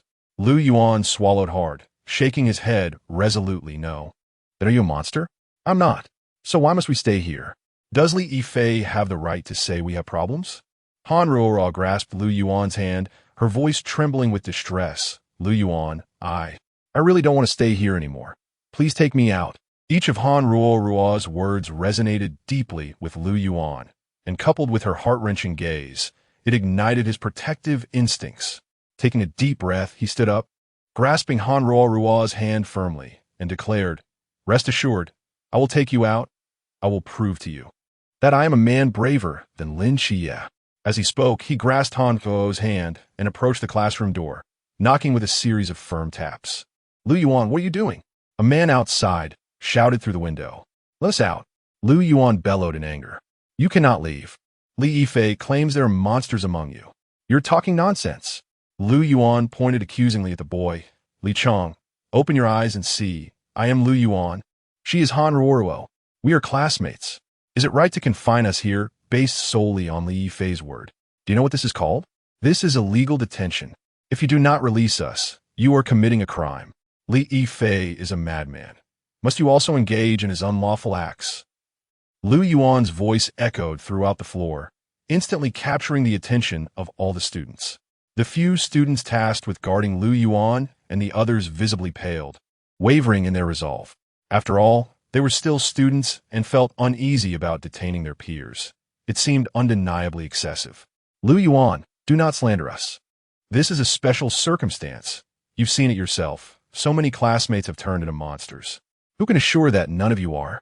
Li Qiang raplia the fianli. Why must it be us? Lu Yuan retorted with a cold laugh, gesturing to everyone present. You, too, are equally suspect. How does Li Yifei know there are monsters among us? Does he possess X-ray vision? Just as the two were embroiled in their argument, a tremendous crash resonated from the right corridor. Every heart seized with trepidation as they turned in unison, their eyes filled with dread. Could it be that a monster had breached the defenses? It's Lin Xia. Lin Xia is mercilessly slaying the monsters. and Li Yifei and the others are following behind.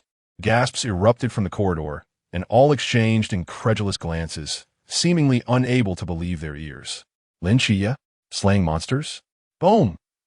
Another deafening sound erupted. As tables and chairs in the corridor toppled like a mountain, the cacophony sending nearby, students recoiling in fear, the swirling dust blinding their vision. As the dust settled, a blood-stained youth in uniform emerged, wielding a knife in his right hand. His eyes burned like molten metal. In that instant, upon seeing those eyes, everyone felt as though they were being scrutinized by an ancient beast, too terrified to even breathe.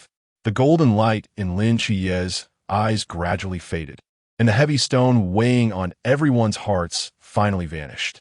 Behind him, several boys began to run up, including Li Yifei and Xingyu. Li Yifei, how did you get up here? What about the monsters on the fourth floor? Someone in the crowd quickly regained composure, anxiously inquiring. Li Yifei, glancing at the fire axe in his hand, chuckled, "They're all dead. My brother Xia has cleared the entire fourth floor. The entire building is now free of monsters." All eyes turned to Lin Xia, filled with disbelief. How could this be? So many monsters. Did he truly defeat them all single-handedly? Is this real? Behold the knife in his hand and the blood upon him. It must be genuine, right? Goodness. Did you see the allure in his eyes just now? What is that? Some sort of superpower? As all eyes fixated on Lin Xia, whispering amongst themselves, his gaze pierced through the crowd and landed upon the indignant Lu Yuan. For reasons unknown, Lu Yuan's heart quivered, instinctively taking a half-step back. Lin Xia, wielding the knife with an impassive expression, began to advance towards Lu Yuan. Instinctively, the students in the corridor parted to create a path for him, their murmurs dwindling into silence. When Lin Xia stood before Lu Yuan, the entire corridor was enveloped in a profound stillness. What? What do you intend to do? Under Lin Qia's penetrating gaze, Lu Yuan found himself stammering. I must tell you, Han Ruo has already broken up with you. She is now my girlfriend.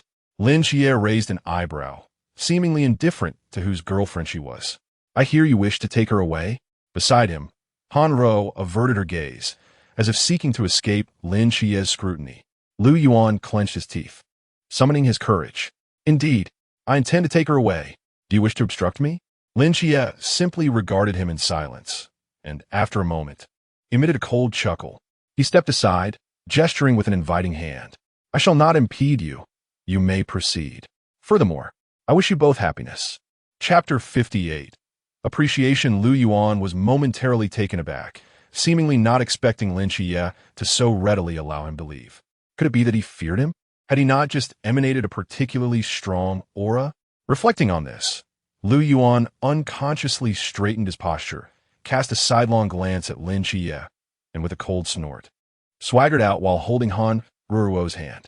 Once the figures of the two faded into the corridor, a boy from the Axe Squad leaned in closer to Lin Xia and whispered, Brother Xia, are you truly letting them go? He has stolen your girlfriend. Should we teach him a lesson? The members of the Axe Squad had witnessed Lin Qia's formidable combat prowess and revered him almost like a deity. Seeing Lu Yuan so brazenly escorting Han Ruo away stirred a sense of indignation within them. No need. Han Ruo is not my girlfriend. Lin Xia responded with a slight smile, casting a deep gaze in the direction of the departing duo. Moreover, I'm actually quite happy right now, truly.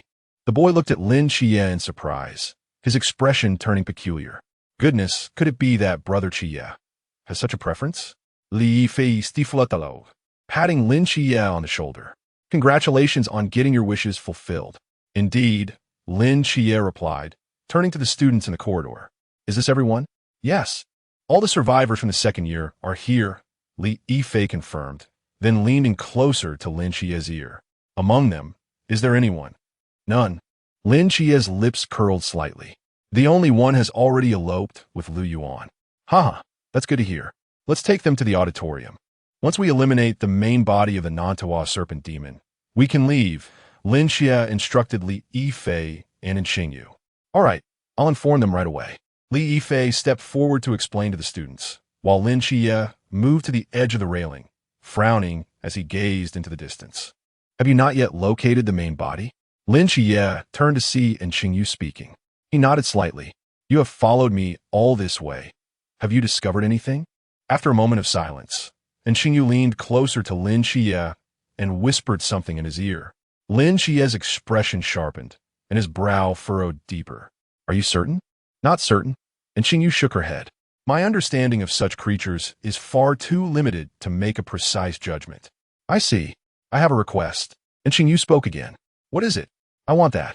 And Qingyu pointed toward Lin Xia's waist. Lin Xia's expression changed. I meant the gun. After a brief hesitation, Lin Xia retrieved the handgun from his pocket and handed it to Qingyu.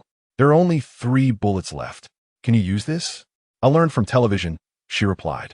That should suffice. Your skill is likely superior to mine, Lin Xia sighed. And Qingyu quietly placed the handgun into her pocket. I hope I won't need to use it. After a brief moment, Li Yifei approached with the entire 5th floor students. Everyone is here.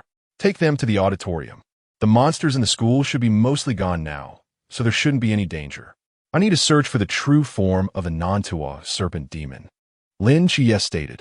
Leave it to me, Li Yifei assured, patting his chest. Lin Xia nodded, and with a flicker, he vanished into the corridor. Once Lin Xia departed, a throng of students gathered around Li Yifei, eagerly inquiring about the events that had transpired. Li Yifei, what happened when you went down to rescue people? How did Lin Xia suddenly appear? Did he truly slay all the monsters alone? Of course. Didn't you catch the scent of blood on him? It's overwhelmingly pungent. How did he manage that? Who exactly is he? Li Yifei glanced at the group of starry-eyed girls and silently rolled his eyes, thinking it would be best to ask Lin Xia himself later. With that, he turned and walked away. You girls, once you leave here, your memories will be wiped. By then, remembering Lin Xia will be a mere fantasy. Li Yifei muttered to himself. With the monsters eradicated, everyone gradually relaxed, and the discussions among the girls about the enigmatic Lin Xia grew increasingly animated. The boys from the Axe Squad, who had fought alongside Lin Xia, couldn't resist joining in, animatedly recounting tales of Lin Xia's prowess, leaving the girls utterly captivated. At that moment, Teacher Wang approached them, solemnly stating, no early romances allowed. The girls fell silent. Meanwhile, Lin Xia, with his sword strapped to his back, sprinted across the campus. He activated his earpiece. Sister Hongying, what is the situation? We found some traces. It seems the non-Tua serpent demon headed north.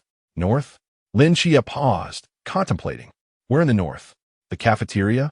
The arts building? The playground? The teaching building? I'm not sure. Xiaonan and I are searching the cafeteria. All right, I will check the arts building. Lin Xia adjusted his direction and dashed toward the arts building, which stood as the newest structure in the school, built approximately 5 or 6 years ago. A few years back, there was a nationwide initiative to promote the harmonious development of student culture and arts, prompting the school to invest in this building.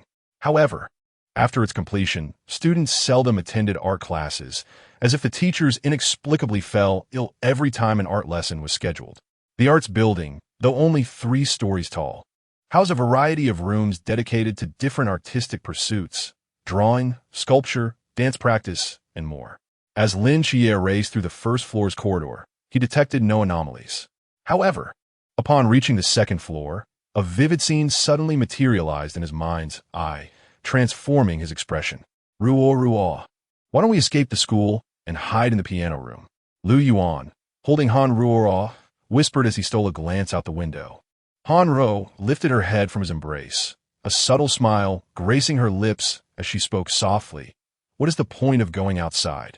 It is far more tranquil here. In this space, I can engage in some intriguing activities. Lu Yuan felt a jolt of electricity coursing through him, rendering him both exhilarated and unnerved. He swallowed hard, inquisitive about her intentions. What kind of activities? Well, what do you think? Han Ruo leaned closer to his ear, her gentle voice weaving into his consciousness, igniting a yearning within him. There are still monsters outside, isn't that concerning? Lu Yuan sensed a surge of forbidden desire rising within him, yet reason cautioned him against succumbing. What is so concerning about it? Do you not?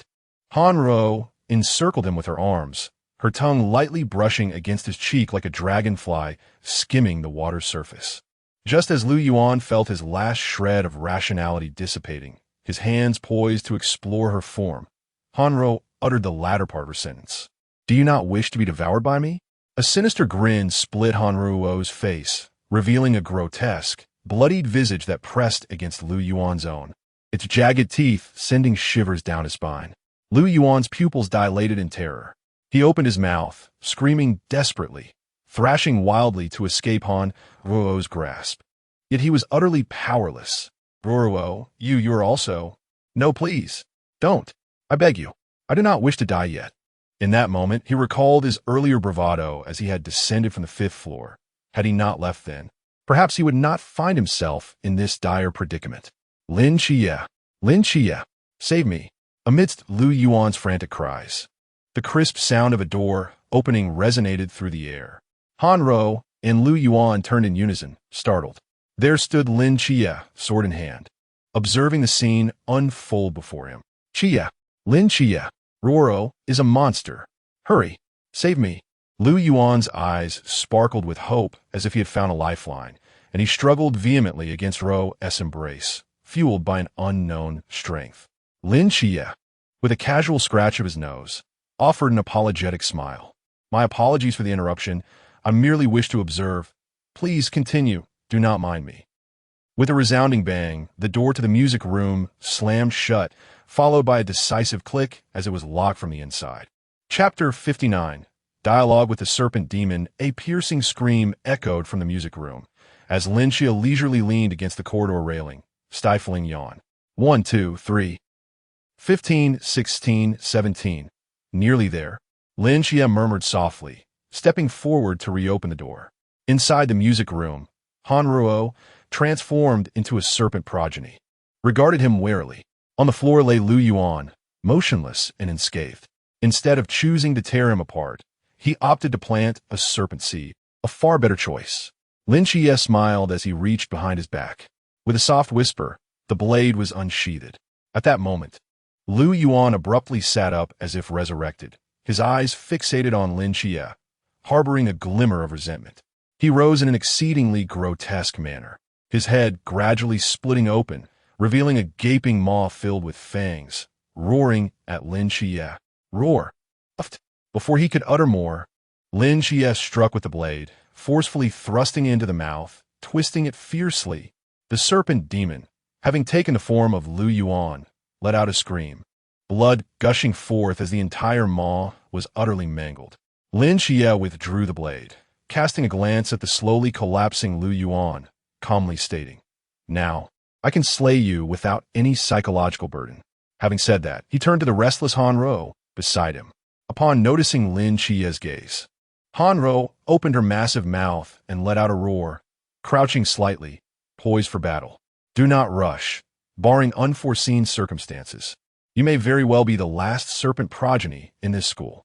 Lin Xia waved the sheathed blade, indicating his lack of murderous intent. "Nanto serpent demon. I am aware that your true form can perceive me through this body. Why not retract that fierce demeanor and have a proper conversation?" After a brief pause, the bloodied head of the serpent progeny before him began to close, skin and bone reuniting, the bloodlines fading, seamlessly transforming back into Hanruo's visage. With an impassive expression, Hanro stood there, stating, "I have nothing to discuss with the Night Watchman. You truly are remarkable." Lin Xia raised an eyebrow, noting that despite claiming there was nothing to converse about, she ultimately chose to revert back. "Was that all you wished to say?" A slight frown creased Hanruo's brow, the bloodlines resurfacing on her face, as if she were about to transform again. "You seem quite knowledgeable about this society. If I am not mistaken, you must have descended upon this city quite some time ago." Lin Xia scrutinized Hanruo's eyes, seemingly searching for something within them. Regrettably, the current Hanruo was merely a puppet. The true dialogue occurred with the elusive Nantoa serpent demon, whose essence was veiled from sight. "So what? I fail to comprehend. With your terrifying ability to disguise, had you not proliferated your progeny extensively within the school, we might not have discovered you even after a decade. You possess the remarkable ability to seamlessly integrate into human society through your disguise and intellect, subtly leaving your mark on the affluent, with opulence within your grasp. You are endowed with exceptional advantages, allowing you to thrive effortlessly among humans. Yet, why beginning from half a month to a month ago, did you suddenly choose to cultivate your offspring with fervor? Lin Xia furrowed his brow, voicing his perplexity.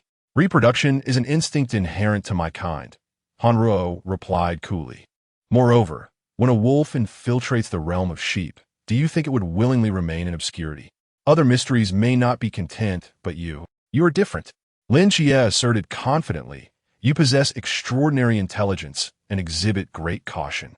All highly intelligent beings have the capacity to suppress their innate instincts. What a laughable logic, Han Ruo scoffed. Since you relish deduction so much, allow me to pose a question to you. In this cloistered school, there are 3 sentinels, the girl wielding a spear, the girl capable of healing, and you, who can see through my disguise. The spear-wielding girl is the pool realm. I cannot implant my mark upon her.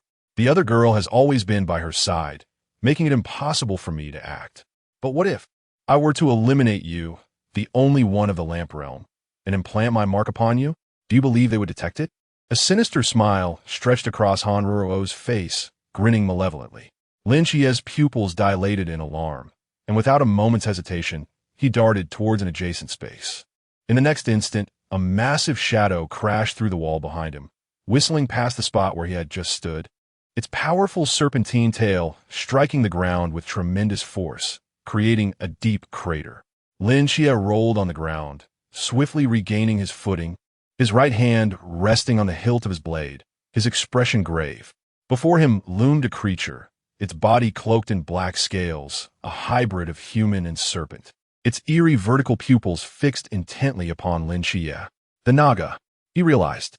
You are attempting to manipulate my words, and I, in turn, am stalling for time.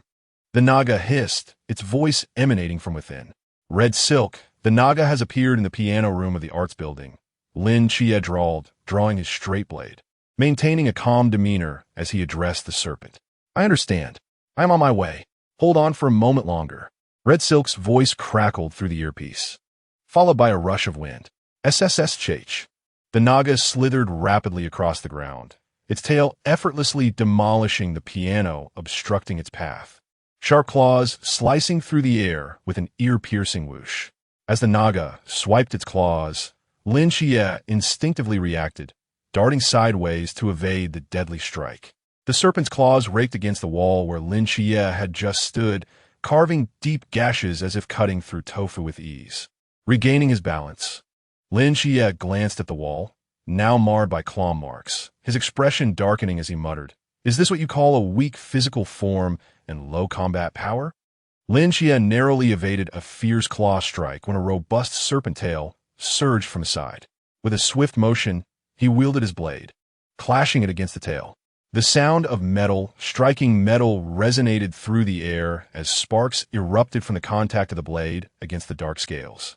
Immediately, an overwhelming force thrust Lin Xia backward, nearly toppling him to the ground.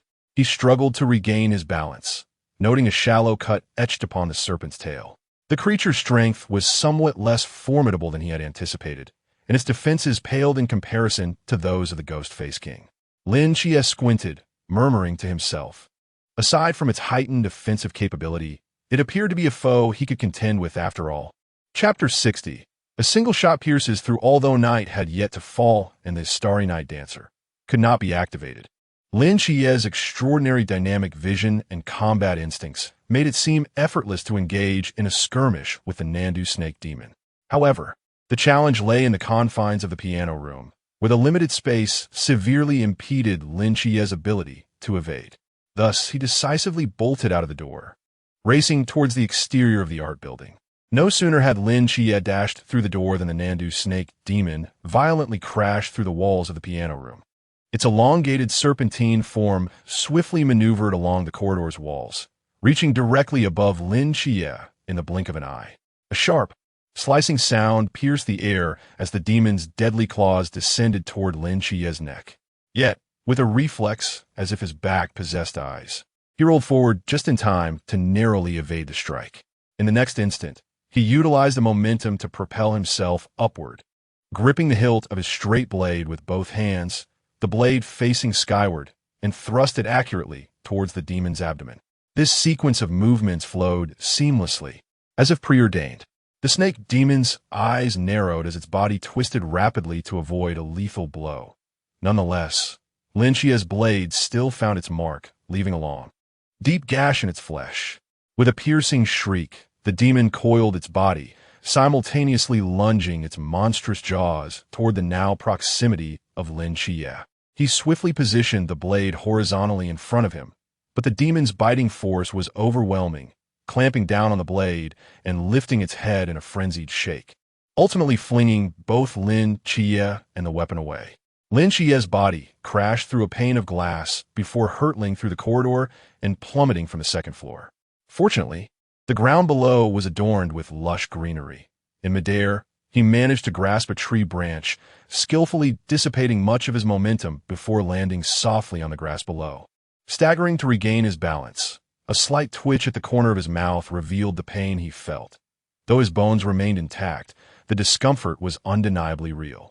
Meanwhile, the Nandu snake demon shattered a window, leaping down from the second floor, its sharp claws glinting ominously under the dark crimson sky as they aimed directly at Lin Xia. He swiftly retreated to evade the demon's landing. Then, as if possessing foresight, surged forward once more, his straight blade slicing toward the demon's neck with precision. The audible clang of metal echoed as Lin Xia's blade clashed against the demon's claws in a series of fierce strikes. Just as the demon prepared to retaliate, a blinding golden light erupted from Lin Xia's eyes, filling the demon's mind with an overwhelming, silent authority. This suppression, born from a higher plane of existence, momentarily disoriented the creature, causing its body to falter. In that fleeting moment, Lin Xia executed a crosscut with his blade, striking the demon's chest and leaving 2 gruesome gashes. The demon recoiled in pain, retreating several meters, its serpentine eyes fixed intently on Lin Xia, evidently astonished that this seemingly unremarkable youth possessed such formidable combat prowess.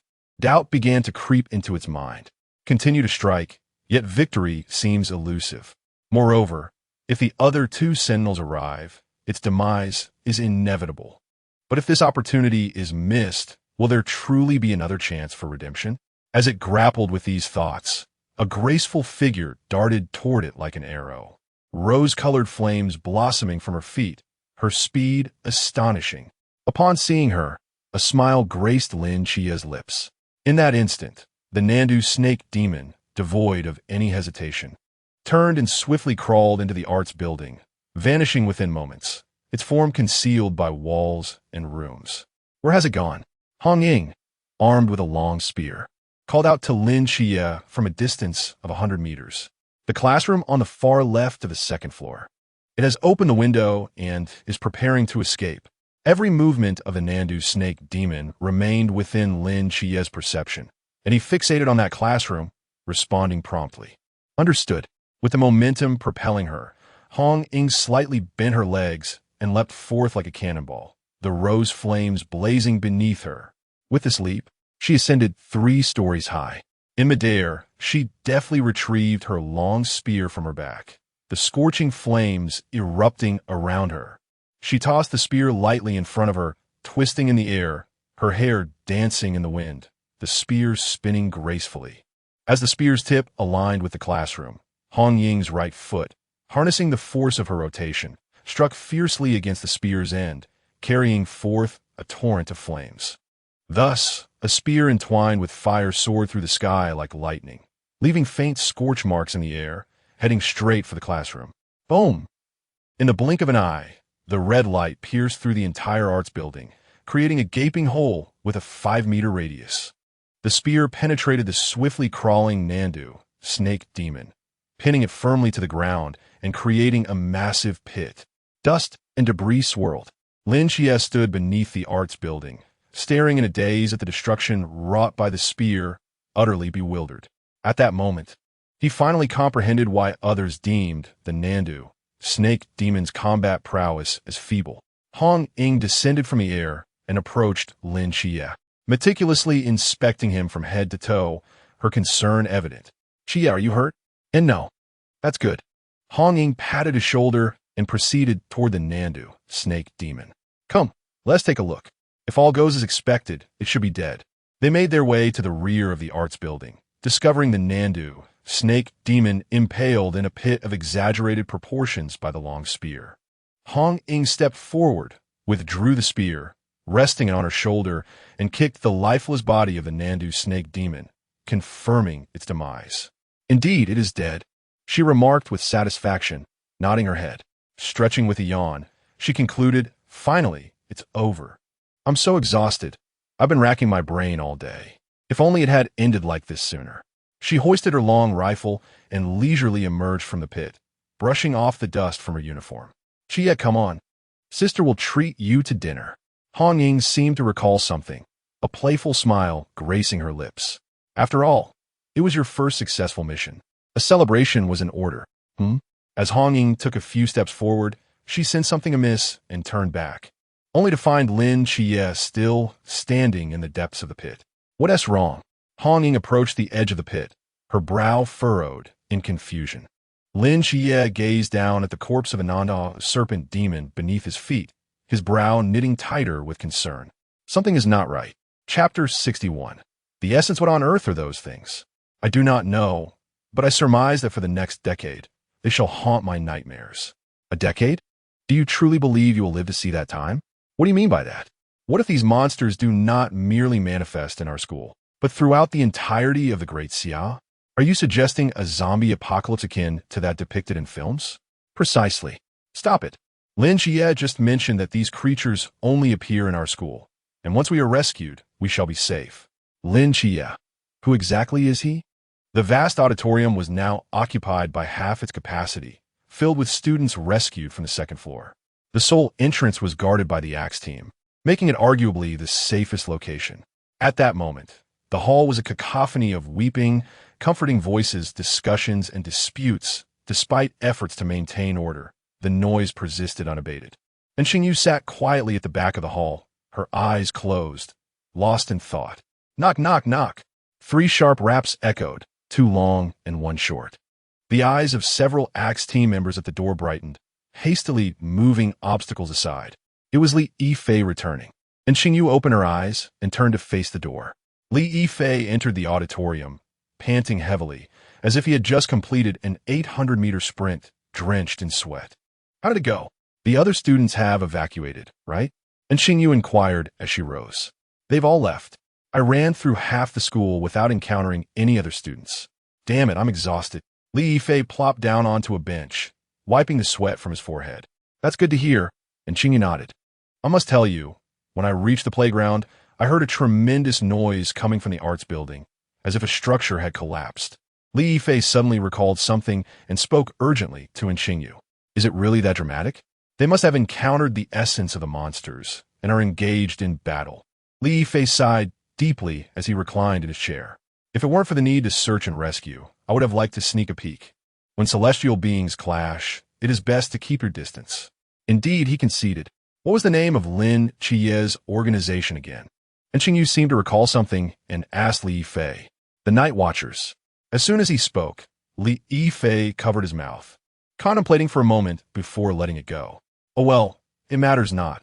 I might as well tell you, since everyone here will have their memories erased anyway. Erased memories?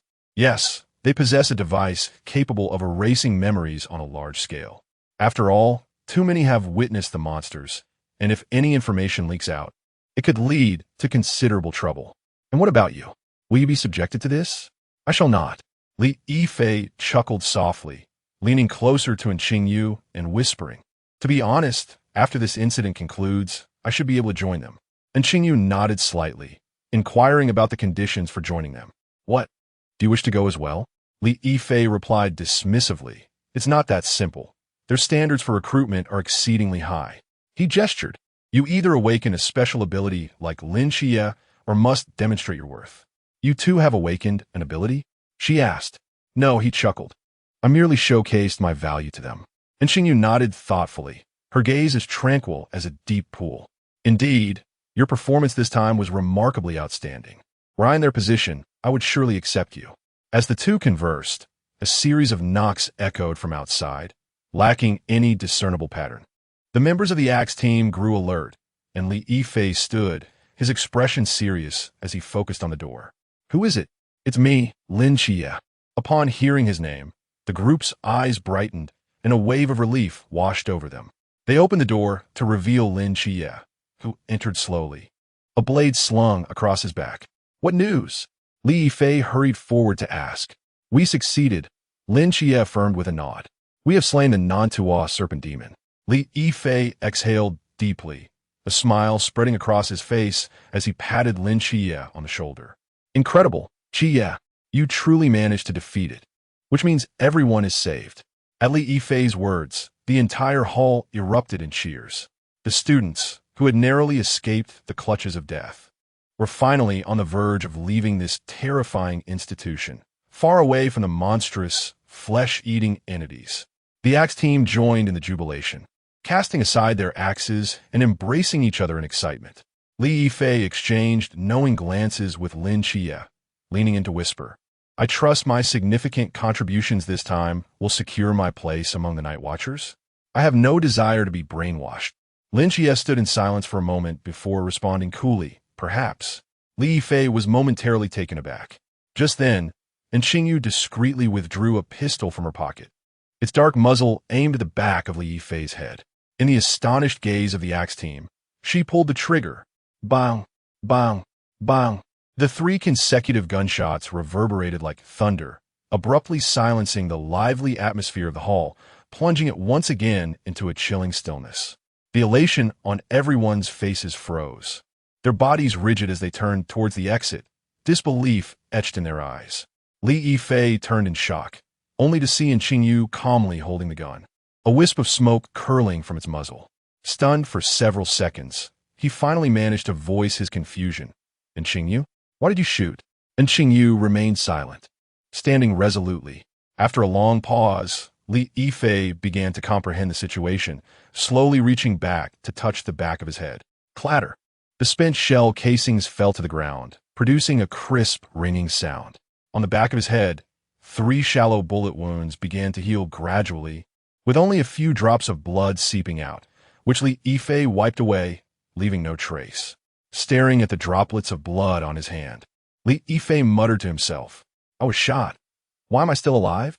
He raised his head to gaze at Lin Xia, extending his blood-stained hand before her.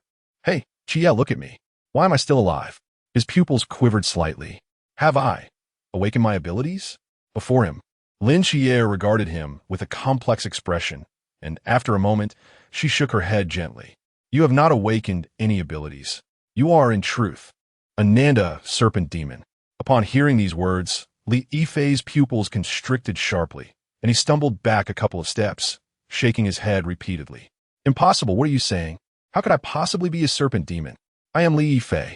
Lin Xia shook her head again, stepping forward to tug forcefully at the zipper of Li Yifei's uniform. With a rip, the zipper broke, revealing his chest, where a faint gunshot wound lay like a brand. You are a Nanda serpent demon, or rather, you are a part of the Nanda serpent demon. The remnants you left behind may deceive others, but they cannot deceive me. Chapter 62. 2 Deviants Know. This cannot be. Li Yifei lowered his gaze to the gunshot wound on his chest, repeatedly shaking his head. I cannot kill anyone, let alone be a monster. Li Yifei. Lin Xia grasped Li Yifei's collar, pulling his head close to hers, fixing her gaze upon his terrified eyes. Look into my eyes. In an instant, 2 golden flames ignited in Lin Xia's eyes. The divine wrath of the seraphim surged forth, wildly flooding into Li Yifei's mental realm. Within mere moments, Li Yifei's eyes rolled back, and he fainted cleanly. In the next heartbeat, a powerful hand suddenly grasped Lin Xia's wrist, and Li Yifei's eyes flew open. They were a pair of enchanting, slitted pupils, calm and unfathomably deep. Interesting. How did you discover this? Li Yifei's voice was deep and tranquil. With your perceptual ability, you shouldn't have been able to see through my disguise. I indeed did not see through it. Otherwise, you would have been exposed long ago in the basement of the office. The flames in Lin Xia's eyes had yet to extinguish. Since entering the school, everything that had transpired seemed reasonable, yet it was fraught with oddities. What you mean is, you deduced it, sort of, you left too many flaws behind. Oh, Li Fei's eyes narrowed slightly. Go on. The first point of suspicion is your medical leave form. Lin Xia spoke calmly. This morning when you entered the classroom, you came in with a medical leave form. So what? According to your account, you discovered you had forgotten your homework after school last night, returning to the school only to witness Lu Xiaoyan devouring someone. After that, you fled the school in a panic and found us, the Night Watchers. So, when did you obtain your medical leave form? Lin Xia chuckled coldly. Do not tell me that after witnessing the gruesome scene last night, you anticipated that you would be acting with us today and specially went to the academic office to procure a medical leave form. You should know that the office had already closed by then. Thus, only two possibilities remain. The first is that you had already procured your medical leave form, intending to skip school today, but coincidentally encountered the gruesome scene last night. The second is that you already knew we would come and had even prepared to enter with us. Li Yifei fell silent for a moment before continuing. The second point of suspicion lies with the pieces of human skin on the balcony of the girls' dormitory. Logically, the non-Tuwa snake demon is a very cautious creature. Having concealed itself within human society for so long, it would never recklessly hang human skin on the balcony, as the risk of exposure is far too high. Yet it chose to do so. Initially, I did not comprehend the significance of this act. But later, I realized it was deliberately hinting to us that it was right here in this dormitory building. It wanted us to find it. Lin Shi gazed into Li Yifei's eyes, and then you appeared, inexplicably, as if you were deliberately drawing away Hong Ying, igniting a riot throughout the school. Subsequently, Li Yifei emerged like a savior, leading a group of students to successfully repel the assault of the serpent demon progeny, a veritable exemplar of survival tactics. At that moment, I had yet to direct my suspicions towards you. It was truly in Qingyu who aroused my doubts. Lin Qia's gaze shifted to the slender boy with glasses standing behind him. Li Yifei twisted his neck unnaturally to scrutinize Qingyu, adjusting his spectacles, and Qingyu spoke. The number of serpent demon progeny besieging us has been rather peculiar. When those serpent demon progeny first appeared, everyone rushed upstairs. Yet we alone fortified our classroom with desks and chairs, steadfastly remaining within. At that time, the vast majority of the serpent demons either ascended to the fourth floor, invading your corridor, or lingered on the first floor, severing everyone's escape routes. In truth, only two attempted to storm our classroom on the third floor. Generally, when two types of prey appear within the field of vision of a pack of hunters, one robust and formidable, the other feeble and easily attainable, the hunters typically converge upon the weaker target, which was us. Initially, I assumed it was a matter of information disparity. The other serpent demon progeny had been drawn upstairs by you, unaware of our presence on the third floor. However, I later discerned that these serpent demons shared a collective vision. This implies that they were acutely aware of the tender morsel beneath their very feet, yet they remained indifferent, as if they were intentionally sparing us. Subsequently, Li Yifei descended like a divine champion to rescue us. After vanquishing the two serpent demon progeny, he inadvertently provoked the 6 serpent demons below to attack, a number that was equally peculiar, exerting immense pressure upon us without rendering us completely defenseless. Even if one more had joined, we would have been unable to withstand it. Yet, it did not happen. Just as Lin Xia was about to reach a conclusion, those 6 serpent demon progeny suddenly intensified their assault, driving us to the brink of despair. Everything seemed too coincidental and too bizarre. Is this sufficient reason for your suspicion of me? Li Yifei furrowed his brow tightly. No. What truly incited my doubts about you was the action of the serpent demon progeny severing your thick rope, and Qingyu replied, shaking his head. At the time you descended by rope, the 2 serpent demons did not witness this event. Logically, they should have been unaware of the rope's existence. Yet, the subsequent 6 serpent demon progeny precisely cut the thick rope as if they were fully cognizant of your escape route. The serpent demon progeny severed what they should not have been able to see, indicating one undeniable truth. Among us, there exists an entity sharing their vision, And Xingyu raised his hands in a gesture of resignation. Of course, at that time, I had little understanding of the serpent demons, and the subsequent conclusion was drawn only after exchanging information with Lin Xia. Li Yifei's slitted eyes fixated on Xingyu, a cold smirk escaping his lips. Had I known you were this astute, I should have eliminated you from the outset. Furthermore, every time the serpent demon appears, you are conspicuously absent. Lin Xia continued, recalling their first encounter with the serpent demon in the girls' dormitory. I must inquire, after you confessed your feelings to Wu Shujia, where did you vanish during the interval before returning to the sophomore classroom? Just moments ago, while Lin Xia and the others battled the serpent demon, you claimed to be searching for other surviving students, which only solidified my suspicions. And Xingyu added. Li Yifei glanced at Xingyu and then turned to Lin Xia, letting out a self-deprecating chuckle. How'd I end up crossing paths with two such peculiar individuals? Chapter 63. The Truth Subsequently. I ventured a bold hypothesis based on the information at hand, weaving together the threads of understanding. Lin Xia continued. The Nandu snake demon arrived in this world much earlier than we had anticipated. He fixed his gaze upon Li Yifei's eyes. Upon its arrival, endowed with extraordinary intelligence and formidable camouflage abilities, it swiftly grasped the operational principles of this society. Likewise, it became aware of the existence of the Night Watchers. Its innate wariness compelled it to stealthily conceal itself within human society. Throughout this protracted period, in pursuit of achieving perfect disguise, it subconsciously nurtured a second persona. This persona is named Li Yifei.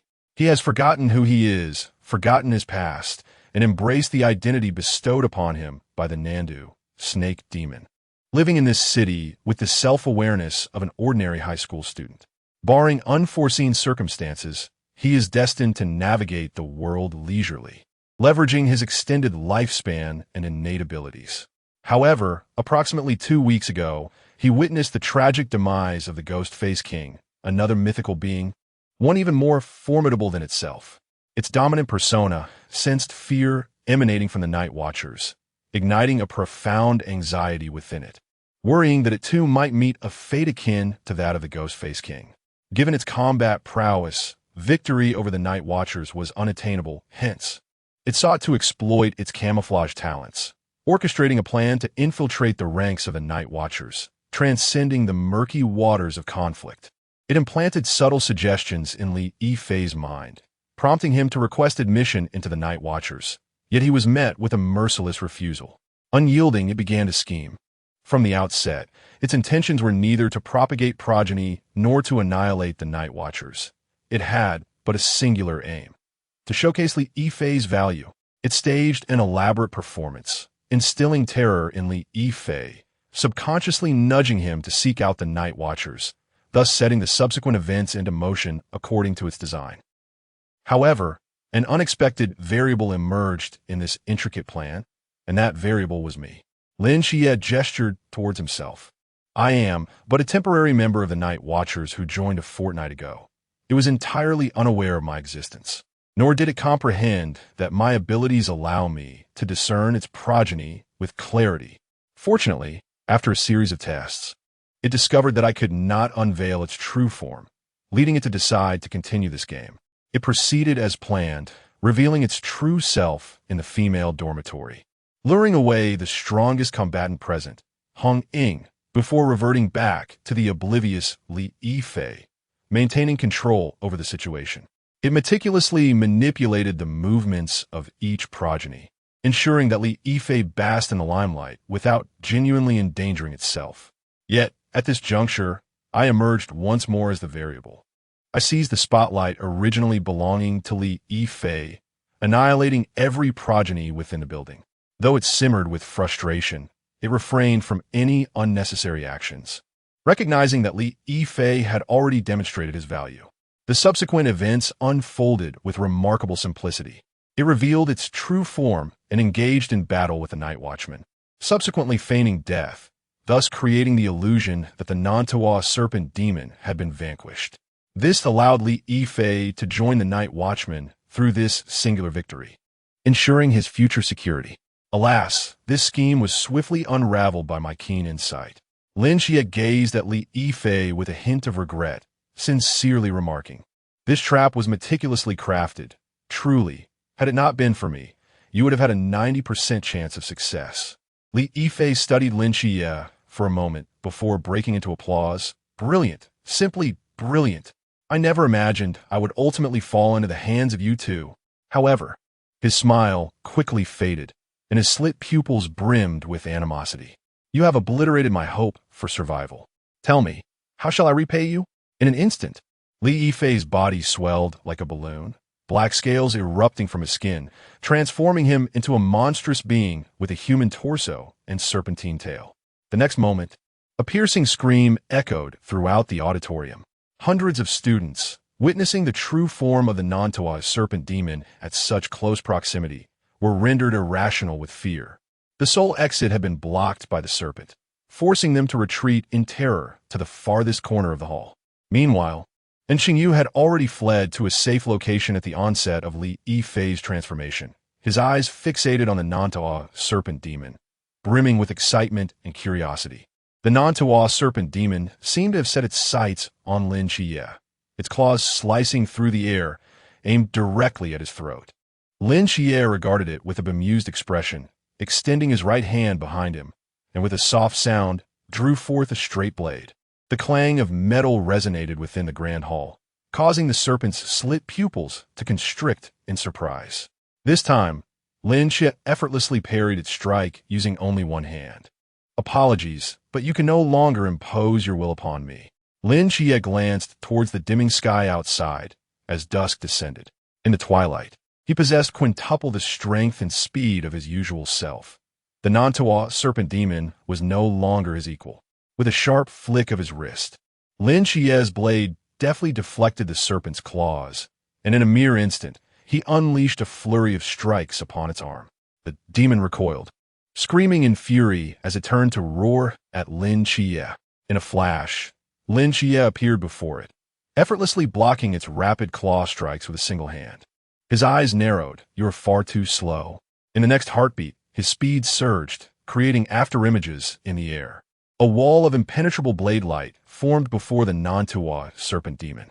As Lin Xia's velocity escalated, the demon struggled to defend itself, suffering grotesque wounds that marred its form. Before long, the majority of its black scales shattered, leaving it in a pitiful state, even as it sought refuge along the edges of the walls. Leveraging its crawling advantage, Lin Xia pursued it relentlessly, like a specter shadowing its every move. The anguished cries of the Nantoa serpent demon grew, increasingly chilling as it cast a venomous glare upon the young man before it, its eyes ablaze with unbridled hatred. This time, it found itself ruthlessly crushed, both in intellect and combat prowess. Lin Xia, with an impassive expression, delivered blow after blow, akin to an artist meticulously sculpting an unfinished masterpiece. As the Nantoa serpent demon neared the brink of surrender, a flash of golden light ignited in Lin Xia's eyes, and with a swift movement, he vanished. The pale blue blade traced a straight trajectory through the air, and Lin Xia's figure reappeared behind the Nantoa serpent demon. With a decisive click, the sword returned to its sheath. A colossal serpent head rolled to the ground, its furious, wide-open, slitted eyes still fixated on Lin Xia, as if yearning to drag him into the depths of the netherworld. Lin Xia turned, gazing at the lifeless body beneath him, murmuring softly, "I'm sorry. Li Yifei, let us meet again in the hospital." Chapter 64. Quelling the Grand Hall's door swung open once more, and Lin Xia emerged slowly, holding a black box. Hong Ying, seated on the stairs nearby, smiled and waved. "Did you manage to resolve it?" "Yes, indeed," Lin Xia replied calmly.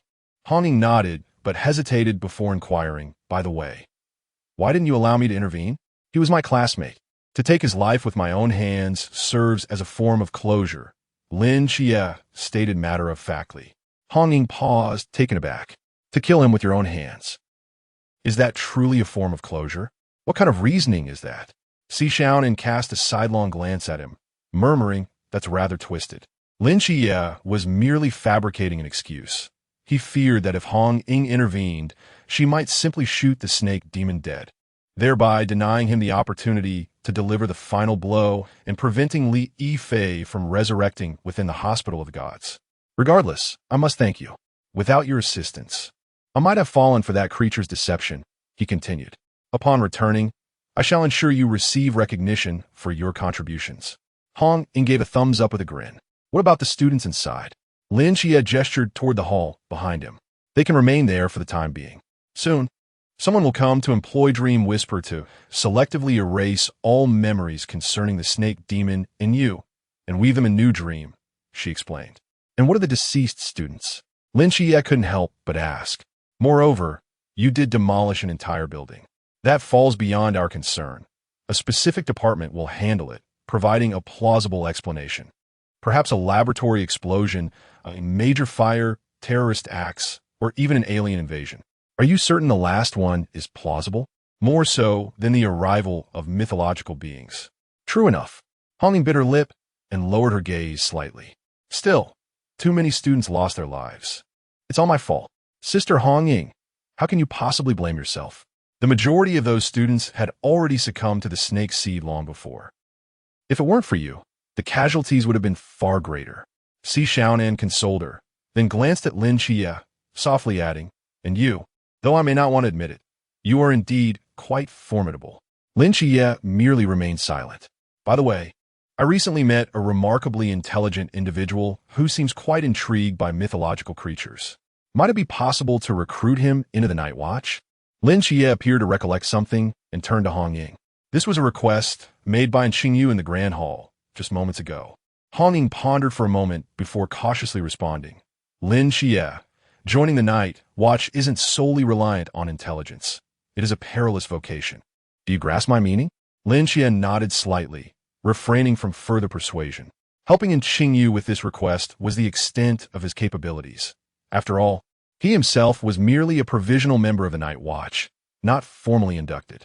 Having faced rejection, it would be inappropriate to persist in his entreaties. Let us depart.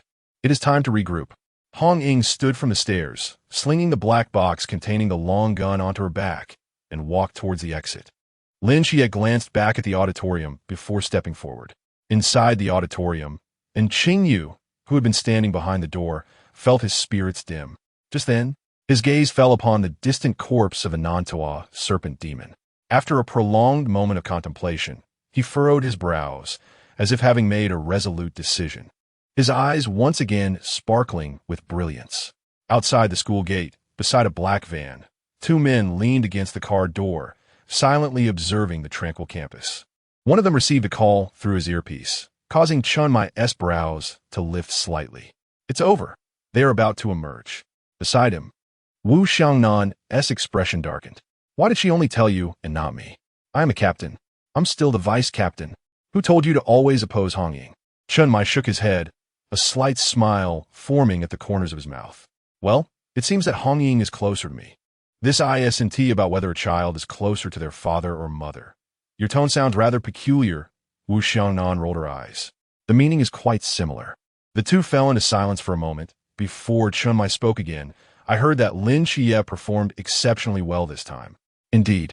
Do you think, since it's his first successful mission, we should show our appreciation?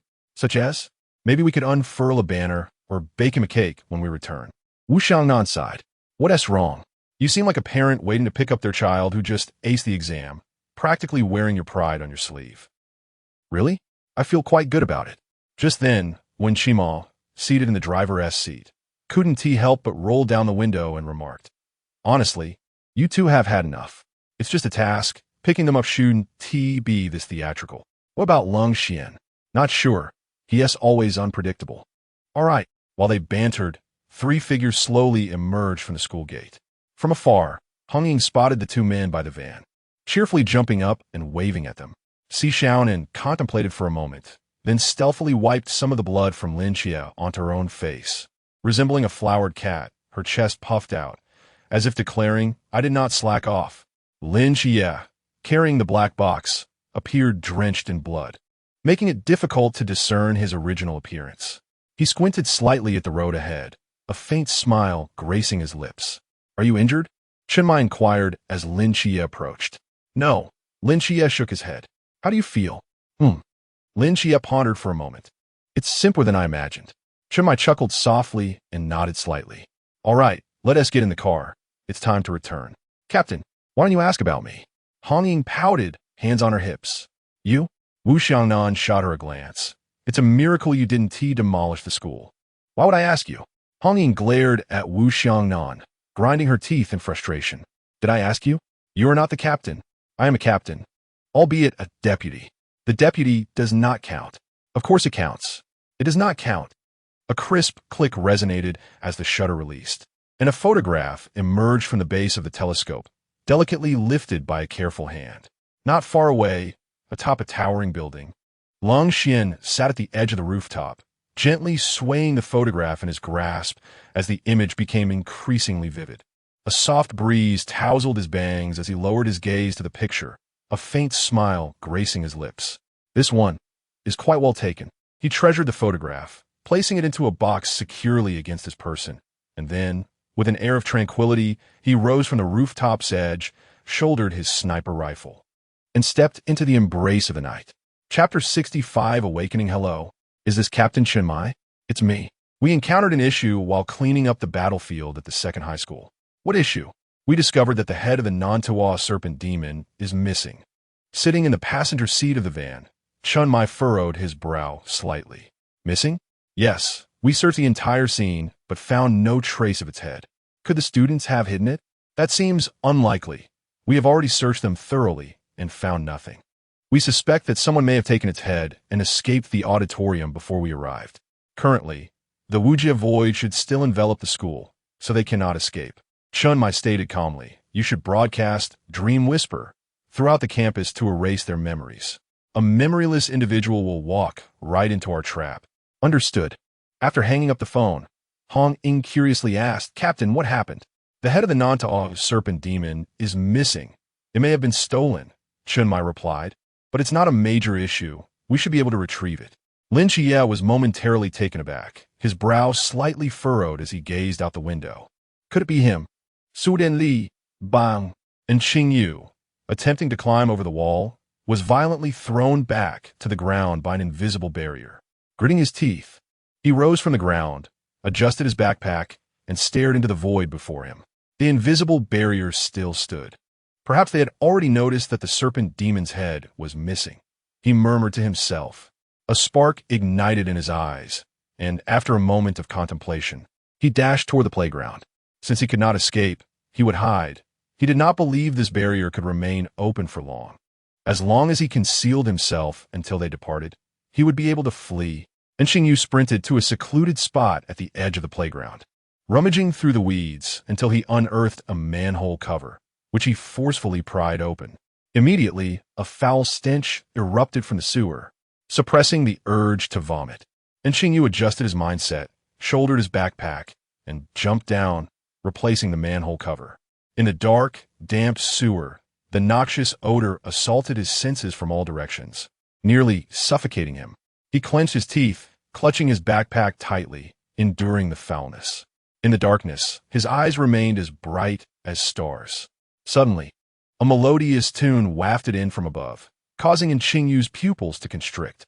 In a daze, he felt as though someone was whispering in his ear, and an overwhelming drowsiness washed over him, beckoning him into slumber. At that moment, a peculiar force surged from his heart, as if a clear spring flowed into his mind, washing away all dreams and whispers without a trace. And Qing Yu abruptly opened his eyes. The murkiness within them vanished, replaced by an unparalleled clarity. In the depths of his gaze, a barely perceptible layer of gray had settled. Now, he was more awake than ever. He stared blankly ahead, then lowered his gaze to his palm. In his eyes, his own body seemed to transform into an exquisitely precise machine, where he could perceive the operation of each individual component, comprehending the principles governing their function with clarity. He was acutely aware of every blink and breath, as if he were a master watchmaker, scrutinizing the intricate workings of a timepiece with a magnifying glass. He had never possessed such profound understanding of his own physique. Suddenly, a thought struck him. He swiftly unzipped his backpack and retrieved a severed head, the head of the Nanda serpent demon. Beneath its gaze, this mythological creature, entirely beyond the realm of modern scientific inquiry, appeared to be disassembled into an array of gears, mechanisms, and screws. Yet, he was still unable to fully fathom its intricacies. Thus, Xingyu extracted a sharp fruit knife from the compartment of his bag. Like a surgeon wielding a scalpel, he fixated on the head before him and then plunged the blade into its cranium. He struggled to cut through the skull, performing an anatomical dissection, striving to unveil what lay within the head. His cutting speed quickened, excitement igniting in his eyes, causing his body to tremble with exhilaration. In the dark, fetid sewer, a frail youth wielded a knife, a smile gracing his face as he meticulously dissected the grotesque head. His voice echoed in the dim surroundings. So it was like this. So it was like this. I comprehend. This is how it operates. Fascinating. Truly fascinating. Where is this? In the shadowy confines of a cell, Li Yifei slowly opened his eyes. Bewildered, he surveyed his surroundings, and just as he prepared to rise, fragmented memories surged into his mind like an overwhelming tide. He cried out in anguish and stumbled back to the ground. And Xingyu had fired. He was struck unconscious by Great Xia. The Nanda, serpent demon lurking within him, emerged, leading to a fierce battle, culminating in Great Xia severing its head. He gazed in shock at his own hands, his voice quivering. I am indeed the Nanda, serpent demon. How could this be? I killed them. Vivid images of the students slaughtered by the serpent demon's progeny flashed before his eyes, the blood-soaked ground searing into his memory, gradually morphing into his nightmare. No. He knelt on the ground, his face contorted, moaning in agony. In the next moment, his eyes transformed into sinister slits, as if he were a different person entirely, rising expressionless, cowardly and inept. One arm of the Nanda, serpent demon, sprouted scales, violently grasping the railing before it, attempting to wrench it apart. Immediately, obscure runes materialized on the surface of the cell, and a terrifying, repulsive force hurled the Nanda, serpent demon backward, crashing against the wall on the opposite side of the cell before collapsing to the ground. The Nanda, serpent demon fixated on the railing, its forked tongue flicking out, its eyes icy and penetrating. In the moment it made contact with the railing, fragmented information about the cell flooded into its mind. It was unaware of its surroundings, yet it comprehended that its fate rested entirely in the hands of another. That individual was the master of this place. As the Nandu serpent demon pondered deeply, steady footsteps echoed from the opposite end of the corridor. Its vertical pupils constricted as it swiftly climbed to the railing, peering towards that direction. In the dimly lit corridor, a figure gradually became discernible. It was a youth clad in a white lab coat, his hands tucked into his pockets. The moment the Nandu serpent demon beheld his face, its body trembled in shock. It was you. Great Xia approached it expressionlessly, raising an eyebrow. Surprised? Unexpected? Chapter 66. The first caregiver, the Nanda, serpent demon, loomed quietly behind the enclosure, its gaze fixed upon him. Great Xia narrowed his eyes, standing outside the fence, equally scrutinizing the eyes of the Nanda, serpent demon. Before him, a familiar panel unfurled. Sinner, Nanda serpent demon choice. As the one who has personally slain this mythical creature, you possess the authority to determine the fate of its soul. Option 1. Annihilate its soul entirely, erasing its existence from the world. Option 2. Allow it to achieve a loyalty value of 60, enabling you to employ it as a caregiver in the hospital, where it would tend to patients while providing you with a degree of protection. Current loyalty value, 0.85. Upon reading this information, Great Xia's brow arched slightly. This task differed from the previous one. If his memory served him right, the last caregiver standard was based on fear value, whereas this time it hinged upon loyalty value. This indicated that the hospital's criteria for caregivers varied according to different mythical beings. Moreover, this loyalty value was divided into two parts. One was 0, and the other was 85, which Great Xia surmised was due to the Nanda, serpent demon's essence being divided into two distinct consciousnesses. The first value stemmed from the Nanda, serpent demon itself, while the second originated from Li Yifei, this independent consciousness. I believe you are already aware of your fate. After a moment's pause, Lin Xia spoke slowly. If you kill me, Li Yifei will perish as well. The Nanda serpent demon fixed its gaze on Lin Xia's eyes. Oh, Lin Xia replied with a faint smile. Do you think I would care about his life or death? Indeed, if he were to die, Lin Xia would be troubled for a while, but that would be the extent of it. His relationship with Li Yifei was not of such significance. As you should already know, the Nanda serpent demon fell silent. Having observed everything from the shadows, it was acutely aware of every move Li Yifei made. The time since their acquaintance had barely exceeded half a month. To claim their bond was profound would be sheer nonsense. Moreover, Li Yifei had once abandoned him to flee. Using their relationship as leverage, the Nanda serpent demon was not so foolish. What is it that you desire?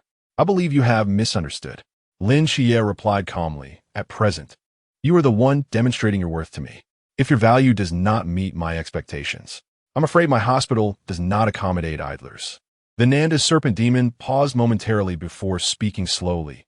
I excel in disguise. I can plant serpent seeds. Lurking and infiltrating are my specialties. Not sufficient.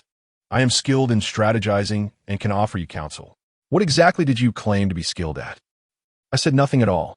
The Nanda serpent demon nearly forgot that its own trap had been dismantled by Lin Xia.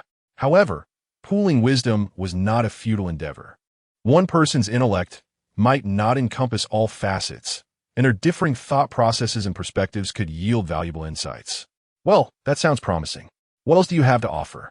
Although my current combat prowess is rather limited, once I reach adulthood, my true form will possess formidable abilities, and I shall be capable of shedding my skin, making it exceedingly difficult to be vanquished. Lin Xia pondered for a moment. Will you amuse the elder? I shall not, the Nantua serpent demon replied, momentarily perplexed. Yet Li Yifei excelled in such matters. Then, that shall suffice. Lin Xia paused briefly before continuing. You may stay, but there are additional conditions. What conditions? During non-essential moments. Let Li Yifei govern this body. The Nantua serpent demon wrestled with the dilemma for a while, but eventually nodded. Very well, I accept your terms.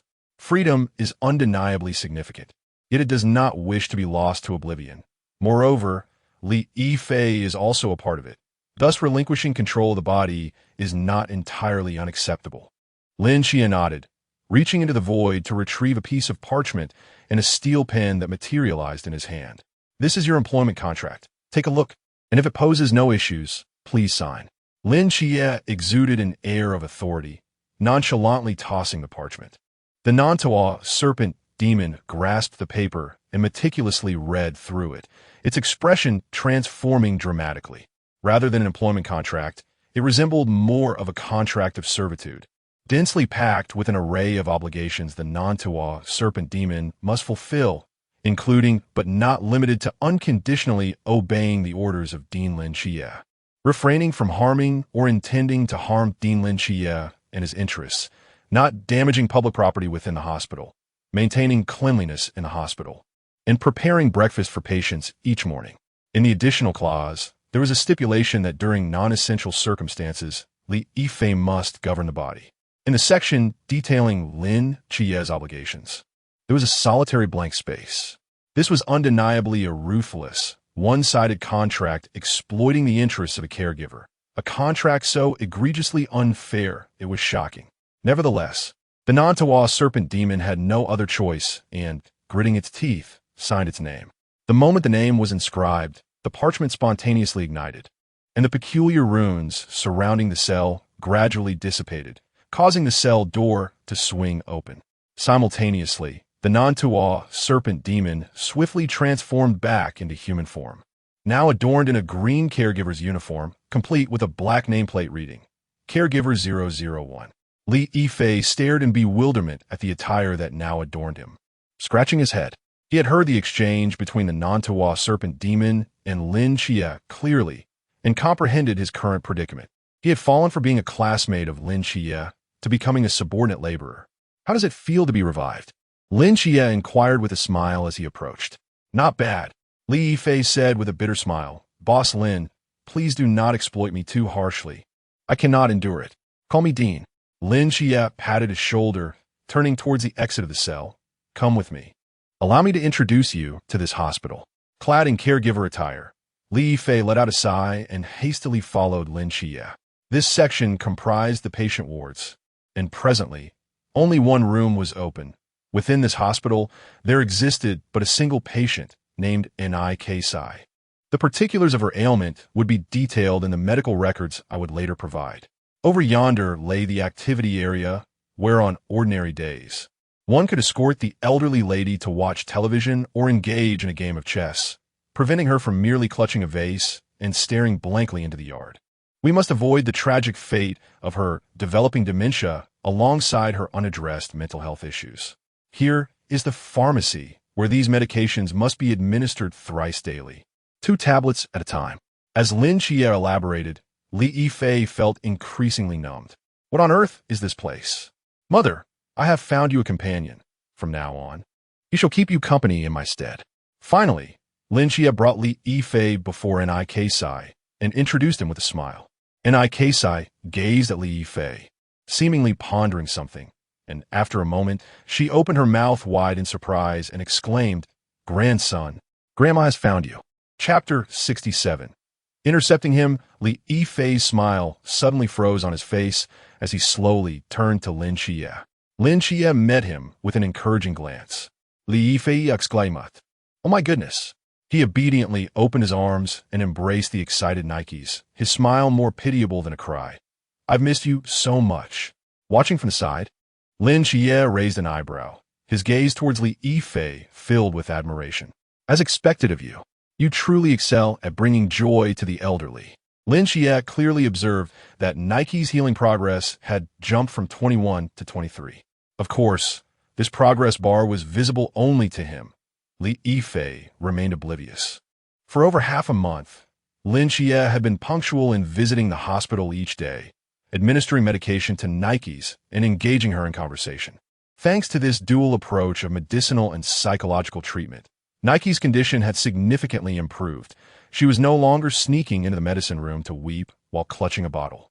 With Li Yifei's constant companionship, her recovery would likely accelerate, and reaching 50 should not take long. At that point, he would be able to extract Nike's second ability. During this time, Lin Xia had attempted to open the door to the second ward, but to no avail.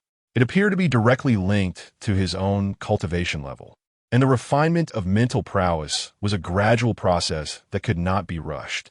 Fortunately, under the guidance of Wen Qima's training methods, he had thoroughly stabilized his state of mind, and the time to break through to the next level would not be prolonged.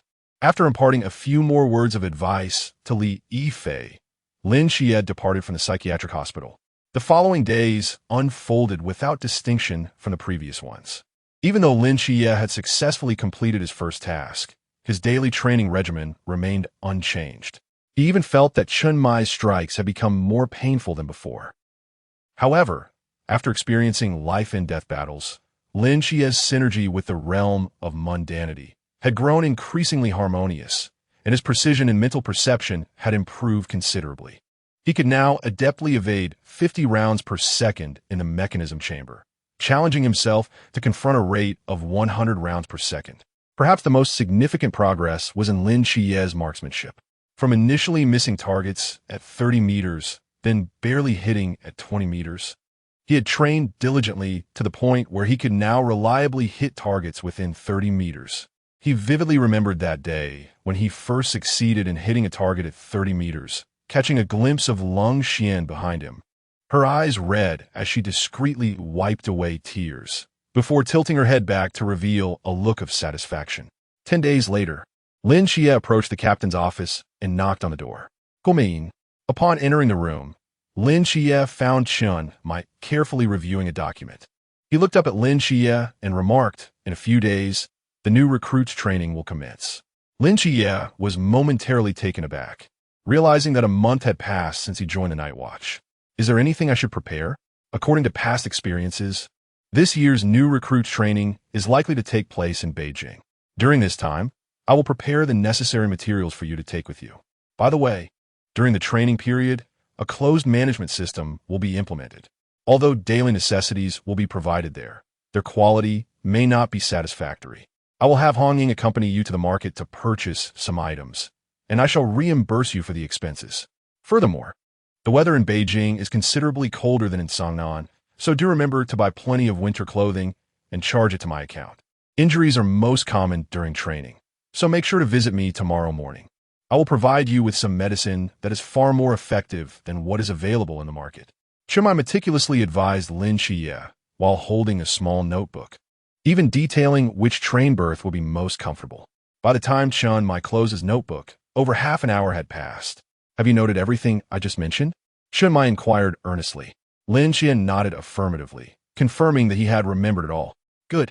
Also, make sure to purchase your train ticket to Beijing in advance, as those who arrive early can choose their dormitory. You can buy it while you are out shopping later. Tomorrow? Are we leaving tomorrow? Lin Xia was taken aback. The sooner, the better. Understood. Lin Xia replied with a nod. After Lin Xia left the office, Chun Mai quietly retrieved his wallet and glanced inside, letting out a soft sigh. That afternoon, Hong Ying and Si Xiaonan took Lin Xia on an extensive tour of Songnan, allowing him to experience the streets he had never visited before. Wow, Xiaonan, that Peppa Pig bedsheet is so beautiful. Shall we buy one for Xia? Absolutely. That pink suitcase is lovely too. Shall we get one? Of course. Xiaonan, look at this backpack. It's just like Snow White-S. Isn't it fantastic? Definitely. Wow, look at that little dress. It's gorgeous. Let's buy it. Sure. Suddenly Lin Xia quickly covered Si Xiaonan's mouth and said earnestly, Sister Hong Ying, I think that would suit me. With a look of disappointment, Hong Ying set down the backless dress she was holding and sighed. You're a boy. Wearing a dress isn't quite right. Then, she picked up a nearby sexy camisole, her eyes sparkling as she turned to Lin Xia. Then let's buy this. Lin Xia could only respond with silence. By evening, Lin Xia staggered back to his room, laden with bags. Gazing at the colorful array of items scattered about, he sat down with a wry smile that gradually blossomed into a radiant grin. Yet, as he laughed, a hint of sadness flickered in his eyes. He looked out the window, where the hazy moonlight bathed the world in silver. Is it time to leave? The next morning, at the entrance of the train station, dragging 2 large suitcases, Lin Xia stood at the entrance of the train station, flanked by the other members of Team 136. Have you packed everything? Wu Xiangnan was the first to speak. I've got everything, Lin Xia replied. Brother Xia, remember to use the sunscreen, hair removal cream, and body lotion I bought for you. Hong Ying said with teary eyes, standing at the forefront, reluctant to part. I will use them, don't worry, Lin Xia responded with a hint of exasperation. Xia, Chun Mai stepped forward, his expression serious. Beijing is not like our Songnan. It's too far away, and there are inherent unfairnesses in the training. If this were Songnan, we could directly confront anyone who wronged you, but in Beijing, you will have to rely on yourself. Don't worry, I can take care of myself, Lin Xia replied earnestly. He gave a slight bow to everyone, saying, I'm off now. He stood up, waved goodbye, and dragged his 2 suitcases into the train station. As the group watched his departing figure, a weight settled in their hearts. At that moment, Chun Mai's phone suddenly rang. Hello? What? Chun Mai abruptly lifted his head and pointed at Lin Xia, exclaiming, Damn it, stop that kid. The others turned around in confusion. I don't know what prompted the higher-ups, but they decided to hold the new recruits training in Songnan. Stop him. Once he enters the station, the ticket cannot be refunded. Chapter 68. Confluence of Winds and Clouds, Beijing City. Night Watchman Training Office. What? This new recruit training is set in Songnan? Where is Songnan? Yuan Gang exclaimed in astonishment, glancing at the document in his hand. Before him, a man languidly reclined in a chair behind the desk, stretched, squinted, and sat up. A cross-shaped scar adorned his forehead. He was Xiao Pinga, the captain of the night watchman stationed in Beijing, Team 006. A small city in the southeastern region, adjacent to Huaihai City. Xiao Pinga pondered briefly before responding. But hasn't the training always been held in Beijing in previous years? Why the sudden change to Songnan this year? Yuan Gang furrowed his brow. Who knows what the higher-ups are thinking? Xiao Pinga stood, filled a cup with hot water, and leisurely reclined once more. Oh no, you just need to follow orders. You are our Team 006 vice captain and the chief instructor for new recruits over the years. Surely, adapting to a different environment should not be an issue? Of course not. Yuan Gang shook his head vigorously. I simply cannot comprehend why the location has changed so abruptly. The facilities and equipment here are readily available, and now they want to transport everything to Tsangnan in grand fashion. Isn't that just creating unnecessary trouble? The higher-ups must have their reasons for this decision. We only need to execute orders. It is not our place to question the unknown. Do not inquire further. Fine, Yuan Gang sighed. With the efficiency of the logistics department, they will have a complete training base set up in Tsangnan before dawn. You should gather your team and prepare to depart. Xiaoping has sipped his tea. Yes. Yuan Gang contemplated for a moment before continuing. During my absence from Beijing, Captain, can you ensure that everything remains in order and avoid any mishaps? Whoosh! A slipper flew out from behind the desk.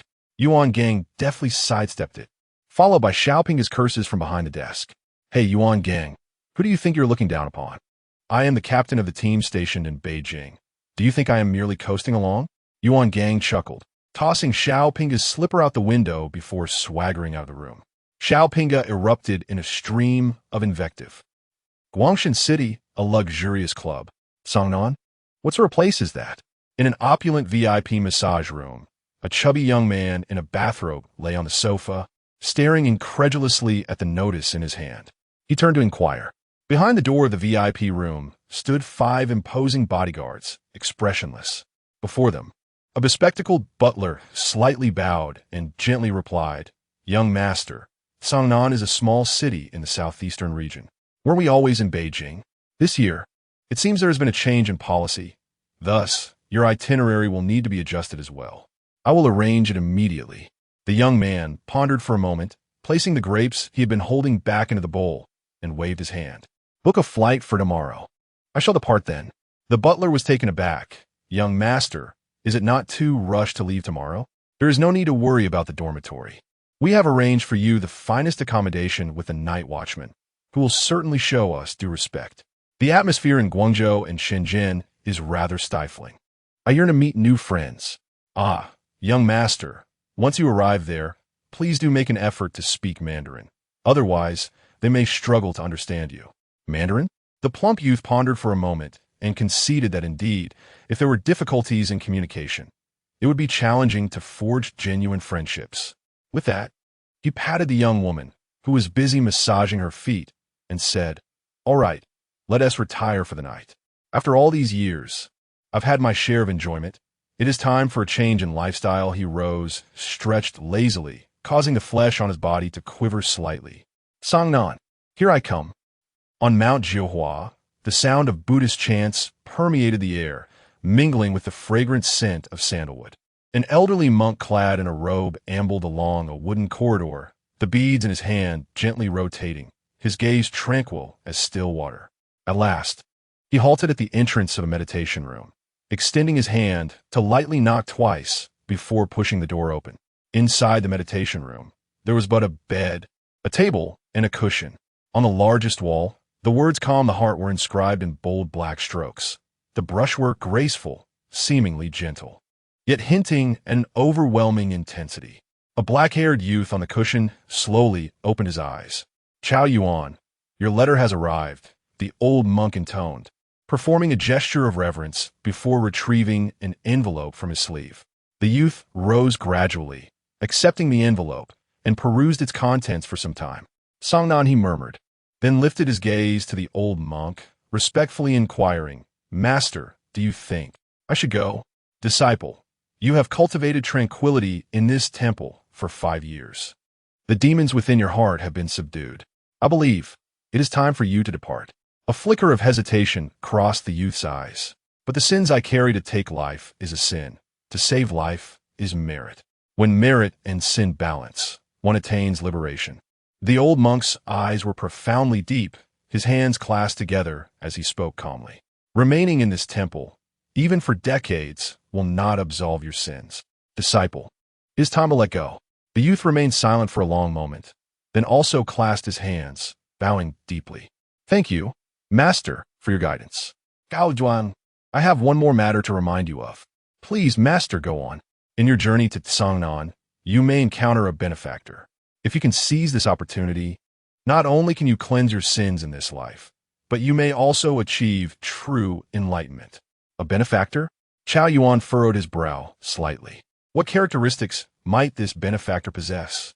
2 trees standing, 8 deities gone, 10 years into the night, guiding the world. The old monk closed his eyes, hands clasped, his voice resonating like the tolling of an ancient bell, Ba. Chao Yuan's eyes brimmed with confusion, yet he diligently committed these words to memory, bowing in respect.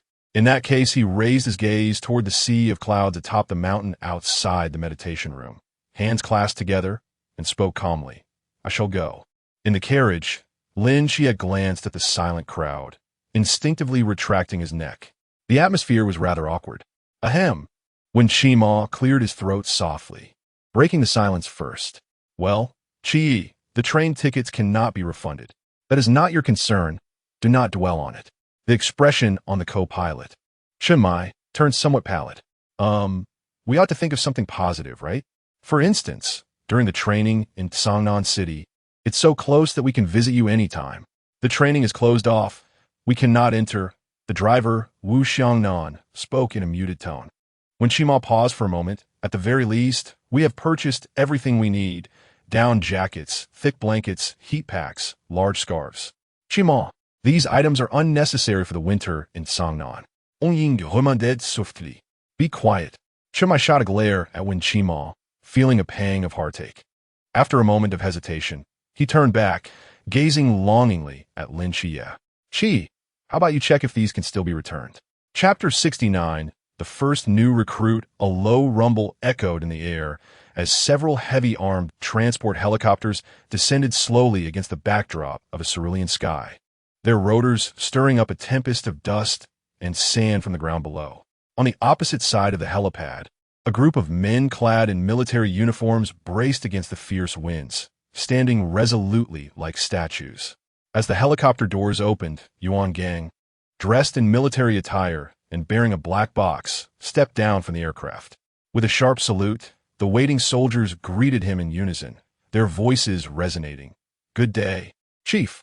Yuan Gang advanced with purposeful strides, his expression stern, while the gust from the helicopter flared his clothing dramatically. Is the training camp fully established? He inquired. Report. The training camp is ready. Good. Yuan Gang nodded, then added, please provide me with a list of new recruits for this training session. Yes, sir. With the black box slung over his shoulder, Yuan Gang turned towards the hastily erected training camp that had sprung up overnight. This camp was situated in a desolate suburb within the boundaries of Tsangnan City, sprawling over an extensive area, and was fortified with checkpoints set up 10 miles around, reflecting a military-grade security level. Apart from recruits arriving for training, no one else was permitted entry. Chief, here's the list of new recruits for this year. As Yuan Gang and the instructor surveyed the camp, a soldier approached briskly, handing the list to Yuan Gang. Upon receiving it and scanning its contents, he stood frozen in disbelief. The instructors behind him also halted, taken aback. Yuan Gang rubbed his eyes and read through it twice, muttering to himself, what on earth? Is this lineup this year? What's wrong, Chief? One of the curious instructors leaned closer. The young master of the Guangshan Bailey Group? Is it that Bailey Group? Upon glancing at the first line, the instructor was rendered speechless. The foremost family conglomerate of the Great Xia, the second largest sponsor behind the Night Watchman after the government, referred to as the Museum of Forbidden Objects. The Bailey family? Another instructor couldn't contain himself. Is this the young master of our benefactor from the Night Watchman coming here? Why abandon the life of a wealthy heir to join the Night Watchman?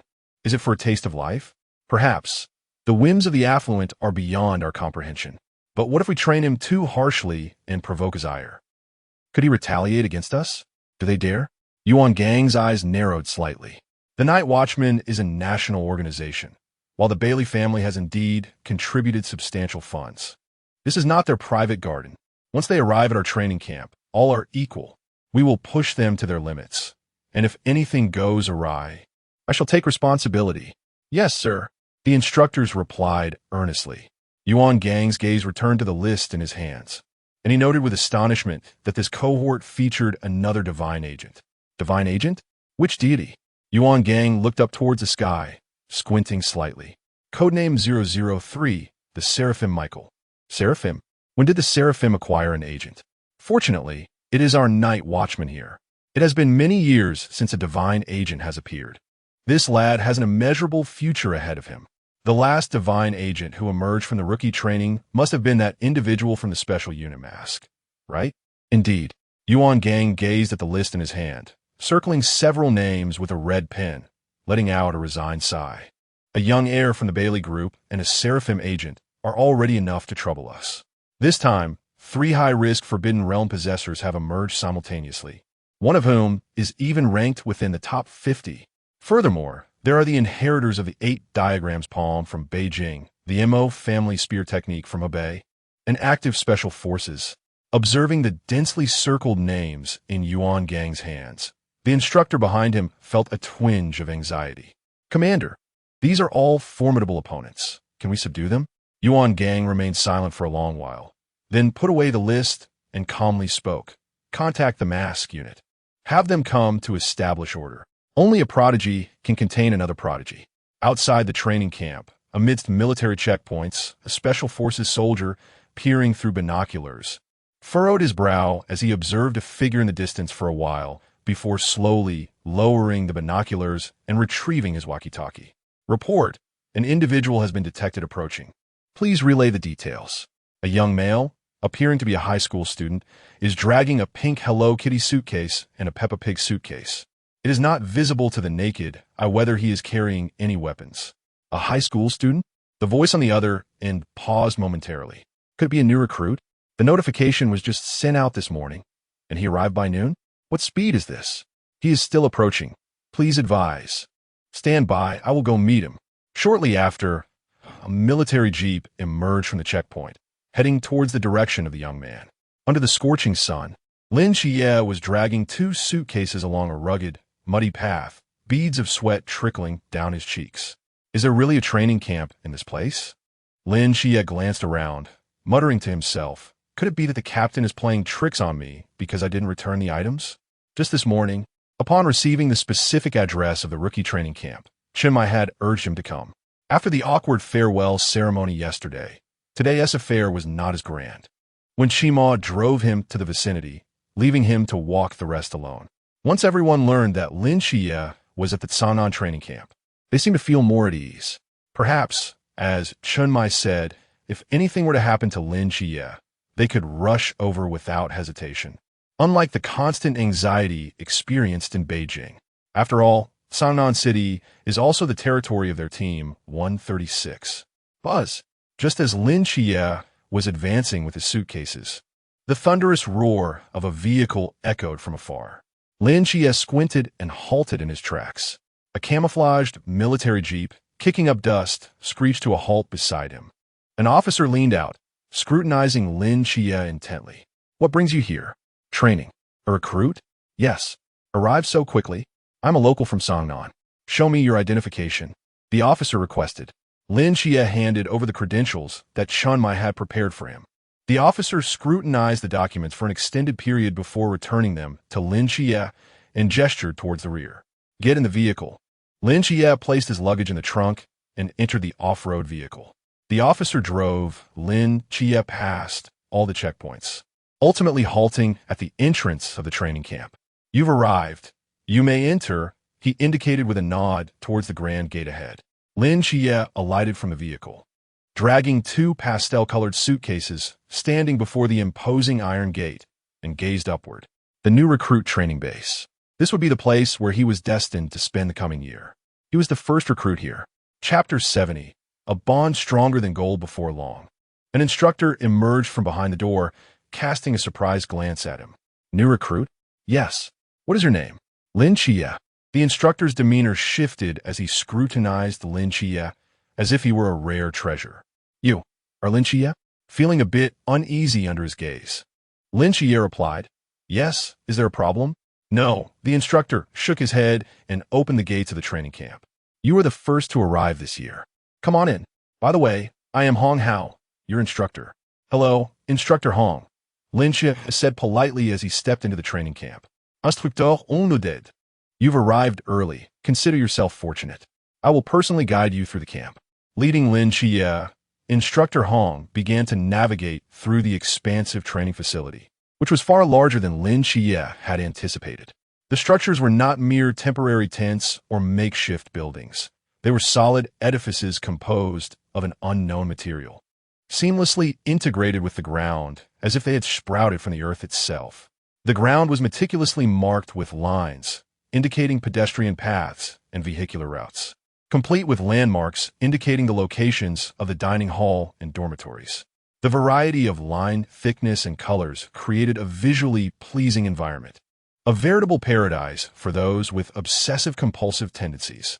Had Lin Xia not known that this was once barren land, he might have believed it to be a newly completed base that had taken years to construct. Military vehicles sped along the main road, laden with crates of supplies and equipment, food, water, weapons, bedding. Lin Xia even spotted a truck brimming with explosives. A slight twitch graced the corner of Lin Xia's mouth, as a flicker of concern regarding the safety of this base crossed his mind. As it turned out, Lin Xia had yet to undergo any substantial collective training. Having lost his sight since elementary school, he had missed out on military drills throughout middle and high school, participating little even in physical education classes. Were it not for his dedication to personal fitness, he would likely have found himself in a feeble state. Over there is the training field, where most physical training takes place. Instructor Hong pointed towards a vast, airport-like expanse. Physical fitness is our primary focus. Your physique appears average. I expect you will face some challenges. That area is the dining hall, a place you will both love and loathe over the next year. The classroom is over there, designated for theoretical instruction.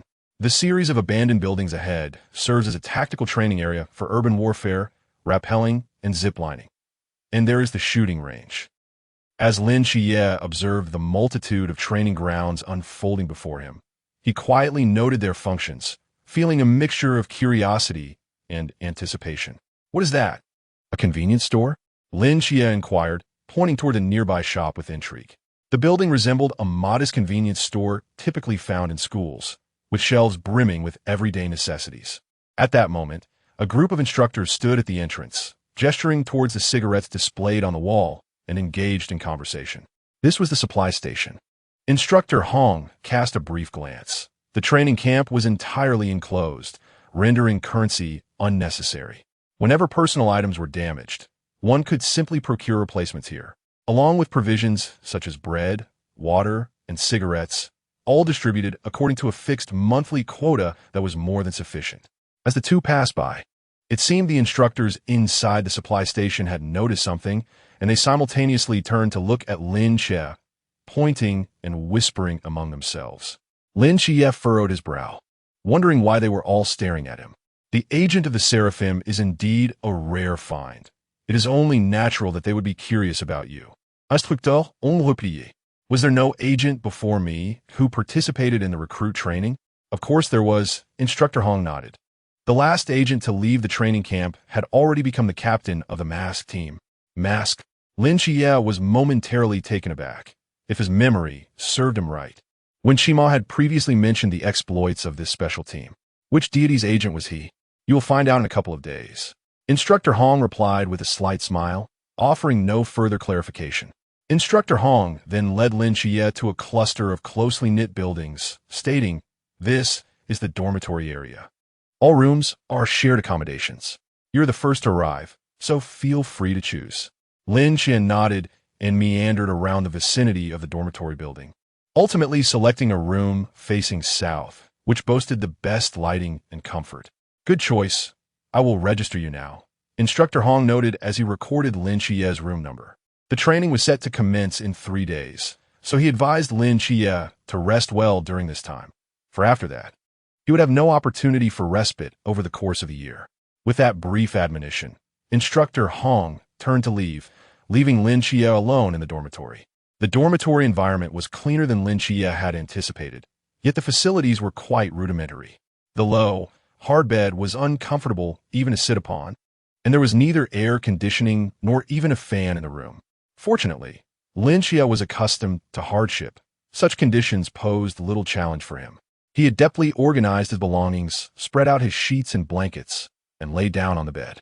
With no signal and no mobile phone, finding ways to pass the time was impossible. If left alone in this place for 3 days, he would surely become restless. Thankfully, Lin Xia still had a mental sanctuary.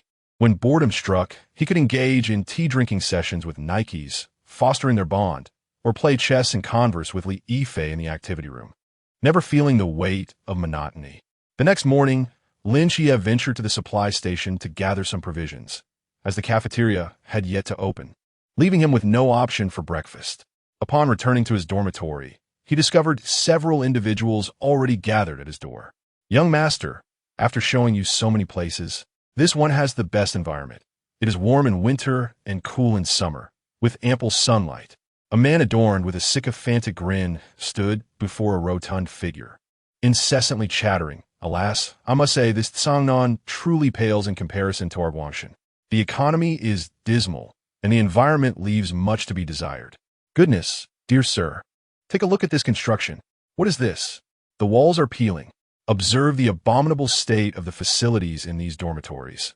Can anyone truly sleep on that bed? Perhaps we should return. There is no need for us to endure such hardships." The stout figure, with head held high, cast a disdainful glance at him and retorted, "Nonsense. I have come to embrace hardship. I shall not return. Stop your incessant clamor and open the door. I shall reside here today." With a sense of resignation, the man unlocked the door, only to be momentarily taken aback by the scene within. "Oh dear, who is so inconsiderate as to occupy your room? Quickly, you lot, what are you waiting for? Dispose of all this filth at once." The bodyguards behind the rotund figure rushed forward to assist in clearing the clutter. A glint of cold disdain flickered in Lin Xia's eyes. Ah, the tiresome trope of the arrogant young master bullying the common folk, the fade of sophistication. The act of playing the fool while feasting upon the unsuspecting, my favorite. Just as Lin Xia was about to take action, the stout figure delivered a forceful kick to the man's rear, unleashing a torrent of invective. "How dare you? This is a double room, and my roommate resides here. You wretched fool, dare to touch my roommate's belongings? Filthy! I detest bullies like you. Be gone, and take your arrogance far away." The man, toppled by the stout figure's kick, panic-stricken, slapped his own face a few times before hastily retreating. "You lot, bring forth the gifts I have prepared for my roommate. Today, I shall wait here to ensure my roommate understands what it means to click instantly, bonds stronger than gold." Meanwhile, Lin Xia observed with a bemused expression. Chapter 71. Bali Pang Pang, the bodyguard behind the chubby boy, promptly arranged a stack of gift boxes neatly beside Lin Xia's bed, forming a long line while standing behind their master. "What are you all doing standing here? This is a new recruit training camp, not your home." The chubby boy impatiently waved his hands, urging them to leave. "Get out of here. I don't want my roommate thinking I relish bullying others." The bodyguards exchanged glances, ultimately retreating with resignation, leaving the chubby boy alone beside his mountain of gifts, who lowered his gaze to inspect his attire, cleared his throat, and sat up straight at the door. Lin Xi scratched his head, feeling somewhat bewildered by the unfolding situation. After pondering for a moment, he slowly made his way toward his dormitory. As Lin Xi's figure appeared in the empty corridor, the chubby boy's eyes brightened instantly. He sprang to his feet, tidied up his appearance once more, displayed his gleaming white teeth, and smiled at Lin Xi, who was approaching in his slippers. Lin Xi's expression grew peculiar under the chubby boy's strange gaze, as if he was so awkward that he forgot how to walk. At last, he reached the door of the dormitory.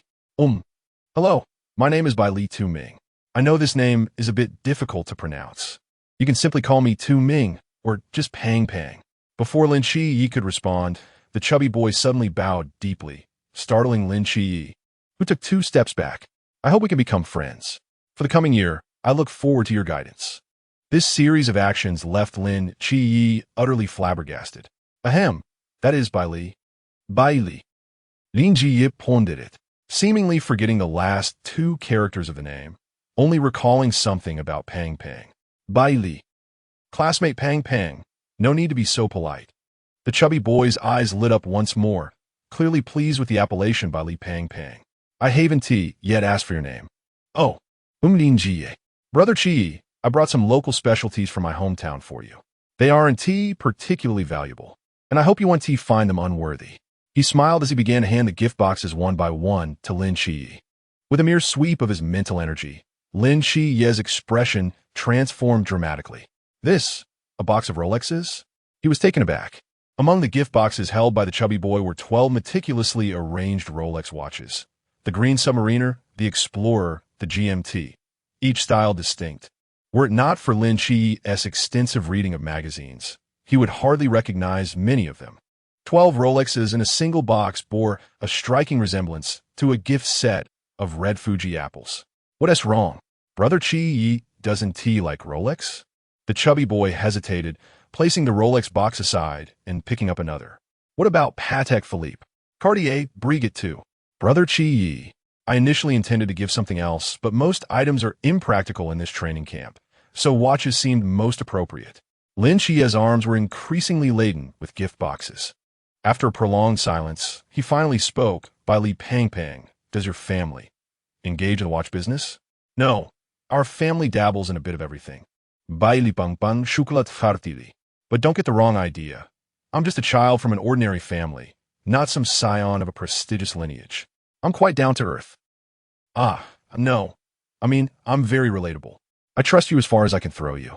Lin Xia thought to himself, rolling his eyes discreetly as he set aside the gift boxes. I don't want these. Why not? Li Pang Pang exclaimed, flustered. Just accept them. They aren't worth much, just a token of our meeting. I have no inclination to receive gifts. Then, what should I do? Li Pang Pang glanced at Lin Xia, then at the gift boxes in his hands, his anxiety palpable. Lin Xia sighed. You keep them for now. When I decide I want them, you can give them to me. All right then. Li Pang Pang solemnly tucked the gift boxes away before slowly opening his suitcase, unceremoniously tossing sheets and pillowcases onto the bed. He then sprawled out on top of them. Lin Chia's lips twitched. What are you doing? Sleeping. Bai Li Pang Pang Rapulia. Patting the crumpled fabric. This makes for a surprisingly comfortable bed.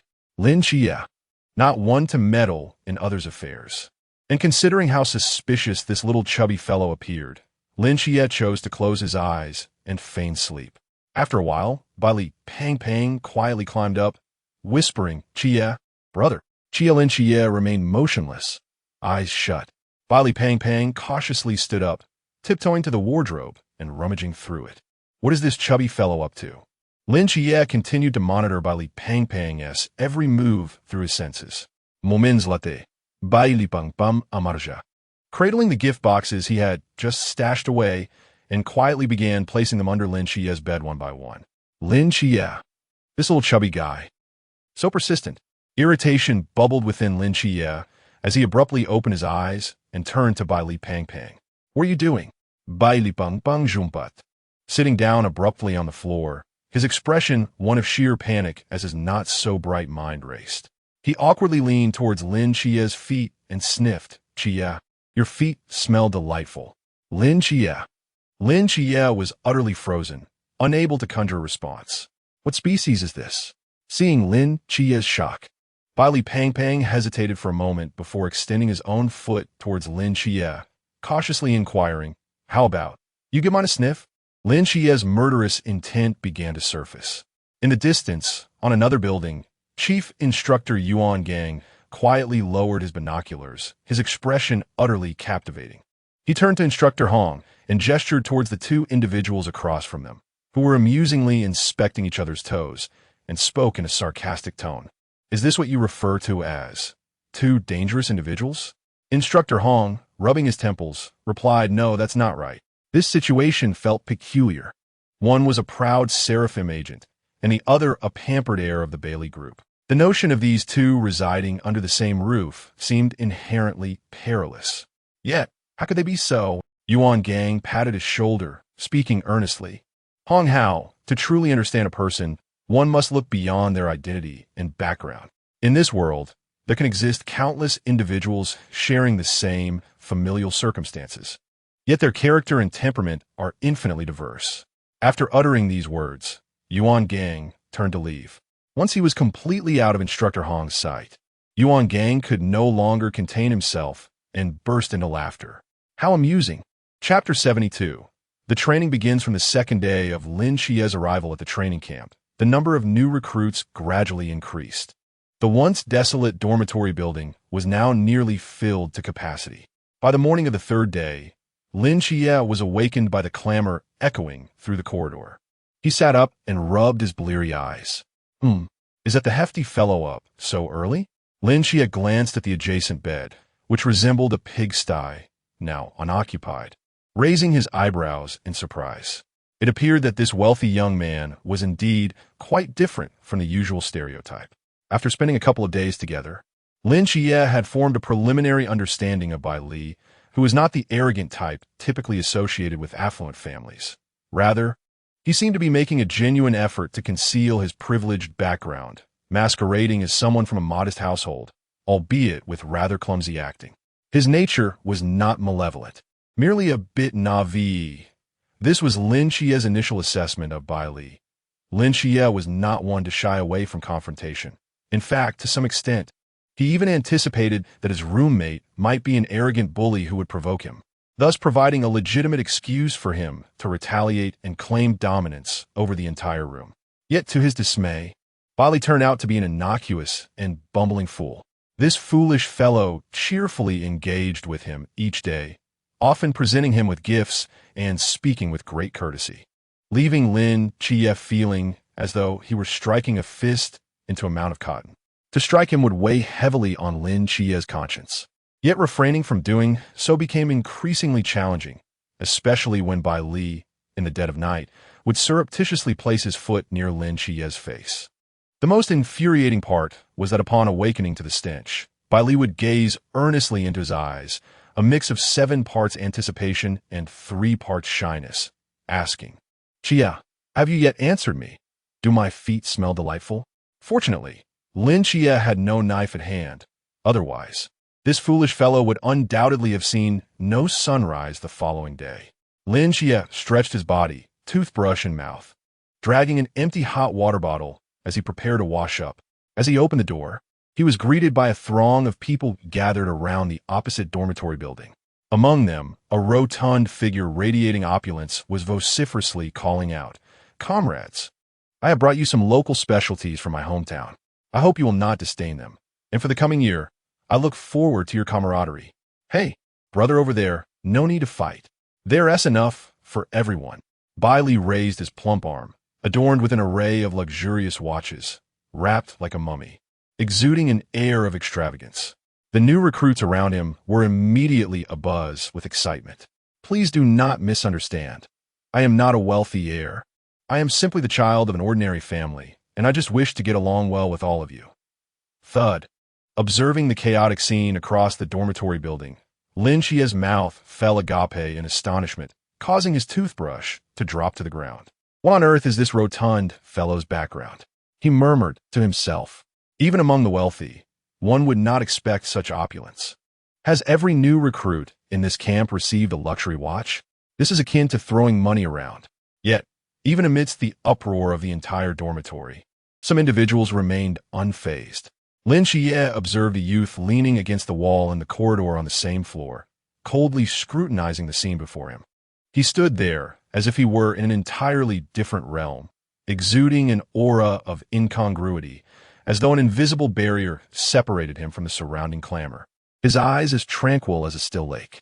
Meanwhile, on the right, a long-haired girl stood in the corridor of the girls' dormitory, squinting disdainfully at Bailey Pang Pang amidst the crowd.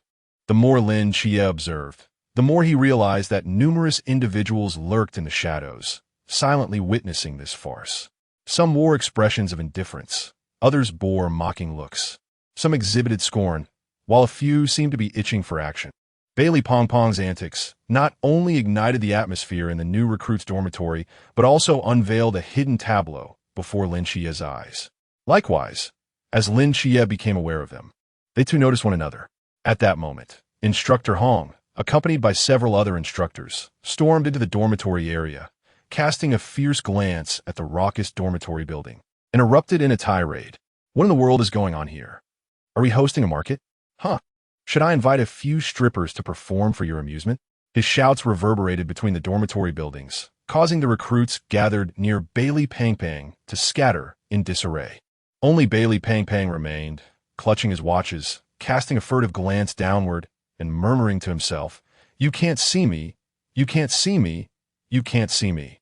Instructor Hong's lips twitched slightly as he maintained a stern demeanor, continuing to shout, "Don't think that just because training hasn't officially begun, you can act recklessly.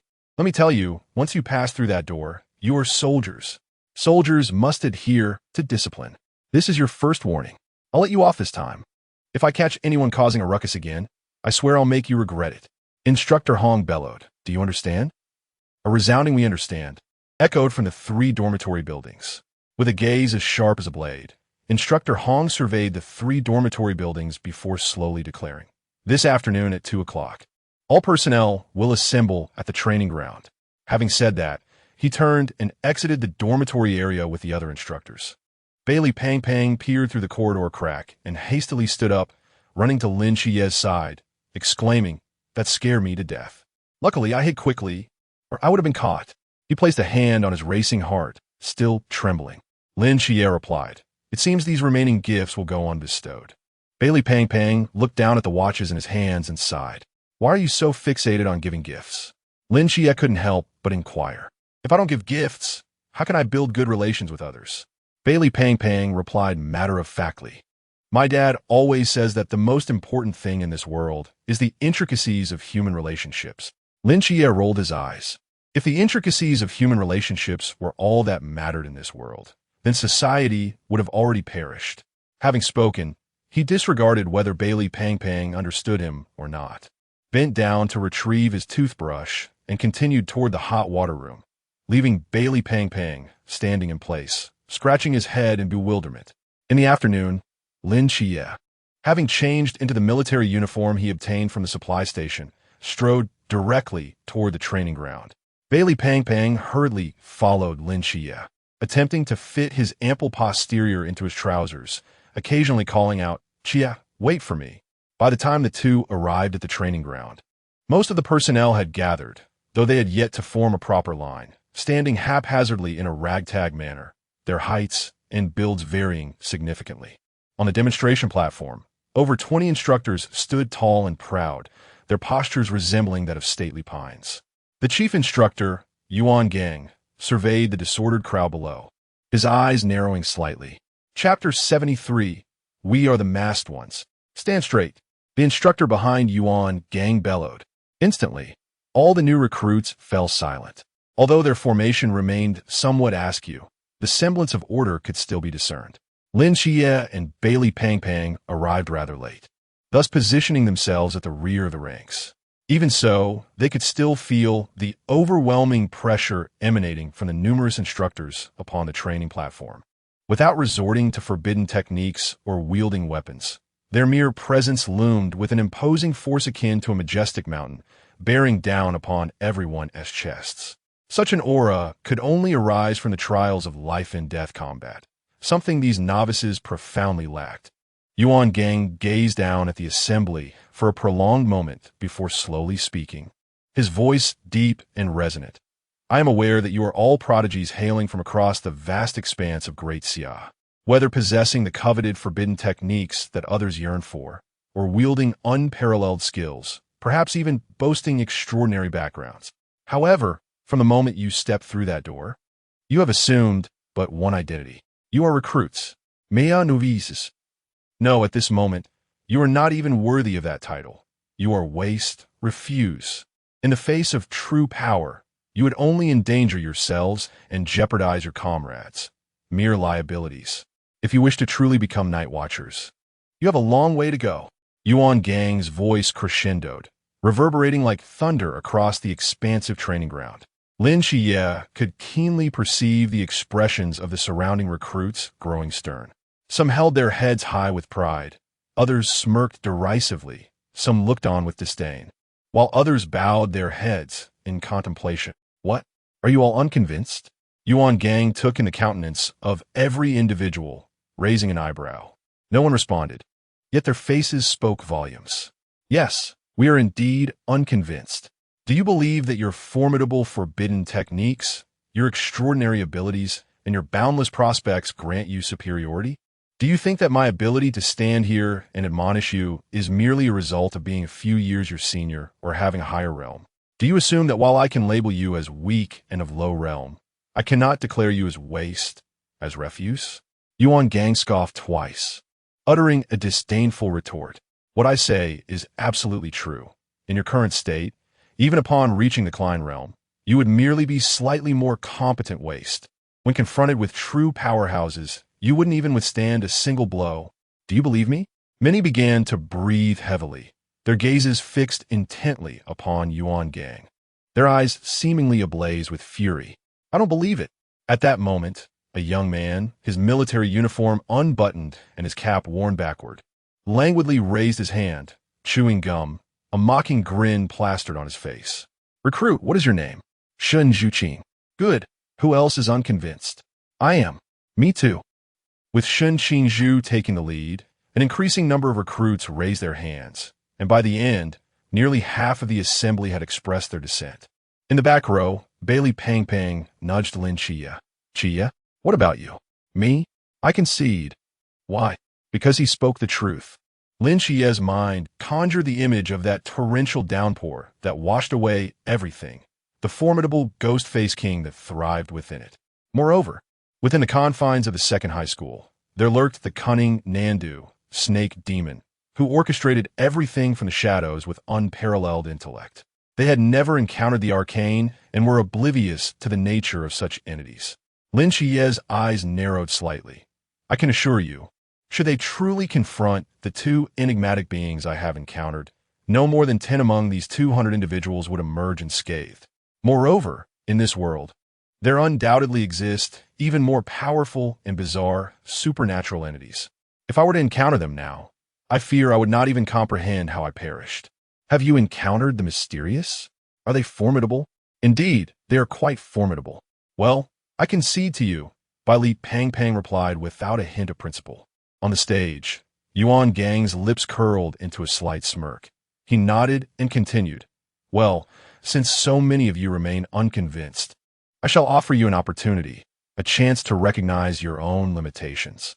As he spoke, he produced a walkie-talkie and uttered nonchalantly, proceed with the next act. Beep. The sound from the walkie-talkie ceased, and Yuan Gang lifted his gaze towards the azure sky, seemingly awaiting something. The crowd below also looked upward, yet saw nothing, and after a brief pause, murmurs began to circulate. Suddenly, someone in the throng exclaimed, "Look, someone is falling from the clouds." The crowd instinctively craned their necks. Lin Xia gazed at the heavens, his eyes narrowing further.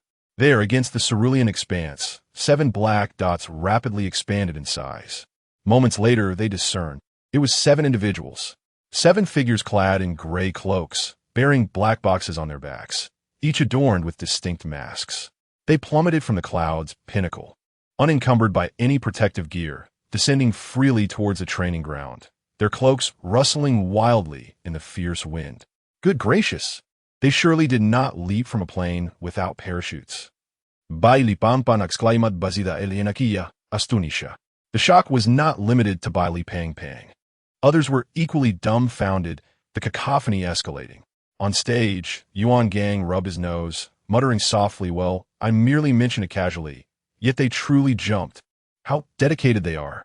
High above in the sky, the 7 figures plummeted rapidly, their screams echoing like the wailing of slaughtered fowl. Among them, a man wearing a vortex mask flailed his limbs frantically. Oh, help me. Oh, Vortex, can you quiet down? My ears are nearly deafened, scolded a woman with a rose mask. I have a fear of heights. Rose, don't just stand there and complain. Vortex shouted hoarsely. Captain, Yuan Gang said to jump from the plane, and we actually did. Why should we? At the very bottom, a man donning a king mask spoke coolly. I hear this year's newcomers are quite difficult to intimidate. Perhaps Instructor Yuan has exhausted his options and sought our assistance. We must lend a hand. Oh, what shall we do if we fall to our demise? Fear not, for I am here. You shall not perish. The man beside me, adorned with a scale mask, rolled his eyes. Can you even manage this? I've recently gained a couple of pounds. Can you support me? Captain, may I allow this fellow to meet his end? Absolutely not. Enough. Wang Mian glanced below and continued. We are about to touch down. Raising our voices too high will draw their attention, which would be quite embarrassing. Well, I shall attempt to keep my voice down. Xin Yuan covered his mouth. As they descended closer to the earth, the new recruits finally discerned their attire. Is that Mask? One of the 4 special teams known as Mask? Hiss! Amidst the gasps of the crowd, as the 7 were about to crash to the ground. The man with the scale mask extended 2 fingers and gently waved them. Instantly, the weight of the 7 vanished, causing them to drift down like feathers. Their toes barely grazed the ground, and they stood firm, their gray cloaks billowing in the wind, while under the sunlight, the 7 distinctly different masks gleamed brilliantly. Wang Mian's gaze swept across the faces of the crowd as he softly spoke. Greetings, we are the mask team. Before Wang Mian could finish, Xuan Yuan's legs buckled. With a thud, he knelt before the new recruits. Xin Yuan, mask members, new recruits. Chapter 74, 239 against 5 suddenly. The scene plunged into an eerie silence. The corners of Wang's mouth, hidden beneath his mask, twitched uncontrollably, while the fists of the rose hardened. The expressions of the instructors present were nothing short of spectacular. Only the new recruits stood there, bewildered, struggling to comprehend the situation. Was this kneeling? Could it be? What was he doing? They might have guessed what was unfolding, yet dared not entertain such thoughts, desperately seeking a rational explanation for the bizarre spectacle before them. Surely, this was the mask. How could such a fundamental error occur? All eyes were fixed on the vortex. Kneeling there, Vortex took a moment to grasp the reality, hesitated briefly, then slowly raised both hands and bowed slightly to the assembled newcomers. The masked special team's Vortex wishes you all an early new year. With that, he sprang to his feet, standing tall, feigning that nothing had transpired. Lin Xia. Bai Li Pang Pang pondered for a moment, leaning earnestly towards Lin Xia's ear. Xia, do you think this instructor is under budget constraints and couldn't hire a genuine masked team, so he settled for a cheap imitation? That shouldn't be the case. Lin Xia's gaze settled on the imposing figure of Wang at the forefront, his expression growing increasingly grave. Lin Xia sensed a faint aura of divine authority emanating from the man on stage. Others might overlook it, but he could not. They were all agents of the divine. Simultaneously, it seemed Wang also sensed Lin Xia's presence, their eyes locking momentarily. After a brief pause, Wang averted his gaze and recited the previous lines. We are the masked special team. A collective gasp reverberated through the crowd. Yuan Gang's lips curled into a slight smile, his voice resonating once more across the training ground. Since you refuse to submit, I shall grant you an opportunity, a chance to recognize your own worth. A true encounter with the pinnacle of genius. It is now 2:30 in the afternoon. Before 9 o'clock tonight, all 239 of you recruits must, by any means necessary, remove the mask from any member of the mask team to claim victory. Should you succeed, it will serve as proof of your exceptional prowess, rendering this year's training unnecessary. And I shall petition for your graduation tomorrow. However, if by 9 o'clock no one accomplishes this feat, cast aside your pitiful pride and arrogance into the latrine. Whatever demands we impose during this training, you are obliged to comply. Do you understand? Upon hearing Yuan Gang's declaration, the new recruits erupted in a frenzy. Soon, protests erupted. This is unfair. They are all powerful warriors from the Chuan or High Realms, while we are merely at the Zhan level. How can we compete? In this contest, the entire mask team would suppress their own realms to the Zhan level. In a match of equal realms, 239 against 7. Do you dare not accept? The audience gasped in astonishment.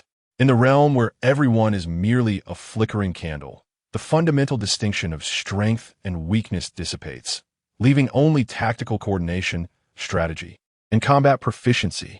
Even though the members of the masked team are renowned warriors, they number a staggering 239. Surely, sheer numbers could overwhelm them. The breaths of the new recruits quickened at this thought.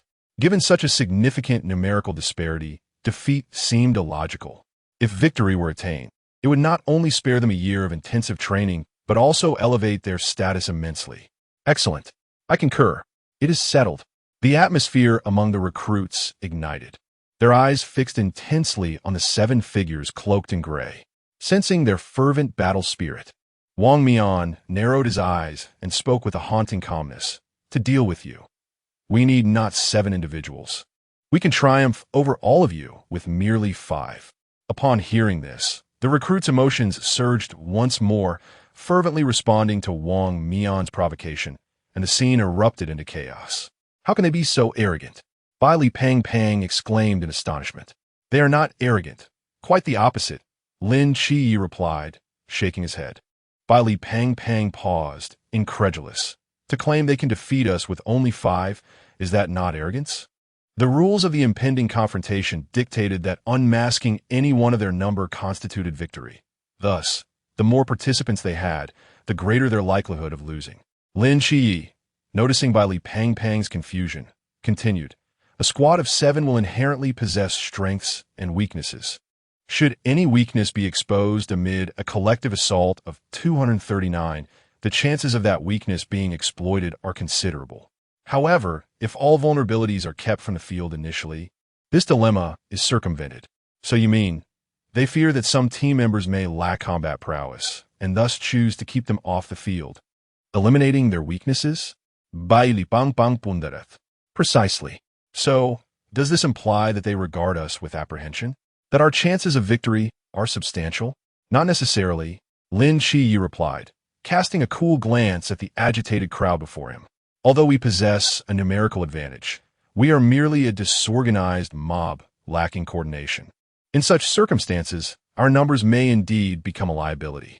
The 5 from the mass team are akin to a sharp blade, while our 239 individuals are but scattered grains of sand. Well then, Bai Li Pang Siga. Our ability to defeat the mass team is not contingent on our numbers, but rather on the intelligence within our ranks. Lin Qi's gaze swept over the new recruits around him. Yuan Gang, observing that the crowd's momentum had reached its peak, spoke. The weapons you require can all be found in the warehouse. The next 7 hours belong solely to you. Do not concern yourselves with how many facilities may be damaged or buildings destroyed.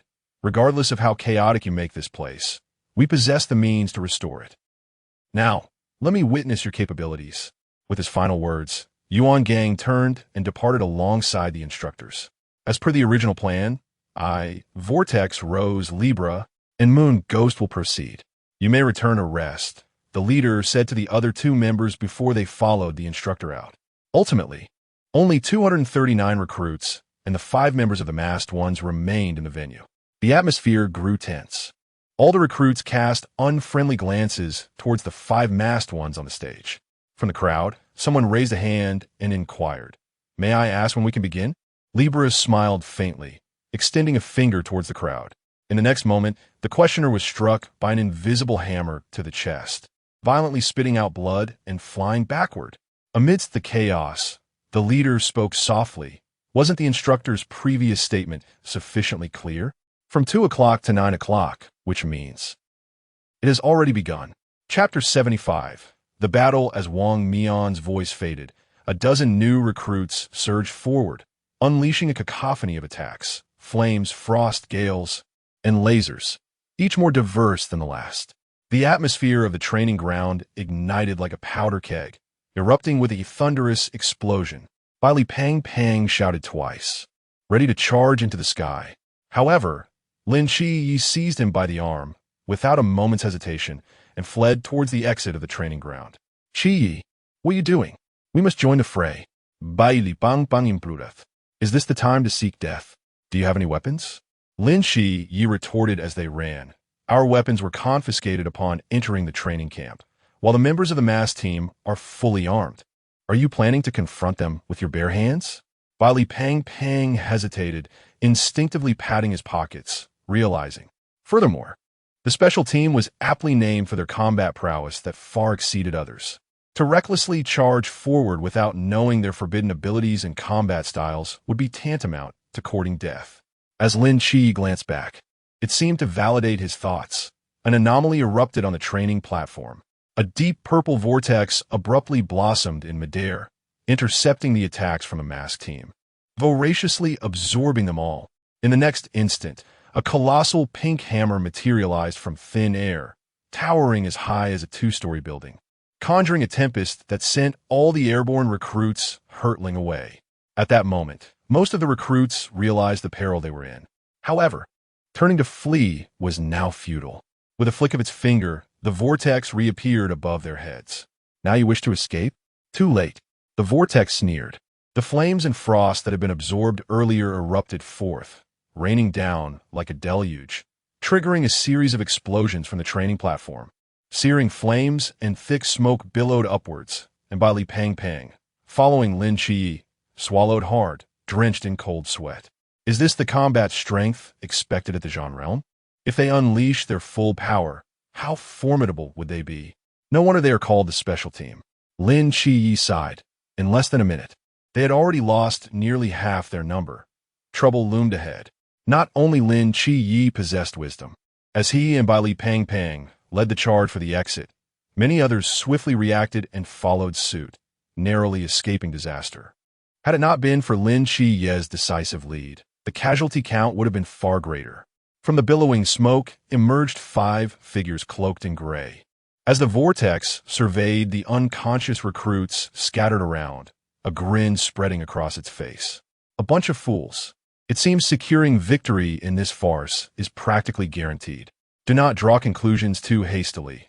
Wang Mian observed calmly as he watched the new recruits retreat into the distance. He turned to the man wearing the crescent moon mask and said, "Next, their target will undoubtedly be the warehouse. You go block the entrance. We will encircle them from the periphery." Understood. With a swift movement, Yu Gue vanished from sight. Underground base of the training camp.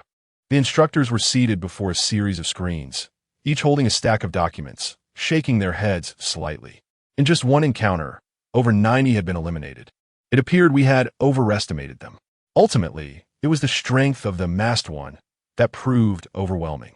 Another instructor sighed, recalling a top-tier squad that had once vanquished the mysterious infinite realm, now tasked with maintaining order, a clear dimensional suppression for the recruits. Yet, one could not entirely fault this. They had indeed restrained their power to the lamp realm, which could hardly be deemed unfair.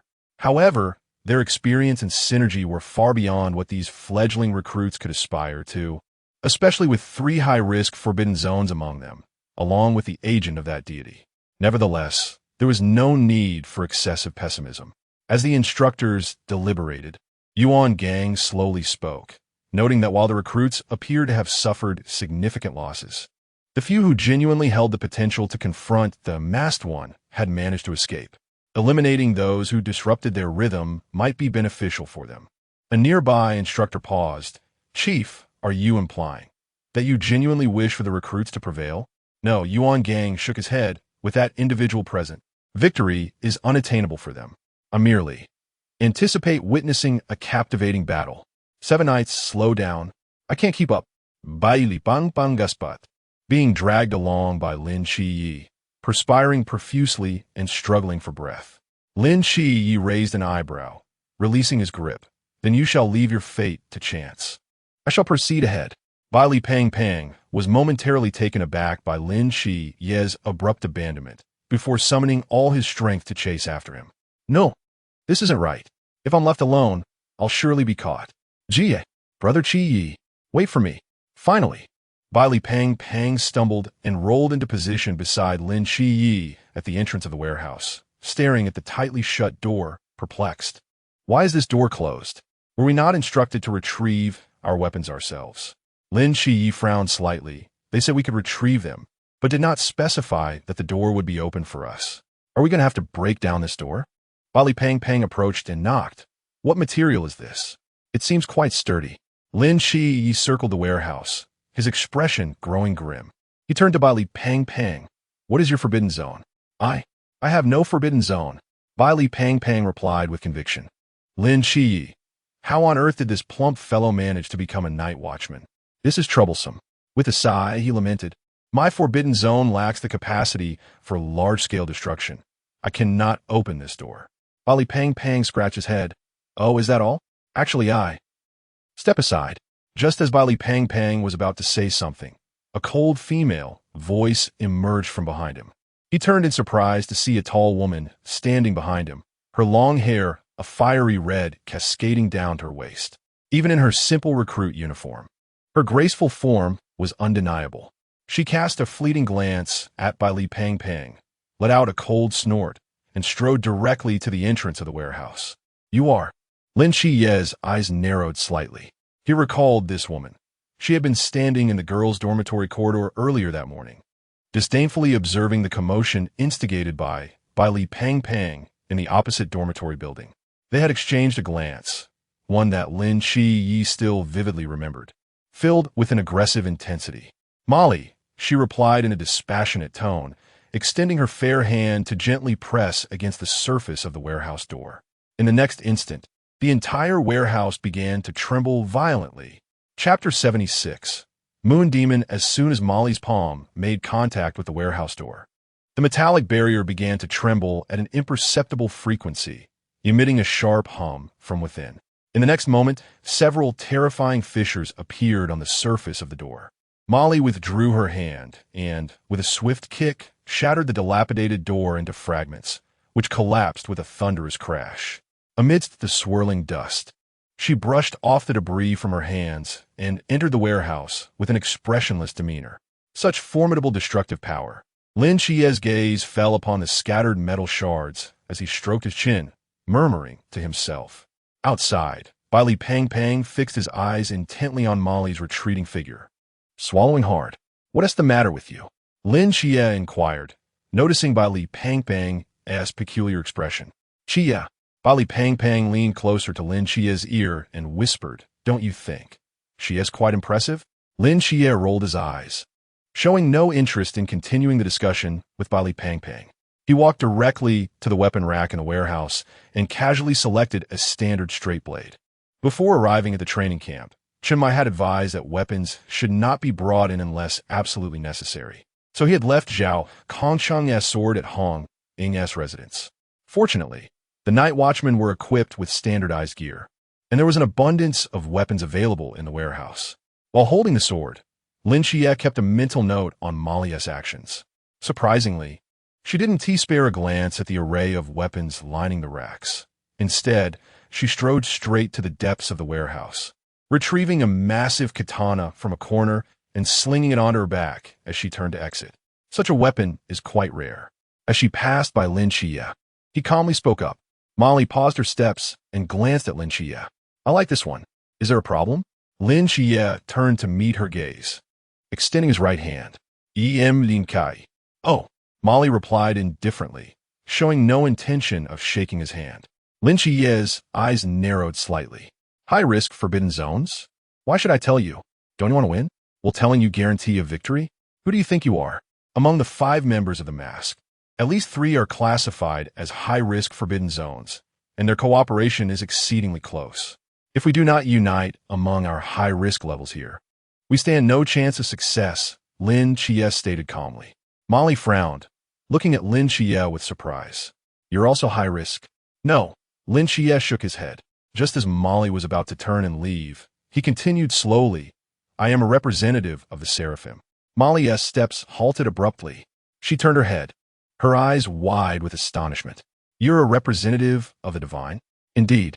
Molly scrutinized Lin Qiye for a moment, and after a brief hesitation, she slowly spoke.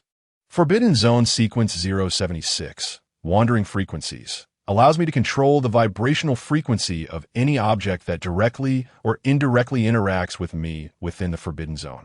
Lin Qiye raised her eyebrows, quickly recalling the moment she effortlessly broke through the grand door. She nodded slightly, acknowledging the strength displayed. No wonder you wield a katana. Just as the two were conversing, Bai Li Pang Pang hurriedly approached, clearing his throat to gain their attention, and solemnly extended his hand towards Molly. Greetings, Miss Molly.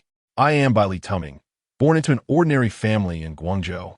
Molly suddenly furrowed her brow, casting a disdainful glance at Bai Li Pang Pang, letting out a cold snort before turning to exit the warehouse. I detest individuals like you, the privileged scions. I warn you, keep your distance. Bai Li Pang Pang was taken aback, hastily retorting, "No, I am not a privileged scion. I truly come from a regular family." "What about your weapon?" Lin Xia inquired, noticing Bai Li Pongpong's empty hands. "I don't know how to wield any weapon, so I didn't bring one." Lin Xia fell silent for a moment, then patted his shoulder. "Here's a suggestion. Find a secluded spot to hide, and re-emerge once the battle concludes, to avoid unnecessary punishment." Bai Li Pang resolutely shook his head. "No, I refuse to be a coward. I want to fight." Lin Xia shrugged and walked straight towards the exit of the warehouse. "Suit yourself, as long as you're happy." At that moment, an increasing number of new recruits arrived at the warehouse to collect their gear. Upon stepping out, Lin Xia and Bai Li Pang spotted Molly leaning against the wall, her katana slung across her back, seemingly waiting for something. "What are you waiting for?" Lin Xia inquired as she approached her. "For you," Molly replied calmly. "If I'm not mistaken, there's another individual who poses a significant threat." "Who?" "The man who stood up to oppose during the commandant's speech," Molly continued, her tone steady. "You mean that guy with the backward cap, unbuttoned uniform, chewing gum, looking all arrogant?" Bai Li Pang interjected after a moment of recollection. "I remember him." Lin Xia nodded in agreement. "If we could capture him." Clang! Before Molly could finish her sentence, Lin Xia's pupils constricted suddenly as she unsheathed her straight sword in a flash, striking towards Molly's back. Clang! A crisp sound of collision rang out as Molly reacted with remarkable speed, leaping forward and standing upright, her right hand gripping the hilt of her katana. In the void, a short sword flickered indistinctly, while Lin Xia's sword pressed firmly against the blade of the short sword. Lin Xia's gaze remained fixed on the formless void, her expression growing increasingly grave. From within the void, a man wearing a crescent moon mask quietly materialized. He gripped the short sword in reverse, gazing at Lin Xia in astonishment. "You can see me?" "By chance," Lin Xia replied nonchalantly. The moon ghost scrutinized Lin Xia's eyes, and after a brief moment, realization dawned upon him. "I see now. You're the agent of the Seraph. Your aura resembles that of the captain." Behind Lin Xia, Molly's expression was one of fury. Had it not been for Lin Xia's timely intervention to thwart the assassination attempt, she likely would have been eliminated without understanding the circumstances. Upon reflecting on this, a surge of anger surged within her, and she abruptly unsheathed the katana from her back, its blade quivering with a terrifying intensity. Lin Xia swung his straight blade to deflect the moon demon's short sword, instinctively leaping backward without a moment's hesitation. In the next instant, Molly brought her katana crashing down. The air before the blade trembled violently, and a horrifying vibration coursed through the edge, propelling a wave through the air that cleaved the earth's surface and collided forcefully with the warehouse wall, leaving behind a ghastly scar. A cloud of dust surged towards him, and amidst the fissure, the moon demon stood silently, his right arm now vanished. "Indeed, this is a perilous forbidden realm." The moon demon spoke softly, as the ethereal moonlight swirled in the air, swiftly coalescing into an arm. Chapter 77. Breakthrough. Molly, wielding a great sword, gazed at the moon ghost with astonishment. How could this be possible? Is this rebirth? No. At the moment the blade made contact with his body, half of him disintegrated into moonlight, evading the attack. Lin Xia observed everything with clarity through his mental prowess and frowned as he replied, "A troublesome, forbidden ruins. It seems he is alone for now." His gaze swept the surroundings, growing brighter. This was an opportunity. If we could unmask him, we would claim victory. Upon hearing Lin Xia's words, Molly's eyes ignited with fervor, joined by dozens of newly armed recruits who had just emerged from the warehouse, all fixated on the solitary moon ghost. He was a lone member of the mask. The moon ghost sensed the hostile gazes directed at him, a slight twitch at the corner of his mouth revealing his unease. This was not how he had envisioned it. Originally, he had intended to lurk within the warehouse, like a specter in the shadows, silently harvesting the recruits. How had he become so exposed? Just then, Bai Li, a stout figure, waved his hand and bellowed, "Brothers, let us take him down." As his voice echoed, the recruits surged forward, brandishing an array of weapons and forbidden ruins with great fervor. The moon ghost cursed under his breath as his form suddenly blurred and dissipated into thin air. The recruits, bereft of a target, stood bewildered, glancing around in confusion. Lin Xia seized the moment. He dashed toward a patch of emptiness like lightning, his eyes ablaze, as he swiftly swung his straight sword towards the air. In the next instant, a short sword materialized, blocking his strike. The moon ghost was forced to reveal his form, casting a look of resignation at Lin Xia. "Brother, must you go to such lengths?" Lin Xia smiled slightly, and in that moment, a dazzling golden light erupted from his eyes. A surge of divine might radiating from him and striking at the moon ghost's spirit. However, although the moon ghost had suppressed his realm to the Zhan stage, his essence remained that of the Chuan realm. Thus, the seraph's divine pressure had little effect on him. Divine oppression? Such power at the Zhan stage. Could this truly be the seraph? The moon ghost merely momentarily lost focus before quickly regaining his composure. His short sword began to dance rapidly in response, clashing against Lin Xia's straight sword. Sparks flew as the two weapons met with astonishing speed. Yet mere seconds later, Lin Xia felt the overwhelming pressure. After all, the moon ghost was a member of Mask, and his swordsmanship was no trifling matter. Lin Xia had only recently begun his training with the blade, and in their exchange, he found himself at a disadvantage. Fortunately, he was not alone in this battle. During the brief moments he held off the moon ghost, the recruits closed in once more, completely sealing off all routes of escape for the moon ghost, initiating a relentless onslaught. Amidst the torrential barrage of attacks, the moon ghost could only rely on his ability to transform into moonlight and his vast combat experience to barely endure. Thankfully, he could also shroud his mask in moonlight. Otherwise, it would have been shattered by the relentless explosions long ago. Where those four fellows? We agreed to fight as a team. How did it turn into me against a crowd? Amidst the throng, Yu Gui was desperately evading the onslaught of attacks, grumbling under his breath. No sooner had he spoken than a figure stealthily emerged atop a building to the east. It was a man wearing a scale mask, and the moment he appeared, Lin Xia's expression turned grave. On the rooftop, the figure quietly surveyed the chaotic battlefield below, then clapped his hands gently, murmuring to himself, "Force field transition." Immediately, the metallic fragments, debris, weapons, and bricks scattered around the crowd began to levitate, as if a colossal bowl were inverted above their heads, poised to unleash its contents at any moment. Gravity doubled. The man clapped his hands once more, and those surrounded by the debris felt an abrupt heaviness, nearly toppling to the ground.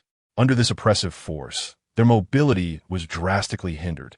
In the crowd, Yu Gui finally exhaled in relief.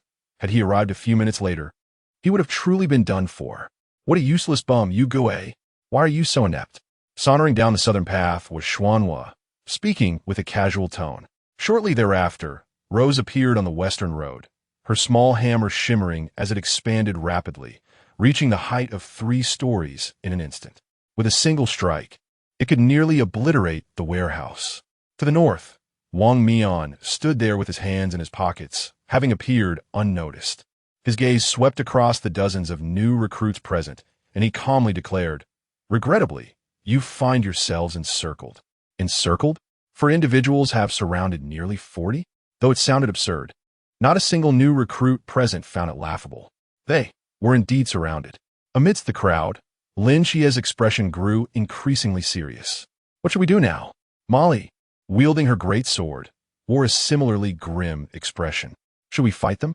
With just our numbers, we stand no chance." Lin Xia shook his head, his mind racing. He slightly turned, his gaze traversing the half-collapsed warehouse, landing on Xuanhua beside the southern warehouse. "Wait for my signal," Lin Xia whispered. Molly and Li Fatty's eyes narrowed in unison, and they nodded slightly. They were merely 4 individuals, blocking 4 directions. Yet if they united and broke through in a single direction, their chances of success would be significantly higher. Lin Xia's voice rose slightly, ensuring all the new recruits could hear him clearly. "When that scale makes its move, we will charge collectively towards the woman in the west." The eyes of the new recruits flickered. They remained silent, yet understanding dawned within them. Seated atop the rooftop, the figure in the scale mask waved his finger lightly, commanding, "Fall." In an instant, The metallic shards and remnants of the buildings that loomed above descended with a menacing glint of sharp edges. Almost simultaneously, the majority of the new recruits, burdened by the doubled gravity, bolted towards Rose S direction, while a cold glint flashed in Molly S eyes as her great sword trembled anew. With a fierce cry, she swung her sword skyward. A magnificent and intangible shockwave emanated from the blade, forcefully colliding with the descending multitude of sharp projectiles, shattering them into fragments that scattered down from the opposite side. Concurrently, the Rose, wielding a colossal hammer 3 stories high, raised an eyebrow as she gazed upon the surging mass of people, a cold smirk gracing her lips. Seeking their demise, with a thunderous roar, the size of her hammer surged once more, nearly expanding to the dimensions of an entire residential building. Yet she effortlessly lifted it, summoning a tempest as she brought it crashing down upon the bewildered recruits below, a spectacle that obscured the sky. Chapter 78. Explosion. The hammer of a Rose was terrifying, yet the recruits were not to be underestimated. In the instant the hammer was about to descend upon them, several beams of light suddenly erupted forth, colliding with the massive hammer and firmly bracing against its base. A resonating explosion echoed from the point of impact, and a fierce gale swept through the area. The two forces remained locked in a stalemate, neither yielding to the other. At that moment, the other 4 mass team members sprang into action, sprinting swiftly westward as the encirclement rapidly tightened. "Run!" Great Xia, standing at the rear, suddenly roared, disregarding the chaotic battlefield ahead, and turned to flee southward. Meanwhile, Molly and Li Pang, still focused on the fierce battle before them, were momentarily stunned by Great Xia's shout before quickly following him in a bid to break through to the south. "Captain, a few individuals have turned to run south." Tian Ping observed this scene, momentarily taken aback. Wang Mian hesitated briefly before speaking. "First, let's eliminate these dozens of recruits before dealing with the vortex in the south." "Understood." The vortex abruptly changed direction, pursuing the 3 individuals making their escape southward. At this time, other recruits began to react, attempting to break through in various directions amidst the chaos. Unfortunately, the encirclement had already solidified, and those who had only just begun to flee were swiftly eliminated by the other mass team members. Great Xia pressed on without a moment's pause, charging directly into the warehouse, which had already partially collapsed, with Li Pang and Molly close behind. The vortex flickered and soon arrived at the warehouse entrance, rapidly approaching them with astonishing speed. Just as the vortex entered the warehouse, a cart unexpectedly slid toward it. The vortex momentarily froze, instinctively sidestepping the cart. But the next moment, a round object gently fell from above, landing precisely in the cart. The vortex looked up to see Great Xia standing on the beam, wearing a slight smile. He then turned and leapt onto a nearby weapons rack, hastily making his escape. The vortex glanced down, and in the dim light from outside, it discerned the contents of the cart, an entire load of neatly arranged explosives. On top of the explosives was a bomb with only 2 seconds left on the countdown. The vortex's pupils constricted in shock. Boom! A blinding flash of fire mixed with billowing smoke erupted, launching the remaining half of the warehouse skyward, with a deafening explosion resonating throughout the training base, accompanied by the detonation of the entire cart of explosives. Other grenades, detonators, and gunpowder within the warehouse ignited, resulting in a cataclysmic secondary explosion. The mass team, who had just eliminated dozens of recruits, all changed their expressions simultaneously. Flames surged like pillars, and thick smoke billowed. The 4 members of the mass team hurried to the wreckage of the warehouse, their faces grave. From amidst the flames, a disheveled figure staggered out from the debris, prompting everyone to breathe a sigh of relief. The battered vortex coughed violently a few times, collapsing onto the ground and muttering, "Damn, this kid has a wicked heart. If I hadn't reacted quickly and opened the devouring vortex in time, I would have surely been done for." He gently touched the mask on his face, which had been scorched beyond recognition, with fine cracks adorning its surface. A slight increase in pressure might cause it to shatter. Fortunately, the mask remained intact. There was no catastrophe. Vortex, you were too careless, sighed the balance. Can you really blame me? Vortex replied weakly. Beside them, Moon Ghost shrugged and remarked. I intended to warn you that the Seraphim's agent is formidable, yet I never anticipated that our meticulously laid plans would be so easily breached. King Face silently observed the direction in which Lin Xia and the others had departed, his gaze flickering. Truly, the agent was extraordinary. Vortex scratched his head. Captain, are you praising yourself? Lin Xia glanced back at the warehouse engulfed in flames and spoke calmly. It's safe now. They did not pursue us. Baili panta javili, Kia. You were so ruthless. He wouldn't have been killed outright, would he? If that were the case, he could never enter the special team. Lin Xia shook his head, expressing a hint of regret. Unfortunately, it seems that we still couldn't destroy his mask. Otherwise, we would have already won. Is it really appropriate to leave the others behind? Asked Molly, who was shouldering a katana as she looked at Lin Xia.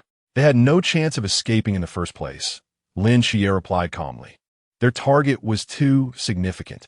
The reason we managed to break through was that there were only 3 of us, while the masked individuals opted to besiege the larger group of over 40. Had our numbers been slightly greater during the breakout, they would have redirected their main forces to intercept us, and we would have been unable to escape. In essence, we merely exploited the disparity in value between us and them, forcing the masked team to make a choice. If we had stubbornly attempted to break out alongside the others, none of us would have escaped. Molly fell silent. What shall we do next? Bailey inquired. At this point, the foolish recruits among the newcomers should have been eliminated. The remaining recruits had likely splintered into small factions, scattered throughout the training camp, seeking opportunities to eliminate the masked team. Lin Xia crouched down, drawing in the dirt with a nearby twig. To date, there were approximately 100 recruits still present. After excluding those who had lost their fighting spirit and were hiding in corners waiting for the battle to conclude, the actual combat strength should be around 90. Whether through direct confrontation or ambush, at least 10 individuals would need to strike simultaneously to take down the masked team. Assuming these 90 individuals have been divided into 4 to 8 groups, dispersed throughout the school grounds, Lin Xia sketched a simple map of the training camp in the dirt, highlighting several locations. If I were the masked team, I would seize the opportunity to dismantle these small factions one by one. If I am not mistaken, what lies ahead should be a protracted battle for strongholds, along with a war of attrition. In the context of stronghold warfare, the training camp offers limited locations for ambush: the cafeteria, classrooms, dormitory buildings, and the tactical research room. I surmise that the next target of the masked team will be the dormitory. Lin Xia marked a pentagram at the location of the dormitory. Why? Bailey Pang Pang could not comprehend. Among all these places, the dormitory boasts the largest area, the most ambush points, and the highest degree of concealment. I suspect that there must be more than one new recruit group lying in wait there. Considering that the masked team, aware that prolonged engagements would deplete their mental stamina due to attrition, would logically opt to tackle the most formidable challenge first. Therefore, it is highly probable that they will launch a direct assault on the dormitory. A flicker of brilliance shone in Lin Xia's eyes as he abruptly raised his head, only to find Bailey Pang Pang and Molly gazing at him with peculiar expressions. What is it? Is there something amiss with my reasoning? Lin Xia pondered in confusion. Bailey Pang Pang and Molly regarded Lin Xia and slowly spoke. Freak. Chapter 79. Suffocation Dormitory Building? Why must we go there first? Vortex was taken aback. Rubbing his belly, I wish to head to the cafeteria for a meal first. The cafeteria is not serving meals at the moment. Tianping rolled his eyes. I have made it abundantly clear. Our numbers are our disadvantage, and being constrained to the Zhan realm, we lack the capacity to cope with a war of attrition. Thus, we must eliminate the greatest threat right from the start. Oh, so after we deal with the dormitory building, can we then go to the cafeteria for a meal? Let's follow Tianping's plan and first tackle the dormitory building. Wang Mian slowly spoke. But we must exercise caution. It has likely transformed into their stronghold by now, so we must avoid any missteps. Understood. Underground base. This Lin Xia is quite remarkable. He managed to break through and almost detonated Vortex's mask. One instructor remarked. After all, One cannot become an agent without possessing a certain level of skill.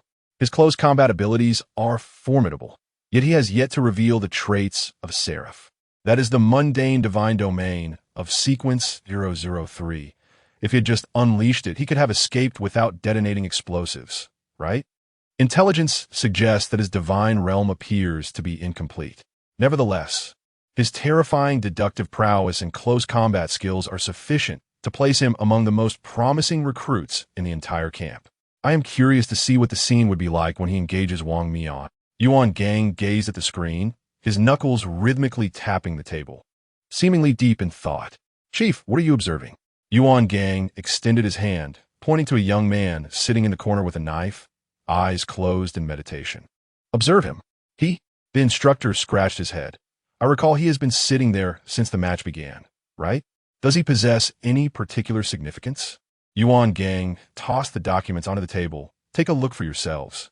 The nearby instructors picked up the documents, their eyes widening in astonishment, ultimately gasping in disbelief. "He is Chao Yuan. Why have you been sitting here? Come and discuss tactics with us for a while." A young man pushed open the dormitory door, gazing at the solitary boy in the corner, letting out a sigh. Chao Yuan slowly opened his eyes, calmly responding, "You all discuss. I do not need to be included." "No, Chao Yuan. Do you not wish to defeat the masked one and conclude the training session? Sitting idly here is far too passive, is it not?" The young man wore an expression of frustration. "Will you just sit there and wait for them to eliminate you?" "Yes." The young man, finding it futile to communicate, simply closed the door and turned to walk down the corridor. "Brother Shun, he still refuses to come over." In the corridor, a dozen recruits gathered, with the one standing at the center being another high-risk relic bearer, donning a backward military cap and chewing gum. Shen Qingzhu waved his hand dismissively, speaking disdainfully. "Let him be. He is merely a coward afraid of trouble. Even if we called him, it would likely yield no results. Brother Shun, what shall we do next?" "We will lie in ambush here, waiting for the members of the masked squad to arrive. Let the group on the opposite building engage first, and then we will strike unexpectedly and defeat the masked squad in one fell swoop." "Excellent. Indeed. Foolish. Brilliant." Amidst the series of affirmations, a peculiar sound seemed to blend in. The crowd paused, turning to see a man behind them, wielding a short sword and donning a crescent moon mask. The corners of the moon demon's mouth curved slightly upward. "You!" Bang! Bang! The moon demon struck with lightning speed, using the hilt of a short sword to knock out two new recruits, rendering them out of the game. In that instant, the others finally reacted, drawing their blades to attack. Before their weapons could land on the moon demon, he blurred and vanished from sight. He can become invisible. "Everyone be careful!" The new recruits shouted in alarm. Shen Qingzhu's expression darkened considerably as he swiftly raised his hand and snapped his fingers. Clap! In an instant, all the air within a 10-meter radius was drawn away, creating a vacuum. The other new recruits surrounding Shen Qingzhu suddenly felt their eyes constrict, clutching their throats in agony. Their expressions twisted in torment. They collapsed to the ground, desperately trying to crawl away, but upon reaching the edge of the vacuum, an invisible barrier seemed to block their escape, rendering them helpless. Shen Qingzhu remained indifferent to his companion's suffering, his gaze sweeping around. "I know you cannot hear my voice, but you should be able to read my lips. In a vacuum, humans do not die immediately. As the external air pressure dissipates, the gases within the body expand, escaping through the mouth, nose, and rectum slowly. Simultaneously, microbubbles in the blood vessels swell, causing foamy blood to block the vessels and lead to internal bleeding. Humans can survive in a vacuum for only a maximum of 16 seconds, and 7 seconds have already passed. Now, you had better remove your mask, or I wouldn't hesitate to kill you alongside them here." A murderous intent surged in Shen Qingzhu's eyes, when suddenly, a flash of sword light appeared before his neck. Shen Qingzhu's pupils constricted, instinctively drawing his sword to block, but at that moment, the moon demon materialized, delivering a fierce kick to his chest, sending him flying. Shen Qingzhu crashed outside the forbidden zone, and the air in that space returned. The new recruits, hunched on the ground, gasped for breath and began to cough violently. "Cough! Cough, you madman. The moon demon, gripping his short sword, glared at Shen Qingzhu with a chilling gaze. In one battle, you resort to such ruthless measures? Shen Qingzhu chuckled, rising from the ground. How else could I force you out? Now, things have become much simpler. Puffed. Shen Qingzhu extended his hand, grasping at the air, and in an instant, the surrounding atmosphere rapidly compressed towards the moon demon, forming a high-pressure prison that not only ensnared the entity, but also relentlessly pressed inward upon it.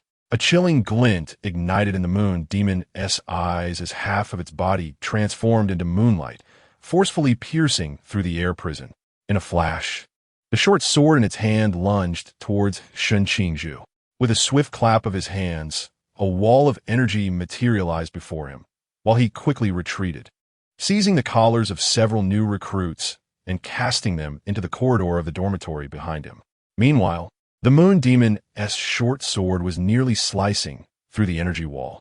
Shen Qingzhu inhaled deeply, exhaling a bubble of chewing gum towards the moon demon, and in the next moment, a violent explosion erupted with an overwhelming force. Chapter 80. The General. The sound of explosions. In another dormitory building, several new recruits abruptly rose to their feet, their expressions shifting as they gazed towards the source of the explosions. Should we go over and assist them? One of them inquired, brow furrowed. Perhaps you should prioritize your own safety, a voice echoed from a distance. Almost immediately, a violet vortex rapidly formed below. Boom! Just then, remnants of the explosion that had been drawn into the vortex erupted forth, spewing forth terrifying shrapnel and flames, reducing half of the dormitory building to rubble in an instant. Amidst the shattered ruins, a concrete sphere slowly unfurled, and a dozen new recruits shot forth from within. We're being flanked. Charge! The leading recruit bellowed, his long sword emanating a crimson glow as he surged towards the vortex, a cascade of colorful attacks following in his wake. The gravitational field reversed. A crisp clapping sound resonated from afar as a scale floated in midair, pointing towards the crowd. Instantly, the gravity weighing down on everyone flipped, leaving them feeling weightless as a force yanked them skyward, causing their formation to collapse in disarray. At that moment, a massive hammer shadow swooped down from above. Rose, suspended in the air, wielded the enormous hammer and shouted, "Here we go." Bang! The colossal hammer sent the levitating recruits flying. Even those who barely managed to evade the strike with their own abilities were ensnared by the scale's gravitational field and hurled away once more. In less than half a minute since their emergence from the vortex, this squad of over a dozen recruits was utterly annihilated. Boom! A blinding flash of fire erupted once more from another dormitory building. The scale, accompanied by Rose, descended slowly while casting a glance in that direction. Is a moon ghost merely supposed to distract the other group? Why is there such a commotion? The vortex murmured. Beside him, Wang Mian narrowed his eyes slightly. It seems Moon Ghost has encountered a formidable foe. We should move as well. The four figures shimmered and darted towards the direction of the explosion. Once they had departed, Lin Xia in the distance slowly lowered his binoculars, his expression grave. Indeed, they have been defeated, and without the slightest chance to retaliate, Molly stated calmly. The masked team is determined to execute a blitzkrieg. Under such relentless pressure, this hastily assembled squad cannot withstand it. Lin Xia shook his head. What is next? Shall we remain idle? Li Pang Pang gazed at Lin Xia. No, we must intervene now. Lin Xia's gaze fell upon the distant dormitory engulfed in explosions. If I am not mistaken, the one engaging with Moon Ghost is another high-risk target.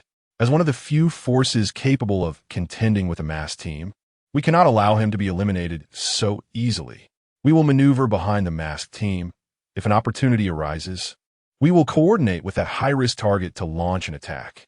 If no opportunity presents itself, we will rescue as many as we can and retreat, ensuring our own survival first.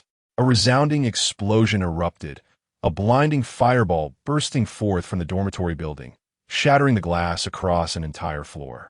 A shadow, ethereal as moonlight, darted from the debris, closely followed by a young man. Moon Ghost lightly pressed his feet against the wall, swiftly pivoting in mid-air, and hurled the short sword in his grasp, slicing through the faint residual images, aiming directly at Shen Qingzhu's neck. Shen Qingzhu's pupils constricted, and he rapidly extended 2 fingers to pinch the blade. The surrounding air solidified like iron, firmly trapping the approaching sword mere inches away. And with a flick of his fingertips, he sent the sword careening away, dozens of meters distant. Moon Ghost, feeling the need for more firepower, reached beneath his cloak for 2 more short swords, poised to act, when Shen Qingzhu snapped his fingers once again. The air between them compressed rapidly, and, simultaneously, a spark erupted from Shen Qingzhu's ring. A deafening explosion followed, flames surging forth as Moon Ghost's form became luminous once more, his figure swaying as he retreated several meters.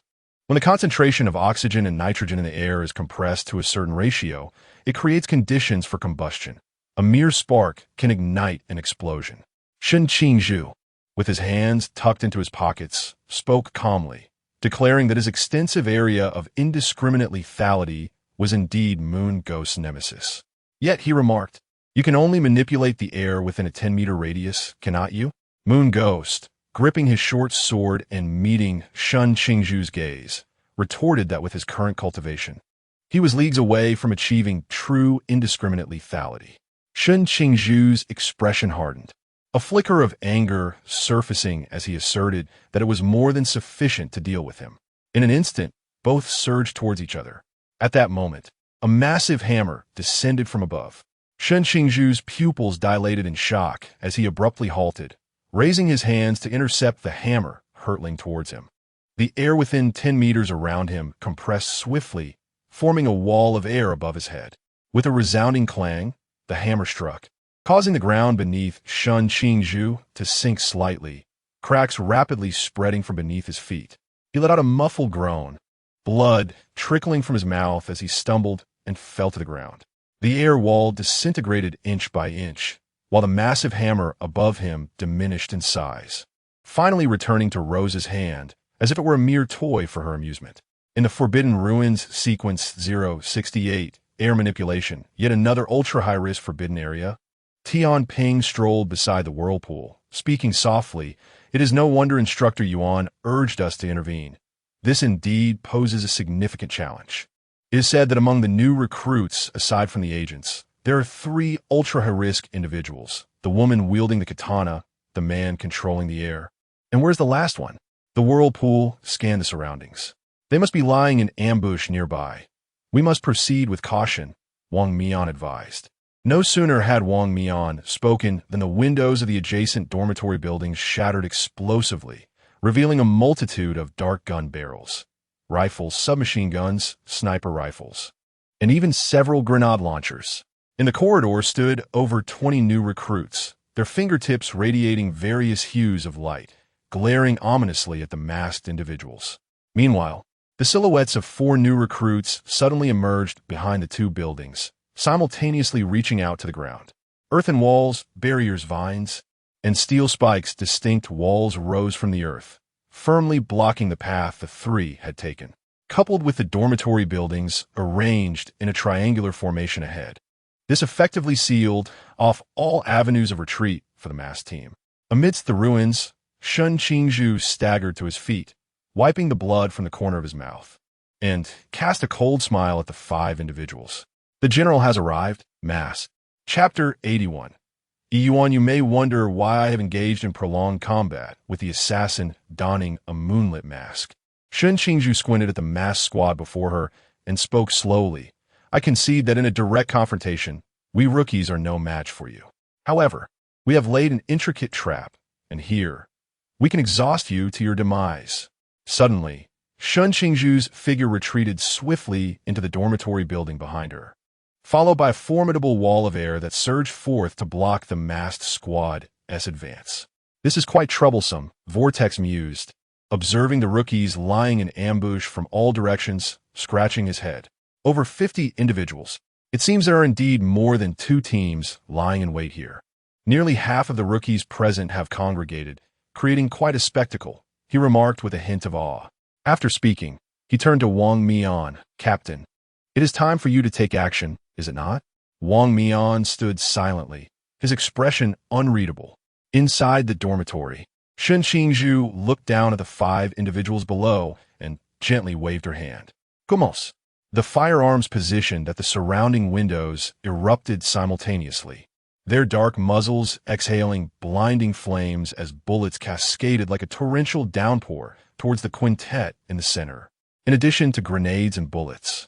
The rookies equipped with the ability to counter the Forbidden Realm unleashed their attacks, a tempest of chaotic elements mingling with various bizarre assaults, raining down upon their foes. Vortex drew a deep breath and summoned a colossal purple vortex above the heads of the crowd, consuming all incoming assaults. However, he could only maintain this lamp state for a limited duration, Shen Qingzhu observed with a calm demeanor.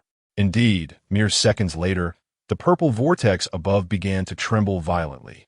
"Captain, I cannot hold on much longer," Vortex exclaimed, his face pale as he turned to Wang Mian. The myriad attacks interwove, creating a dazzling display of light that illuminated Wang Mian's white mask. Beneath the mask, his tranquil eyes flickered with a glimmer of intensity. His hand gently rested on the hilt of his sword, and with a sudden force, he drew it. Clang! The blade slid from its sheath by half an inch. In an instant, the barrage of attacks seemed to be suspended in time, sluggishly inching towards the masked figures. Not only that, the other members of the masked squad, along with the rookies ensconced in the 3 dormitory buildings, found their movements slowed to a crawl, as if ensnared in a mire. In this decelerated world, Wang Mian calmly drew forth his black blade. With his motion, the surface of the black blade brightened ominously, an overwhelming pressure radiating from its edge. Wang Mian stepped forward and, in a heartbeat, swung his sword. The intertwining light of the blade converged before him, forming a net of steel that, despite its exquisite craftsmanship, moved at an excruciatingly slow pace, enveloping him within its grasp. Crack! The black blade was sheathed. In an instant, everything around returned to normalcy. The next moment, a series of vicious gashes erupted outward from Wang Mian's center, instantly shattering the 3 surrounding dormitory buildings into fragments, yet miraculously sparing every rookie from harm. Boom! The 3 dormitory buildings, severed into dozens of segments, collapsed with a thunderous roar. The billowing clouds of smoke engulfed the figures of the 5 members of the central mask team, accompanied by a series of gasps, as the entire dormitory area was reduced to ruins. In the distance, Great Xia and his companions, poised to encircle the masked figure, stood in stunned silence. Is this the Zhan realm? Molly gazed blankly ahead, murmuring to herself. The manipulation of time, coupled with the astonishingly powerful blade strikes. What could his divine domain possibly be? Great Xia furrowed his brow, his eyes brimming with perplexity.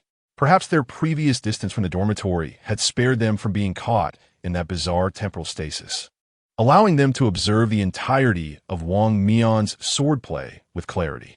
But the question remains, a being from the Zhan realm, even if he is an agent of the divine, cannot possibly exhibit 2 entirely unrelated abilities simultaneously, can he?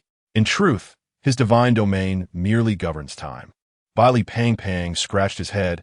As for those formidable blade strikes, one might interpret them as instances of his cheating. Cheating? The black blade in his hand is a forbidden artifact, capable of unleashing the forbidden domain of sequence 301, Yuan, allowing him to condense his speed into a blade aura. The faster the speed, the stronger the aura. While this forbidden artifact itself does not possess a high danger level, in the hands of that individual, it wields lethality comparable to a high-risk weapon, and Wang Mian can unleash blade auras akin to the Chuan realm merely through the acceleration of the Zhan realm. Therefore, even if he suppresses his own realm to that of Zhan, he still possesses the lethality of the Chuan realm? This is utterly outrageous. Great Xia couldn't help but exclaim. Moreover, if Wang Mian can unleash such extraordinary attacks with just the Zhan realm, how formidable would he be if he were to unleash his full potential? Is this the caliber of a captain of a special team? Truly a prodigy among prodigies. Then, who is the deity behind him? Great Xia suddenly recalled something. The deity, codenamed 017, the god of time, Kronos. Molly stared at the distant ruins and spoke slowly, for he himself was the captain of the masked team, donning the Wang mask, and also the agent of the god of time. Hence, he is sometimes referred to as the Time King of the Mask. Lin Xia's expression grew grave. Previously, while researching the goddess of night, Nyx, he had also delved into other deities of Greek mythology, and Kronos, as the second-generation king of the gods, undoubtedly ranks among the most powerful of all deities. Consequently, as his agent, Wang Mian's strength must be exceedingly formidable. However, although Kronos is formidable, Nyx, being a creator deity, is, in terms of lineage, his elder. Should he fully acquire Nyx's abilities, he would undoubtedly surpass Lin Xia. By the way, how do you know so much about Wang Mian? Lin Xia seemed to recall something and turned to Bai Li Pang Pang. Bai Li Pang Pang cleared his throat. For the yuan in his hand was a gift we presented to him to win him over. I often used that knife to swat mosquitoes when I was young. Lin Xia, your family? Molly's brows furrowed slightly, as if recalling something, a flicker of astonishment crossing her eyes. What did you say your name was? Bai Li Pang Pang was momentarily taken aback. Then his heart soared with joy. He gazed earnestly into Molly's eyes and extended his hand once more. Miss Molly, allow me to introduce myself again. I am Bai Li Tu Ming. Bai Li, Molly murmured, recalling the renown by family associated with the Forbidden Artifact Museum. Bai Li Pang Pang cleared his throat twice, lowering his voice as he gently waved his hand, urging discretion. Let us keep this under wraps. Modesty is key. I am merely a child from an ordinary household. Molly studied his eyes, her disdain intensifying, and with a cold snort, she turned her gaze elsewhere, completely ignoring Bai Li Pong Pong's outstretched hand. I detest the sons of affluent families. The richer, the more detestable. Bai Li Pang Pang's expression suddenly became rigid. Chapter 82. Strikes swiftly with the power of his own divine ruins and that forbidden object, his combat prowess had far surpassed the Zhan realm. Perhaps he could single-handedly face all 239 of our recruits without issue. Jasmine's expression was somewhat grim. In this confrontation, we had little chance of victory. Not necessarily, Bai Li Pang Pang said, rubbing his belly with a cheerful grin. Do you have a plan? Lin Ji Ingweeded. The yuan was gifted to us, so naturally. I have methods to restrict its power. Bai Li Pang Pang rummaged through his pocket and produced a roll of tape. This is the Forbidden Object Sealing Scroll, sequence 343. If we adhere a piece to the blade, it will completely isolate the sword from its surroundings, rendering its power akin to that of an ordinary knife. Lin Shi took the tape, gazing incredulously at Bai Li Pang Pang's pocket. You carry this with you?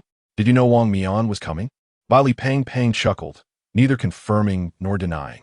Seeing his reluctance to answer, Lin Shi chose not to press further, looking down at the tape in his hand, his eyes flickering. As long as we could seal that blade, hope remained. Boom! Boom! Boom! Explosions echoed from the ruins. As a swarm of figures rushed towards the masked team, blinding bursts of light erupting in succession. The dormitory building had been felled, yet not all recruits had been forced out. Most of those still standing were exceptionally gifted individuals from various corners of the world, managing to stay safe amidst the chaos. Xin Yi, are you all right? A recruit stumbled from the debris, calling out to his side. The next moment, a heavy wall panel exploded into fragments. And Shun Qingzhu, covered in dust, crawled out with a grim expression, coughing twice. I'm Fine. What on earth was that? Could such an attack really be conjured by someone at the Zhan realm? Shun Qingzhu's gaze fell upon the distant masked team engaged in combat with the recruits, his expression serious. Xingu, there are still about 30 of us who can fight. Shall we go in? Absolutely. Shun Qingzhu spat, tossing aside his military cap. Determination etched across his face. The ambush is gone. We will confront them head-on. I refuse to believe they can still possess much stamina after such a prolonged battle. With that, a whirlwind erupted from beneath his feet, propelling him swiftly towards the chaotic battlefield. Vortex, that troublesome fellow is coming, Yugui exclaimed, knocking out 2 recruits with the hilt of his short sword. Out of the corner of his eye, he caught sight of the hastily approaching Shun Qingzhu and shouted to Vortex, "Why are you calling on me? My forbidden ruins are not suited for a fight with him. You go. TCH. Always ordering me around," Vortex muttered, turning to meet the oncoming Shun Qingzhu. The two figures rushed towards each other, and in an instant, the air erupted violently as splendid purple whirlwinds blossomed, the two colliding with tremendous force. With a gentle clap of his hands, the debris surrounding Tianping suddenly lifted, hurtling towards the advancing recruits with alarming speed, swiftly overwhelming them. Just as he prepared to further utilize his long-range capabilities, a head unexpectedly emerged from the rubble beneath his feet. Tianping's expression shifted, and without hesitation, he retreated several steps. With a flick of his fingers, sharp fragments of stone encircled the intruder completely. How intriguing to find an ambush set for me in such a place, Tianping thought, narrowing his eyes slightly. The figure gradually crawled out from the wreckage, brushing off the dust from his face to reveal an unreasonably youthful visage. Clutching a blade, he calmly shook his head, stating, "I am not ambushing you. I was merely resting inside when the building collapsed. And upon emerging, I saw you." Tianping responded. Chao Yuan glanced around and gently tapped the stones beside him with his fingertips, nodding in acknowledgement. "Yes, indeed, eliminate me." Tianping was taken aback. "What did you say? Eliminate me? Do you not wish to resist? That would be pointless." Chao Yuan shrugged, still holding his blade. "Moreover, I fear that if I do resist, you might not withstand the consequences." After a moment of contemplation, he added, "None of you would endure. Are you looking down on me?" Tianping, amused yet incensed, retorted, "You, a mere recruit, speak with such bravado. Do you truly believe you can end my life?" Chao Yuan stroked his chin, pondering deeply before earnestly nodding, "Perhaps I could." "Oh." Tianping's eyes narrowed into a dangerous arc. "Then come and try." "I shall not." Chao Yuan decisively shook his head. "Once I draw my blade, I would lose control. I no longer wish to commit acts of slaughter." With that, he discarded the blade onto the ground, clasped his hands together, and bowed his head reverently, murmuring, "Ba. No, you must try." Tianping's curiosity was thoroughly piqued by this spectacle. "I will not. Try. What could possibly happen? I assure you, you cannot harm me. I cannot take that risk. Please, draw your blade. Come and strike me." Ba. As Tianping prepared to respond, his expression shifted slightly, and he again floated back several meters. A terrifying shock wave surged past, fracturing the ground beneath him, and the rising debris was abruptly ensnared in an odd force field. Tianping frowned and turned his gaze to the right, curling his fingers, causing the suspended bricks to launch forth like a volley of arrows. Not far away, Molly, wielding a great sword, stomped forcefully onto the ground, unleashing a shock wave that radiated from her center, shattering all the stones suspended in midair. "Huh? It's that formidable lady." Out of the corner of her eye, the hammer-wielding Rose caught sight of Molly, who was locked in a standoff with Tianping, her eyes brightening with excitement. Without a moment's hesitation, she abandoned the recruits before her, hefted her hammer, and charged towards Molly. "Tianping, leave this fierce lady to me." The gaze of the Rose was piercingly bright, regarding Molly as if she were a rare and precious treasure. The enormous hammer in her hand surged forward, propelled by a tempest, crashing towards Molly. In that instant, a fierce glint of murderous intent flashed in Molly's eyes as she gripped her katana, charging to meet the hammer head-on. Bang! Simultaneously, Lin Qia's figure suddenly materialized, darting straight to Chao Yuan's back, seizing him by the collar and swiftly whisking him away from the balance. Chao Yuan snapped back to reality, reflexively grasping Lin Qia's wrist, causing both of them to come to an abrupt halt. "What are you doing?" "Gao Duan Yin Guit Fao Ning." "Of course, I'm taking you away," Lin Xia replied calmly. "Do you truly believe you can defeat her?" "I have no intention of winning. I merely wish to be eliminated sooner." Lin Xia rolled his eyes, having finally entered the fray and just rescued the first person, only to find that they were an utterly apathetic individual seeking to be eliminated. "Oh, suit yourself," he remarked coldly, dismissing the matter. Unwilling to squander any more time on such a lethargic soul, Lin Xia turned to seek other battlegrounds. Xia, there's someone here. I can't pull them out by myself," Bailey shouted, tugging at a new recruit who was half stuck in the rubble. Upon hearing this, Chao Yuan, who was about to turn back to find the balance, trembled. He murmured softly, his head bowed. Chapter 83. Do you have confidence to survive? Wait, Chao Yuan suddenly called out, halting Lin Xia, who was about to depart. Lin Xia frowned and turned back. What is your surname? Lin, Doublewood Lin. Lin Xia regarded Chao Yuan with a puzzled expression. Is there a problem? Doublewood stands firm. The 8 deities converge into the night for 10 years, ferrying the world. So it is you, Chao Yuan murmured, gazing blankly at Lin Xia. Lin Xia could not quite catch his words, merely rolling his eyes at his eccentricity. What a lunatic! Not wishing to engage further, Lin Xia turned and sprinted towards another battlefield.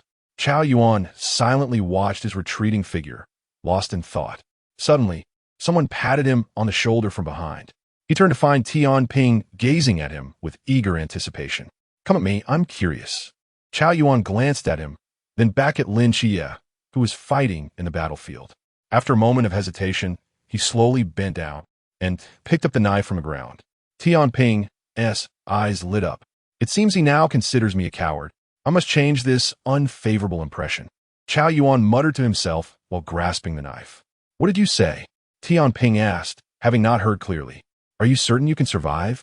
Chao Yuan, gripping the knife sheath with one hand, slowly reached for the hilt with the other, looking earnestly at Tian Ping. If you lack confidence, I can seek out that man with the king mask over there. Tian Ping decisively shook his head. Rest assured, this minor matter does not require the captain's intervention. Oh, then I shall draw my blade.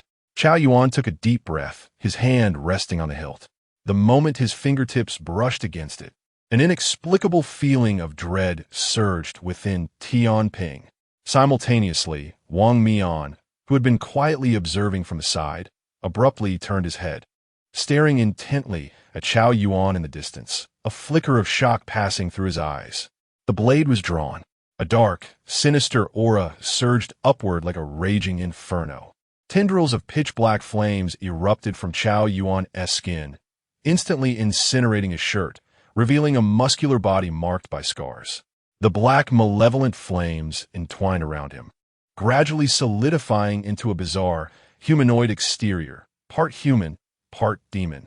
With a slight grin, a wisp of white smoke escaped from his body as he slowly opened his eyes, revealing a pair of blood-red, otherworldly pupils. In his eyes, there was no trace of rationality or calm. He resembled a wild beast. Tian Ping's pupils constricted suddenly, the unease within him intensifying. He immediately began to float backward, attempting to distance himself from Chao Yuan. Just as his feet left the ground, Chao Yuan flickered like a specter, appearing before him in an instant. With a sinister grin, he swung the knife towards Tian Ping's neck. The black flames danced around the blade, effortlessly breaching Tian Ping's defensive barrier, aimed directly at his head. Tian Ping's heart sank. In that fleeting moment, he seemed to recall the earnest gaze of the youth who had just posed the question. Are you certain you can survive? Are you confident? What confidence is there? The blade, with chilling clarity, thrust upon Tian Ping, imparting an acute awareness of life and death. Should he fail to liberate his realm, relying solely on his Zhan state, there was no way he could endure this strike. Just as Tian Ping was poised to unleash his full potential, a sudden blur caught his attention, and a figure materialized before him, a man adorned with a Wang mask, wielding a dark blade. Clang! A sharp sound of collision reverberated as blinding sparks erupted beneath the twilight, where the masked figure's weapon clashed with Chao Yuan's sword, unleashing a tempest centered around the two. In the next instant, a terrifying blade aura sliced forth from the masked warrior, sending Chao Yuan, along with his weapon, hurtling into the distant ruins.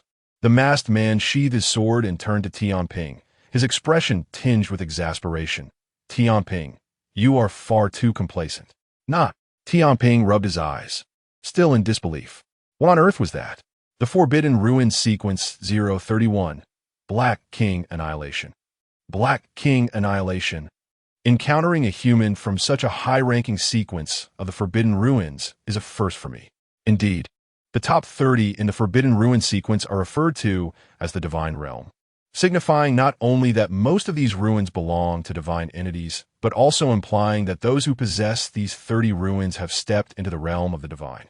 The sequence 031, Black King Annihilation, lies beneath the true divine and above all living beings. The masked figure gazed at Chao Yuan, who had risen from the rubble, and spoke indifferently. This power is overwhelming, and he is too weak, to the point that he loses all awareness upon utilizing the forbidden ruin, driven solely by the instinct to battle. This is a true indiscriminate attack. When he goes berserk, he could even harm his own allies. I understand now. Tianping's body slowly ascended as he focused on the frenzied Chao Yuan before him. Speaking earnestly, I was careless before now. I shall give my all to confront this madman. Interlocking his fingers, he summoned the scattered weapons and debris around him, lifting them into the air, creating a formidable array aimed at Chao Yuan below. Chao Yuan gripped his blade, his blood-red eyes fixated on Tianping above, dark malevolent flames swirling around him, a sinister grin creeping across his face. In the next moment, he vanished, ghost-like, darting through the ruins. Go! With a mere flick of his finger, Tianping redirected the myriad of bricks and weapons, launching them like a barrage of gunfire, causing the ground to tremble beneath him. Boom! Boom! Boom! The black flames surged forth, and beneath the flashing blade light, Chao Yuan effortlessly cleaved through the descending debris, moving with astonishing speed until he was directly beneath Tianping. With a powerful push of his legs, he leaped high into the air, just as his blade was about to make contact with Tianping's body. Tianping swayed and soared several dozen meters into the air. In a state of madness, Chao Yuan realized a grave issue. He could not reach him. Ha. As Tianping ascended, he smiled down at the dazed Chao Yuan, taunting, "You can't fly. Isn't that frustrating?" Chao Yuan retorted silently. How shameless can that guy be? Observing the battle from a distance, Bai Li Pang couldn't help but curse. That fellow is too formidable. If it were a one-on-one confrontation on the ground, aside from Wang Mian, no one else stand a chance against him. Thus, we can only drag this out. Lin Xia stroked his chin, murmuring to himself. That guy was unexpectedly strong. After a moment's hesitation, his gaze fell upon Wang Mian in the distance, his eyes narrowing slightly. Take care of yourself. Lin Xia patted Bai Li Pang's shoulder and swiftly vanished from the spot. Bai Li Pang was about to say something, but Lin Xia had already disappeared into the distance. He scratched his head, letting out a helpless sigh. Just then, a shadowy figure crept up behind him. The hilt of a short sword was raised high, striking fiercely at Bai Li Pang's nape. Slap! A dazzling golden shield suddenly appeared around Bai Li Pang, deflecting the short sword wielded by the shadowy assailant. Bai Li Pang, taken aback, slowly turned to face the embarrassed figure, tilting his head and asking, "Were you just trying to ambush me?" Chapter 84. The Great Xia, the Moon Demon, skeptical of the situation, drew forth another short sword and struck once more at the golden barrier. This time, he aimed with the sword's tip. Crack! A crisp sound resonated as the tip of the short sword shattered a small notch, yet the golden barrier remained, unscathed. The Moon Demon remarked, "My apologies, but with this, Yao Guang, protective charm, such trivialities cannot harm me." Bai Li Pang cheerfully gestured to the necklace adorning his chest, adding, by the way, its sequence is 171, classified as a high-risk forbidden relic. In the next moment, the golden barrier encircling Bai Li Pang converged, transforming into two rapidly spinning halos that surged towards the Moon Demon with a furious rush. The Moon Demon swiftly retreated, his form blurring before vanishing into thin air. Invisibility? Bai Li Pang raised an eyebrow and retrieved an old monocle from his pocket, placing it upon his nose. The lens shimmered with a faint azure light as he turned his head and waved his hand gently, sending the two halos soaring through the void. Clang, clang. Two short swords emerged from the ether, intercepting the halos. The Moon Demon staggered, gazing at Bai Li Pang in astonishment. "You can see me too?" The Eye of True Sight, sequence 315, specifically designed to pierce illusions and delusions. Bai Li Pang adjusted his monocle and chuckled. The Moon Demon appeared to recall something. "You are the young master of the Bai Li family? Please refrain from calling me young master. I am merely a child from an ordinary family." Bai Li Pang replied earnestly. The Moon Demon coughed, seeing them so engaged in battle. I too should contribute." With that, Bai Li Pang reached into his pocket, and to the Moon Demon's astonishment, he produced a broom. Not the typical household broom, but a large street broom, bound with slender twigs. Gripping the broom, Baili Pang Pang swung it fiercely towards the moon demon in the distance. A tempest erupted, accompanied by fine arcs of electricity, shattering the rubble before him. Yet, the whirlwind showed no signs of waning. Rather, it surged towards the moon demon with even greater ferocity. The moon demon. With no time to contemplate, the moon demon's form scattered into moonlight, narrowly evading the strike, but the tempest continued unabated, barreling towards the fray involving Molly and Rose. As their massive hammer and katana clashed repeatedly, both warriors turned to face the oncoming gale, exclaiming in unison, "What the hell?" They immediately dashed in opposite directions. "Fatty, can you at least aim properly?" Molly shouted at Baili Pang Pang. "Ah, my sincerest apologies." Baili Pang Pang bowed repeatedly in apology, hastily stowing the broom back into his pocket. He rummaged again and emerged with a magnificent sword. "The moon demon? Are you some sort of doryman? If thunderstorm cannot be used, then I shall resort to this." Baili Pang Pang emulated the posture of doryman, raising the grand sword in his hand high, exclaiming, "Transform into 3,000. Whoosh! Suddenly, countless phantoms emanated from the sword, densely hovering in the sky. Their tips aimed menacingly at the moon demon below, radiating a chilling glimmer. The moon demon, witnessing the spectacle, swallowed hard. Is this the profound heritage of the Forbidden Artifact Museum? Isn't this cheating? Baili Pang Pang gently swung down the sword, inhaling deeply, and shouted, "Kill!" The 3,000 sword lights cascaded down like raindrops, converging into a dragon of blades, roaring as it charged towards the moon demon. The moon demon also took a deep breath and bellowed, "Vortex, save me!" The vortex, entangled fiercely with Shun Qingzhu, felt a surge of desperation and seized the chance to sprint towards the moon demon. Shun Qingzhu narrowed her eyes, summoning the winds to follow. Just as the sword dragon was about to engulf the moon demon, a purple vortex erupted, devouring most of the sword shadows, allowing the moon demon to slip away. But in the next moment, a blade wreathed in black flames whisked past his scalp. The moon demon turned around to find Qiao Yuan, resembling a demon, grinning menacingly behind him. "Tianping, save me!" Below ground, the instructors watched in stunned silence as the dormitory lay in ruins, reminiscent of a celestial battle. Vortex, Rose, Tianping, Moon Demon, and Baili Pang Pang, along with Mo Li, Shun Qingzhu, and Qiao Yuan, were embroiled in chaotic combat. The screen filled with whirling attacks that occasionally caused the display to tremble. Boom! A deafening sound resonated above, and dust cascaded down from the ceiling as the lights in the monitoring room dimmed. The instructors exchanged glances, pondering, should we relocate? They won't bring this place down, will they? It's Shunti, right? We are 10 meters underground. How could a group of Mirlan realm practitioners possibly? Do you think a battle of this magnitude could be fought by a mere group of Lan realm practitioners? One instructor pointed at the screen, plunging everyone back into silence. I suddenly realized that sending the mask team to maintain order was indeed a sagacious decision. The instructors nodded fervently. Had we followed the previous approach of organizing a battle between instructors and new recruits, the chaos would have been unfathomable. During a recent training session for new recruits, an astonishing number of prodigies emerged. Yuan Gang leaned back in his chair, a smile gracing his lips. Who knows, in a few years, the vacant 5th Special Team may be born. Chief, do you believe they could become the 5th Special Team in the future?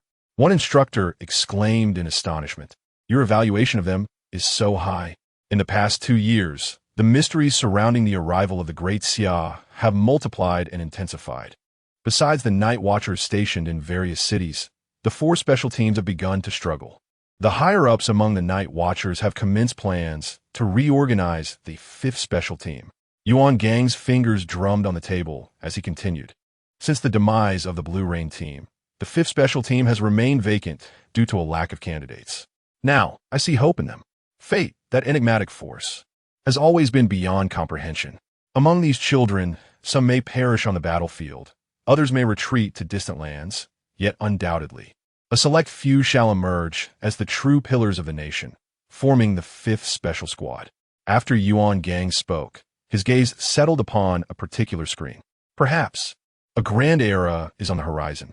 As dusk gradually deepened, the night enveloped the sky. Outside the chaotic battlefield, Wang Mian stood as an outsider at the edge of the ruins, gazing into the distance.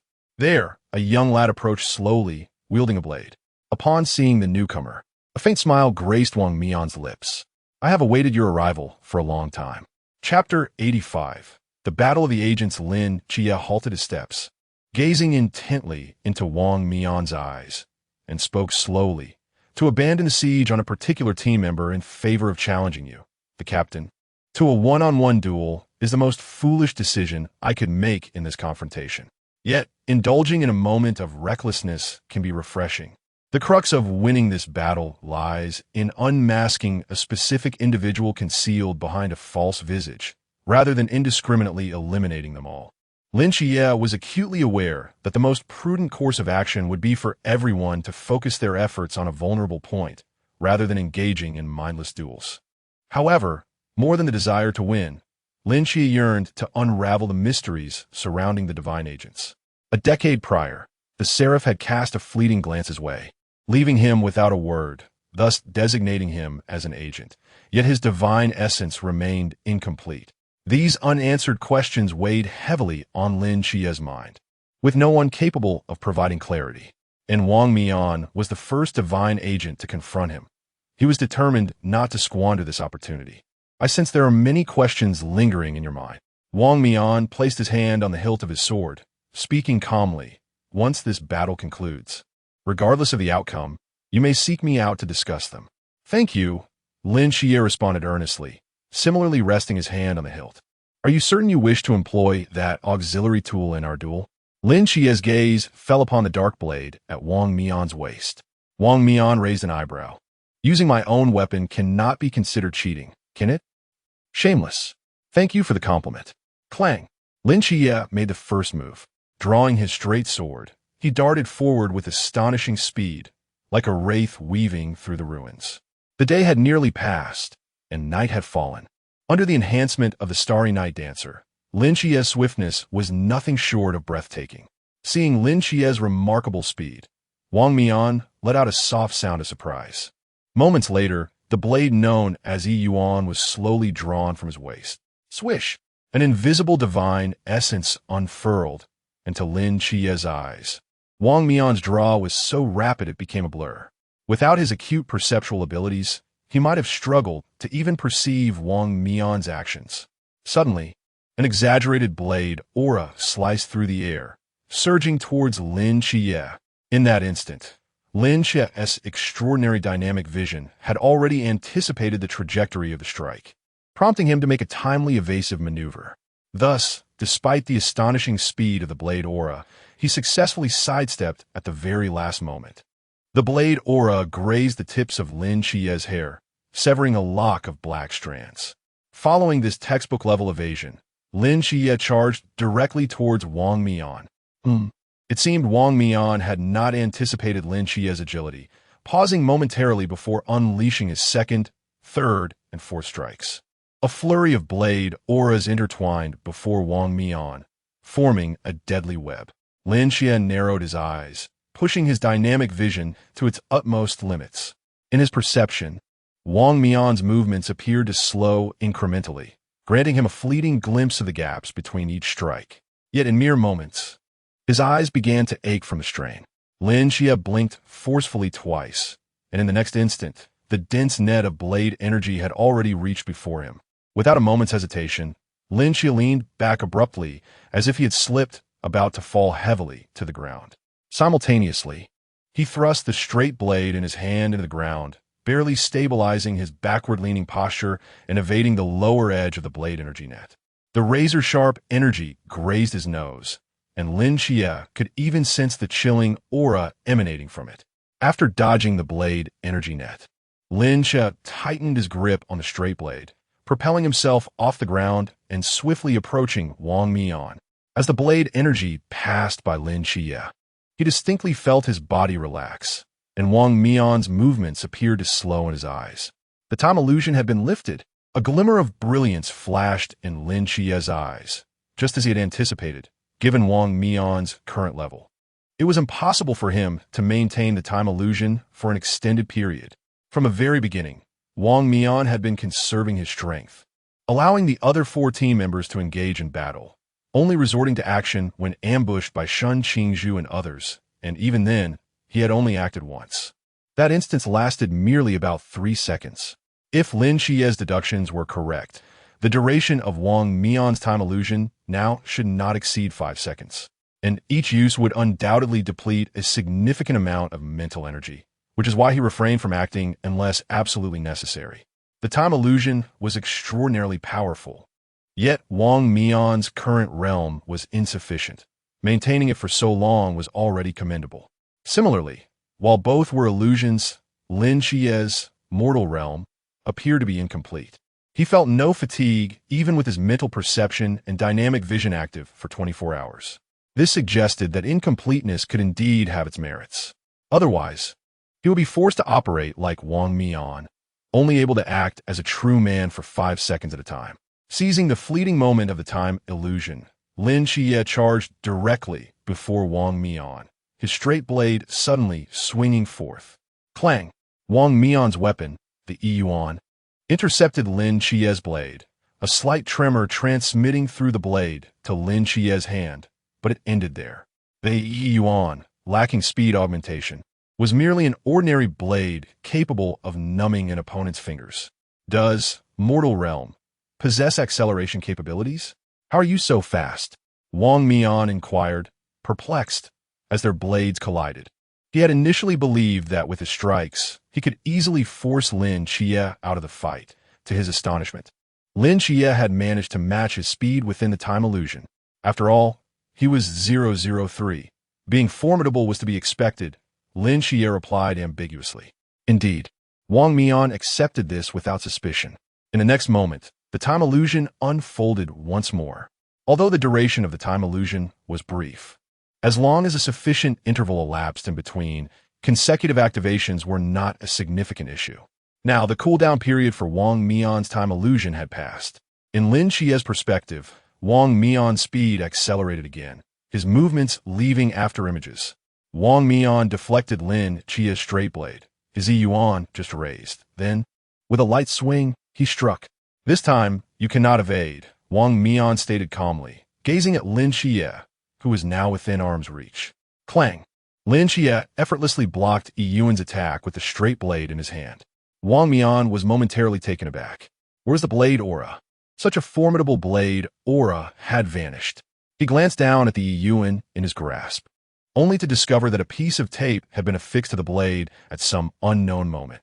A sealing scroll? Wang Mian's expression shifted subtly. In his eyes, Lin Qia's lips slowly curled into a smile, signaling that now, your cheating device is rendered useless. Let's engage in a proper duel. In the next instant, Lin Xia pivoted the edge of his straight blade, decisively striking towards Wang Mian. Chapter 86. Solidarity in the Realm of Time. Wang Mian moved with astonishing speed, effortlessly evading Lin Qia's straight blade. It dawned upon him that this was the influence of that chubby scion from the Bailey family. In a fleeting moment, Wang Mian grasped the intricacies of the situation and sighed in resignation. However, there was no hint of regret in his gaze. Instead, he found himself invigorated. Very well then, I shall engage you in a fair fight. He relinquished his strategy of unleashing blade energy and closed the distance, wielding his blade. Yuan, to battle Lin Xia. The clash between the inky black blade and the pale blue one produced dazzling sparks that illuminated the air. Within the time realm, Wang Mian's focus on the offensive had elevated his speed beyond human limits. Had another been in Lin Qia's place, they might not have been able to perceive even a flicker of his movements, let alone discern the trajectory of his blade. Even Lin Xia found himself compelled to summon every ounce of concentration, employing dynamic vision and terrifying reflexes just to barely fend off Wang Mian's relentless onslaught. He was immensely grateful for the remedial classes conducted by Chun Mai and others prior to this encounter. Had he not endured the punishing strikes of Chun Mai's wooden sword or undergone training to evade bullets, he would likely struggle, to last even 5 seconds now. Amidst the mesmerizing dance of blades, Lin Xia felt a sudden lightness, and the flow of time around him returned to normalcy. Conversely, Wang Mian's speed appeared to diminish in Lin Xia's eyes. "It's my turn now." Lin Xia smiled as he raised his straight blade, launching a frenzied attack against Wang Mian, who had lost his temporal advantage. In the time realm, Lin Xia was unable to best Wang Mian, yet once the realm dissipated, bolstered by the Starry Night Dancer enhancement, he could easily dominate Wang Mian. The tide of battle shifted instantaneously, with Lin Xia's assault resembling a torrential storm, forcing Wang Mian to retreat repeatedly. Were it not for Wang Mian's exquisite swordsmanship, he might not have been able to withstand the onslaught for long. Seconds passed, and Wang Mian reopened the time realm, turning the tide once more to strike at Lin Xia. The two exchanged blows in a relentless back and forth, each gaining the upper hand in turn, fiercely clashing for over 3 minutes. Aren't they exhausted? After a temporary ceasefire, Bailey Pang Pang sat upon a stone, wiping the sweat from his brow, expressing his sentiments. Beside him, Great Xia sighed, stating, "I don't know if they are tired, but I have endured a day of punishment, and I'm truly fatigued." Bailey Pang Pang patted his shoulder in consolation, saying, "It's all right, brother. Resting here is quite pleasant. Let them battle it out. We can visit my home when this is all over." Great. Boom! An air cannon detonated before the two, sending shockwaves that left Bailey Pang Pang dazed.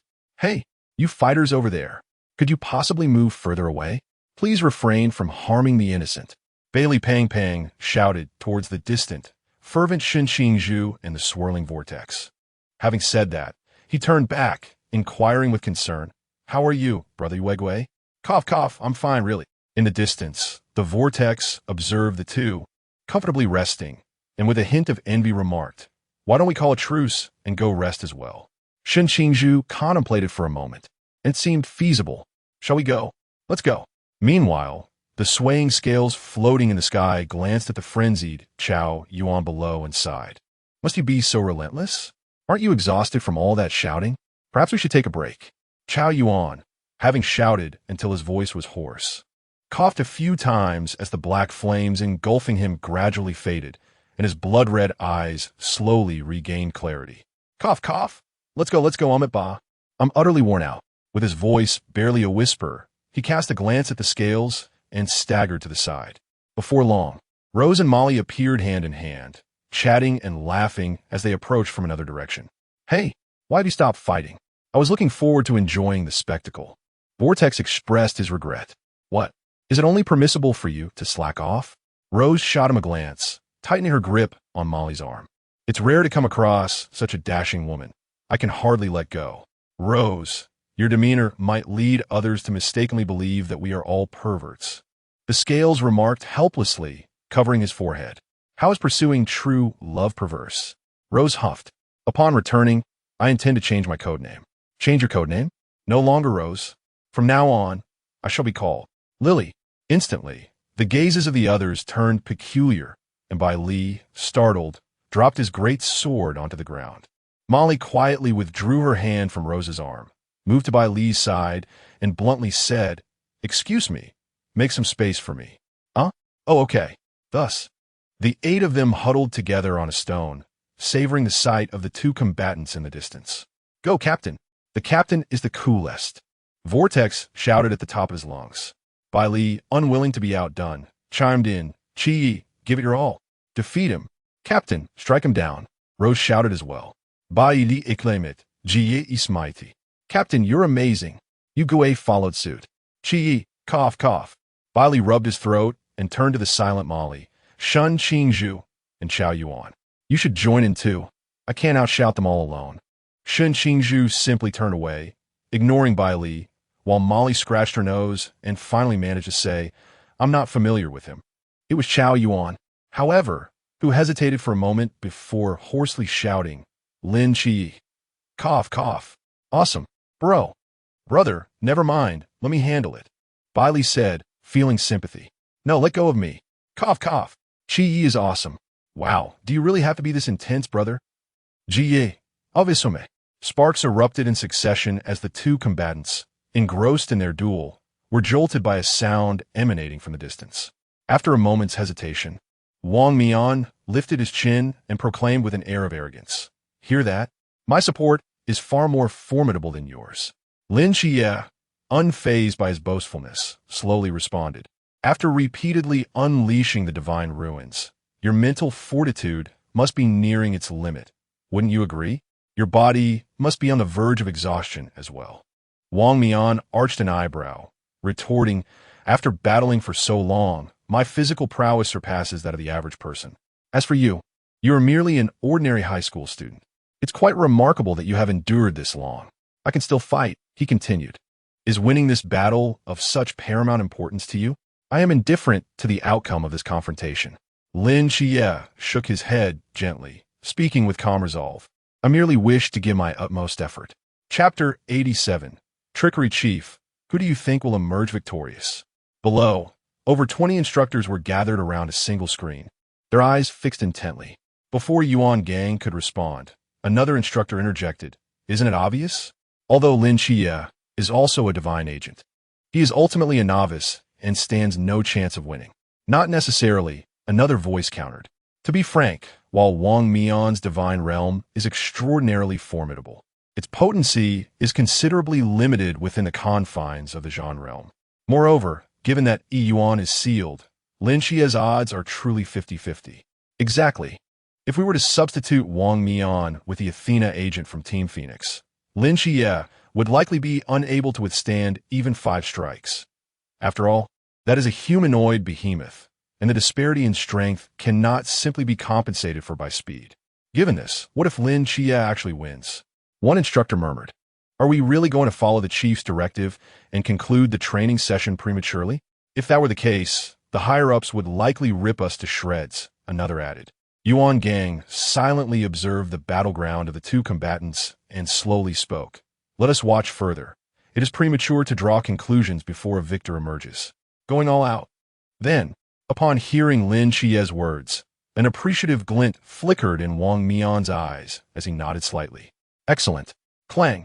The blades in their hands collided and, simultaneously, the divine realm of time opened once more. Lin Xie took a deep breath, elevating his mental state to its zenith. If all went as anticipated, the outcome of their conflict would soon be revealed. Yi Yuan's blade sliced through the air, emitting a faint hum, prompting Lin Xie to instinctively raise his own blade in response. At that moment, the eyes behind Wang Mian's mask suddenly rippled with an unseen force. A tremendous divine pressure erupting from his gaze and crashing violently into Lin Xie's mind. Though Lin Xie had once instilled terror in countless souls with the might of the seraph, this was the first time he had been overwhelmed by another's divine power. In the instant the power of the god of time surged forth, Lin Xie's eyes widened in shock. Within his gaze, 2 blinding golden beams erupted, akin to twin furnaces ablaze, emanating a terrifying divine might. In midair, their gazes collided. A tempest roared from the center of their locked eyes, the raging divine power radiating outward and dominating the entire arena. "My goodness, are they really creating a wind just by glaring at each other?" Bailey exclaimed in astonishment. Tian Ping remained fixated on the distant duo, murmuring, at this moment, "It is the divine beings behind them that are clashing." The ferocious collision between the might of the seraph and the god of time persisted for several seconds, both their eyes becoming bloodshot. Now, they were not merely testing their individual strengths, but rather the divine energy contained within their beings. Boom! With a sudden sound, Wang Mian let out a muffled groan, retreating half a step. Simultaneously, the divine realm of time surrounding him began to shatter. Lin Xie's eyes sparkled with determination as he stepped forward, and suddenly swung his blade. This time, Wang Mian did not have the opportunity to draw his blade for defense. The blade sliced through Wang Mian's mask, cleaving the character for Wang in two. Crack! Wang Mian's mask shattered. Beneath it, a handsome yet composed face emerged, gazing helplessly at Lin Xie before him. The onlookers abruptly stood up, gasping in shock. Even the instructors seated before the screen felt a jolt of alarm in their hearts, realizing the gravity of the situation. "I'm sorry," Wang Mian softly spoke, locking eyes with Lin Xia. In the next moment, the ripples in his gaze spread once more. The time god ruins unfolded. The fragments of the shattered mask swiftly reversed, flying back to Wang Mian's face, his reclining figure gradually returning to its original position. The surrounding crowd resumed their seats, a hint of bewilderment clouding their eyes. Lin Xia's body uncontrollably regressed, the blade retracing its path. The cracks on the mask beginning to mend, his form reverting to the moment before the strike. Lin Xia's eyes widened, filled with astonishment. Time had turned back 3 seconds. At that moment, the clash of their formidable powers had yet to yield a victor. He had not yet swung his blade, and Wang Mian's mask was still intact. The onlookers seemed to have forgotten the recent event, still cheering for the two combatants, while only Lin Xia remembered what had just transpired. No, aside from Lin Xia, the instructors who were fixated on the screen were also aware of what had occurred. He had severed Wang Mian's mask. Goodness. Fortunately, Wang Mian rewound time. Otherwise, we would have truly been in a predicament. However, can such a time reversal be utilized in the Zhan realm? No. Just moments ago, Wang Mian had unlocked his realm. In that instant, he had at least reached the Chuan realm. Does that not imply our defeat? Cough, cough. Since Lin Xia did not sever Wang Mian's mask, we haven't lost. Yet he has unlocked his realm. Is this not cheating? Can matters of scholars be deemed as cheating? Do you genuinely wish for this training session to conclude, finding joy in such an outcome? The instructors erupted into a cacophony of debate. At that moment, Yuan Gang slowly rose from his seat, glancing at the time. It was already 9 o'clock. The duel was over. Chief, about the victory and defeat. Yuan Gang met his gaze and calmly stated, the training must continue. This is not merely for our honor. It is for the future of these children. On the ground, Lin Xia looked down at the blade in his hand, then at Wang Mian before him. After a moment's pause, realization dawned upon him. You're cheating. Sure. Wang Mian placed a finger to his lips, leaning closer to Lin Xia's ear as he whispered, Lin Xia, I admit I just lost to you, but this new recruit training must proceed. Do you understand what I mean? Lin Xia's expression turned peculiar. You want me to pretend I didn't win? Has everything that just transpired truly not occurred? Such is the sentiment. Wang nodded, then added reassuringly, rest assured, your performance has not gone unnoticed by the instructors. After this battle concludes, you shall be able to claim your rightful place as a victor and request a form of recompense. Lin Xia raised an eyebrow, asserting, I'm a person of principles. Wang continued, I believe they would have no qualms about bestowing upon you a monetary gift of 500,000. Lin Xia interjected, as for my principles, Wang smirked, perhaps they might even present you with a protective artifact. Clearing his throat, he concluded, in that case, consider it a favor I owe you. Wang fixed his gaze upon Lin Xia's eyes, declaring, as the captain of the masked squad, I owe you a debt of gratitude. It is settled. Chapter 88. The future is daunting. The time has expired, and the battle has concluded. Instructor Yuan Gang's voice resonated clearly from the loudspeakers within the base, echoing in every corner. The members of the masked squad, who had been anxiously sitting nearby, finally breathed a sigh of relief. I was terrified. I almost thought our captain was going to lose, Vortex remarked, patting his chest in a moment of trepidation. Yue Gui fell silent for a moment, feeling an odd sensation. Why do I feel? Something's off? I share that sentiment, Rose replied, her expression somewhat peculiar, as if the captain's time was. Cough, cough, cough. Tianping's abrupt, coughing fit drew the attention of the others. The members of the masked squad instantly fell silent, seemingly understanding something, their faces betraying a hint of embarrassment. Bailey Fatty scratched his head in confusion. What? Didn't Xia win? No, the time ran out. He failed to sever the mask of the king, Molly countered. Bailey Fatty blinked in bewilderment, pointing at his monocle. But I distinctly saw Xia strike with his sword. Oh. Out of nowhere, Lin Xia appeared, firmly covering Bailey Fatty's mouth, expressionless as he dragged him to a corner.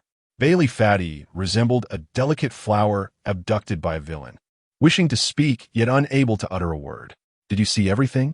Lin Xia asked helplessly, gazing at Bailey Fatty in the corner. Yes. Then pretend you didn't see anything. Bailey Fatty was taken aback, but Bailey Fatty, What do you think of these new recruits? After a moment's contemplation, Bailey Fatty replied, aside from a few, the rest are rather inexperienced. Do you think it would be prudent to cancel this training session and allow them to face those mysteries across the lands? That seems unwise. Exactly, Lin Xia said, patting his shoulder, gazing 45 degrees upward with a deep and compassionate look. Even if I win, I must feign defeat. I do not fight for myself, but for the future of these 200 individuals. This is the vision. Bailey Fatty trembled in realization, staring at Lin Xia in awe. I see now. Brother Xia, I never expected you to be not only clever and capable, but also to possess such profound ideals. I have been narrow-minded. Lin Xia nodded slightly. This matter must remain confidential. Rest assured, I understand, Bailey Fatty declared, resolutely thumping his chest. Let us go. The battle has ended, and it is time to regroup. Half an hour later, on the training platform, over 20 instructors stood rigidly, flanked by the entire mass squad. Yuan Gang stood at the forefront, gazing down at the silent new recruits with a fleeting smile. I am profoundly disappointed in you all, he began slowly, his deep voice reverberating under the night sky. Upon hearing these words, the members of the mass squad standing nearby shuddered slightly, their heads bowed in silence. 239 individuals faced 5, and aside from a scant few, the vast majority had not even brushed against the hem of the massed squad's garments. Their actions were sluggish, their thoughts disordered, and utterly chaotic. I was not mistaken in my earlier assertions. You are nothing but inept. In this manner, you will only bring ruin upon your comrades. Yuan Gang bellowed for an extended period, and seemingly feeling a twinge of guilt, he added, of course, with the exception of a select few. Since you have lost, you shall adhere to my previous directives.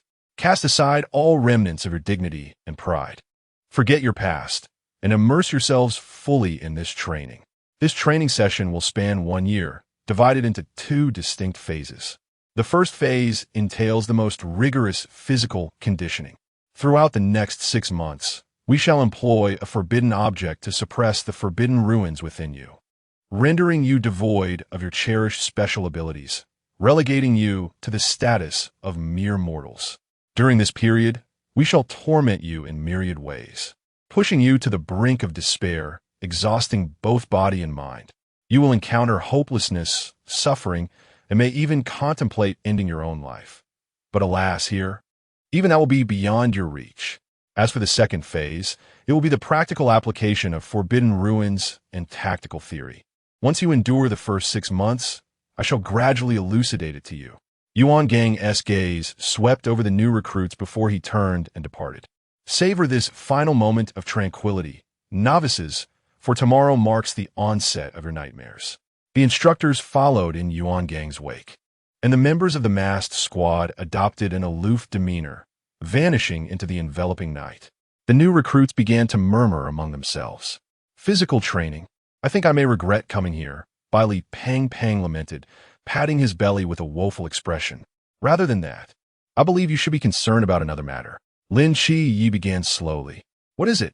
The dormitory building has just been reduced to rubble. Where shall we sleep tonight? Not only Lin Yi, but soon the other recruits also grasped the gravity of this issue, sprinting back to the dormitory area, only to come to a halt in astonishment. The dormitory, which had just been shattered into smithereens, had returned to its former state. Not a single crack adorned the walls, nor was there a shard of debris upon the floor. Even their belongings and bed linens were intact, devoid of any evidence of a recent battle. How is this even possible? The new recruits stood dumbfounded at this scene. It had only been half an hour since their departure. How could this have occurred? Nearby, Lin Qi pondered thoughtfully as he stroked his chin, turning his gaze toward the distant darkness. Ahem, please assist me. Wang Mian had already removed his mask, stumbling slightly as he walked, nearly falling to the ground. Xianwen, Tai Ping supported him on either side, letting out a long sigh. Captain, what is the necessity of this? The dormitory building could simply be repaired by the logistics team. Why must we resort to time reversal to piece it back together? Vortex furrowed his brow as he spoke. One cannot phrase it that way.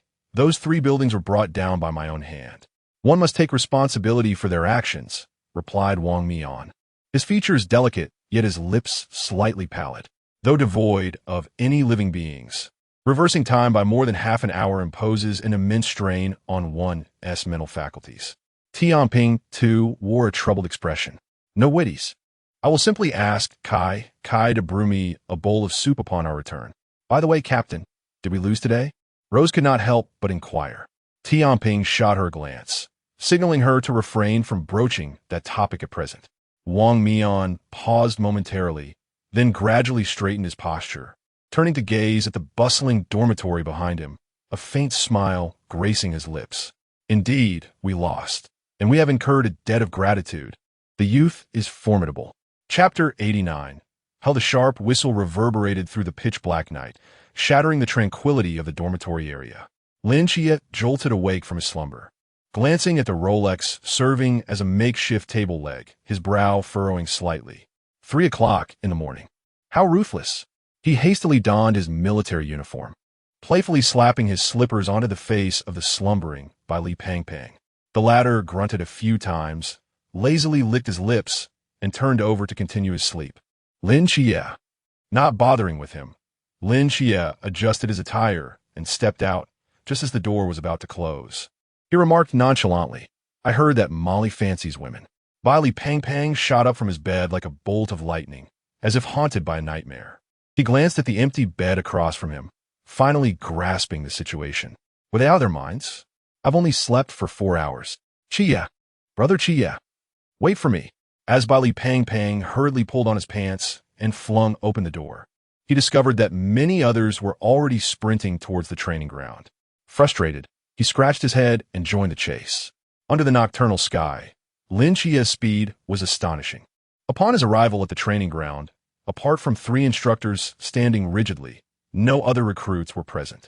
Instructor Hong observed the first arrival, Lin Xia, a glimmer of admiration appearing in his eyes. Following Lin Xia, the other recruits trickled in, while Instructor Hong clutched a stopwatch, seemingly awaiting something. When the last few recruits arrived, Instructor Hong surveyed the bleary-eyed assembly, his voice steady and commanding. Today marks the first day of your training camp. I will instruct you on what discipline and execution truly entail. Upon hearing the whistle, regardless of your activities, you must assemble at the training ground within 3 minutes. Instructor Hong's gaze swept over the crowd, his eyes narrowing slightly. Now, all those who took more than 3 minutes stepped forward. Among the recruits, only a handful complied, while the majority whispered amongst themselves. What if we didn't keep track of the time and don't know how long we took? A recruit inquired, raising his hand.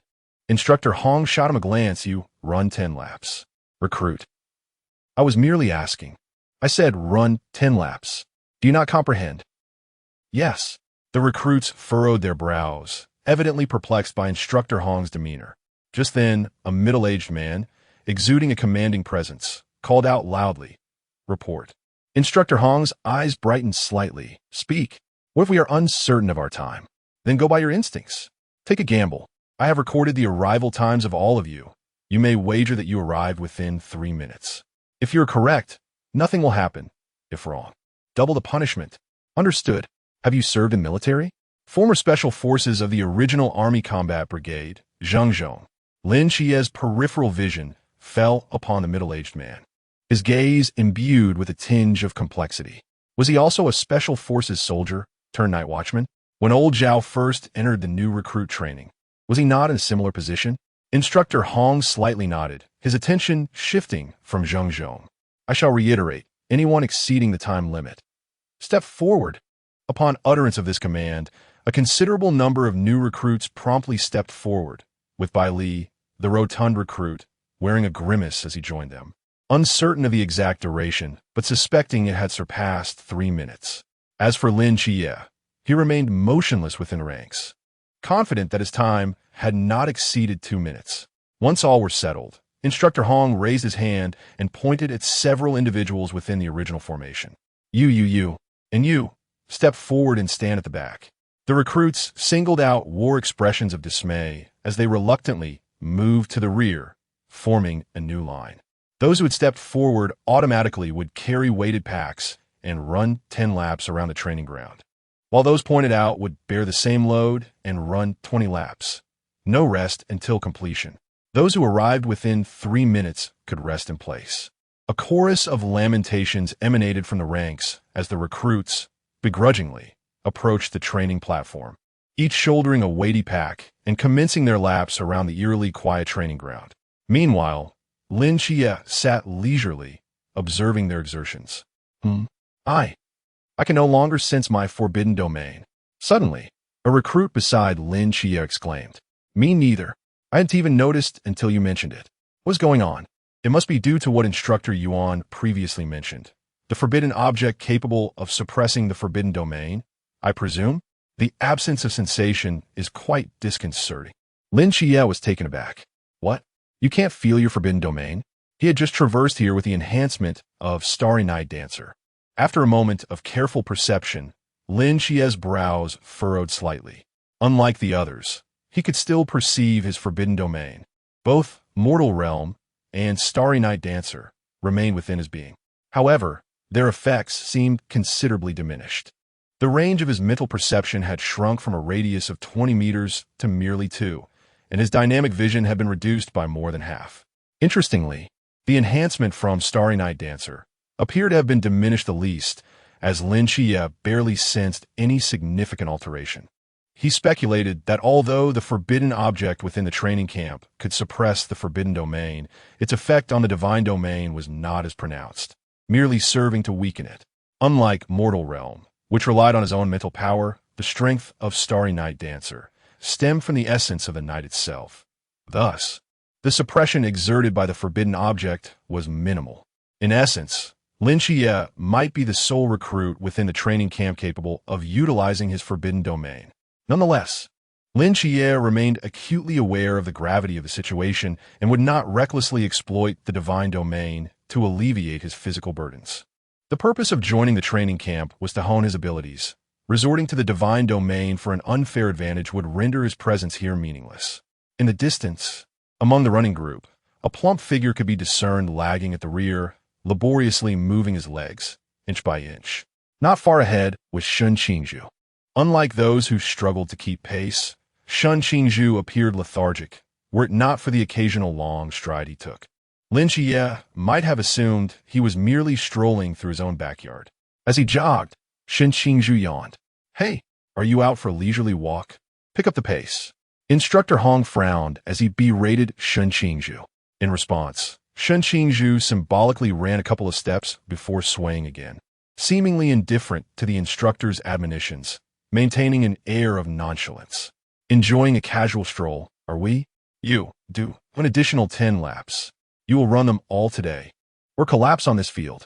Instructor Hong's fury was palpable. Finish within 2 hours.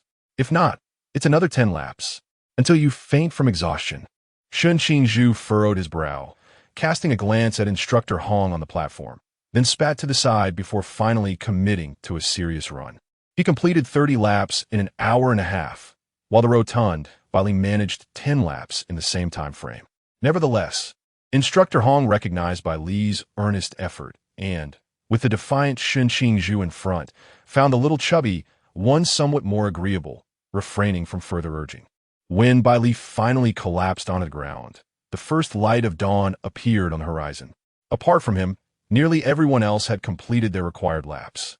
Lin Xia assisted the exhausted Bai Li back to the dormitory, and as soon as he reached the bed, he flopped onto it like a rag doll, his sweat soaking the sheets, appearing utterly defeated. Damn it, I've run a lifetime's worth of steps in one night. I'm utterly spent. I just need a moment's rest. Just as Bai Li's words faded, a sharp whistle pierced through the air from outside once more. Chapter 90. Steamed buns and raw meat. Are you jesting with me? Bai Li pang lamented, his face a mask of despair as he sprinted toward the training ground, fueled by an inexplicable surge of energy. Just moments ago, he had been a mere puddle of fatigue on the bed, but now he moved with remarkable agility. As the night had faded, Lin Yi could only rely on his own speed to reach the training area, and fortunately, he was not slow. He arrived within 3 minutes once more. This time, a noticeable number of individuals arrived punctually.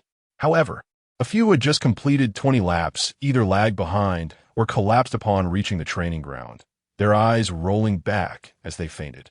As one individual fell, a group of medics rushed in with stretchers, swiftly lifting the incapacitated person as if they were handling a sack of sand, their laughter betraying their ignorance of where they were headed, their proficiency almost alarming. Instructor Hong glanced at his stopwatch, nodding in satisfaction. Excellent. The majority have arrived on time this round. There's been improvement. He continued, the next 20 minutes shall be your meal time. Anyone who does not return here within this time frame knows the consequences. With that, he turned on his heel, accompanied by 2 other instructors, leaving without a backward glance. The new recruits exchanged glances before simultaneously sprinting toward the dining hall. Even Bai Li Pang Pang, who had appeared lifeless, suddenly sprang to life, his eyes gleaming as he dashed ahead, his expression akin to one ready to devour the entire dining hall. Upon their arrival, the new recruits were momentarily stunned by the sight before them. The expansive dining hall was filled with square tables, each adorned with 2 large bowls, one brimming with fluffy white steamed buns, the other containing raw meat, still bearing traces of blood. Confused, the newcomers wandered into the hall, standing beside the tables and scanning their surroundings. Where's the rice? Where are the vegetables? They murmured among themselves. What is this? Raw beef. How are we supposed to eat this? Perhaps we'll have a hot pot to cook it, but it doesn't look like it. Lin Shi and Bai Li Pang Pang found themselves at one of the tables, the latter frowning deeply as he lifted both bowls, seemingly searching for rice at the bottom. Chi, what do you think this means? It means they want us to eat? Lin Shi replied tersely. But how can we eat this? The buns don't even come with water, and this raw meat is revolting.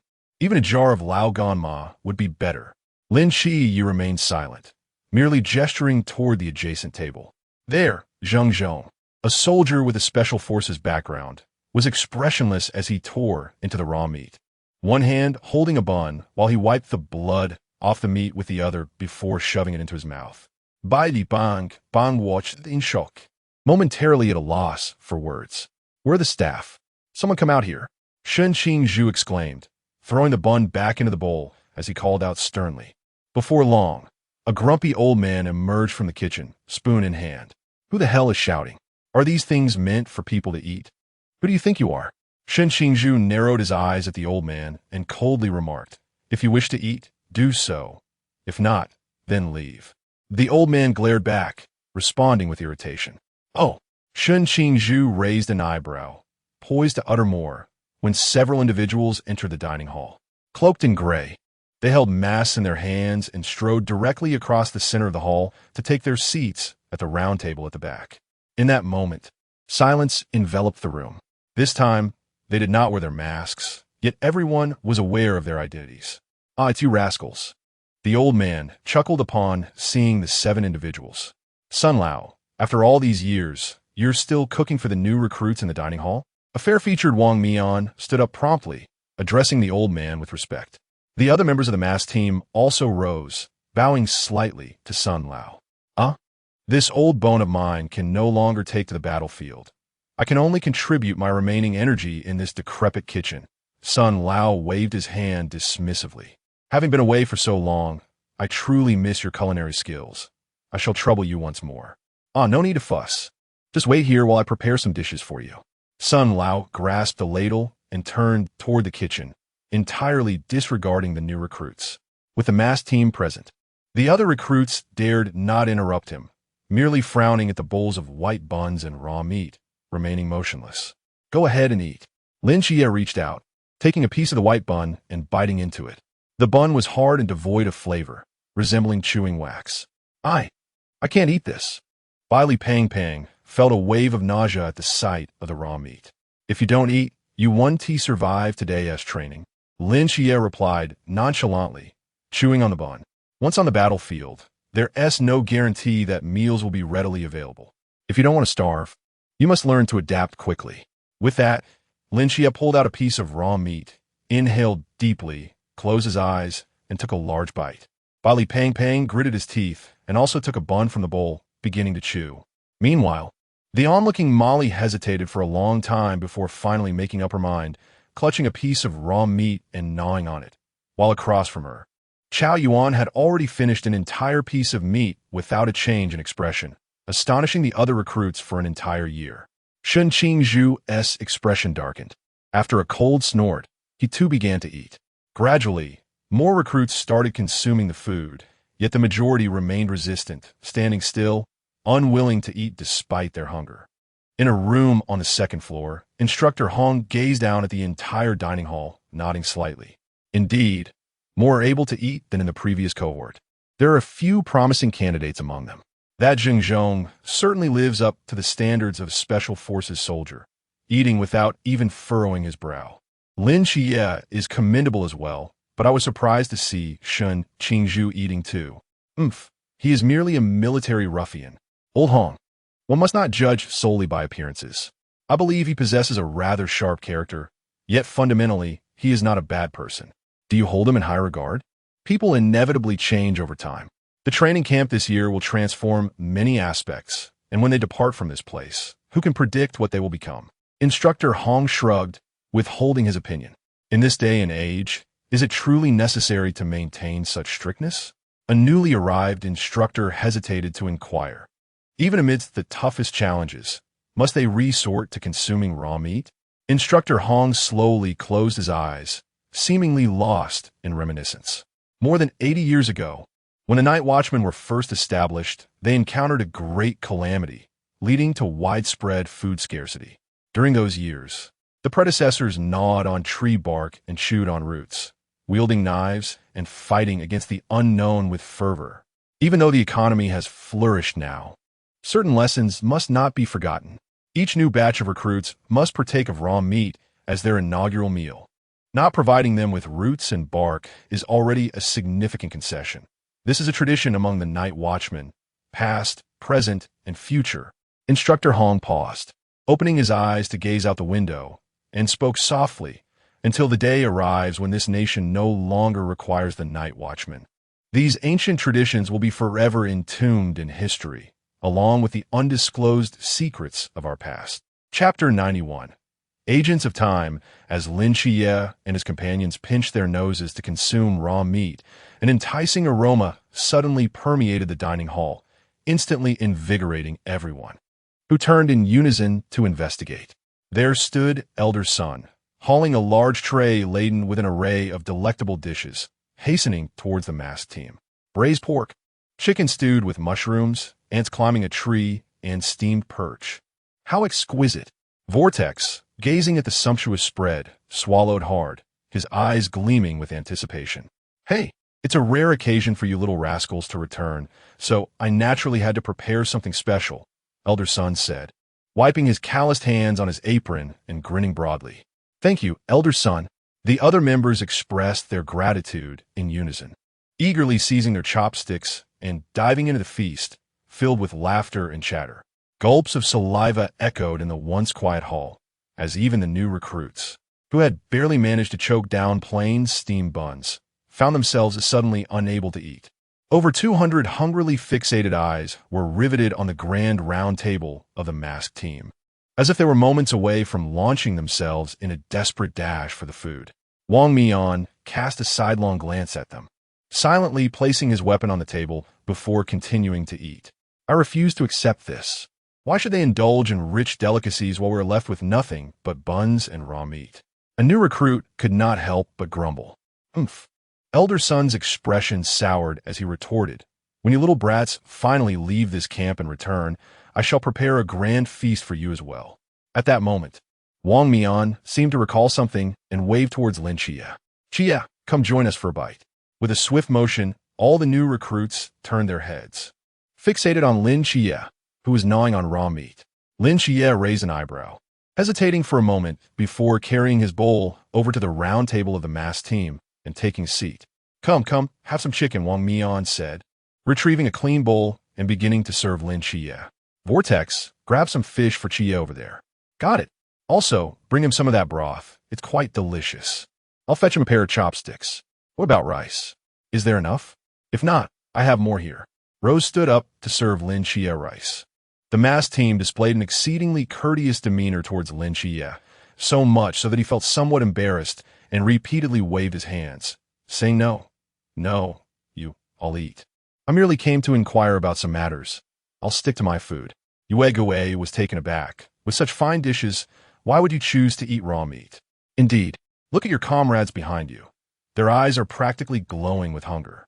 Are you truly not tempted? I am a new recruit.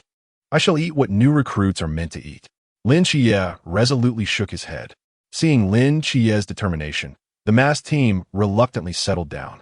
Wang Mian regarded Lin Xia with approval. Speaking, you wish to inquire about the agents, correct? Yes. Ask away. As long as I know, I shall share. Lin Xia pondered for a moment. What exactly is the relationship between agents and deities? The inquiry you pose is profoundly intricate. Wang Mian pondered for a considerable time before he slowly began to articulate his thoughts. Essentially, the relationship between an agent and a deity can be distilled into a single term: contract. A contract? Deities, for various reasons, seldom manifest directly within human society. Should they wish to undertake certain actions, they must enlist a suitable individual to assist them, thereby forging a mysterious covenant between humanity and divinity. The essence of this contract is, in fact, a reciprocal exchange. The deity imparts a portion of their divine power to the agent, who, in return, is required to aid the deity in fulfilling specific tasks. Naturally, not everyone is eligible to become an agent. One must first be acknowledged by the deity to qualify for such a role and thus to fulfill the contract. Contract. Lin Xia murmured these words. His brow furrowed with perplexity. If a contract had indeed been established, it seemed illogical that he would remain in ignorance. The seraph had bestowed a fragment of divine power upon him, yet had failed to specify his obligations. In comparison to a contract, Lin Xia felt this resembled more a mere bestowal.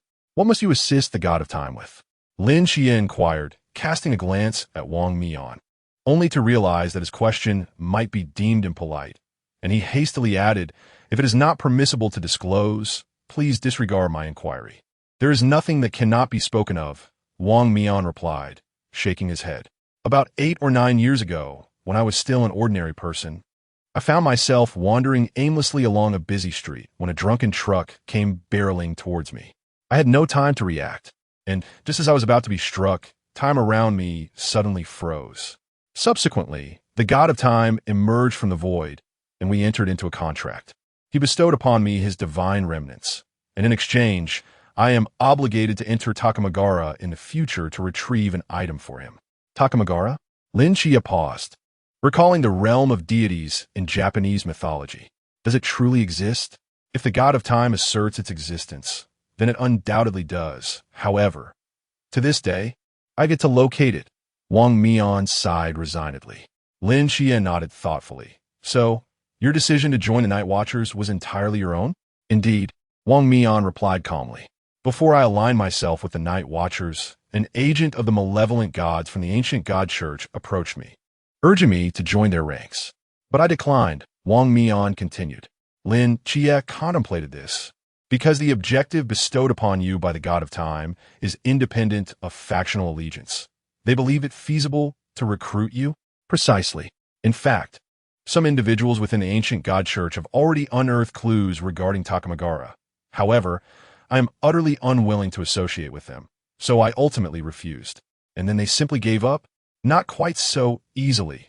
The individuals from the ancient god church are quite mad. If they cannot recruit you, they will go to great lengths to eliminate you. When I first joined the Night Watchers, I was ambushed by them 3 or 4 times. Had I not been remarkably fortunate, I likely would not be alive today, Wang Mian shrugged. However, at present, they no longer dare to pursue me. Why is that?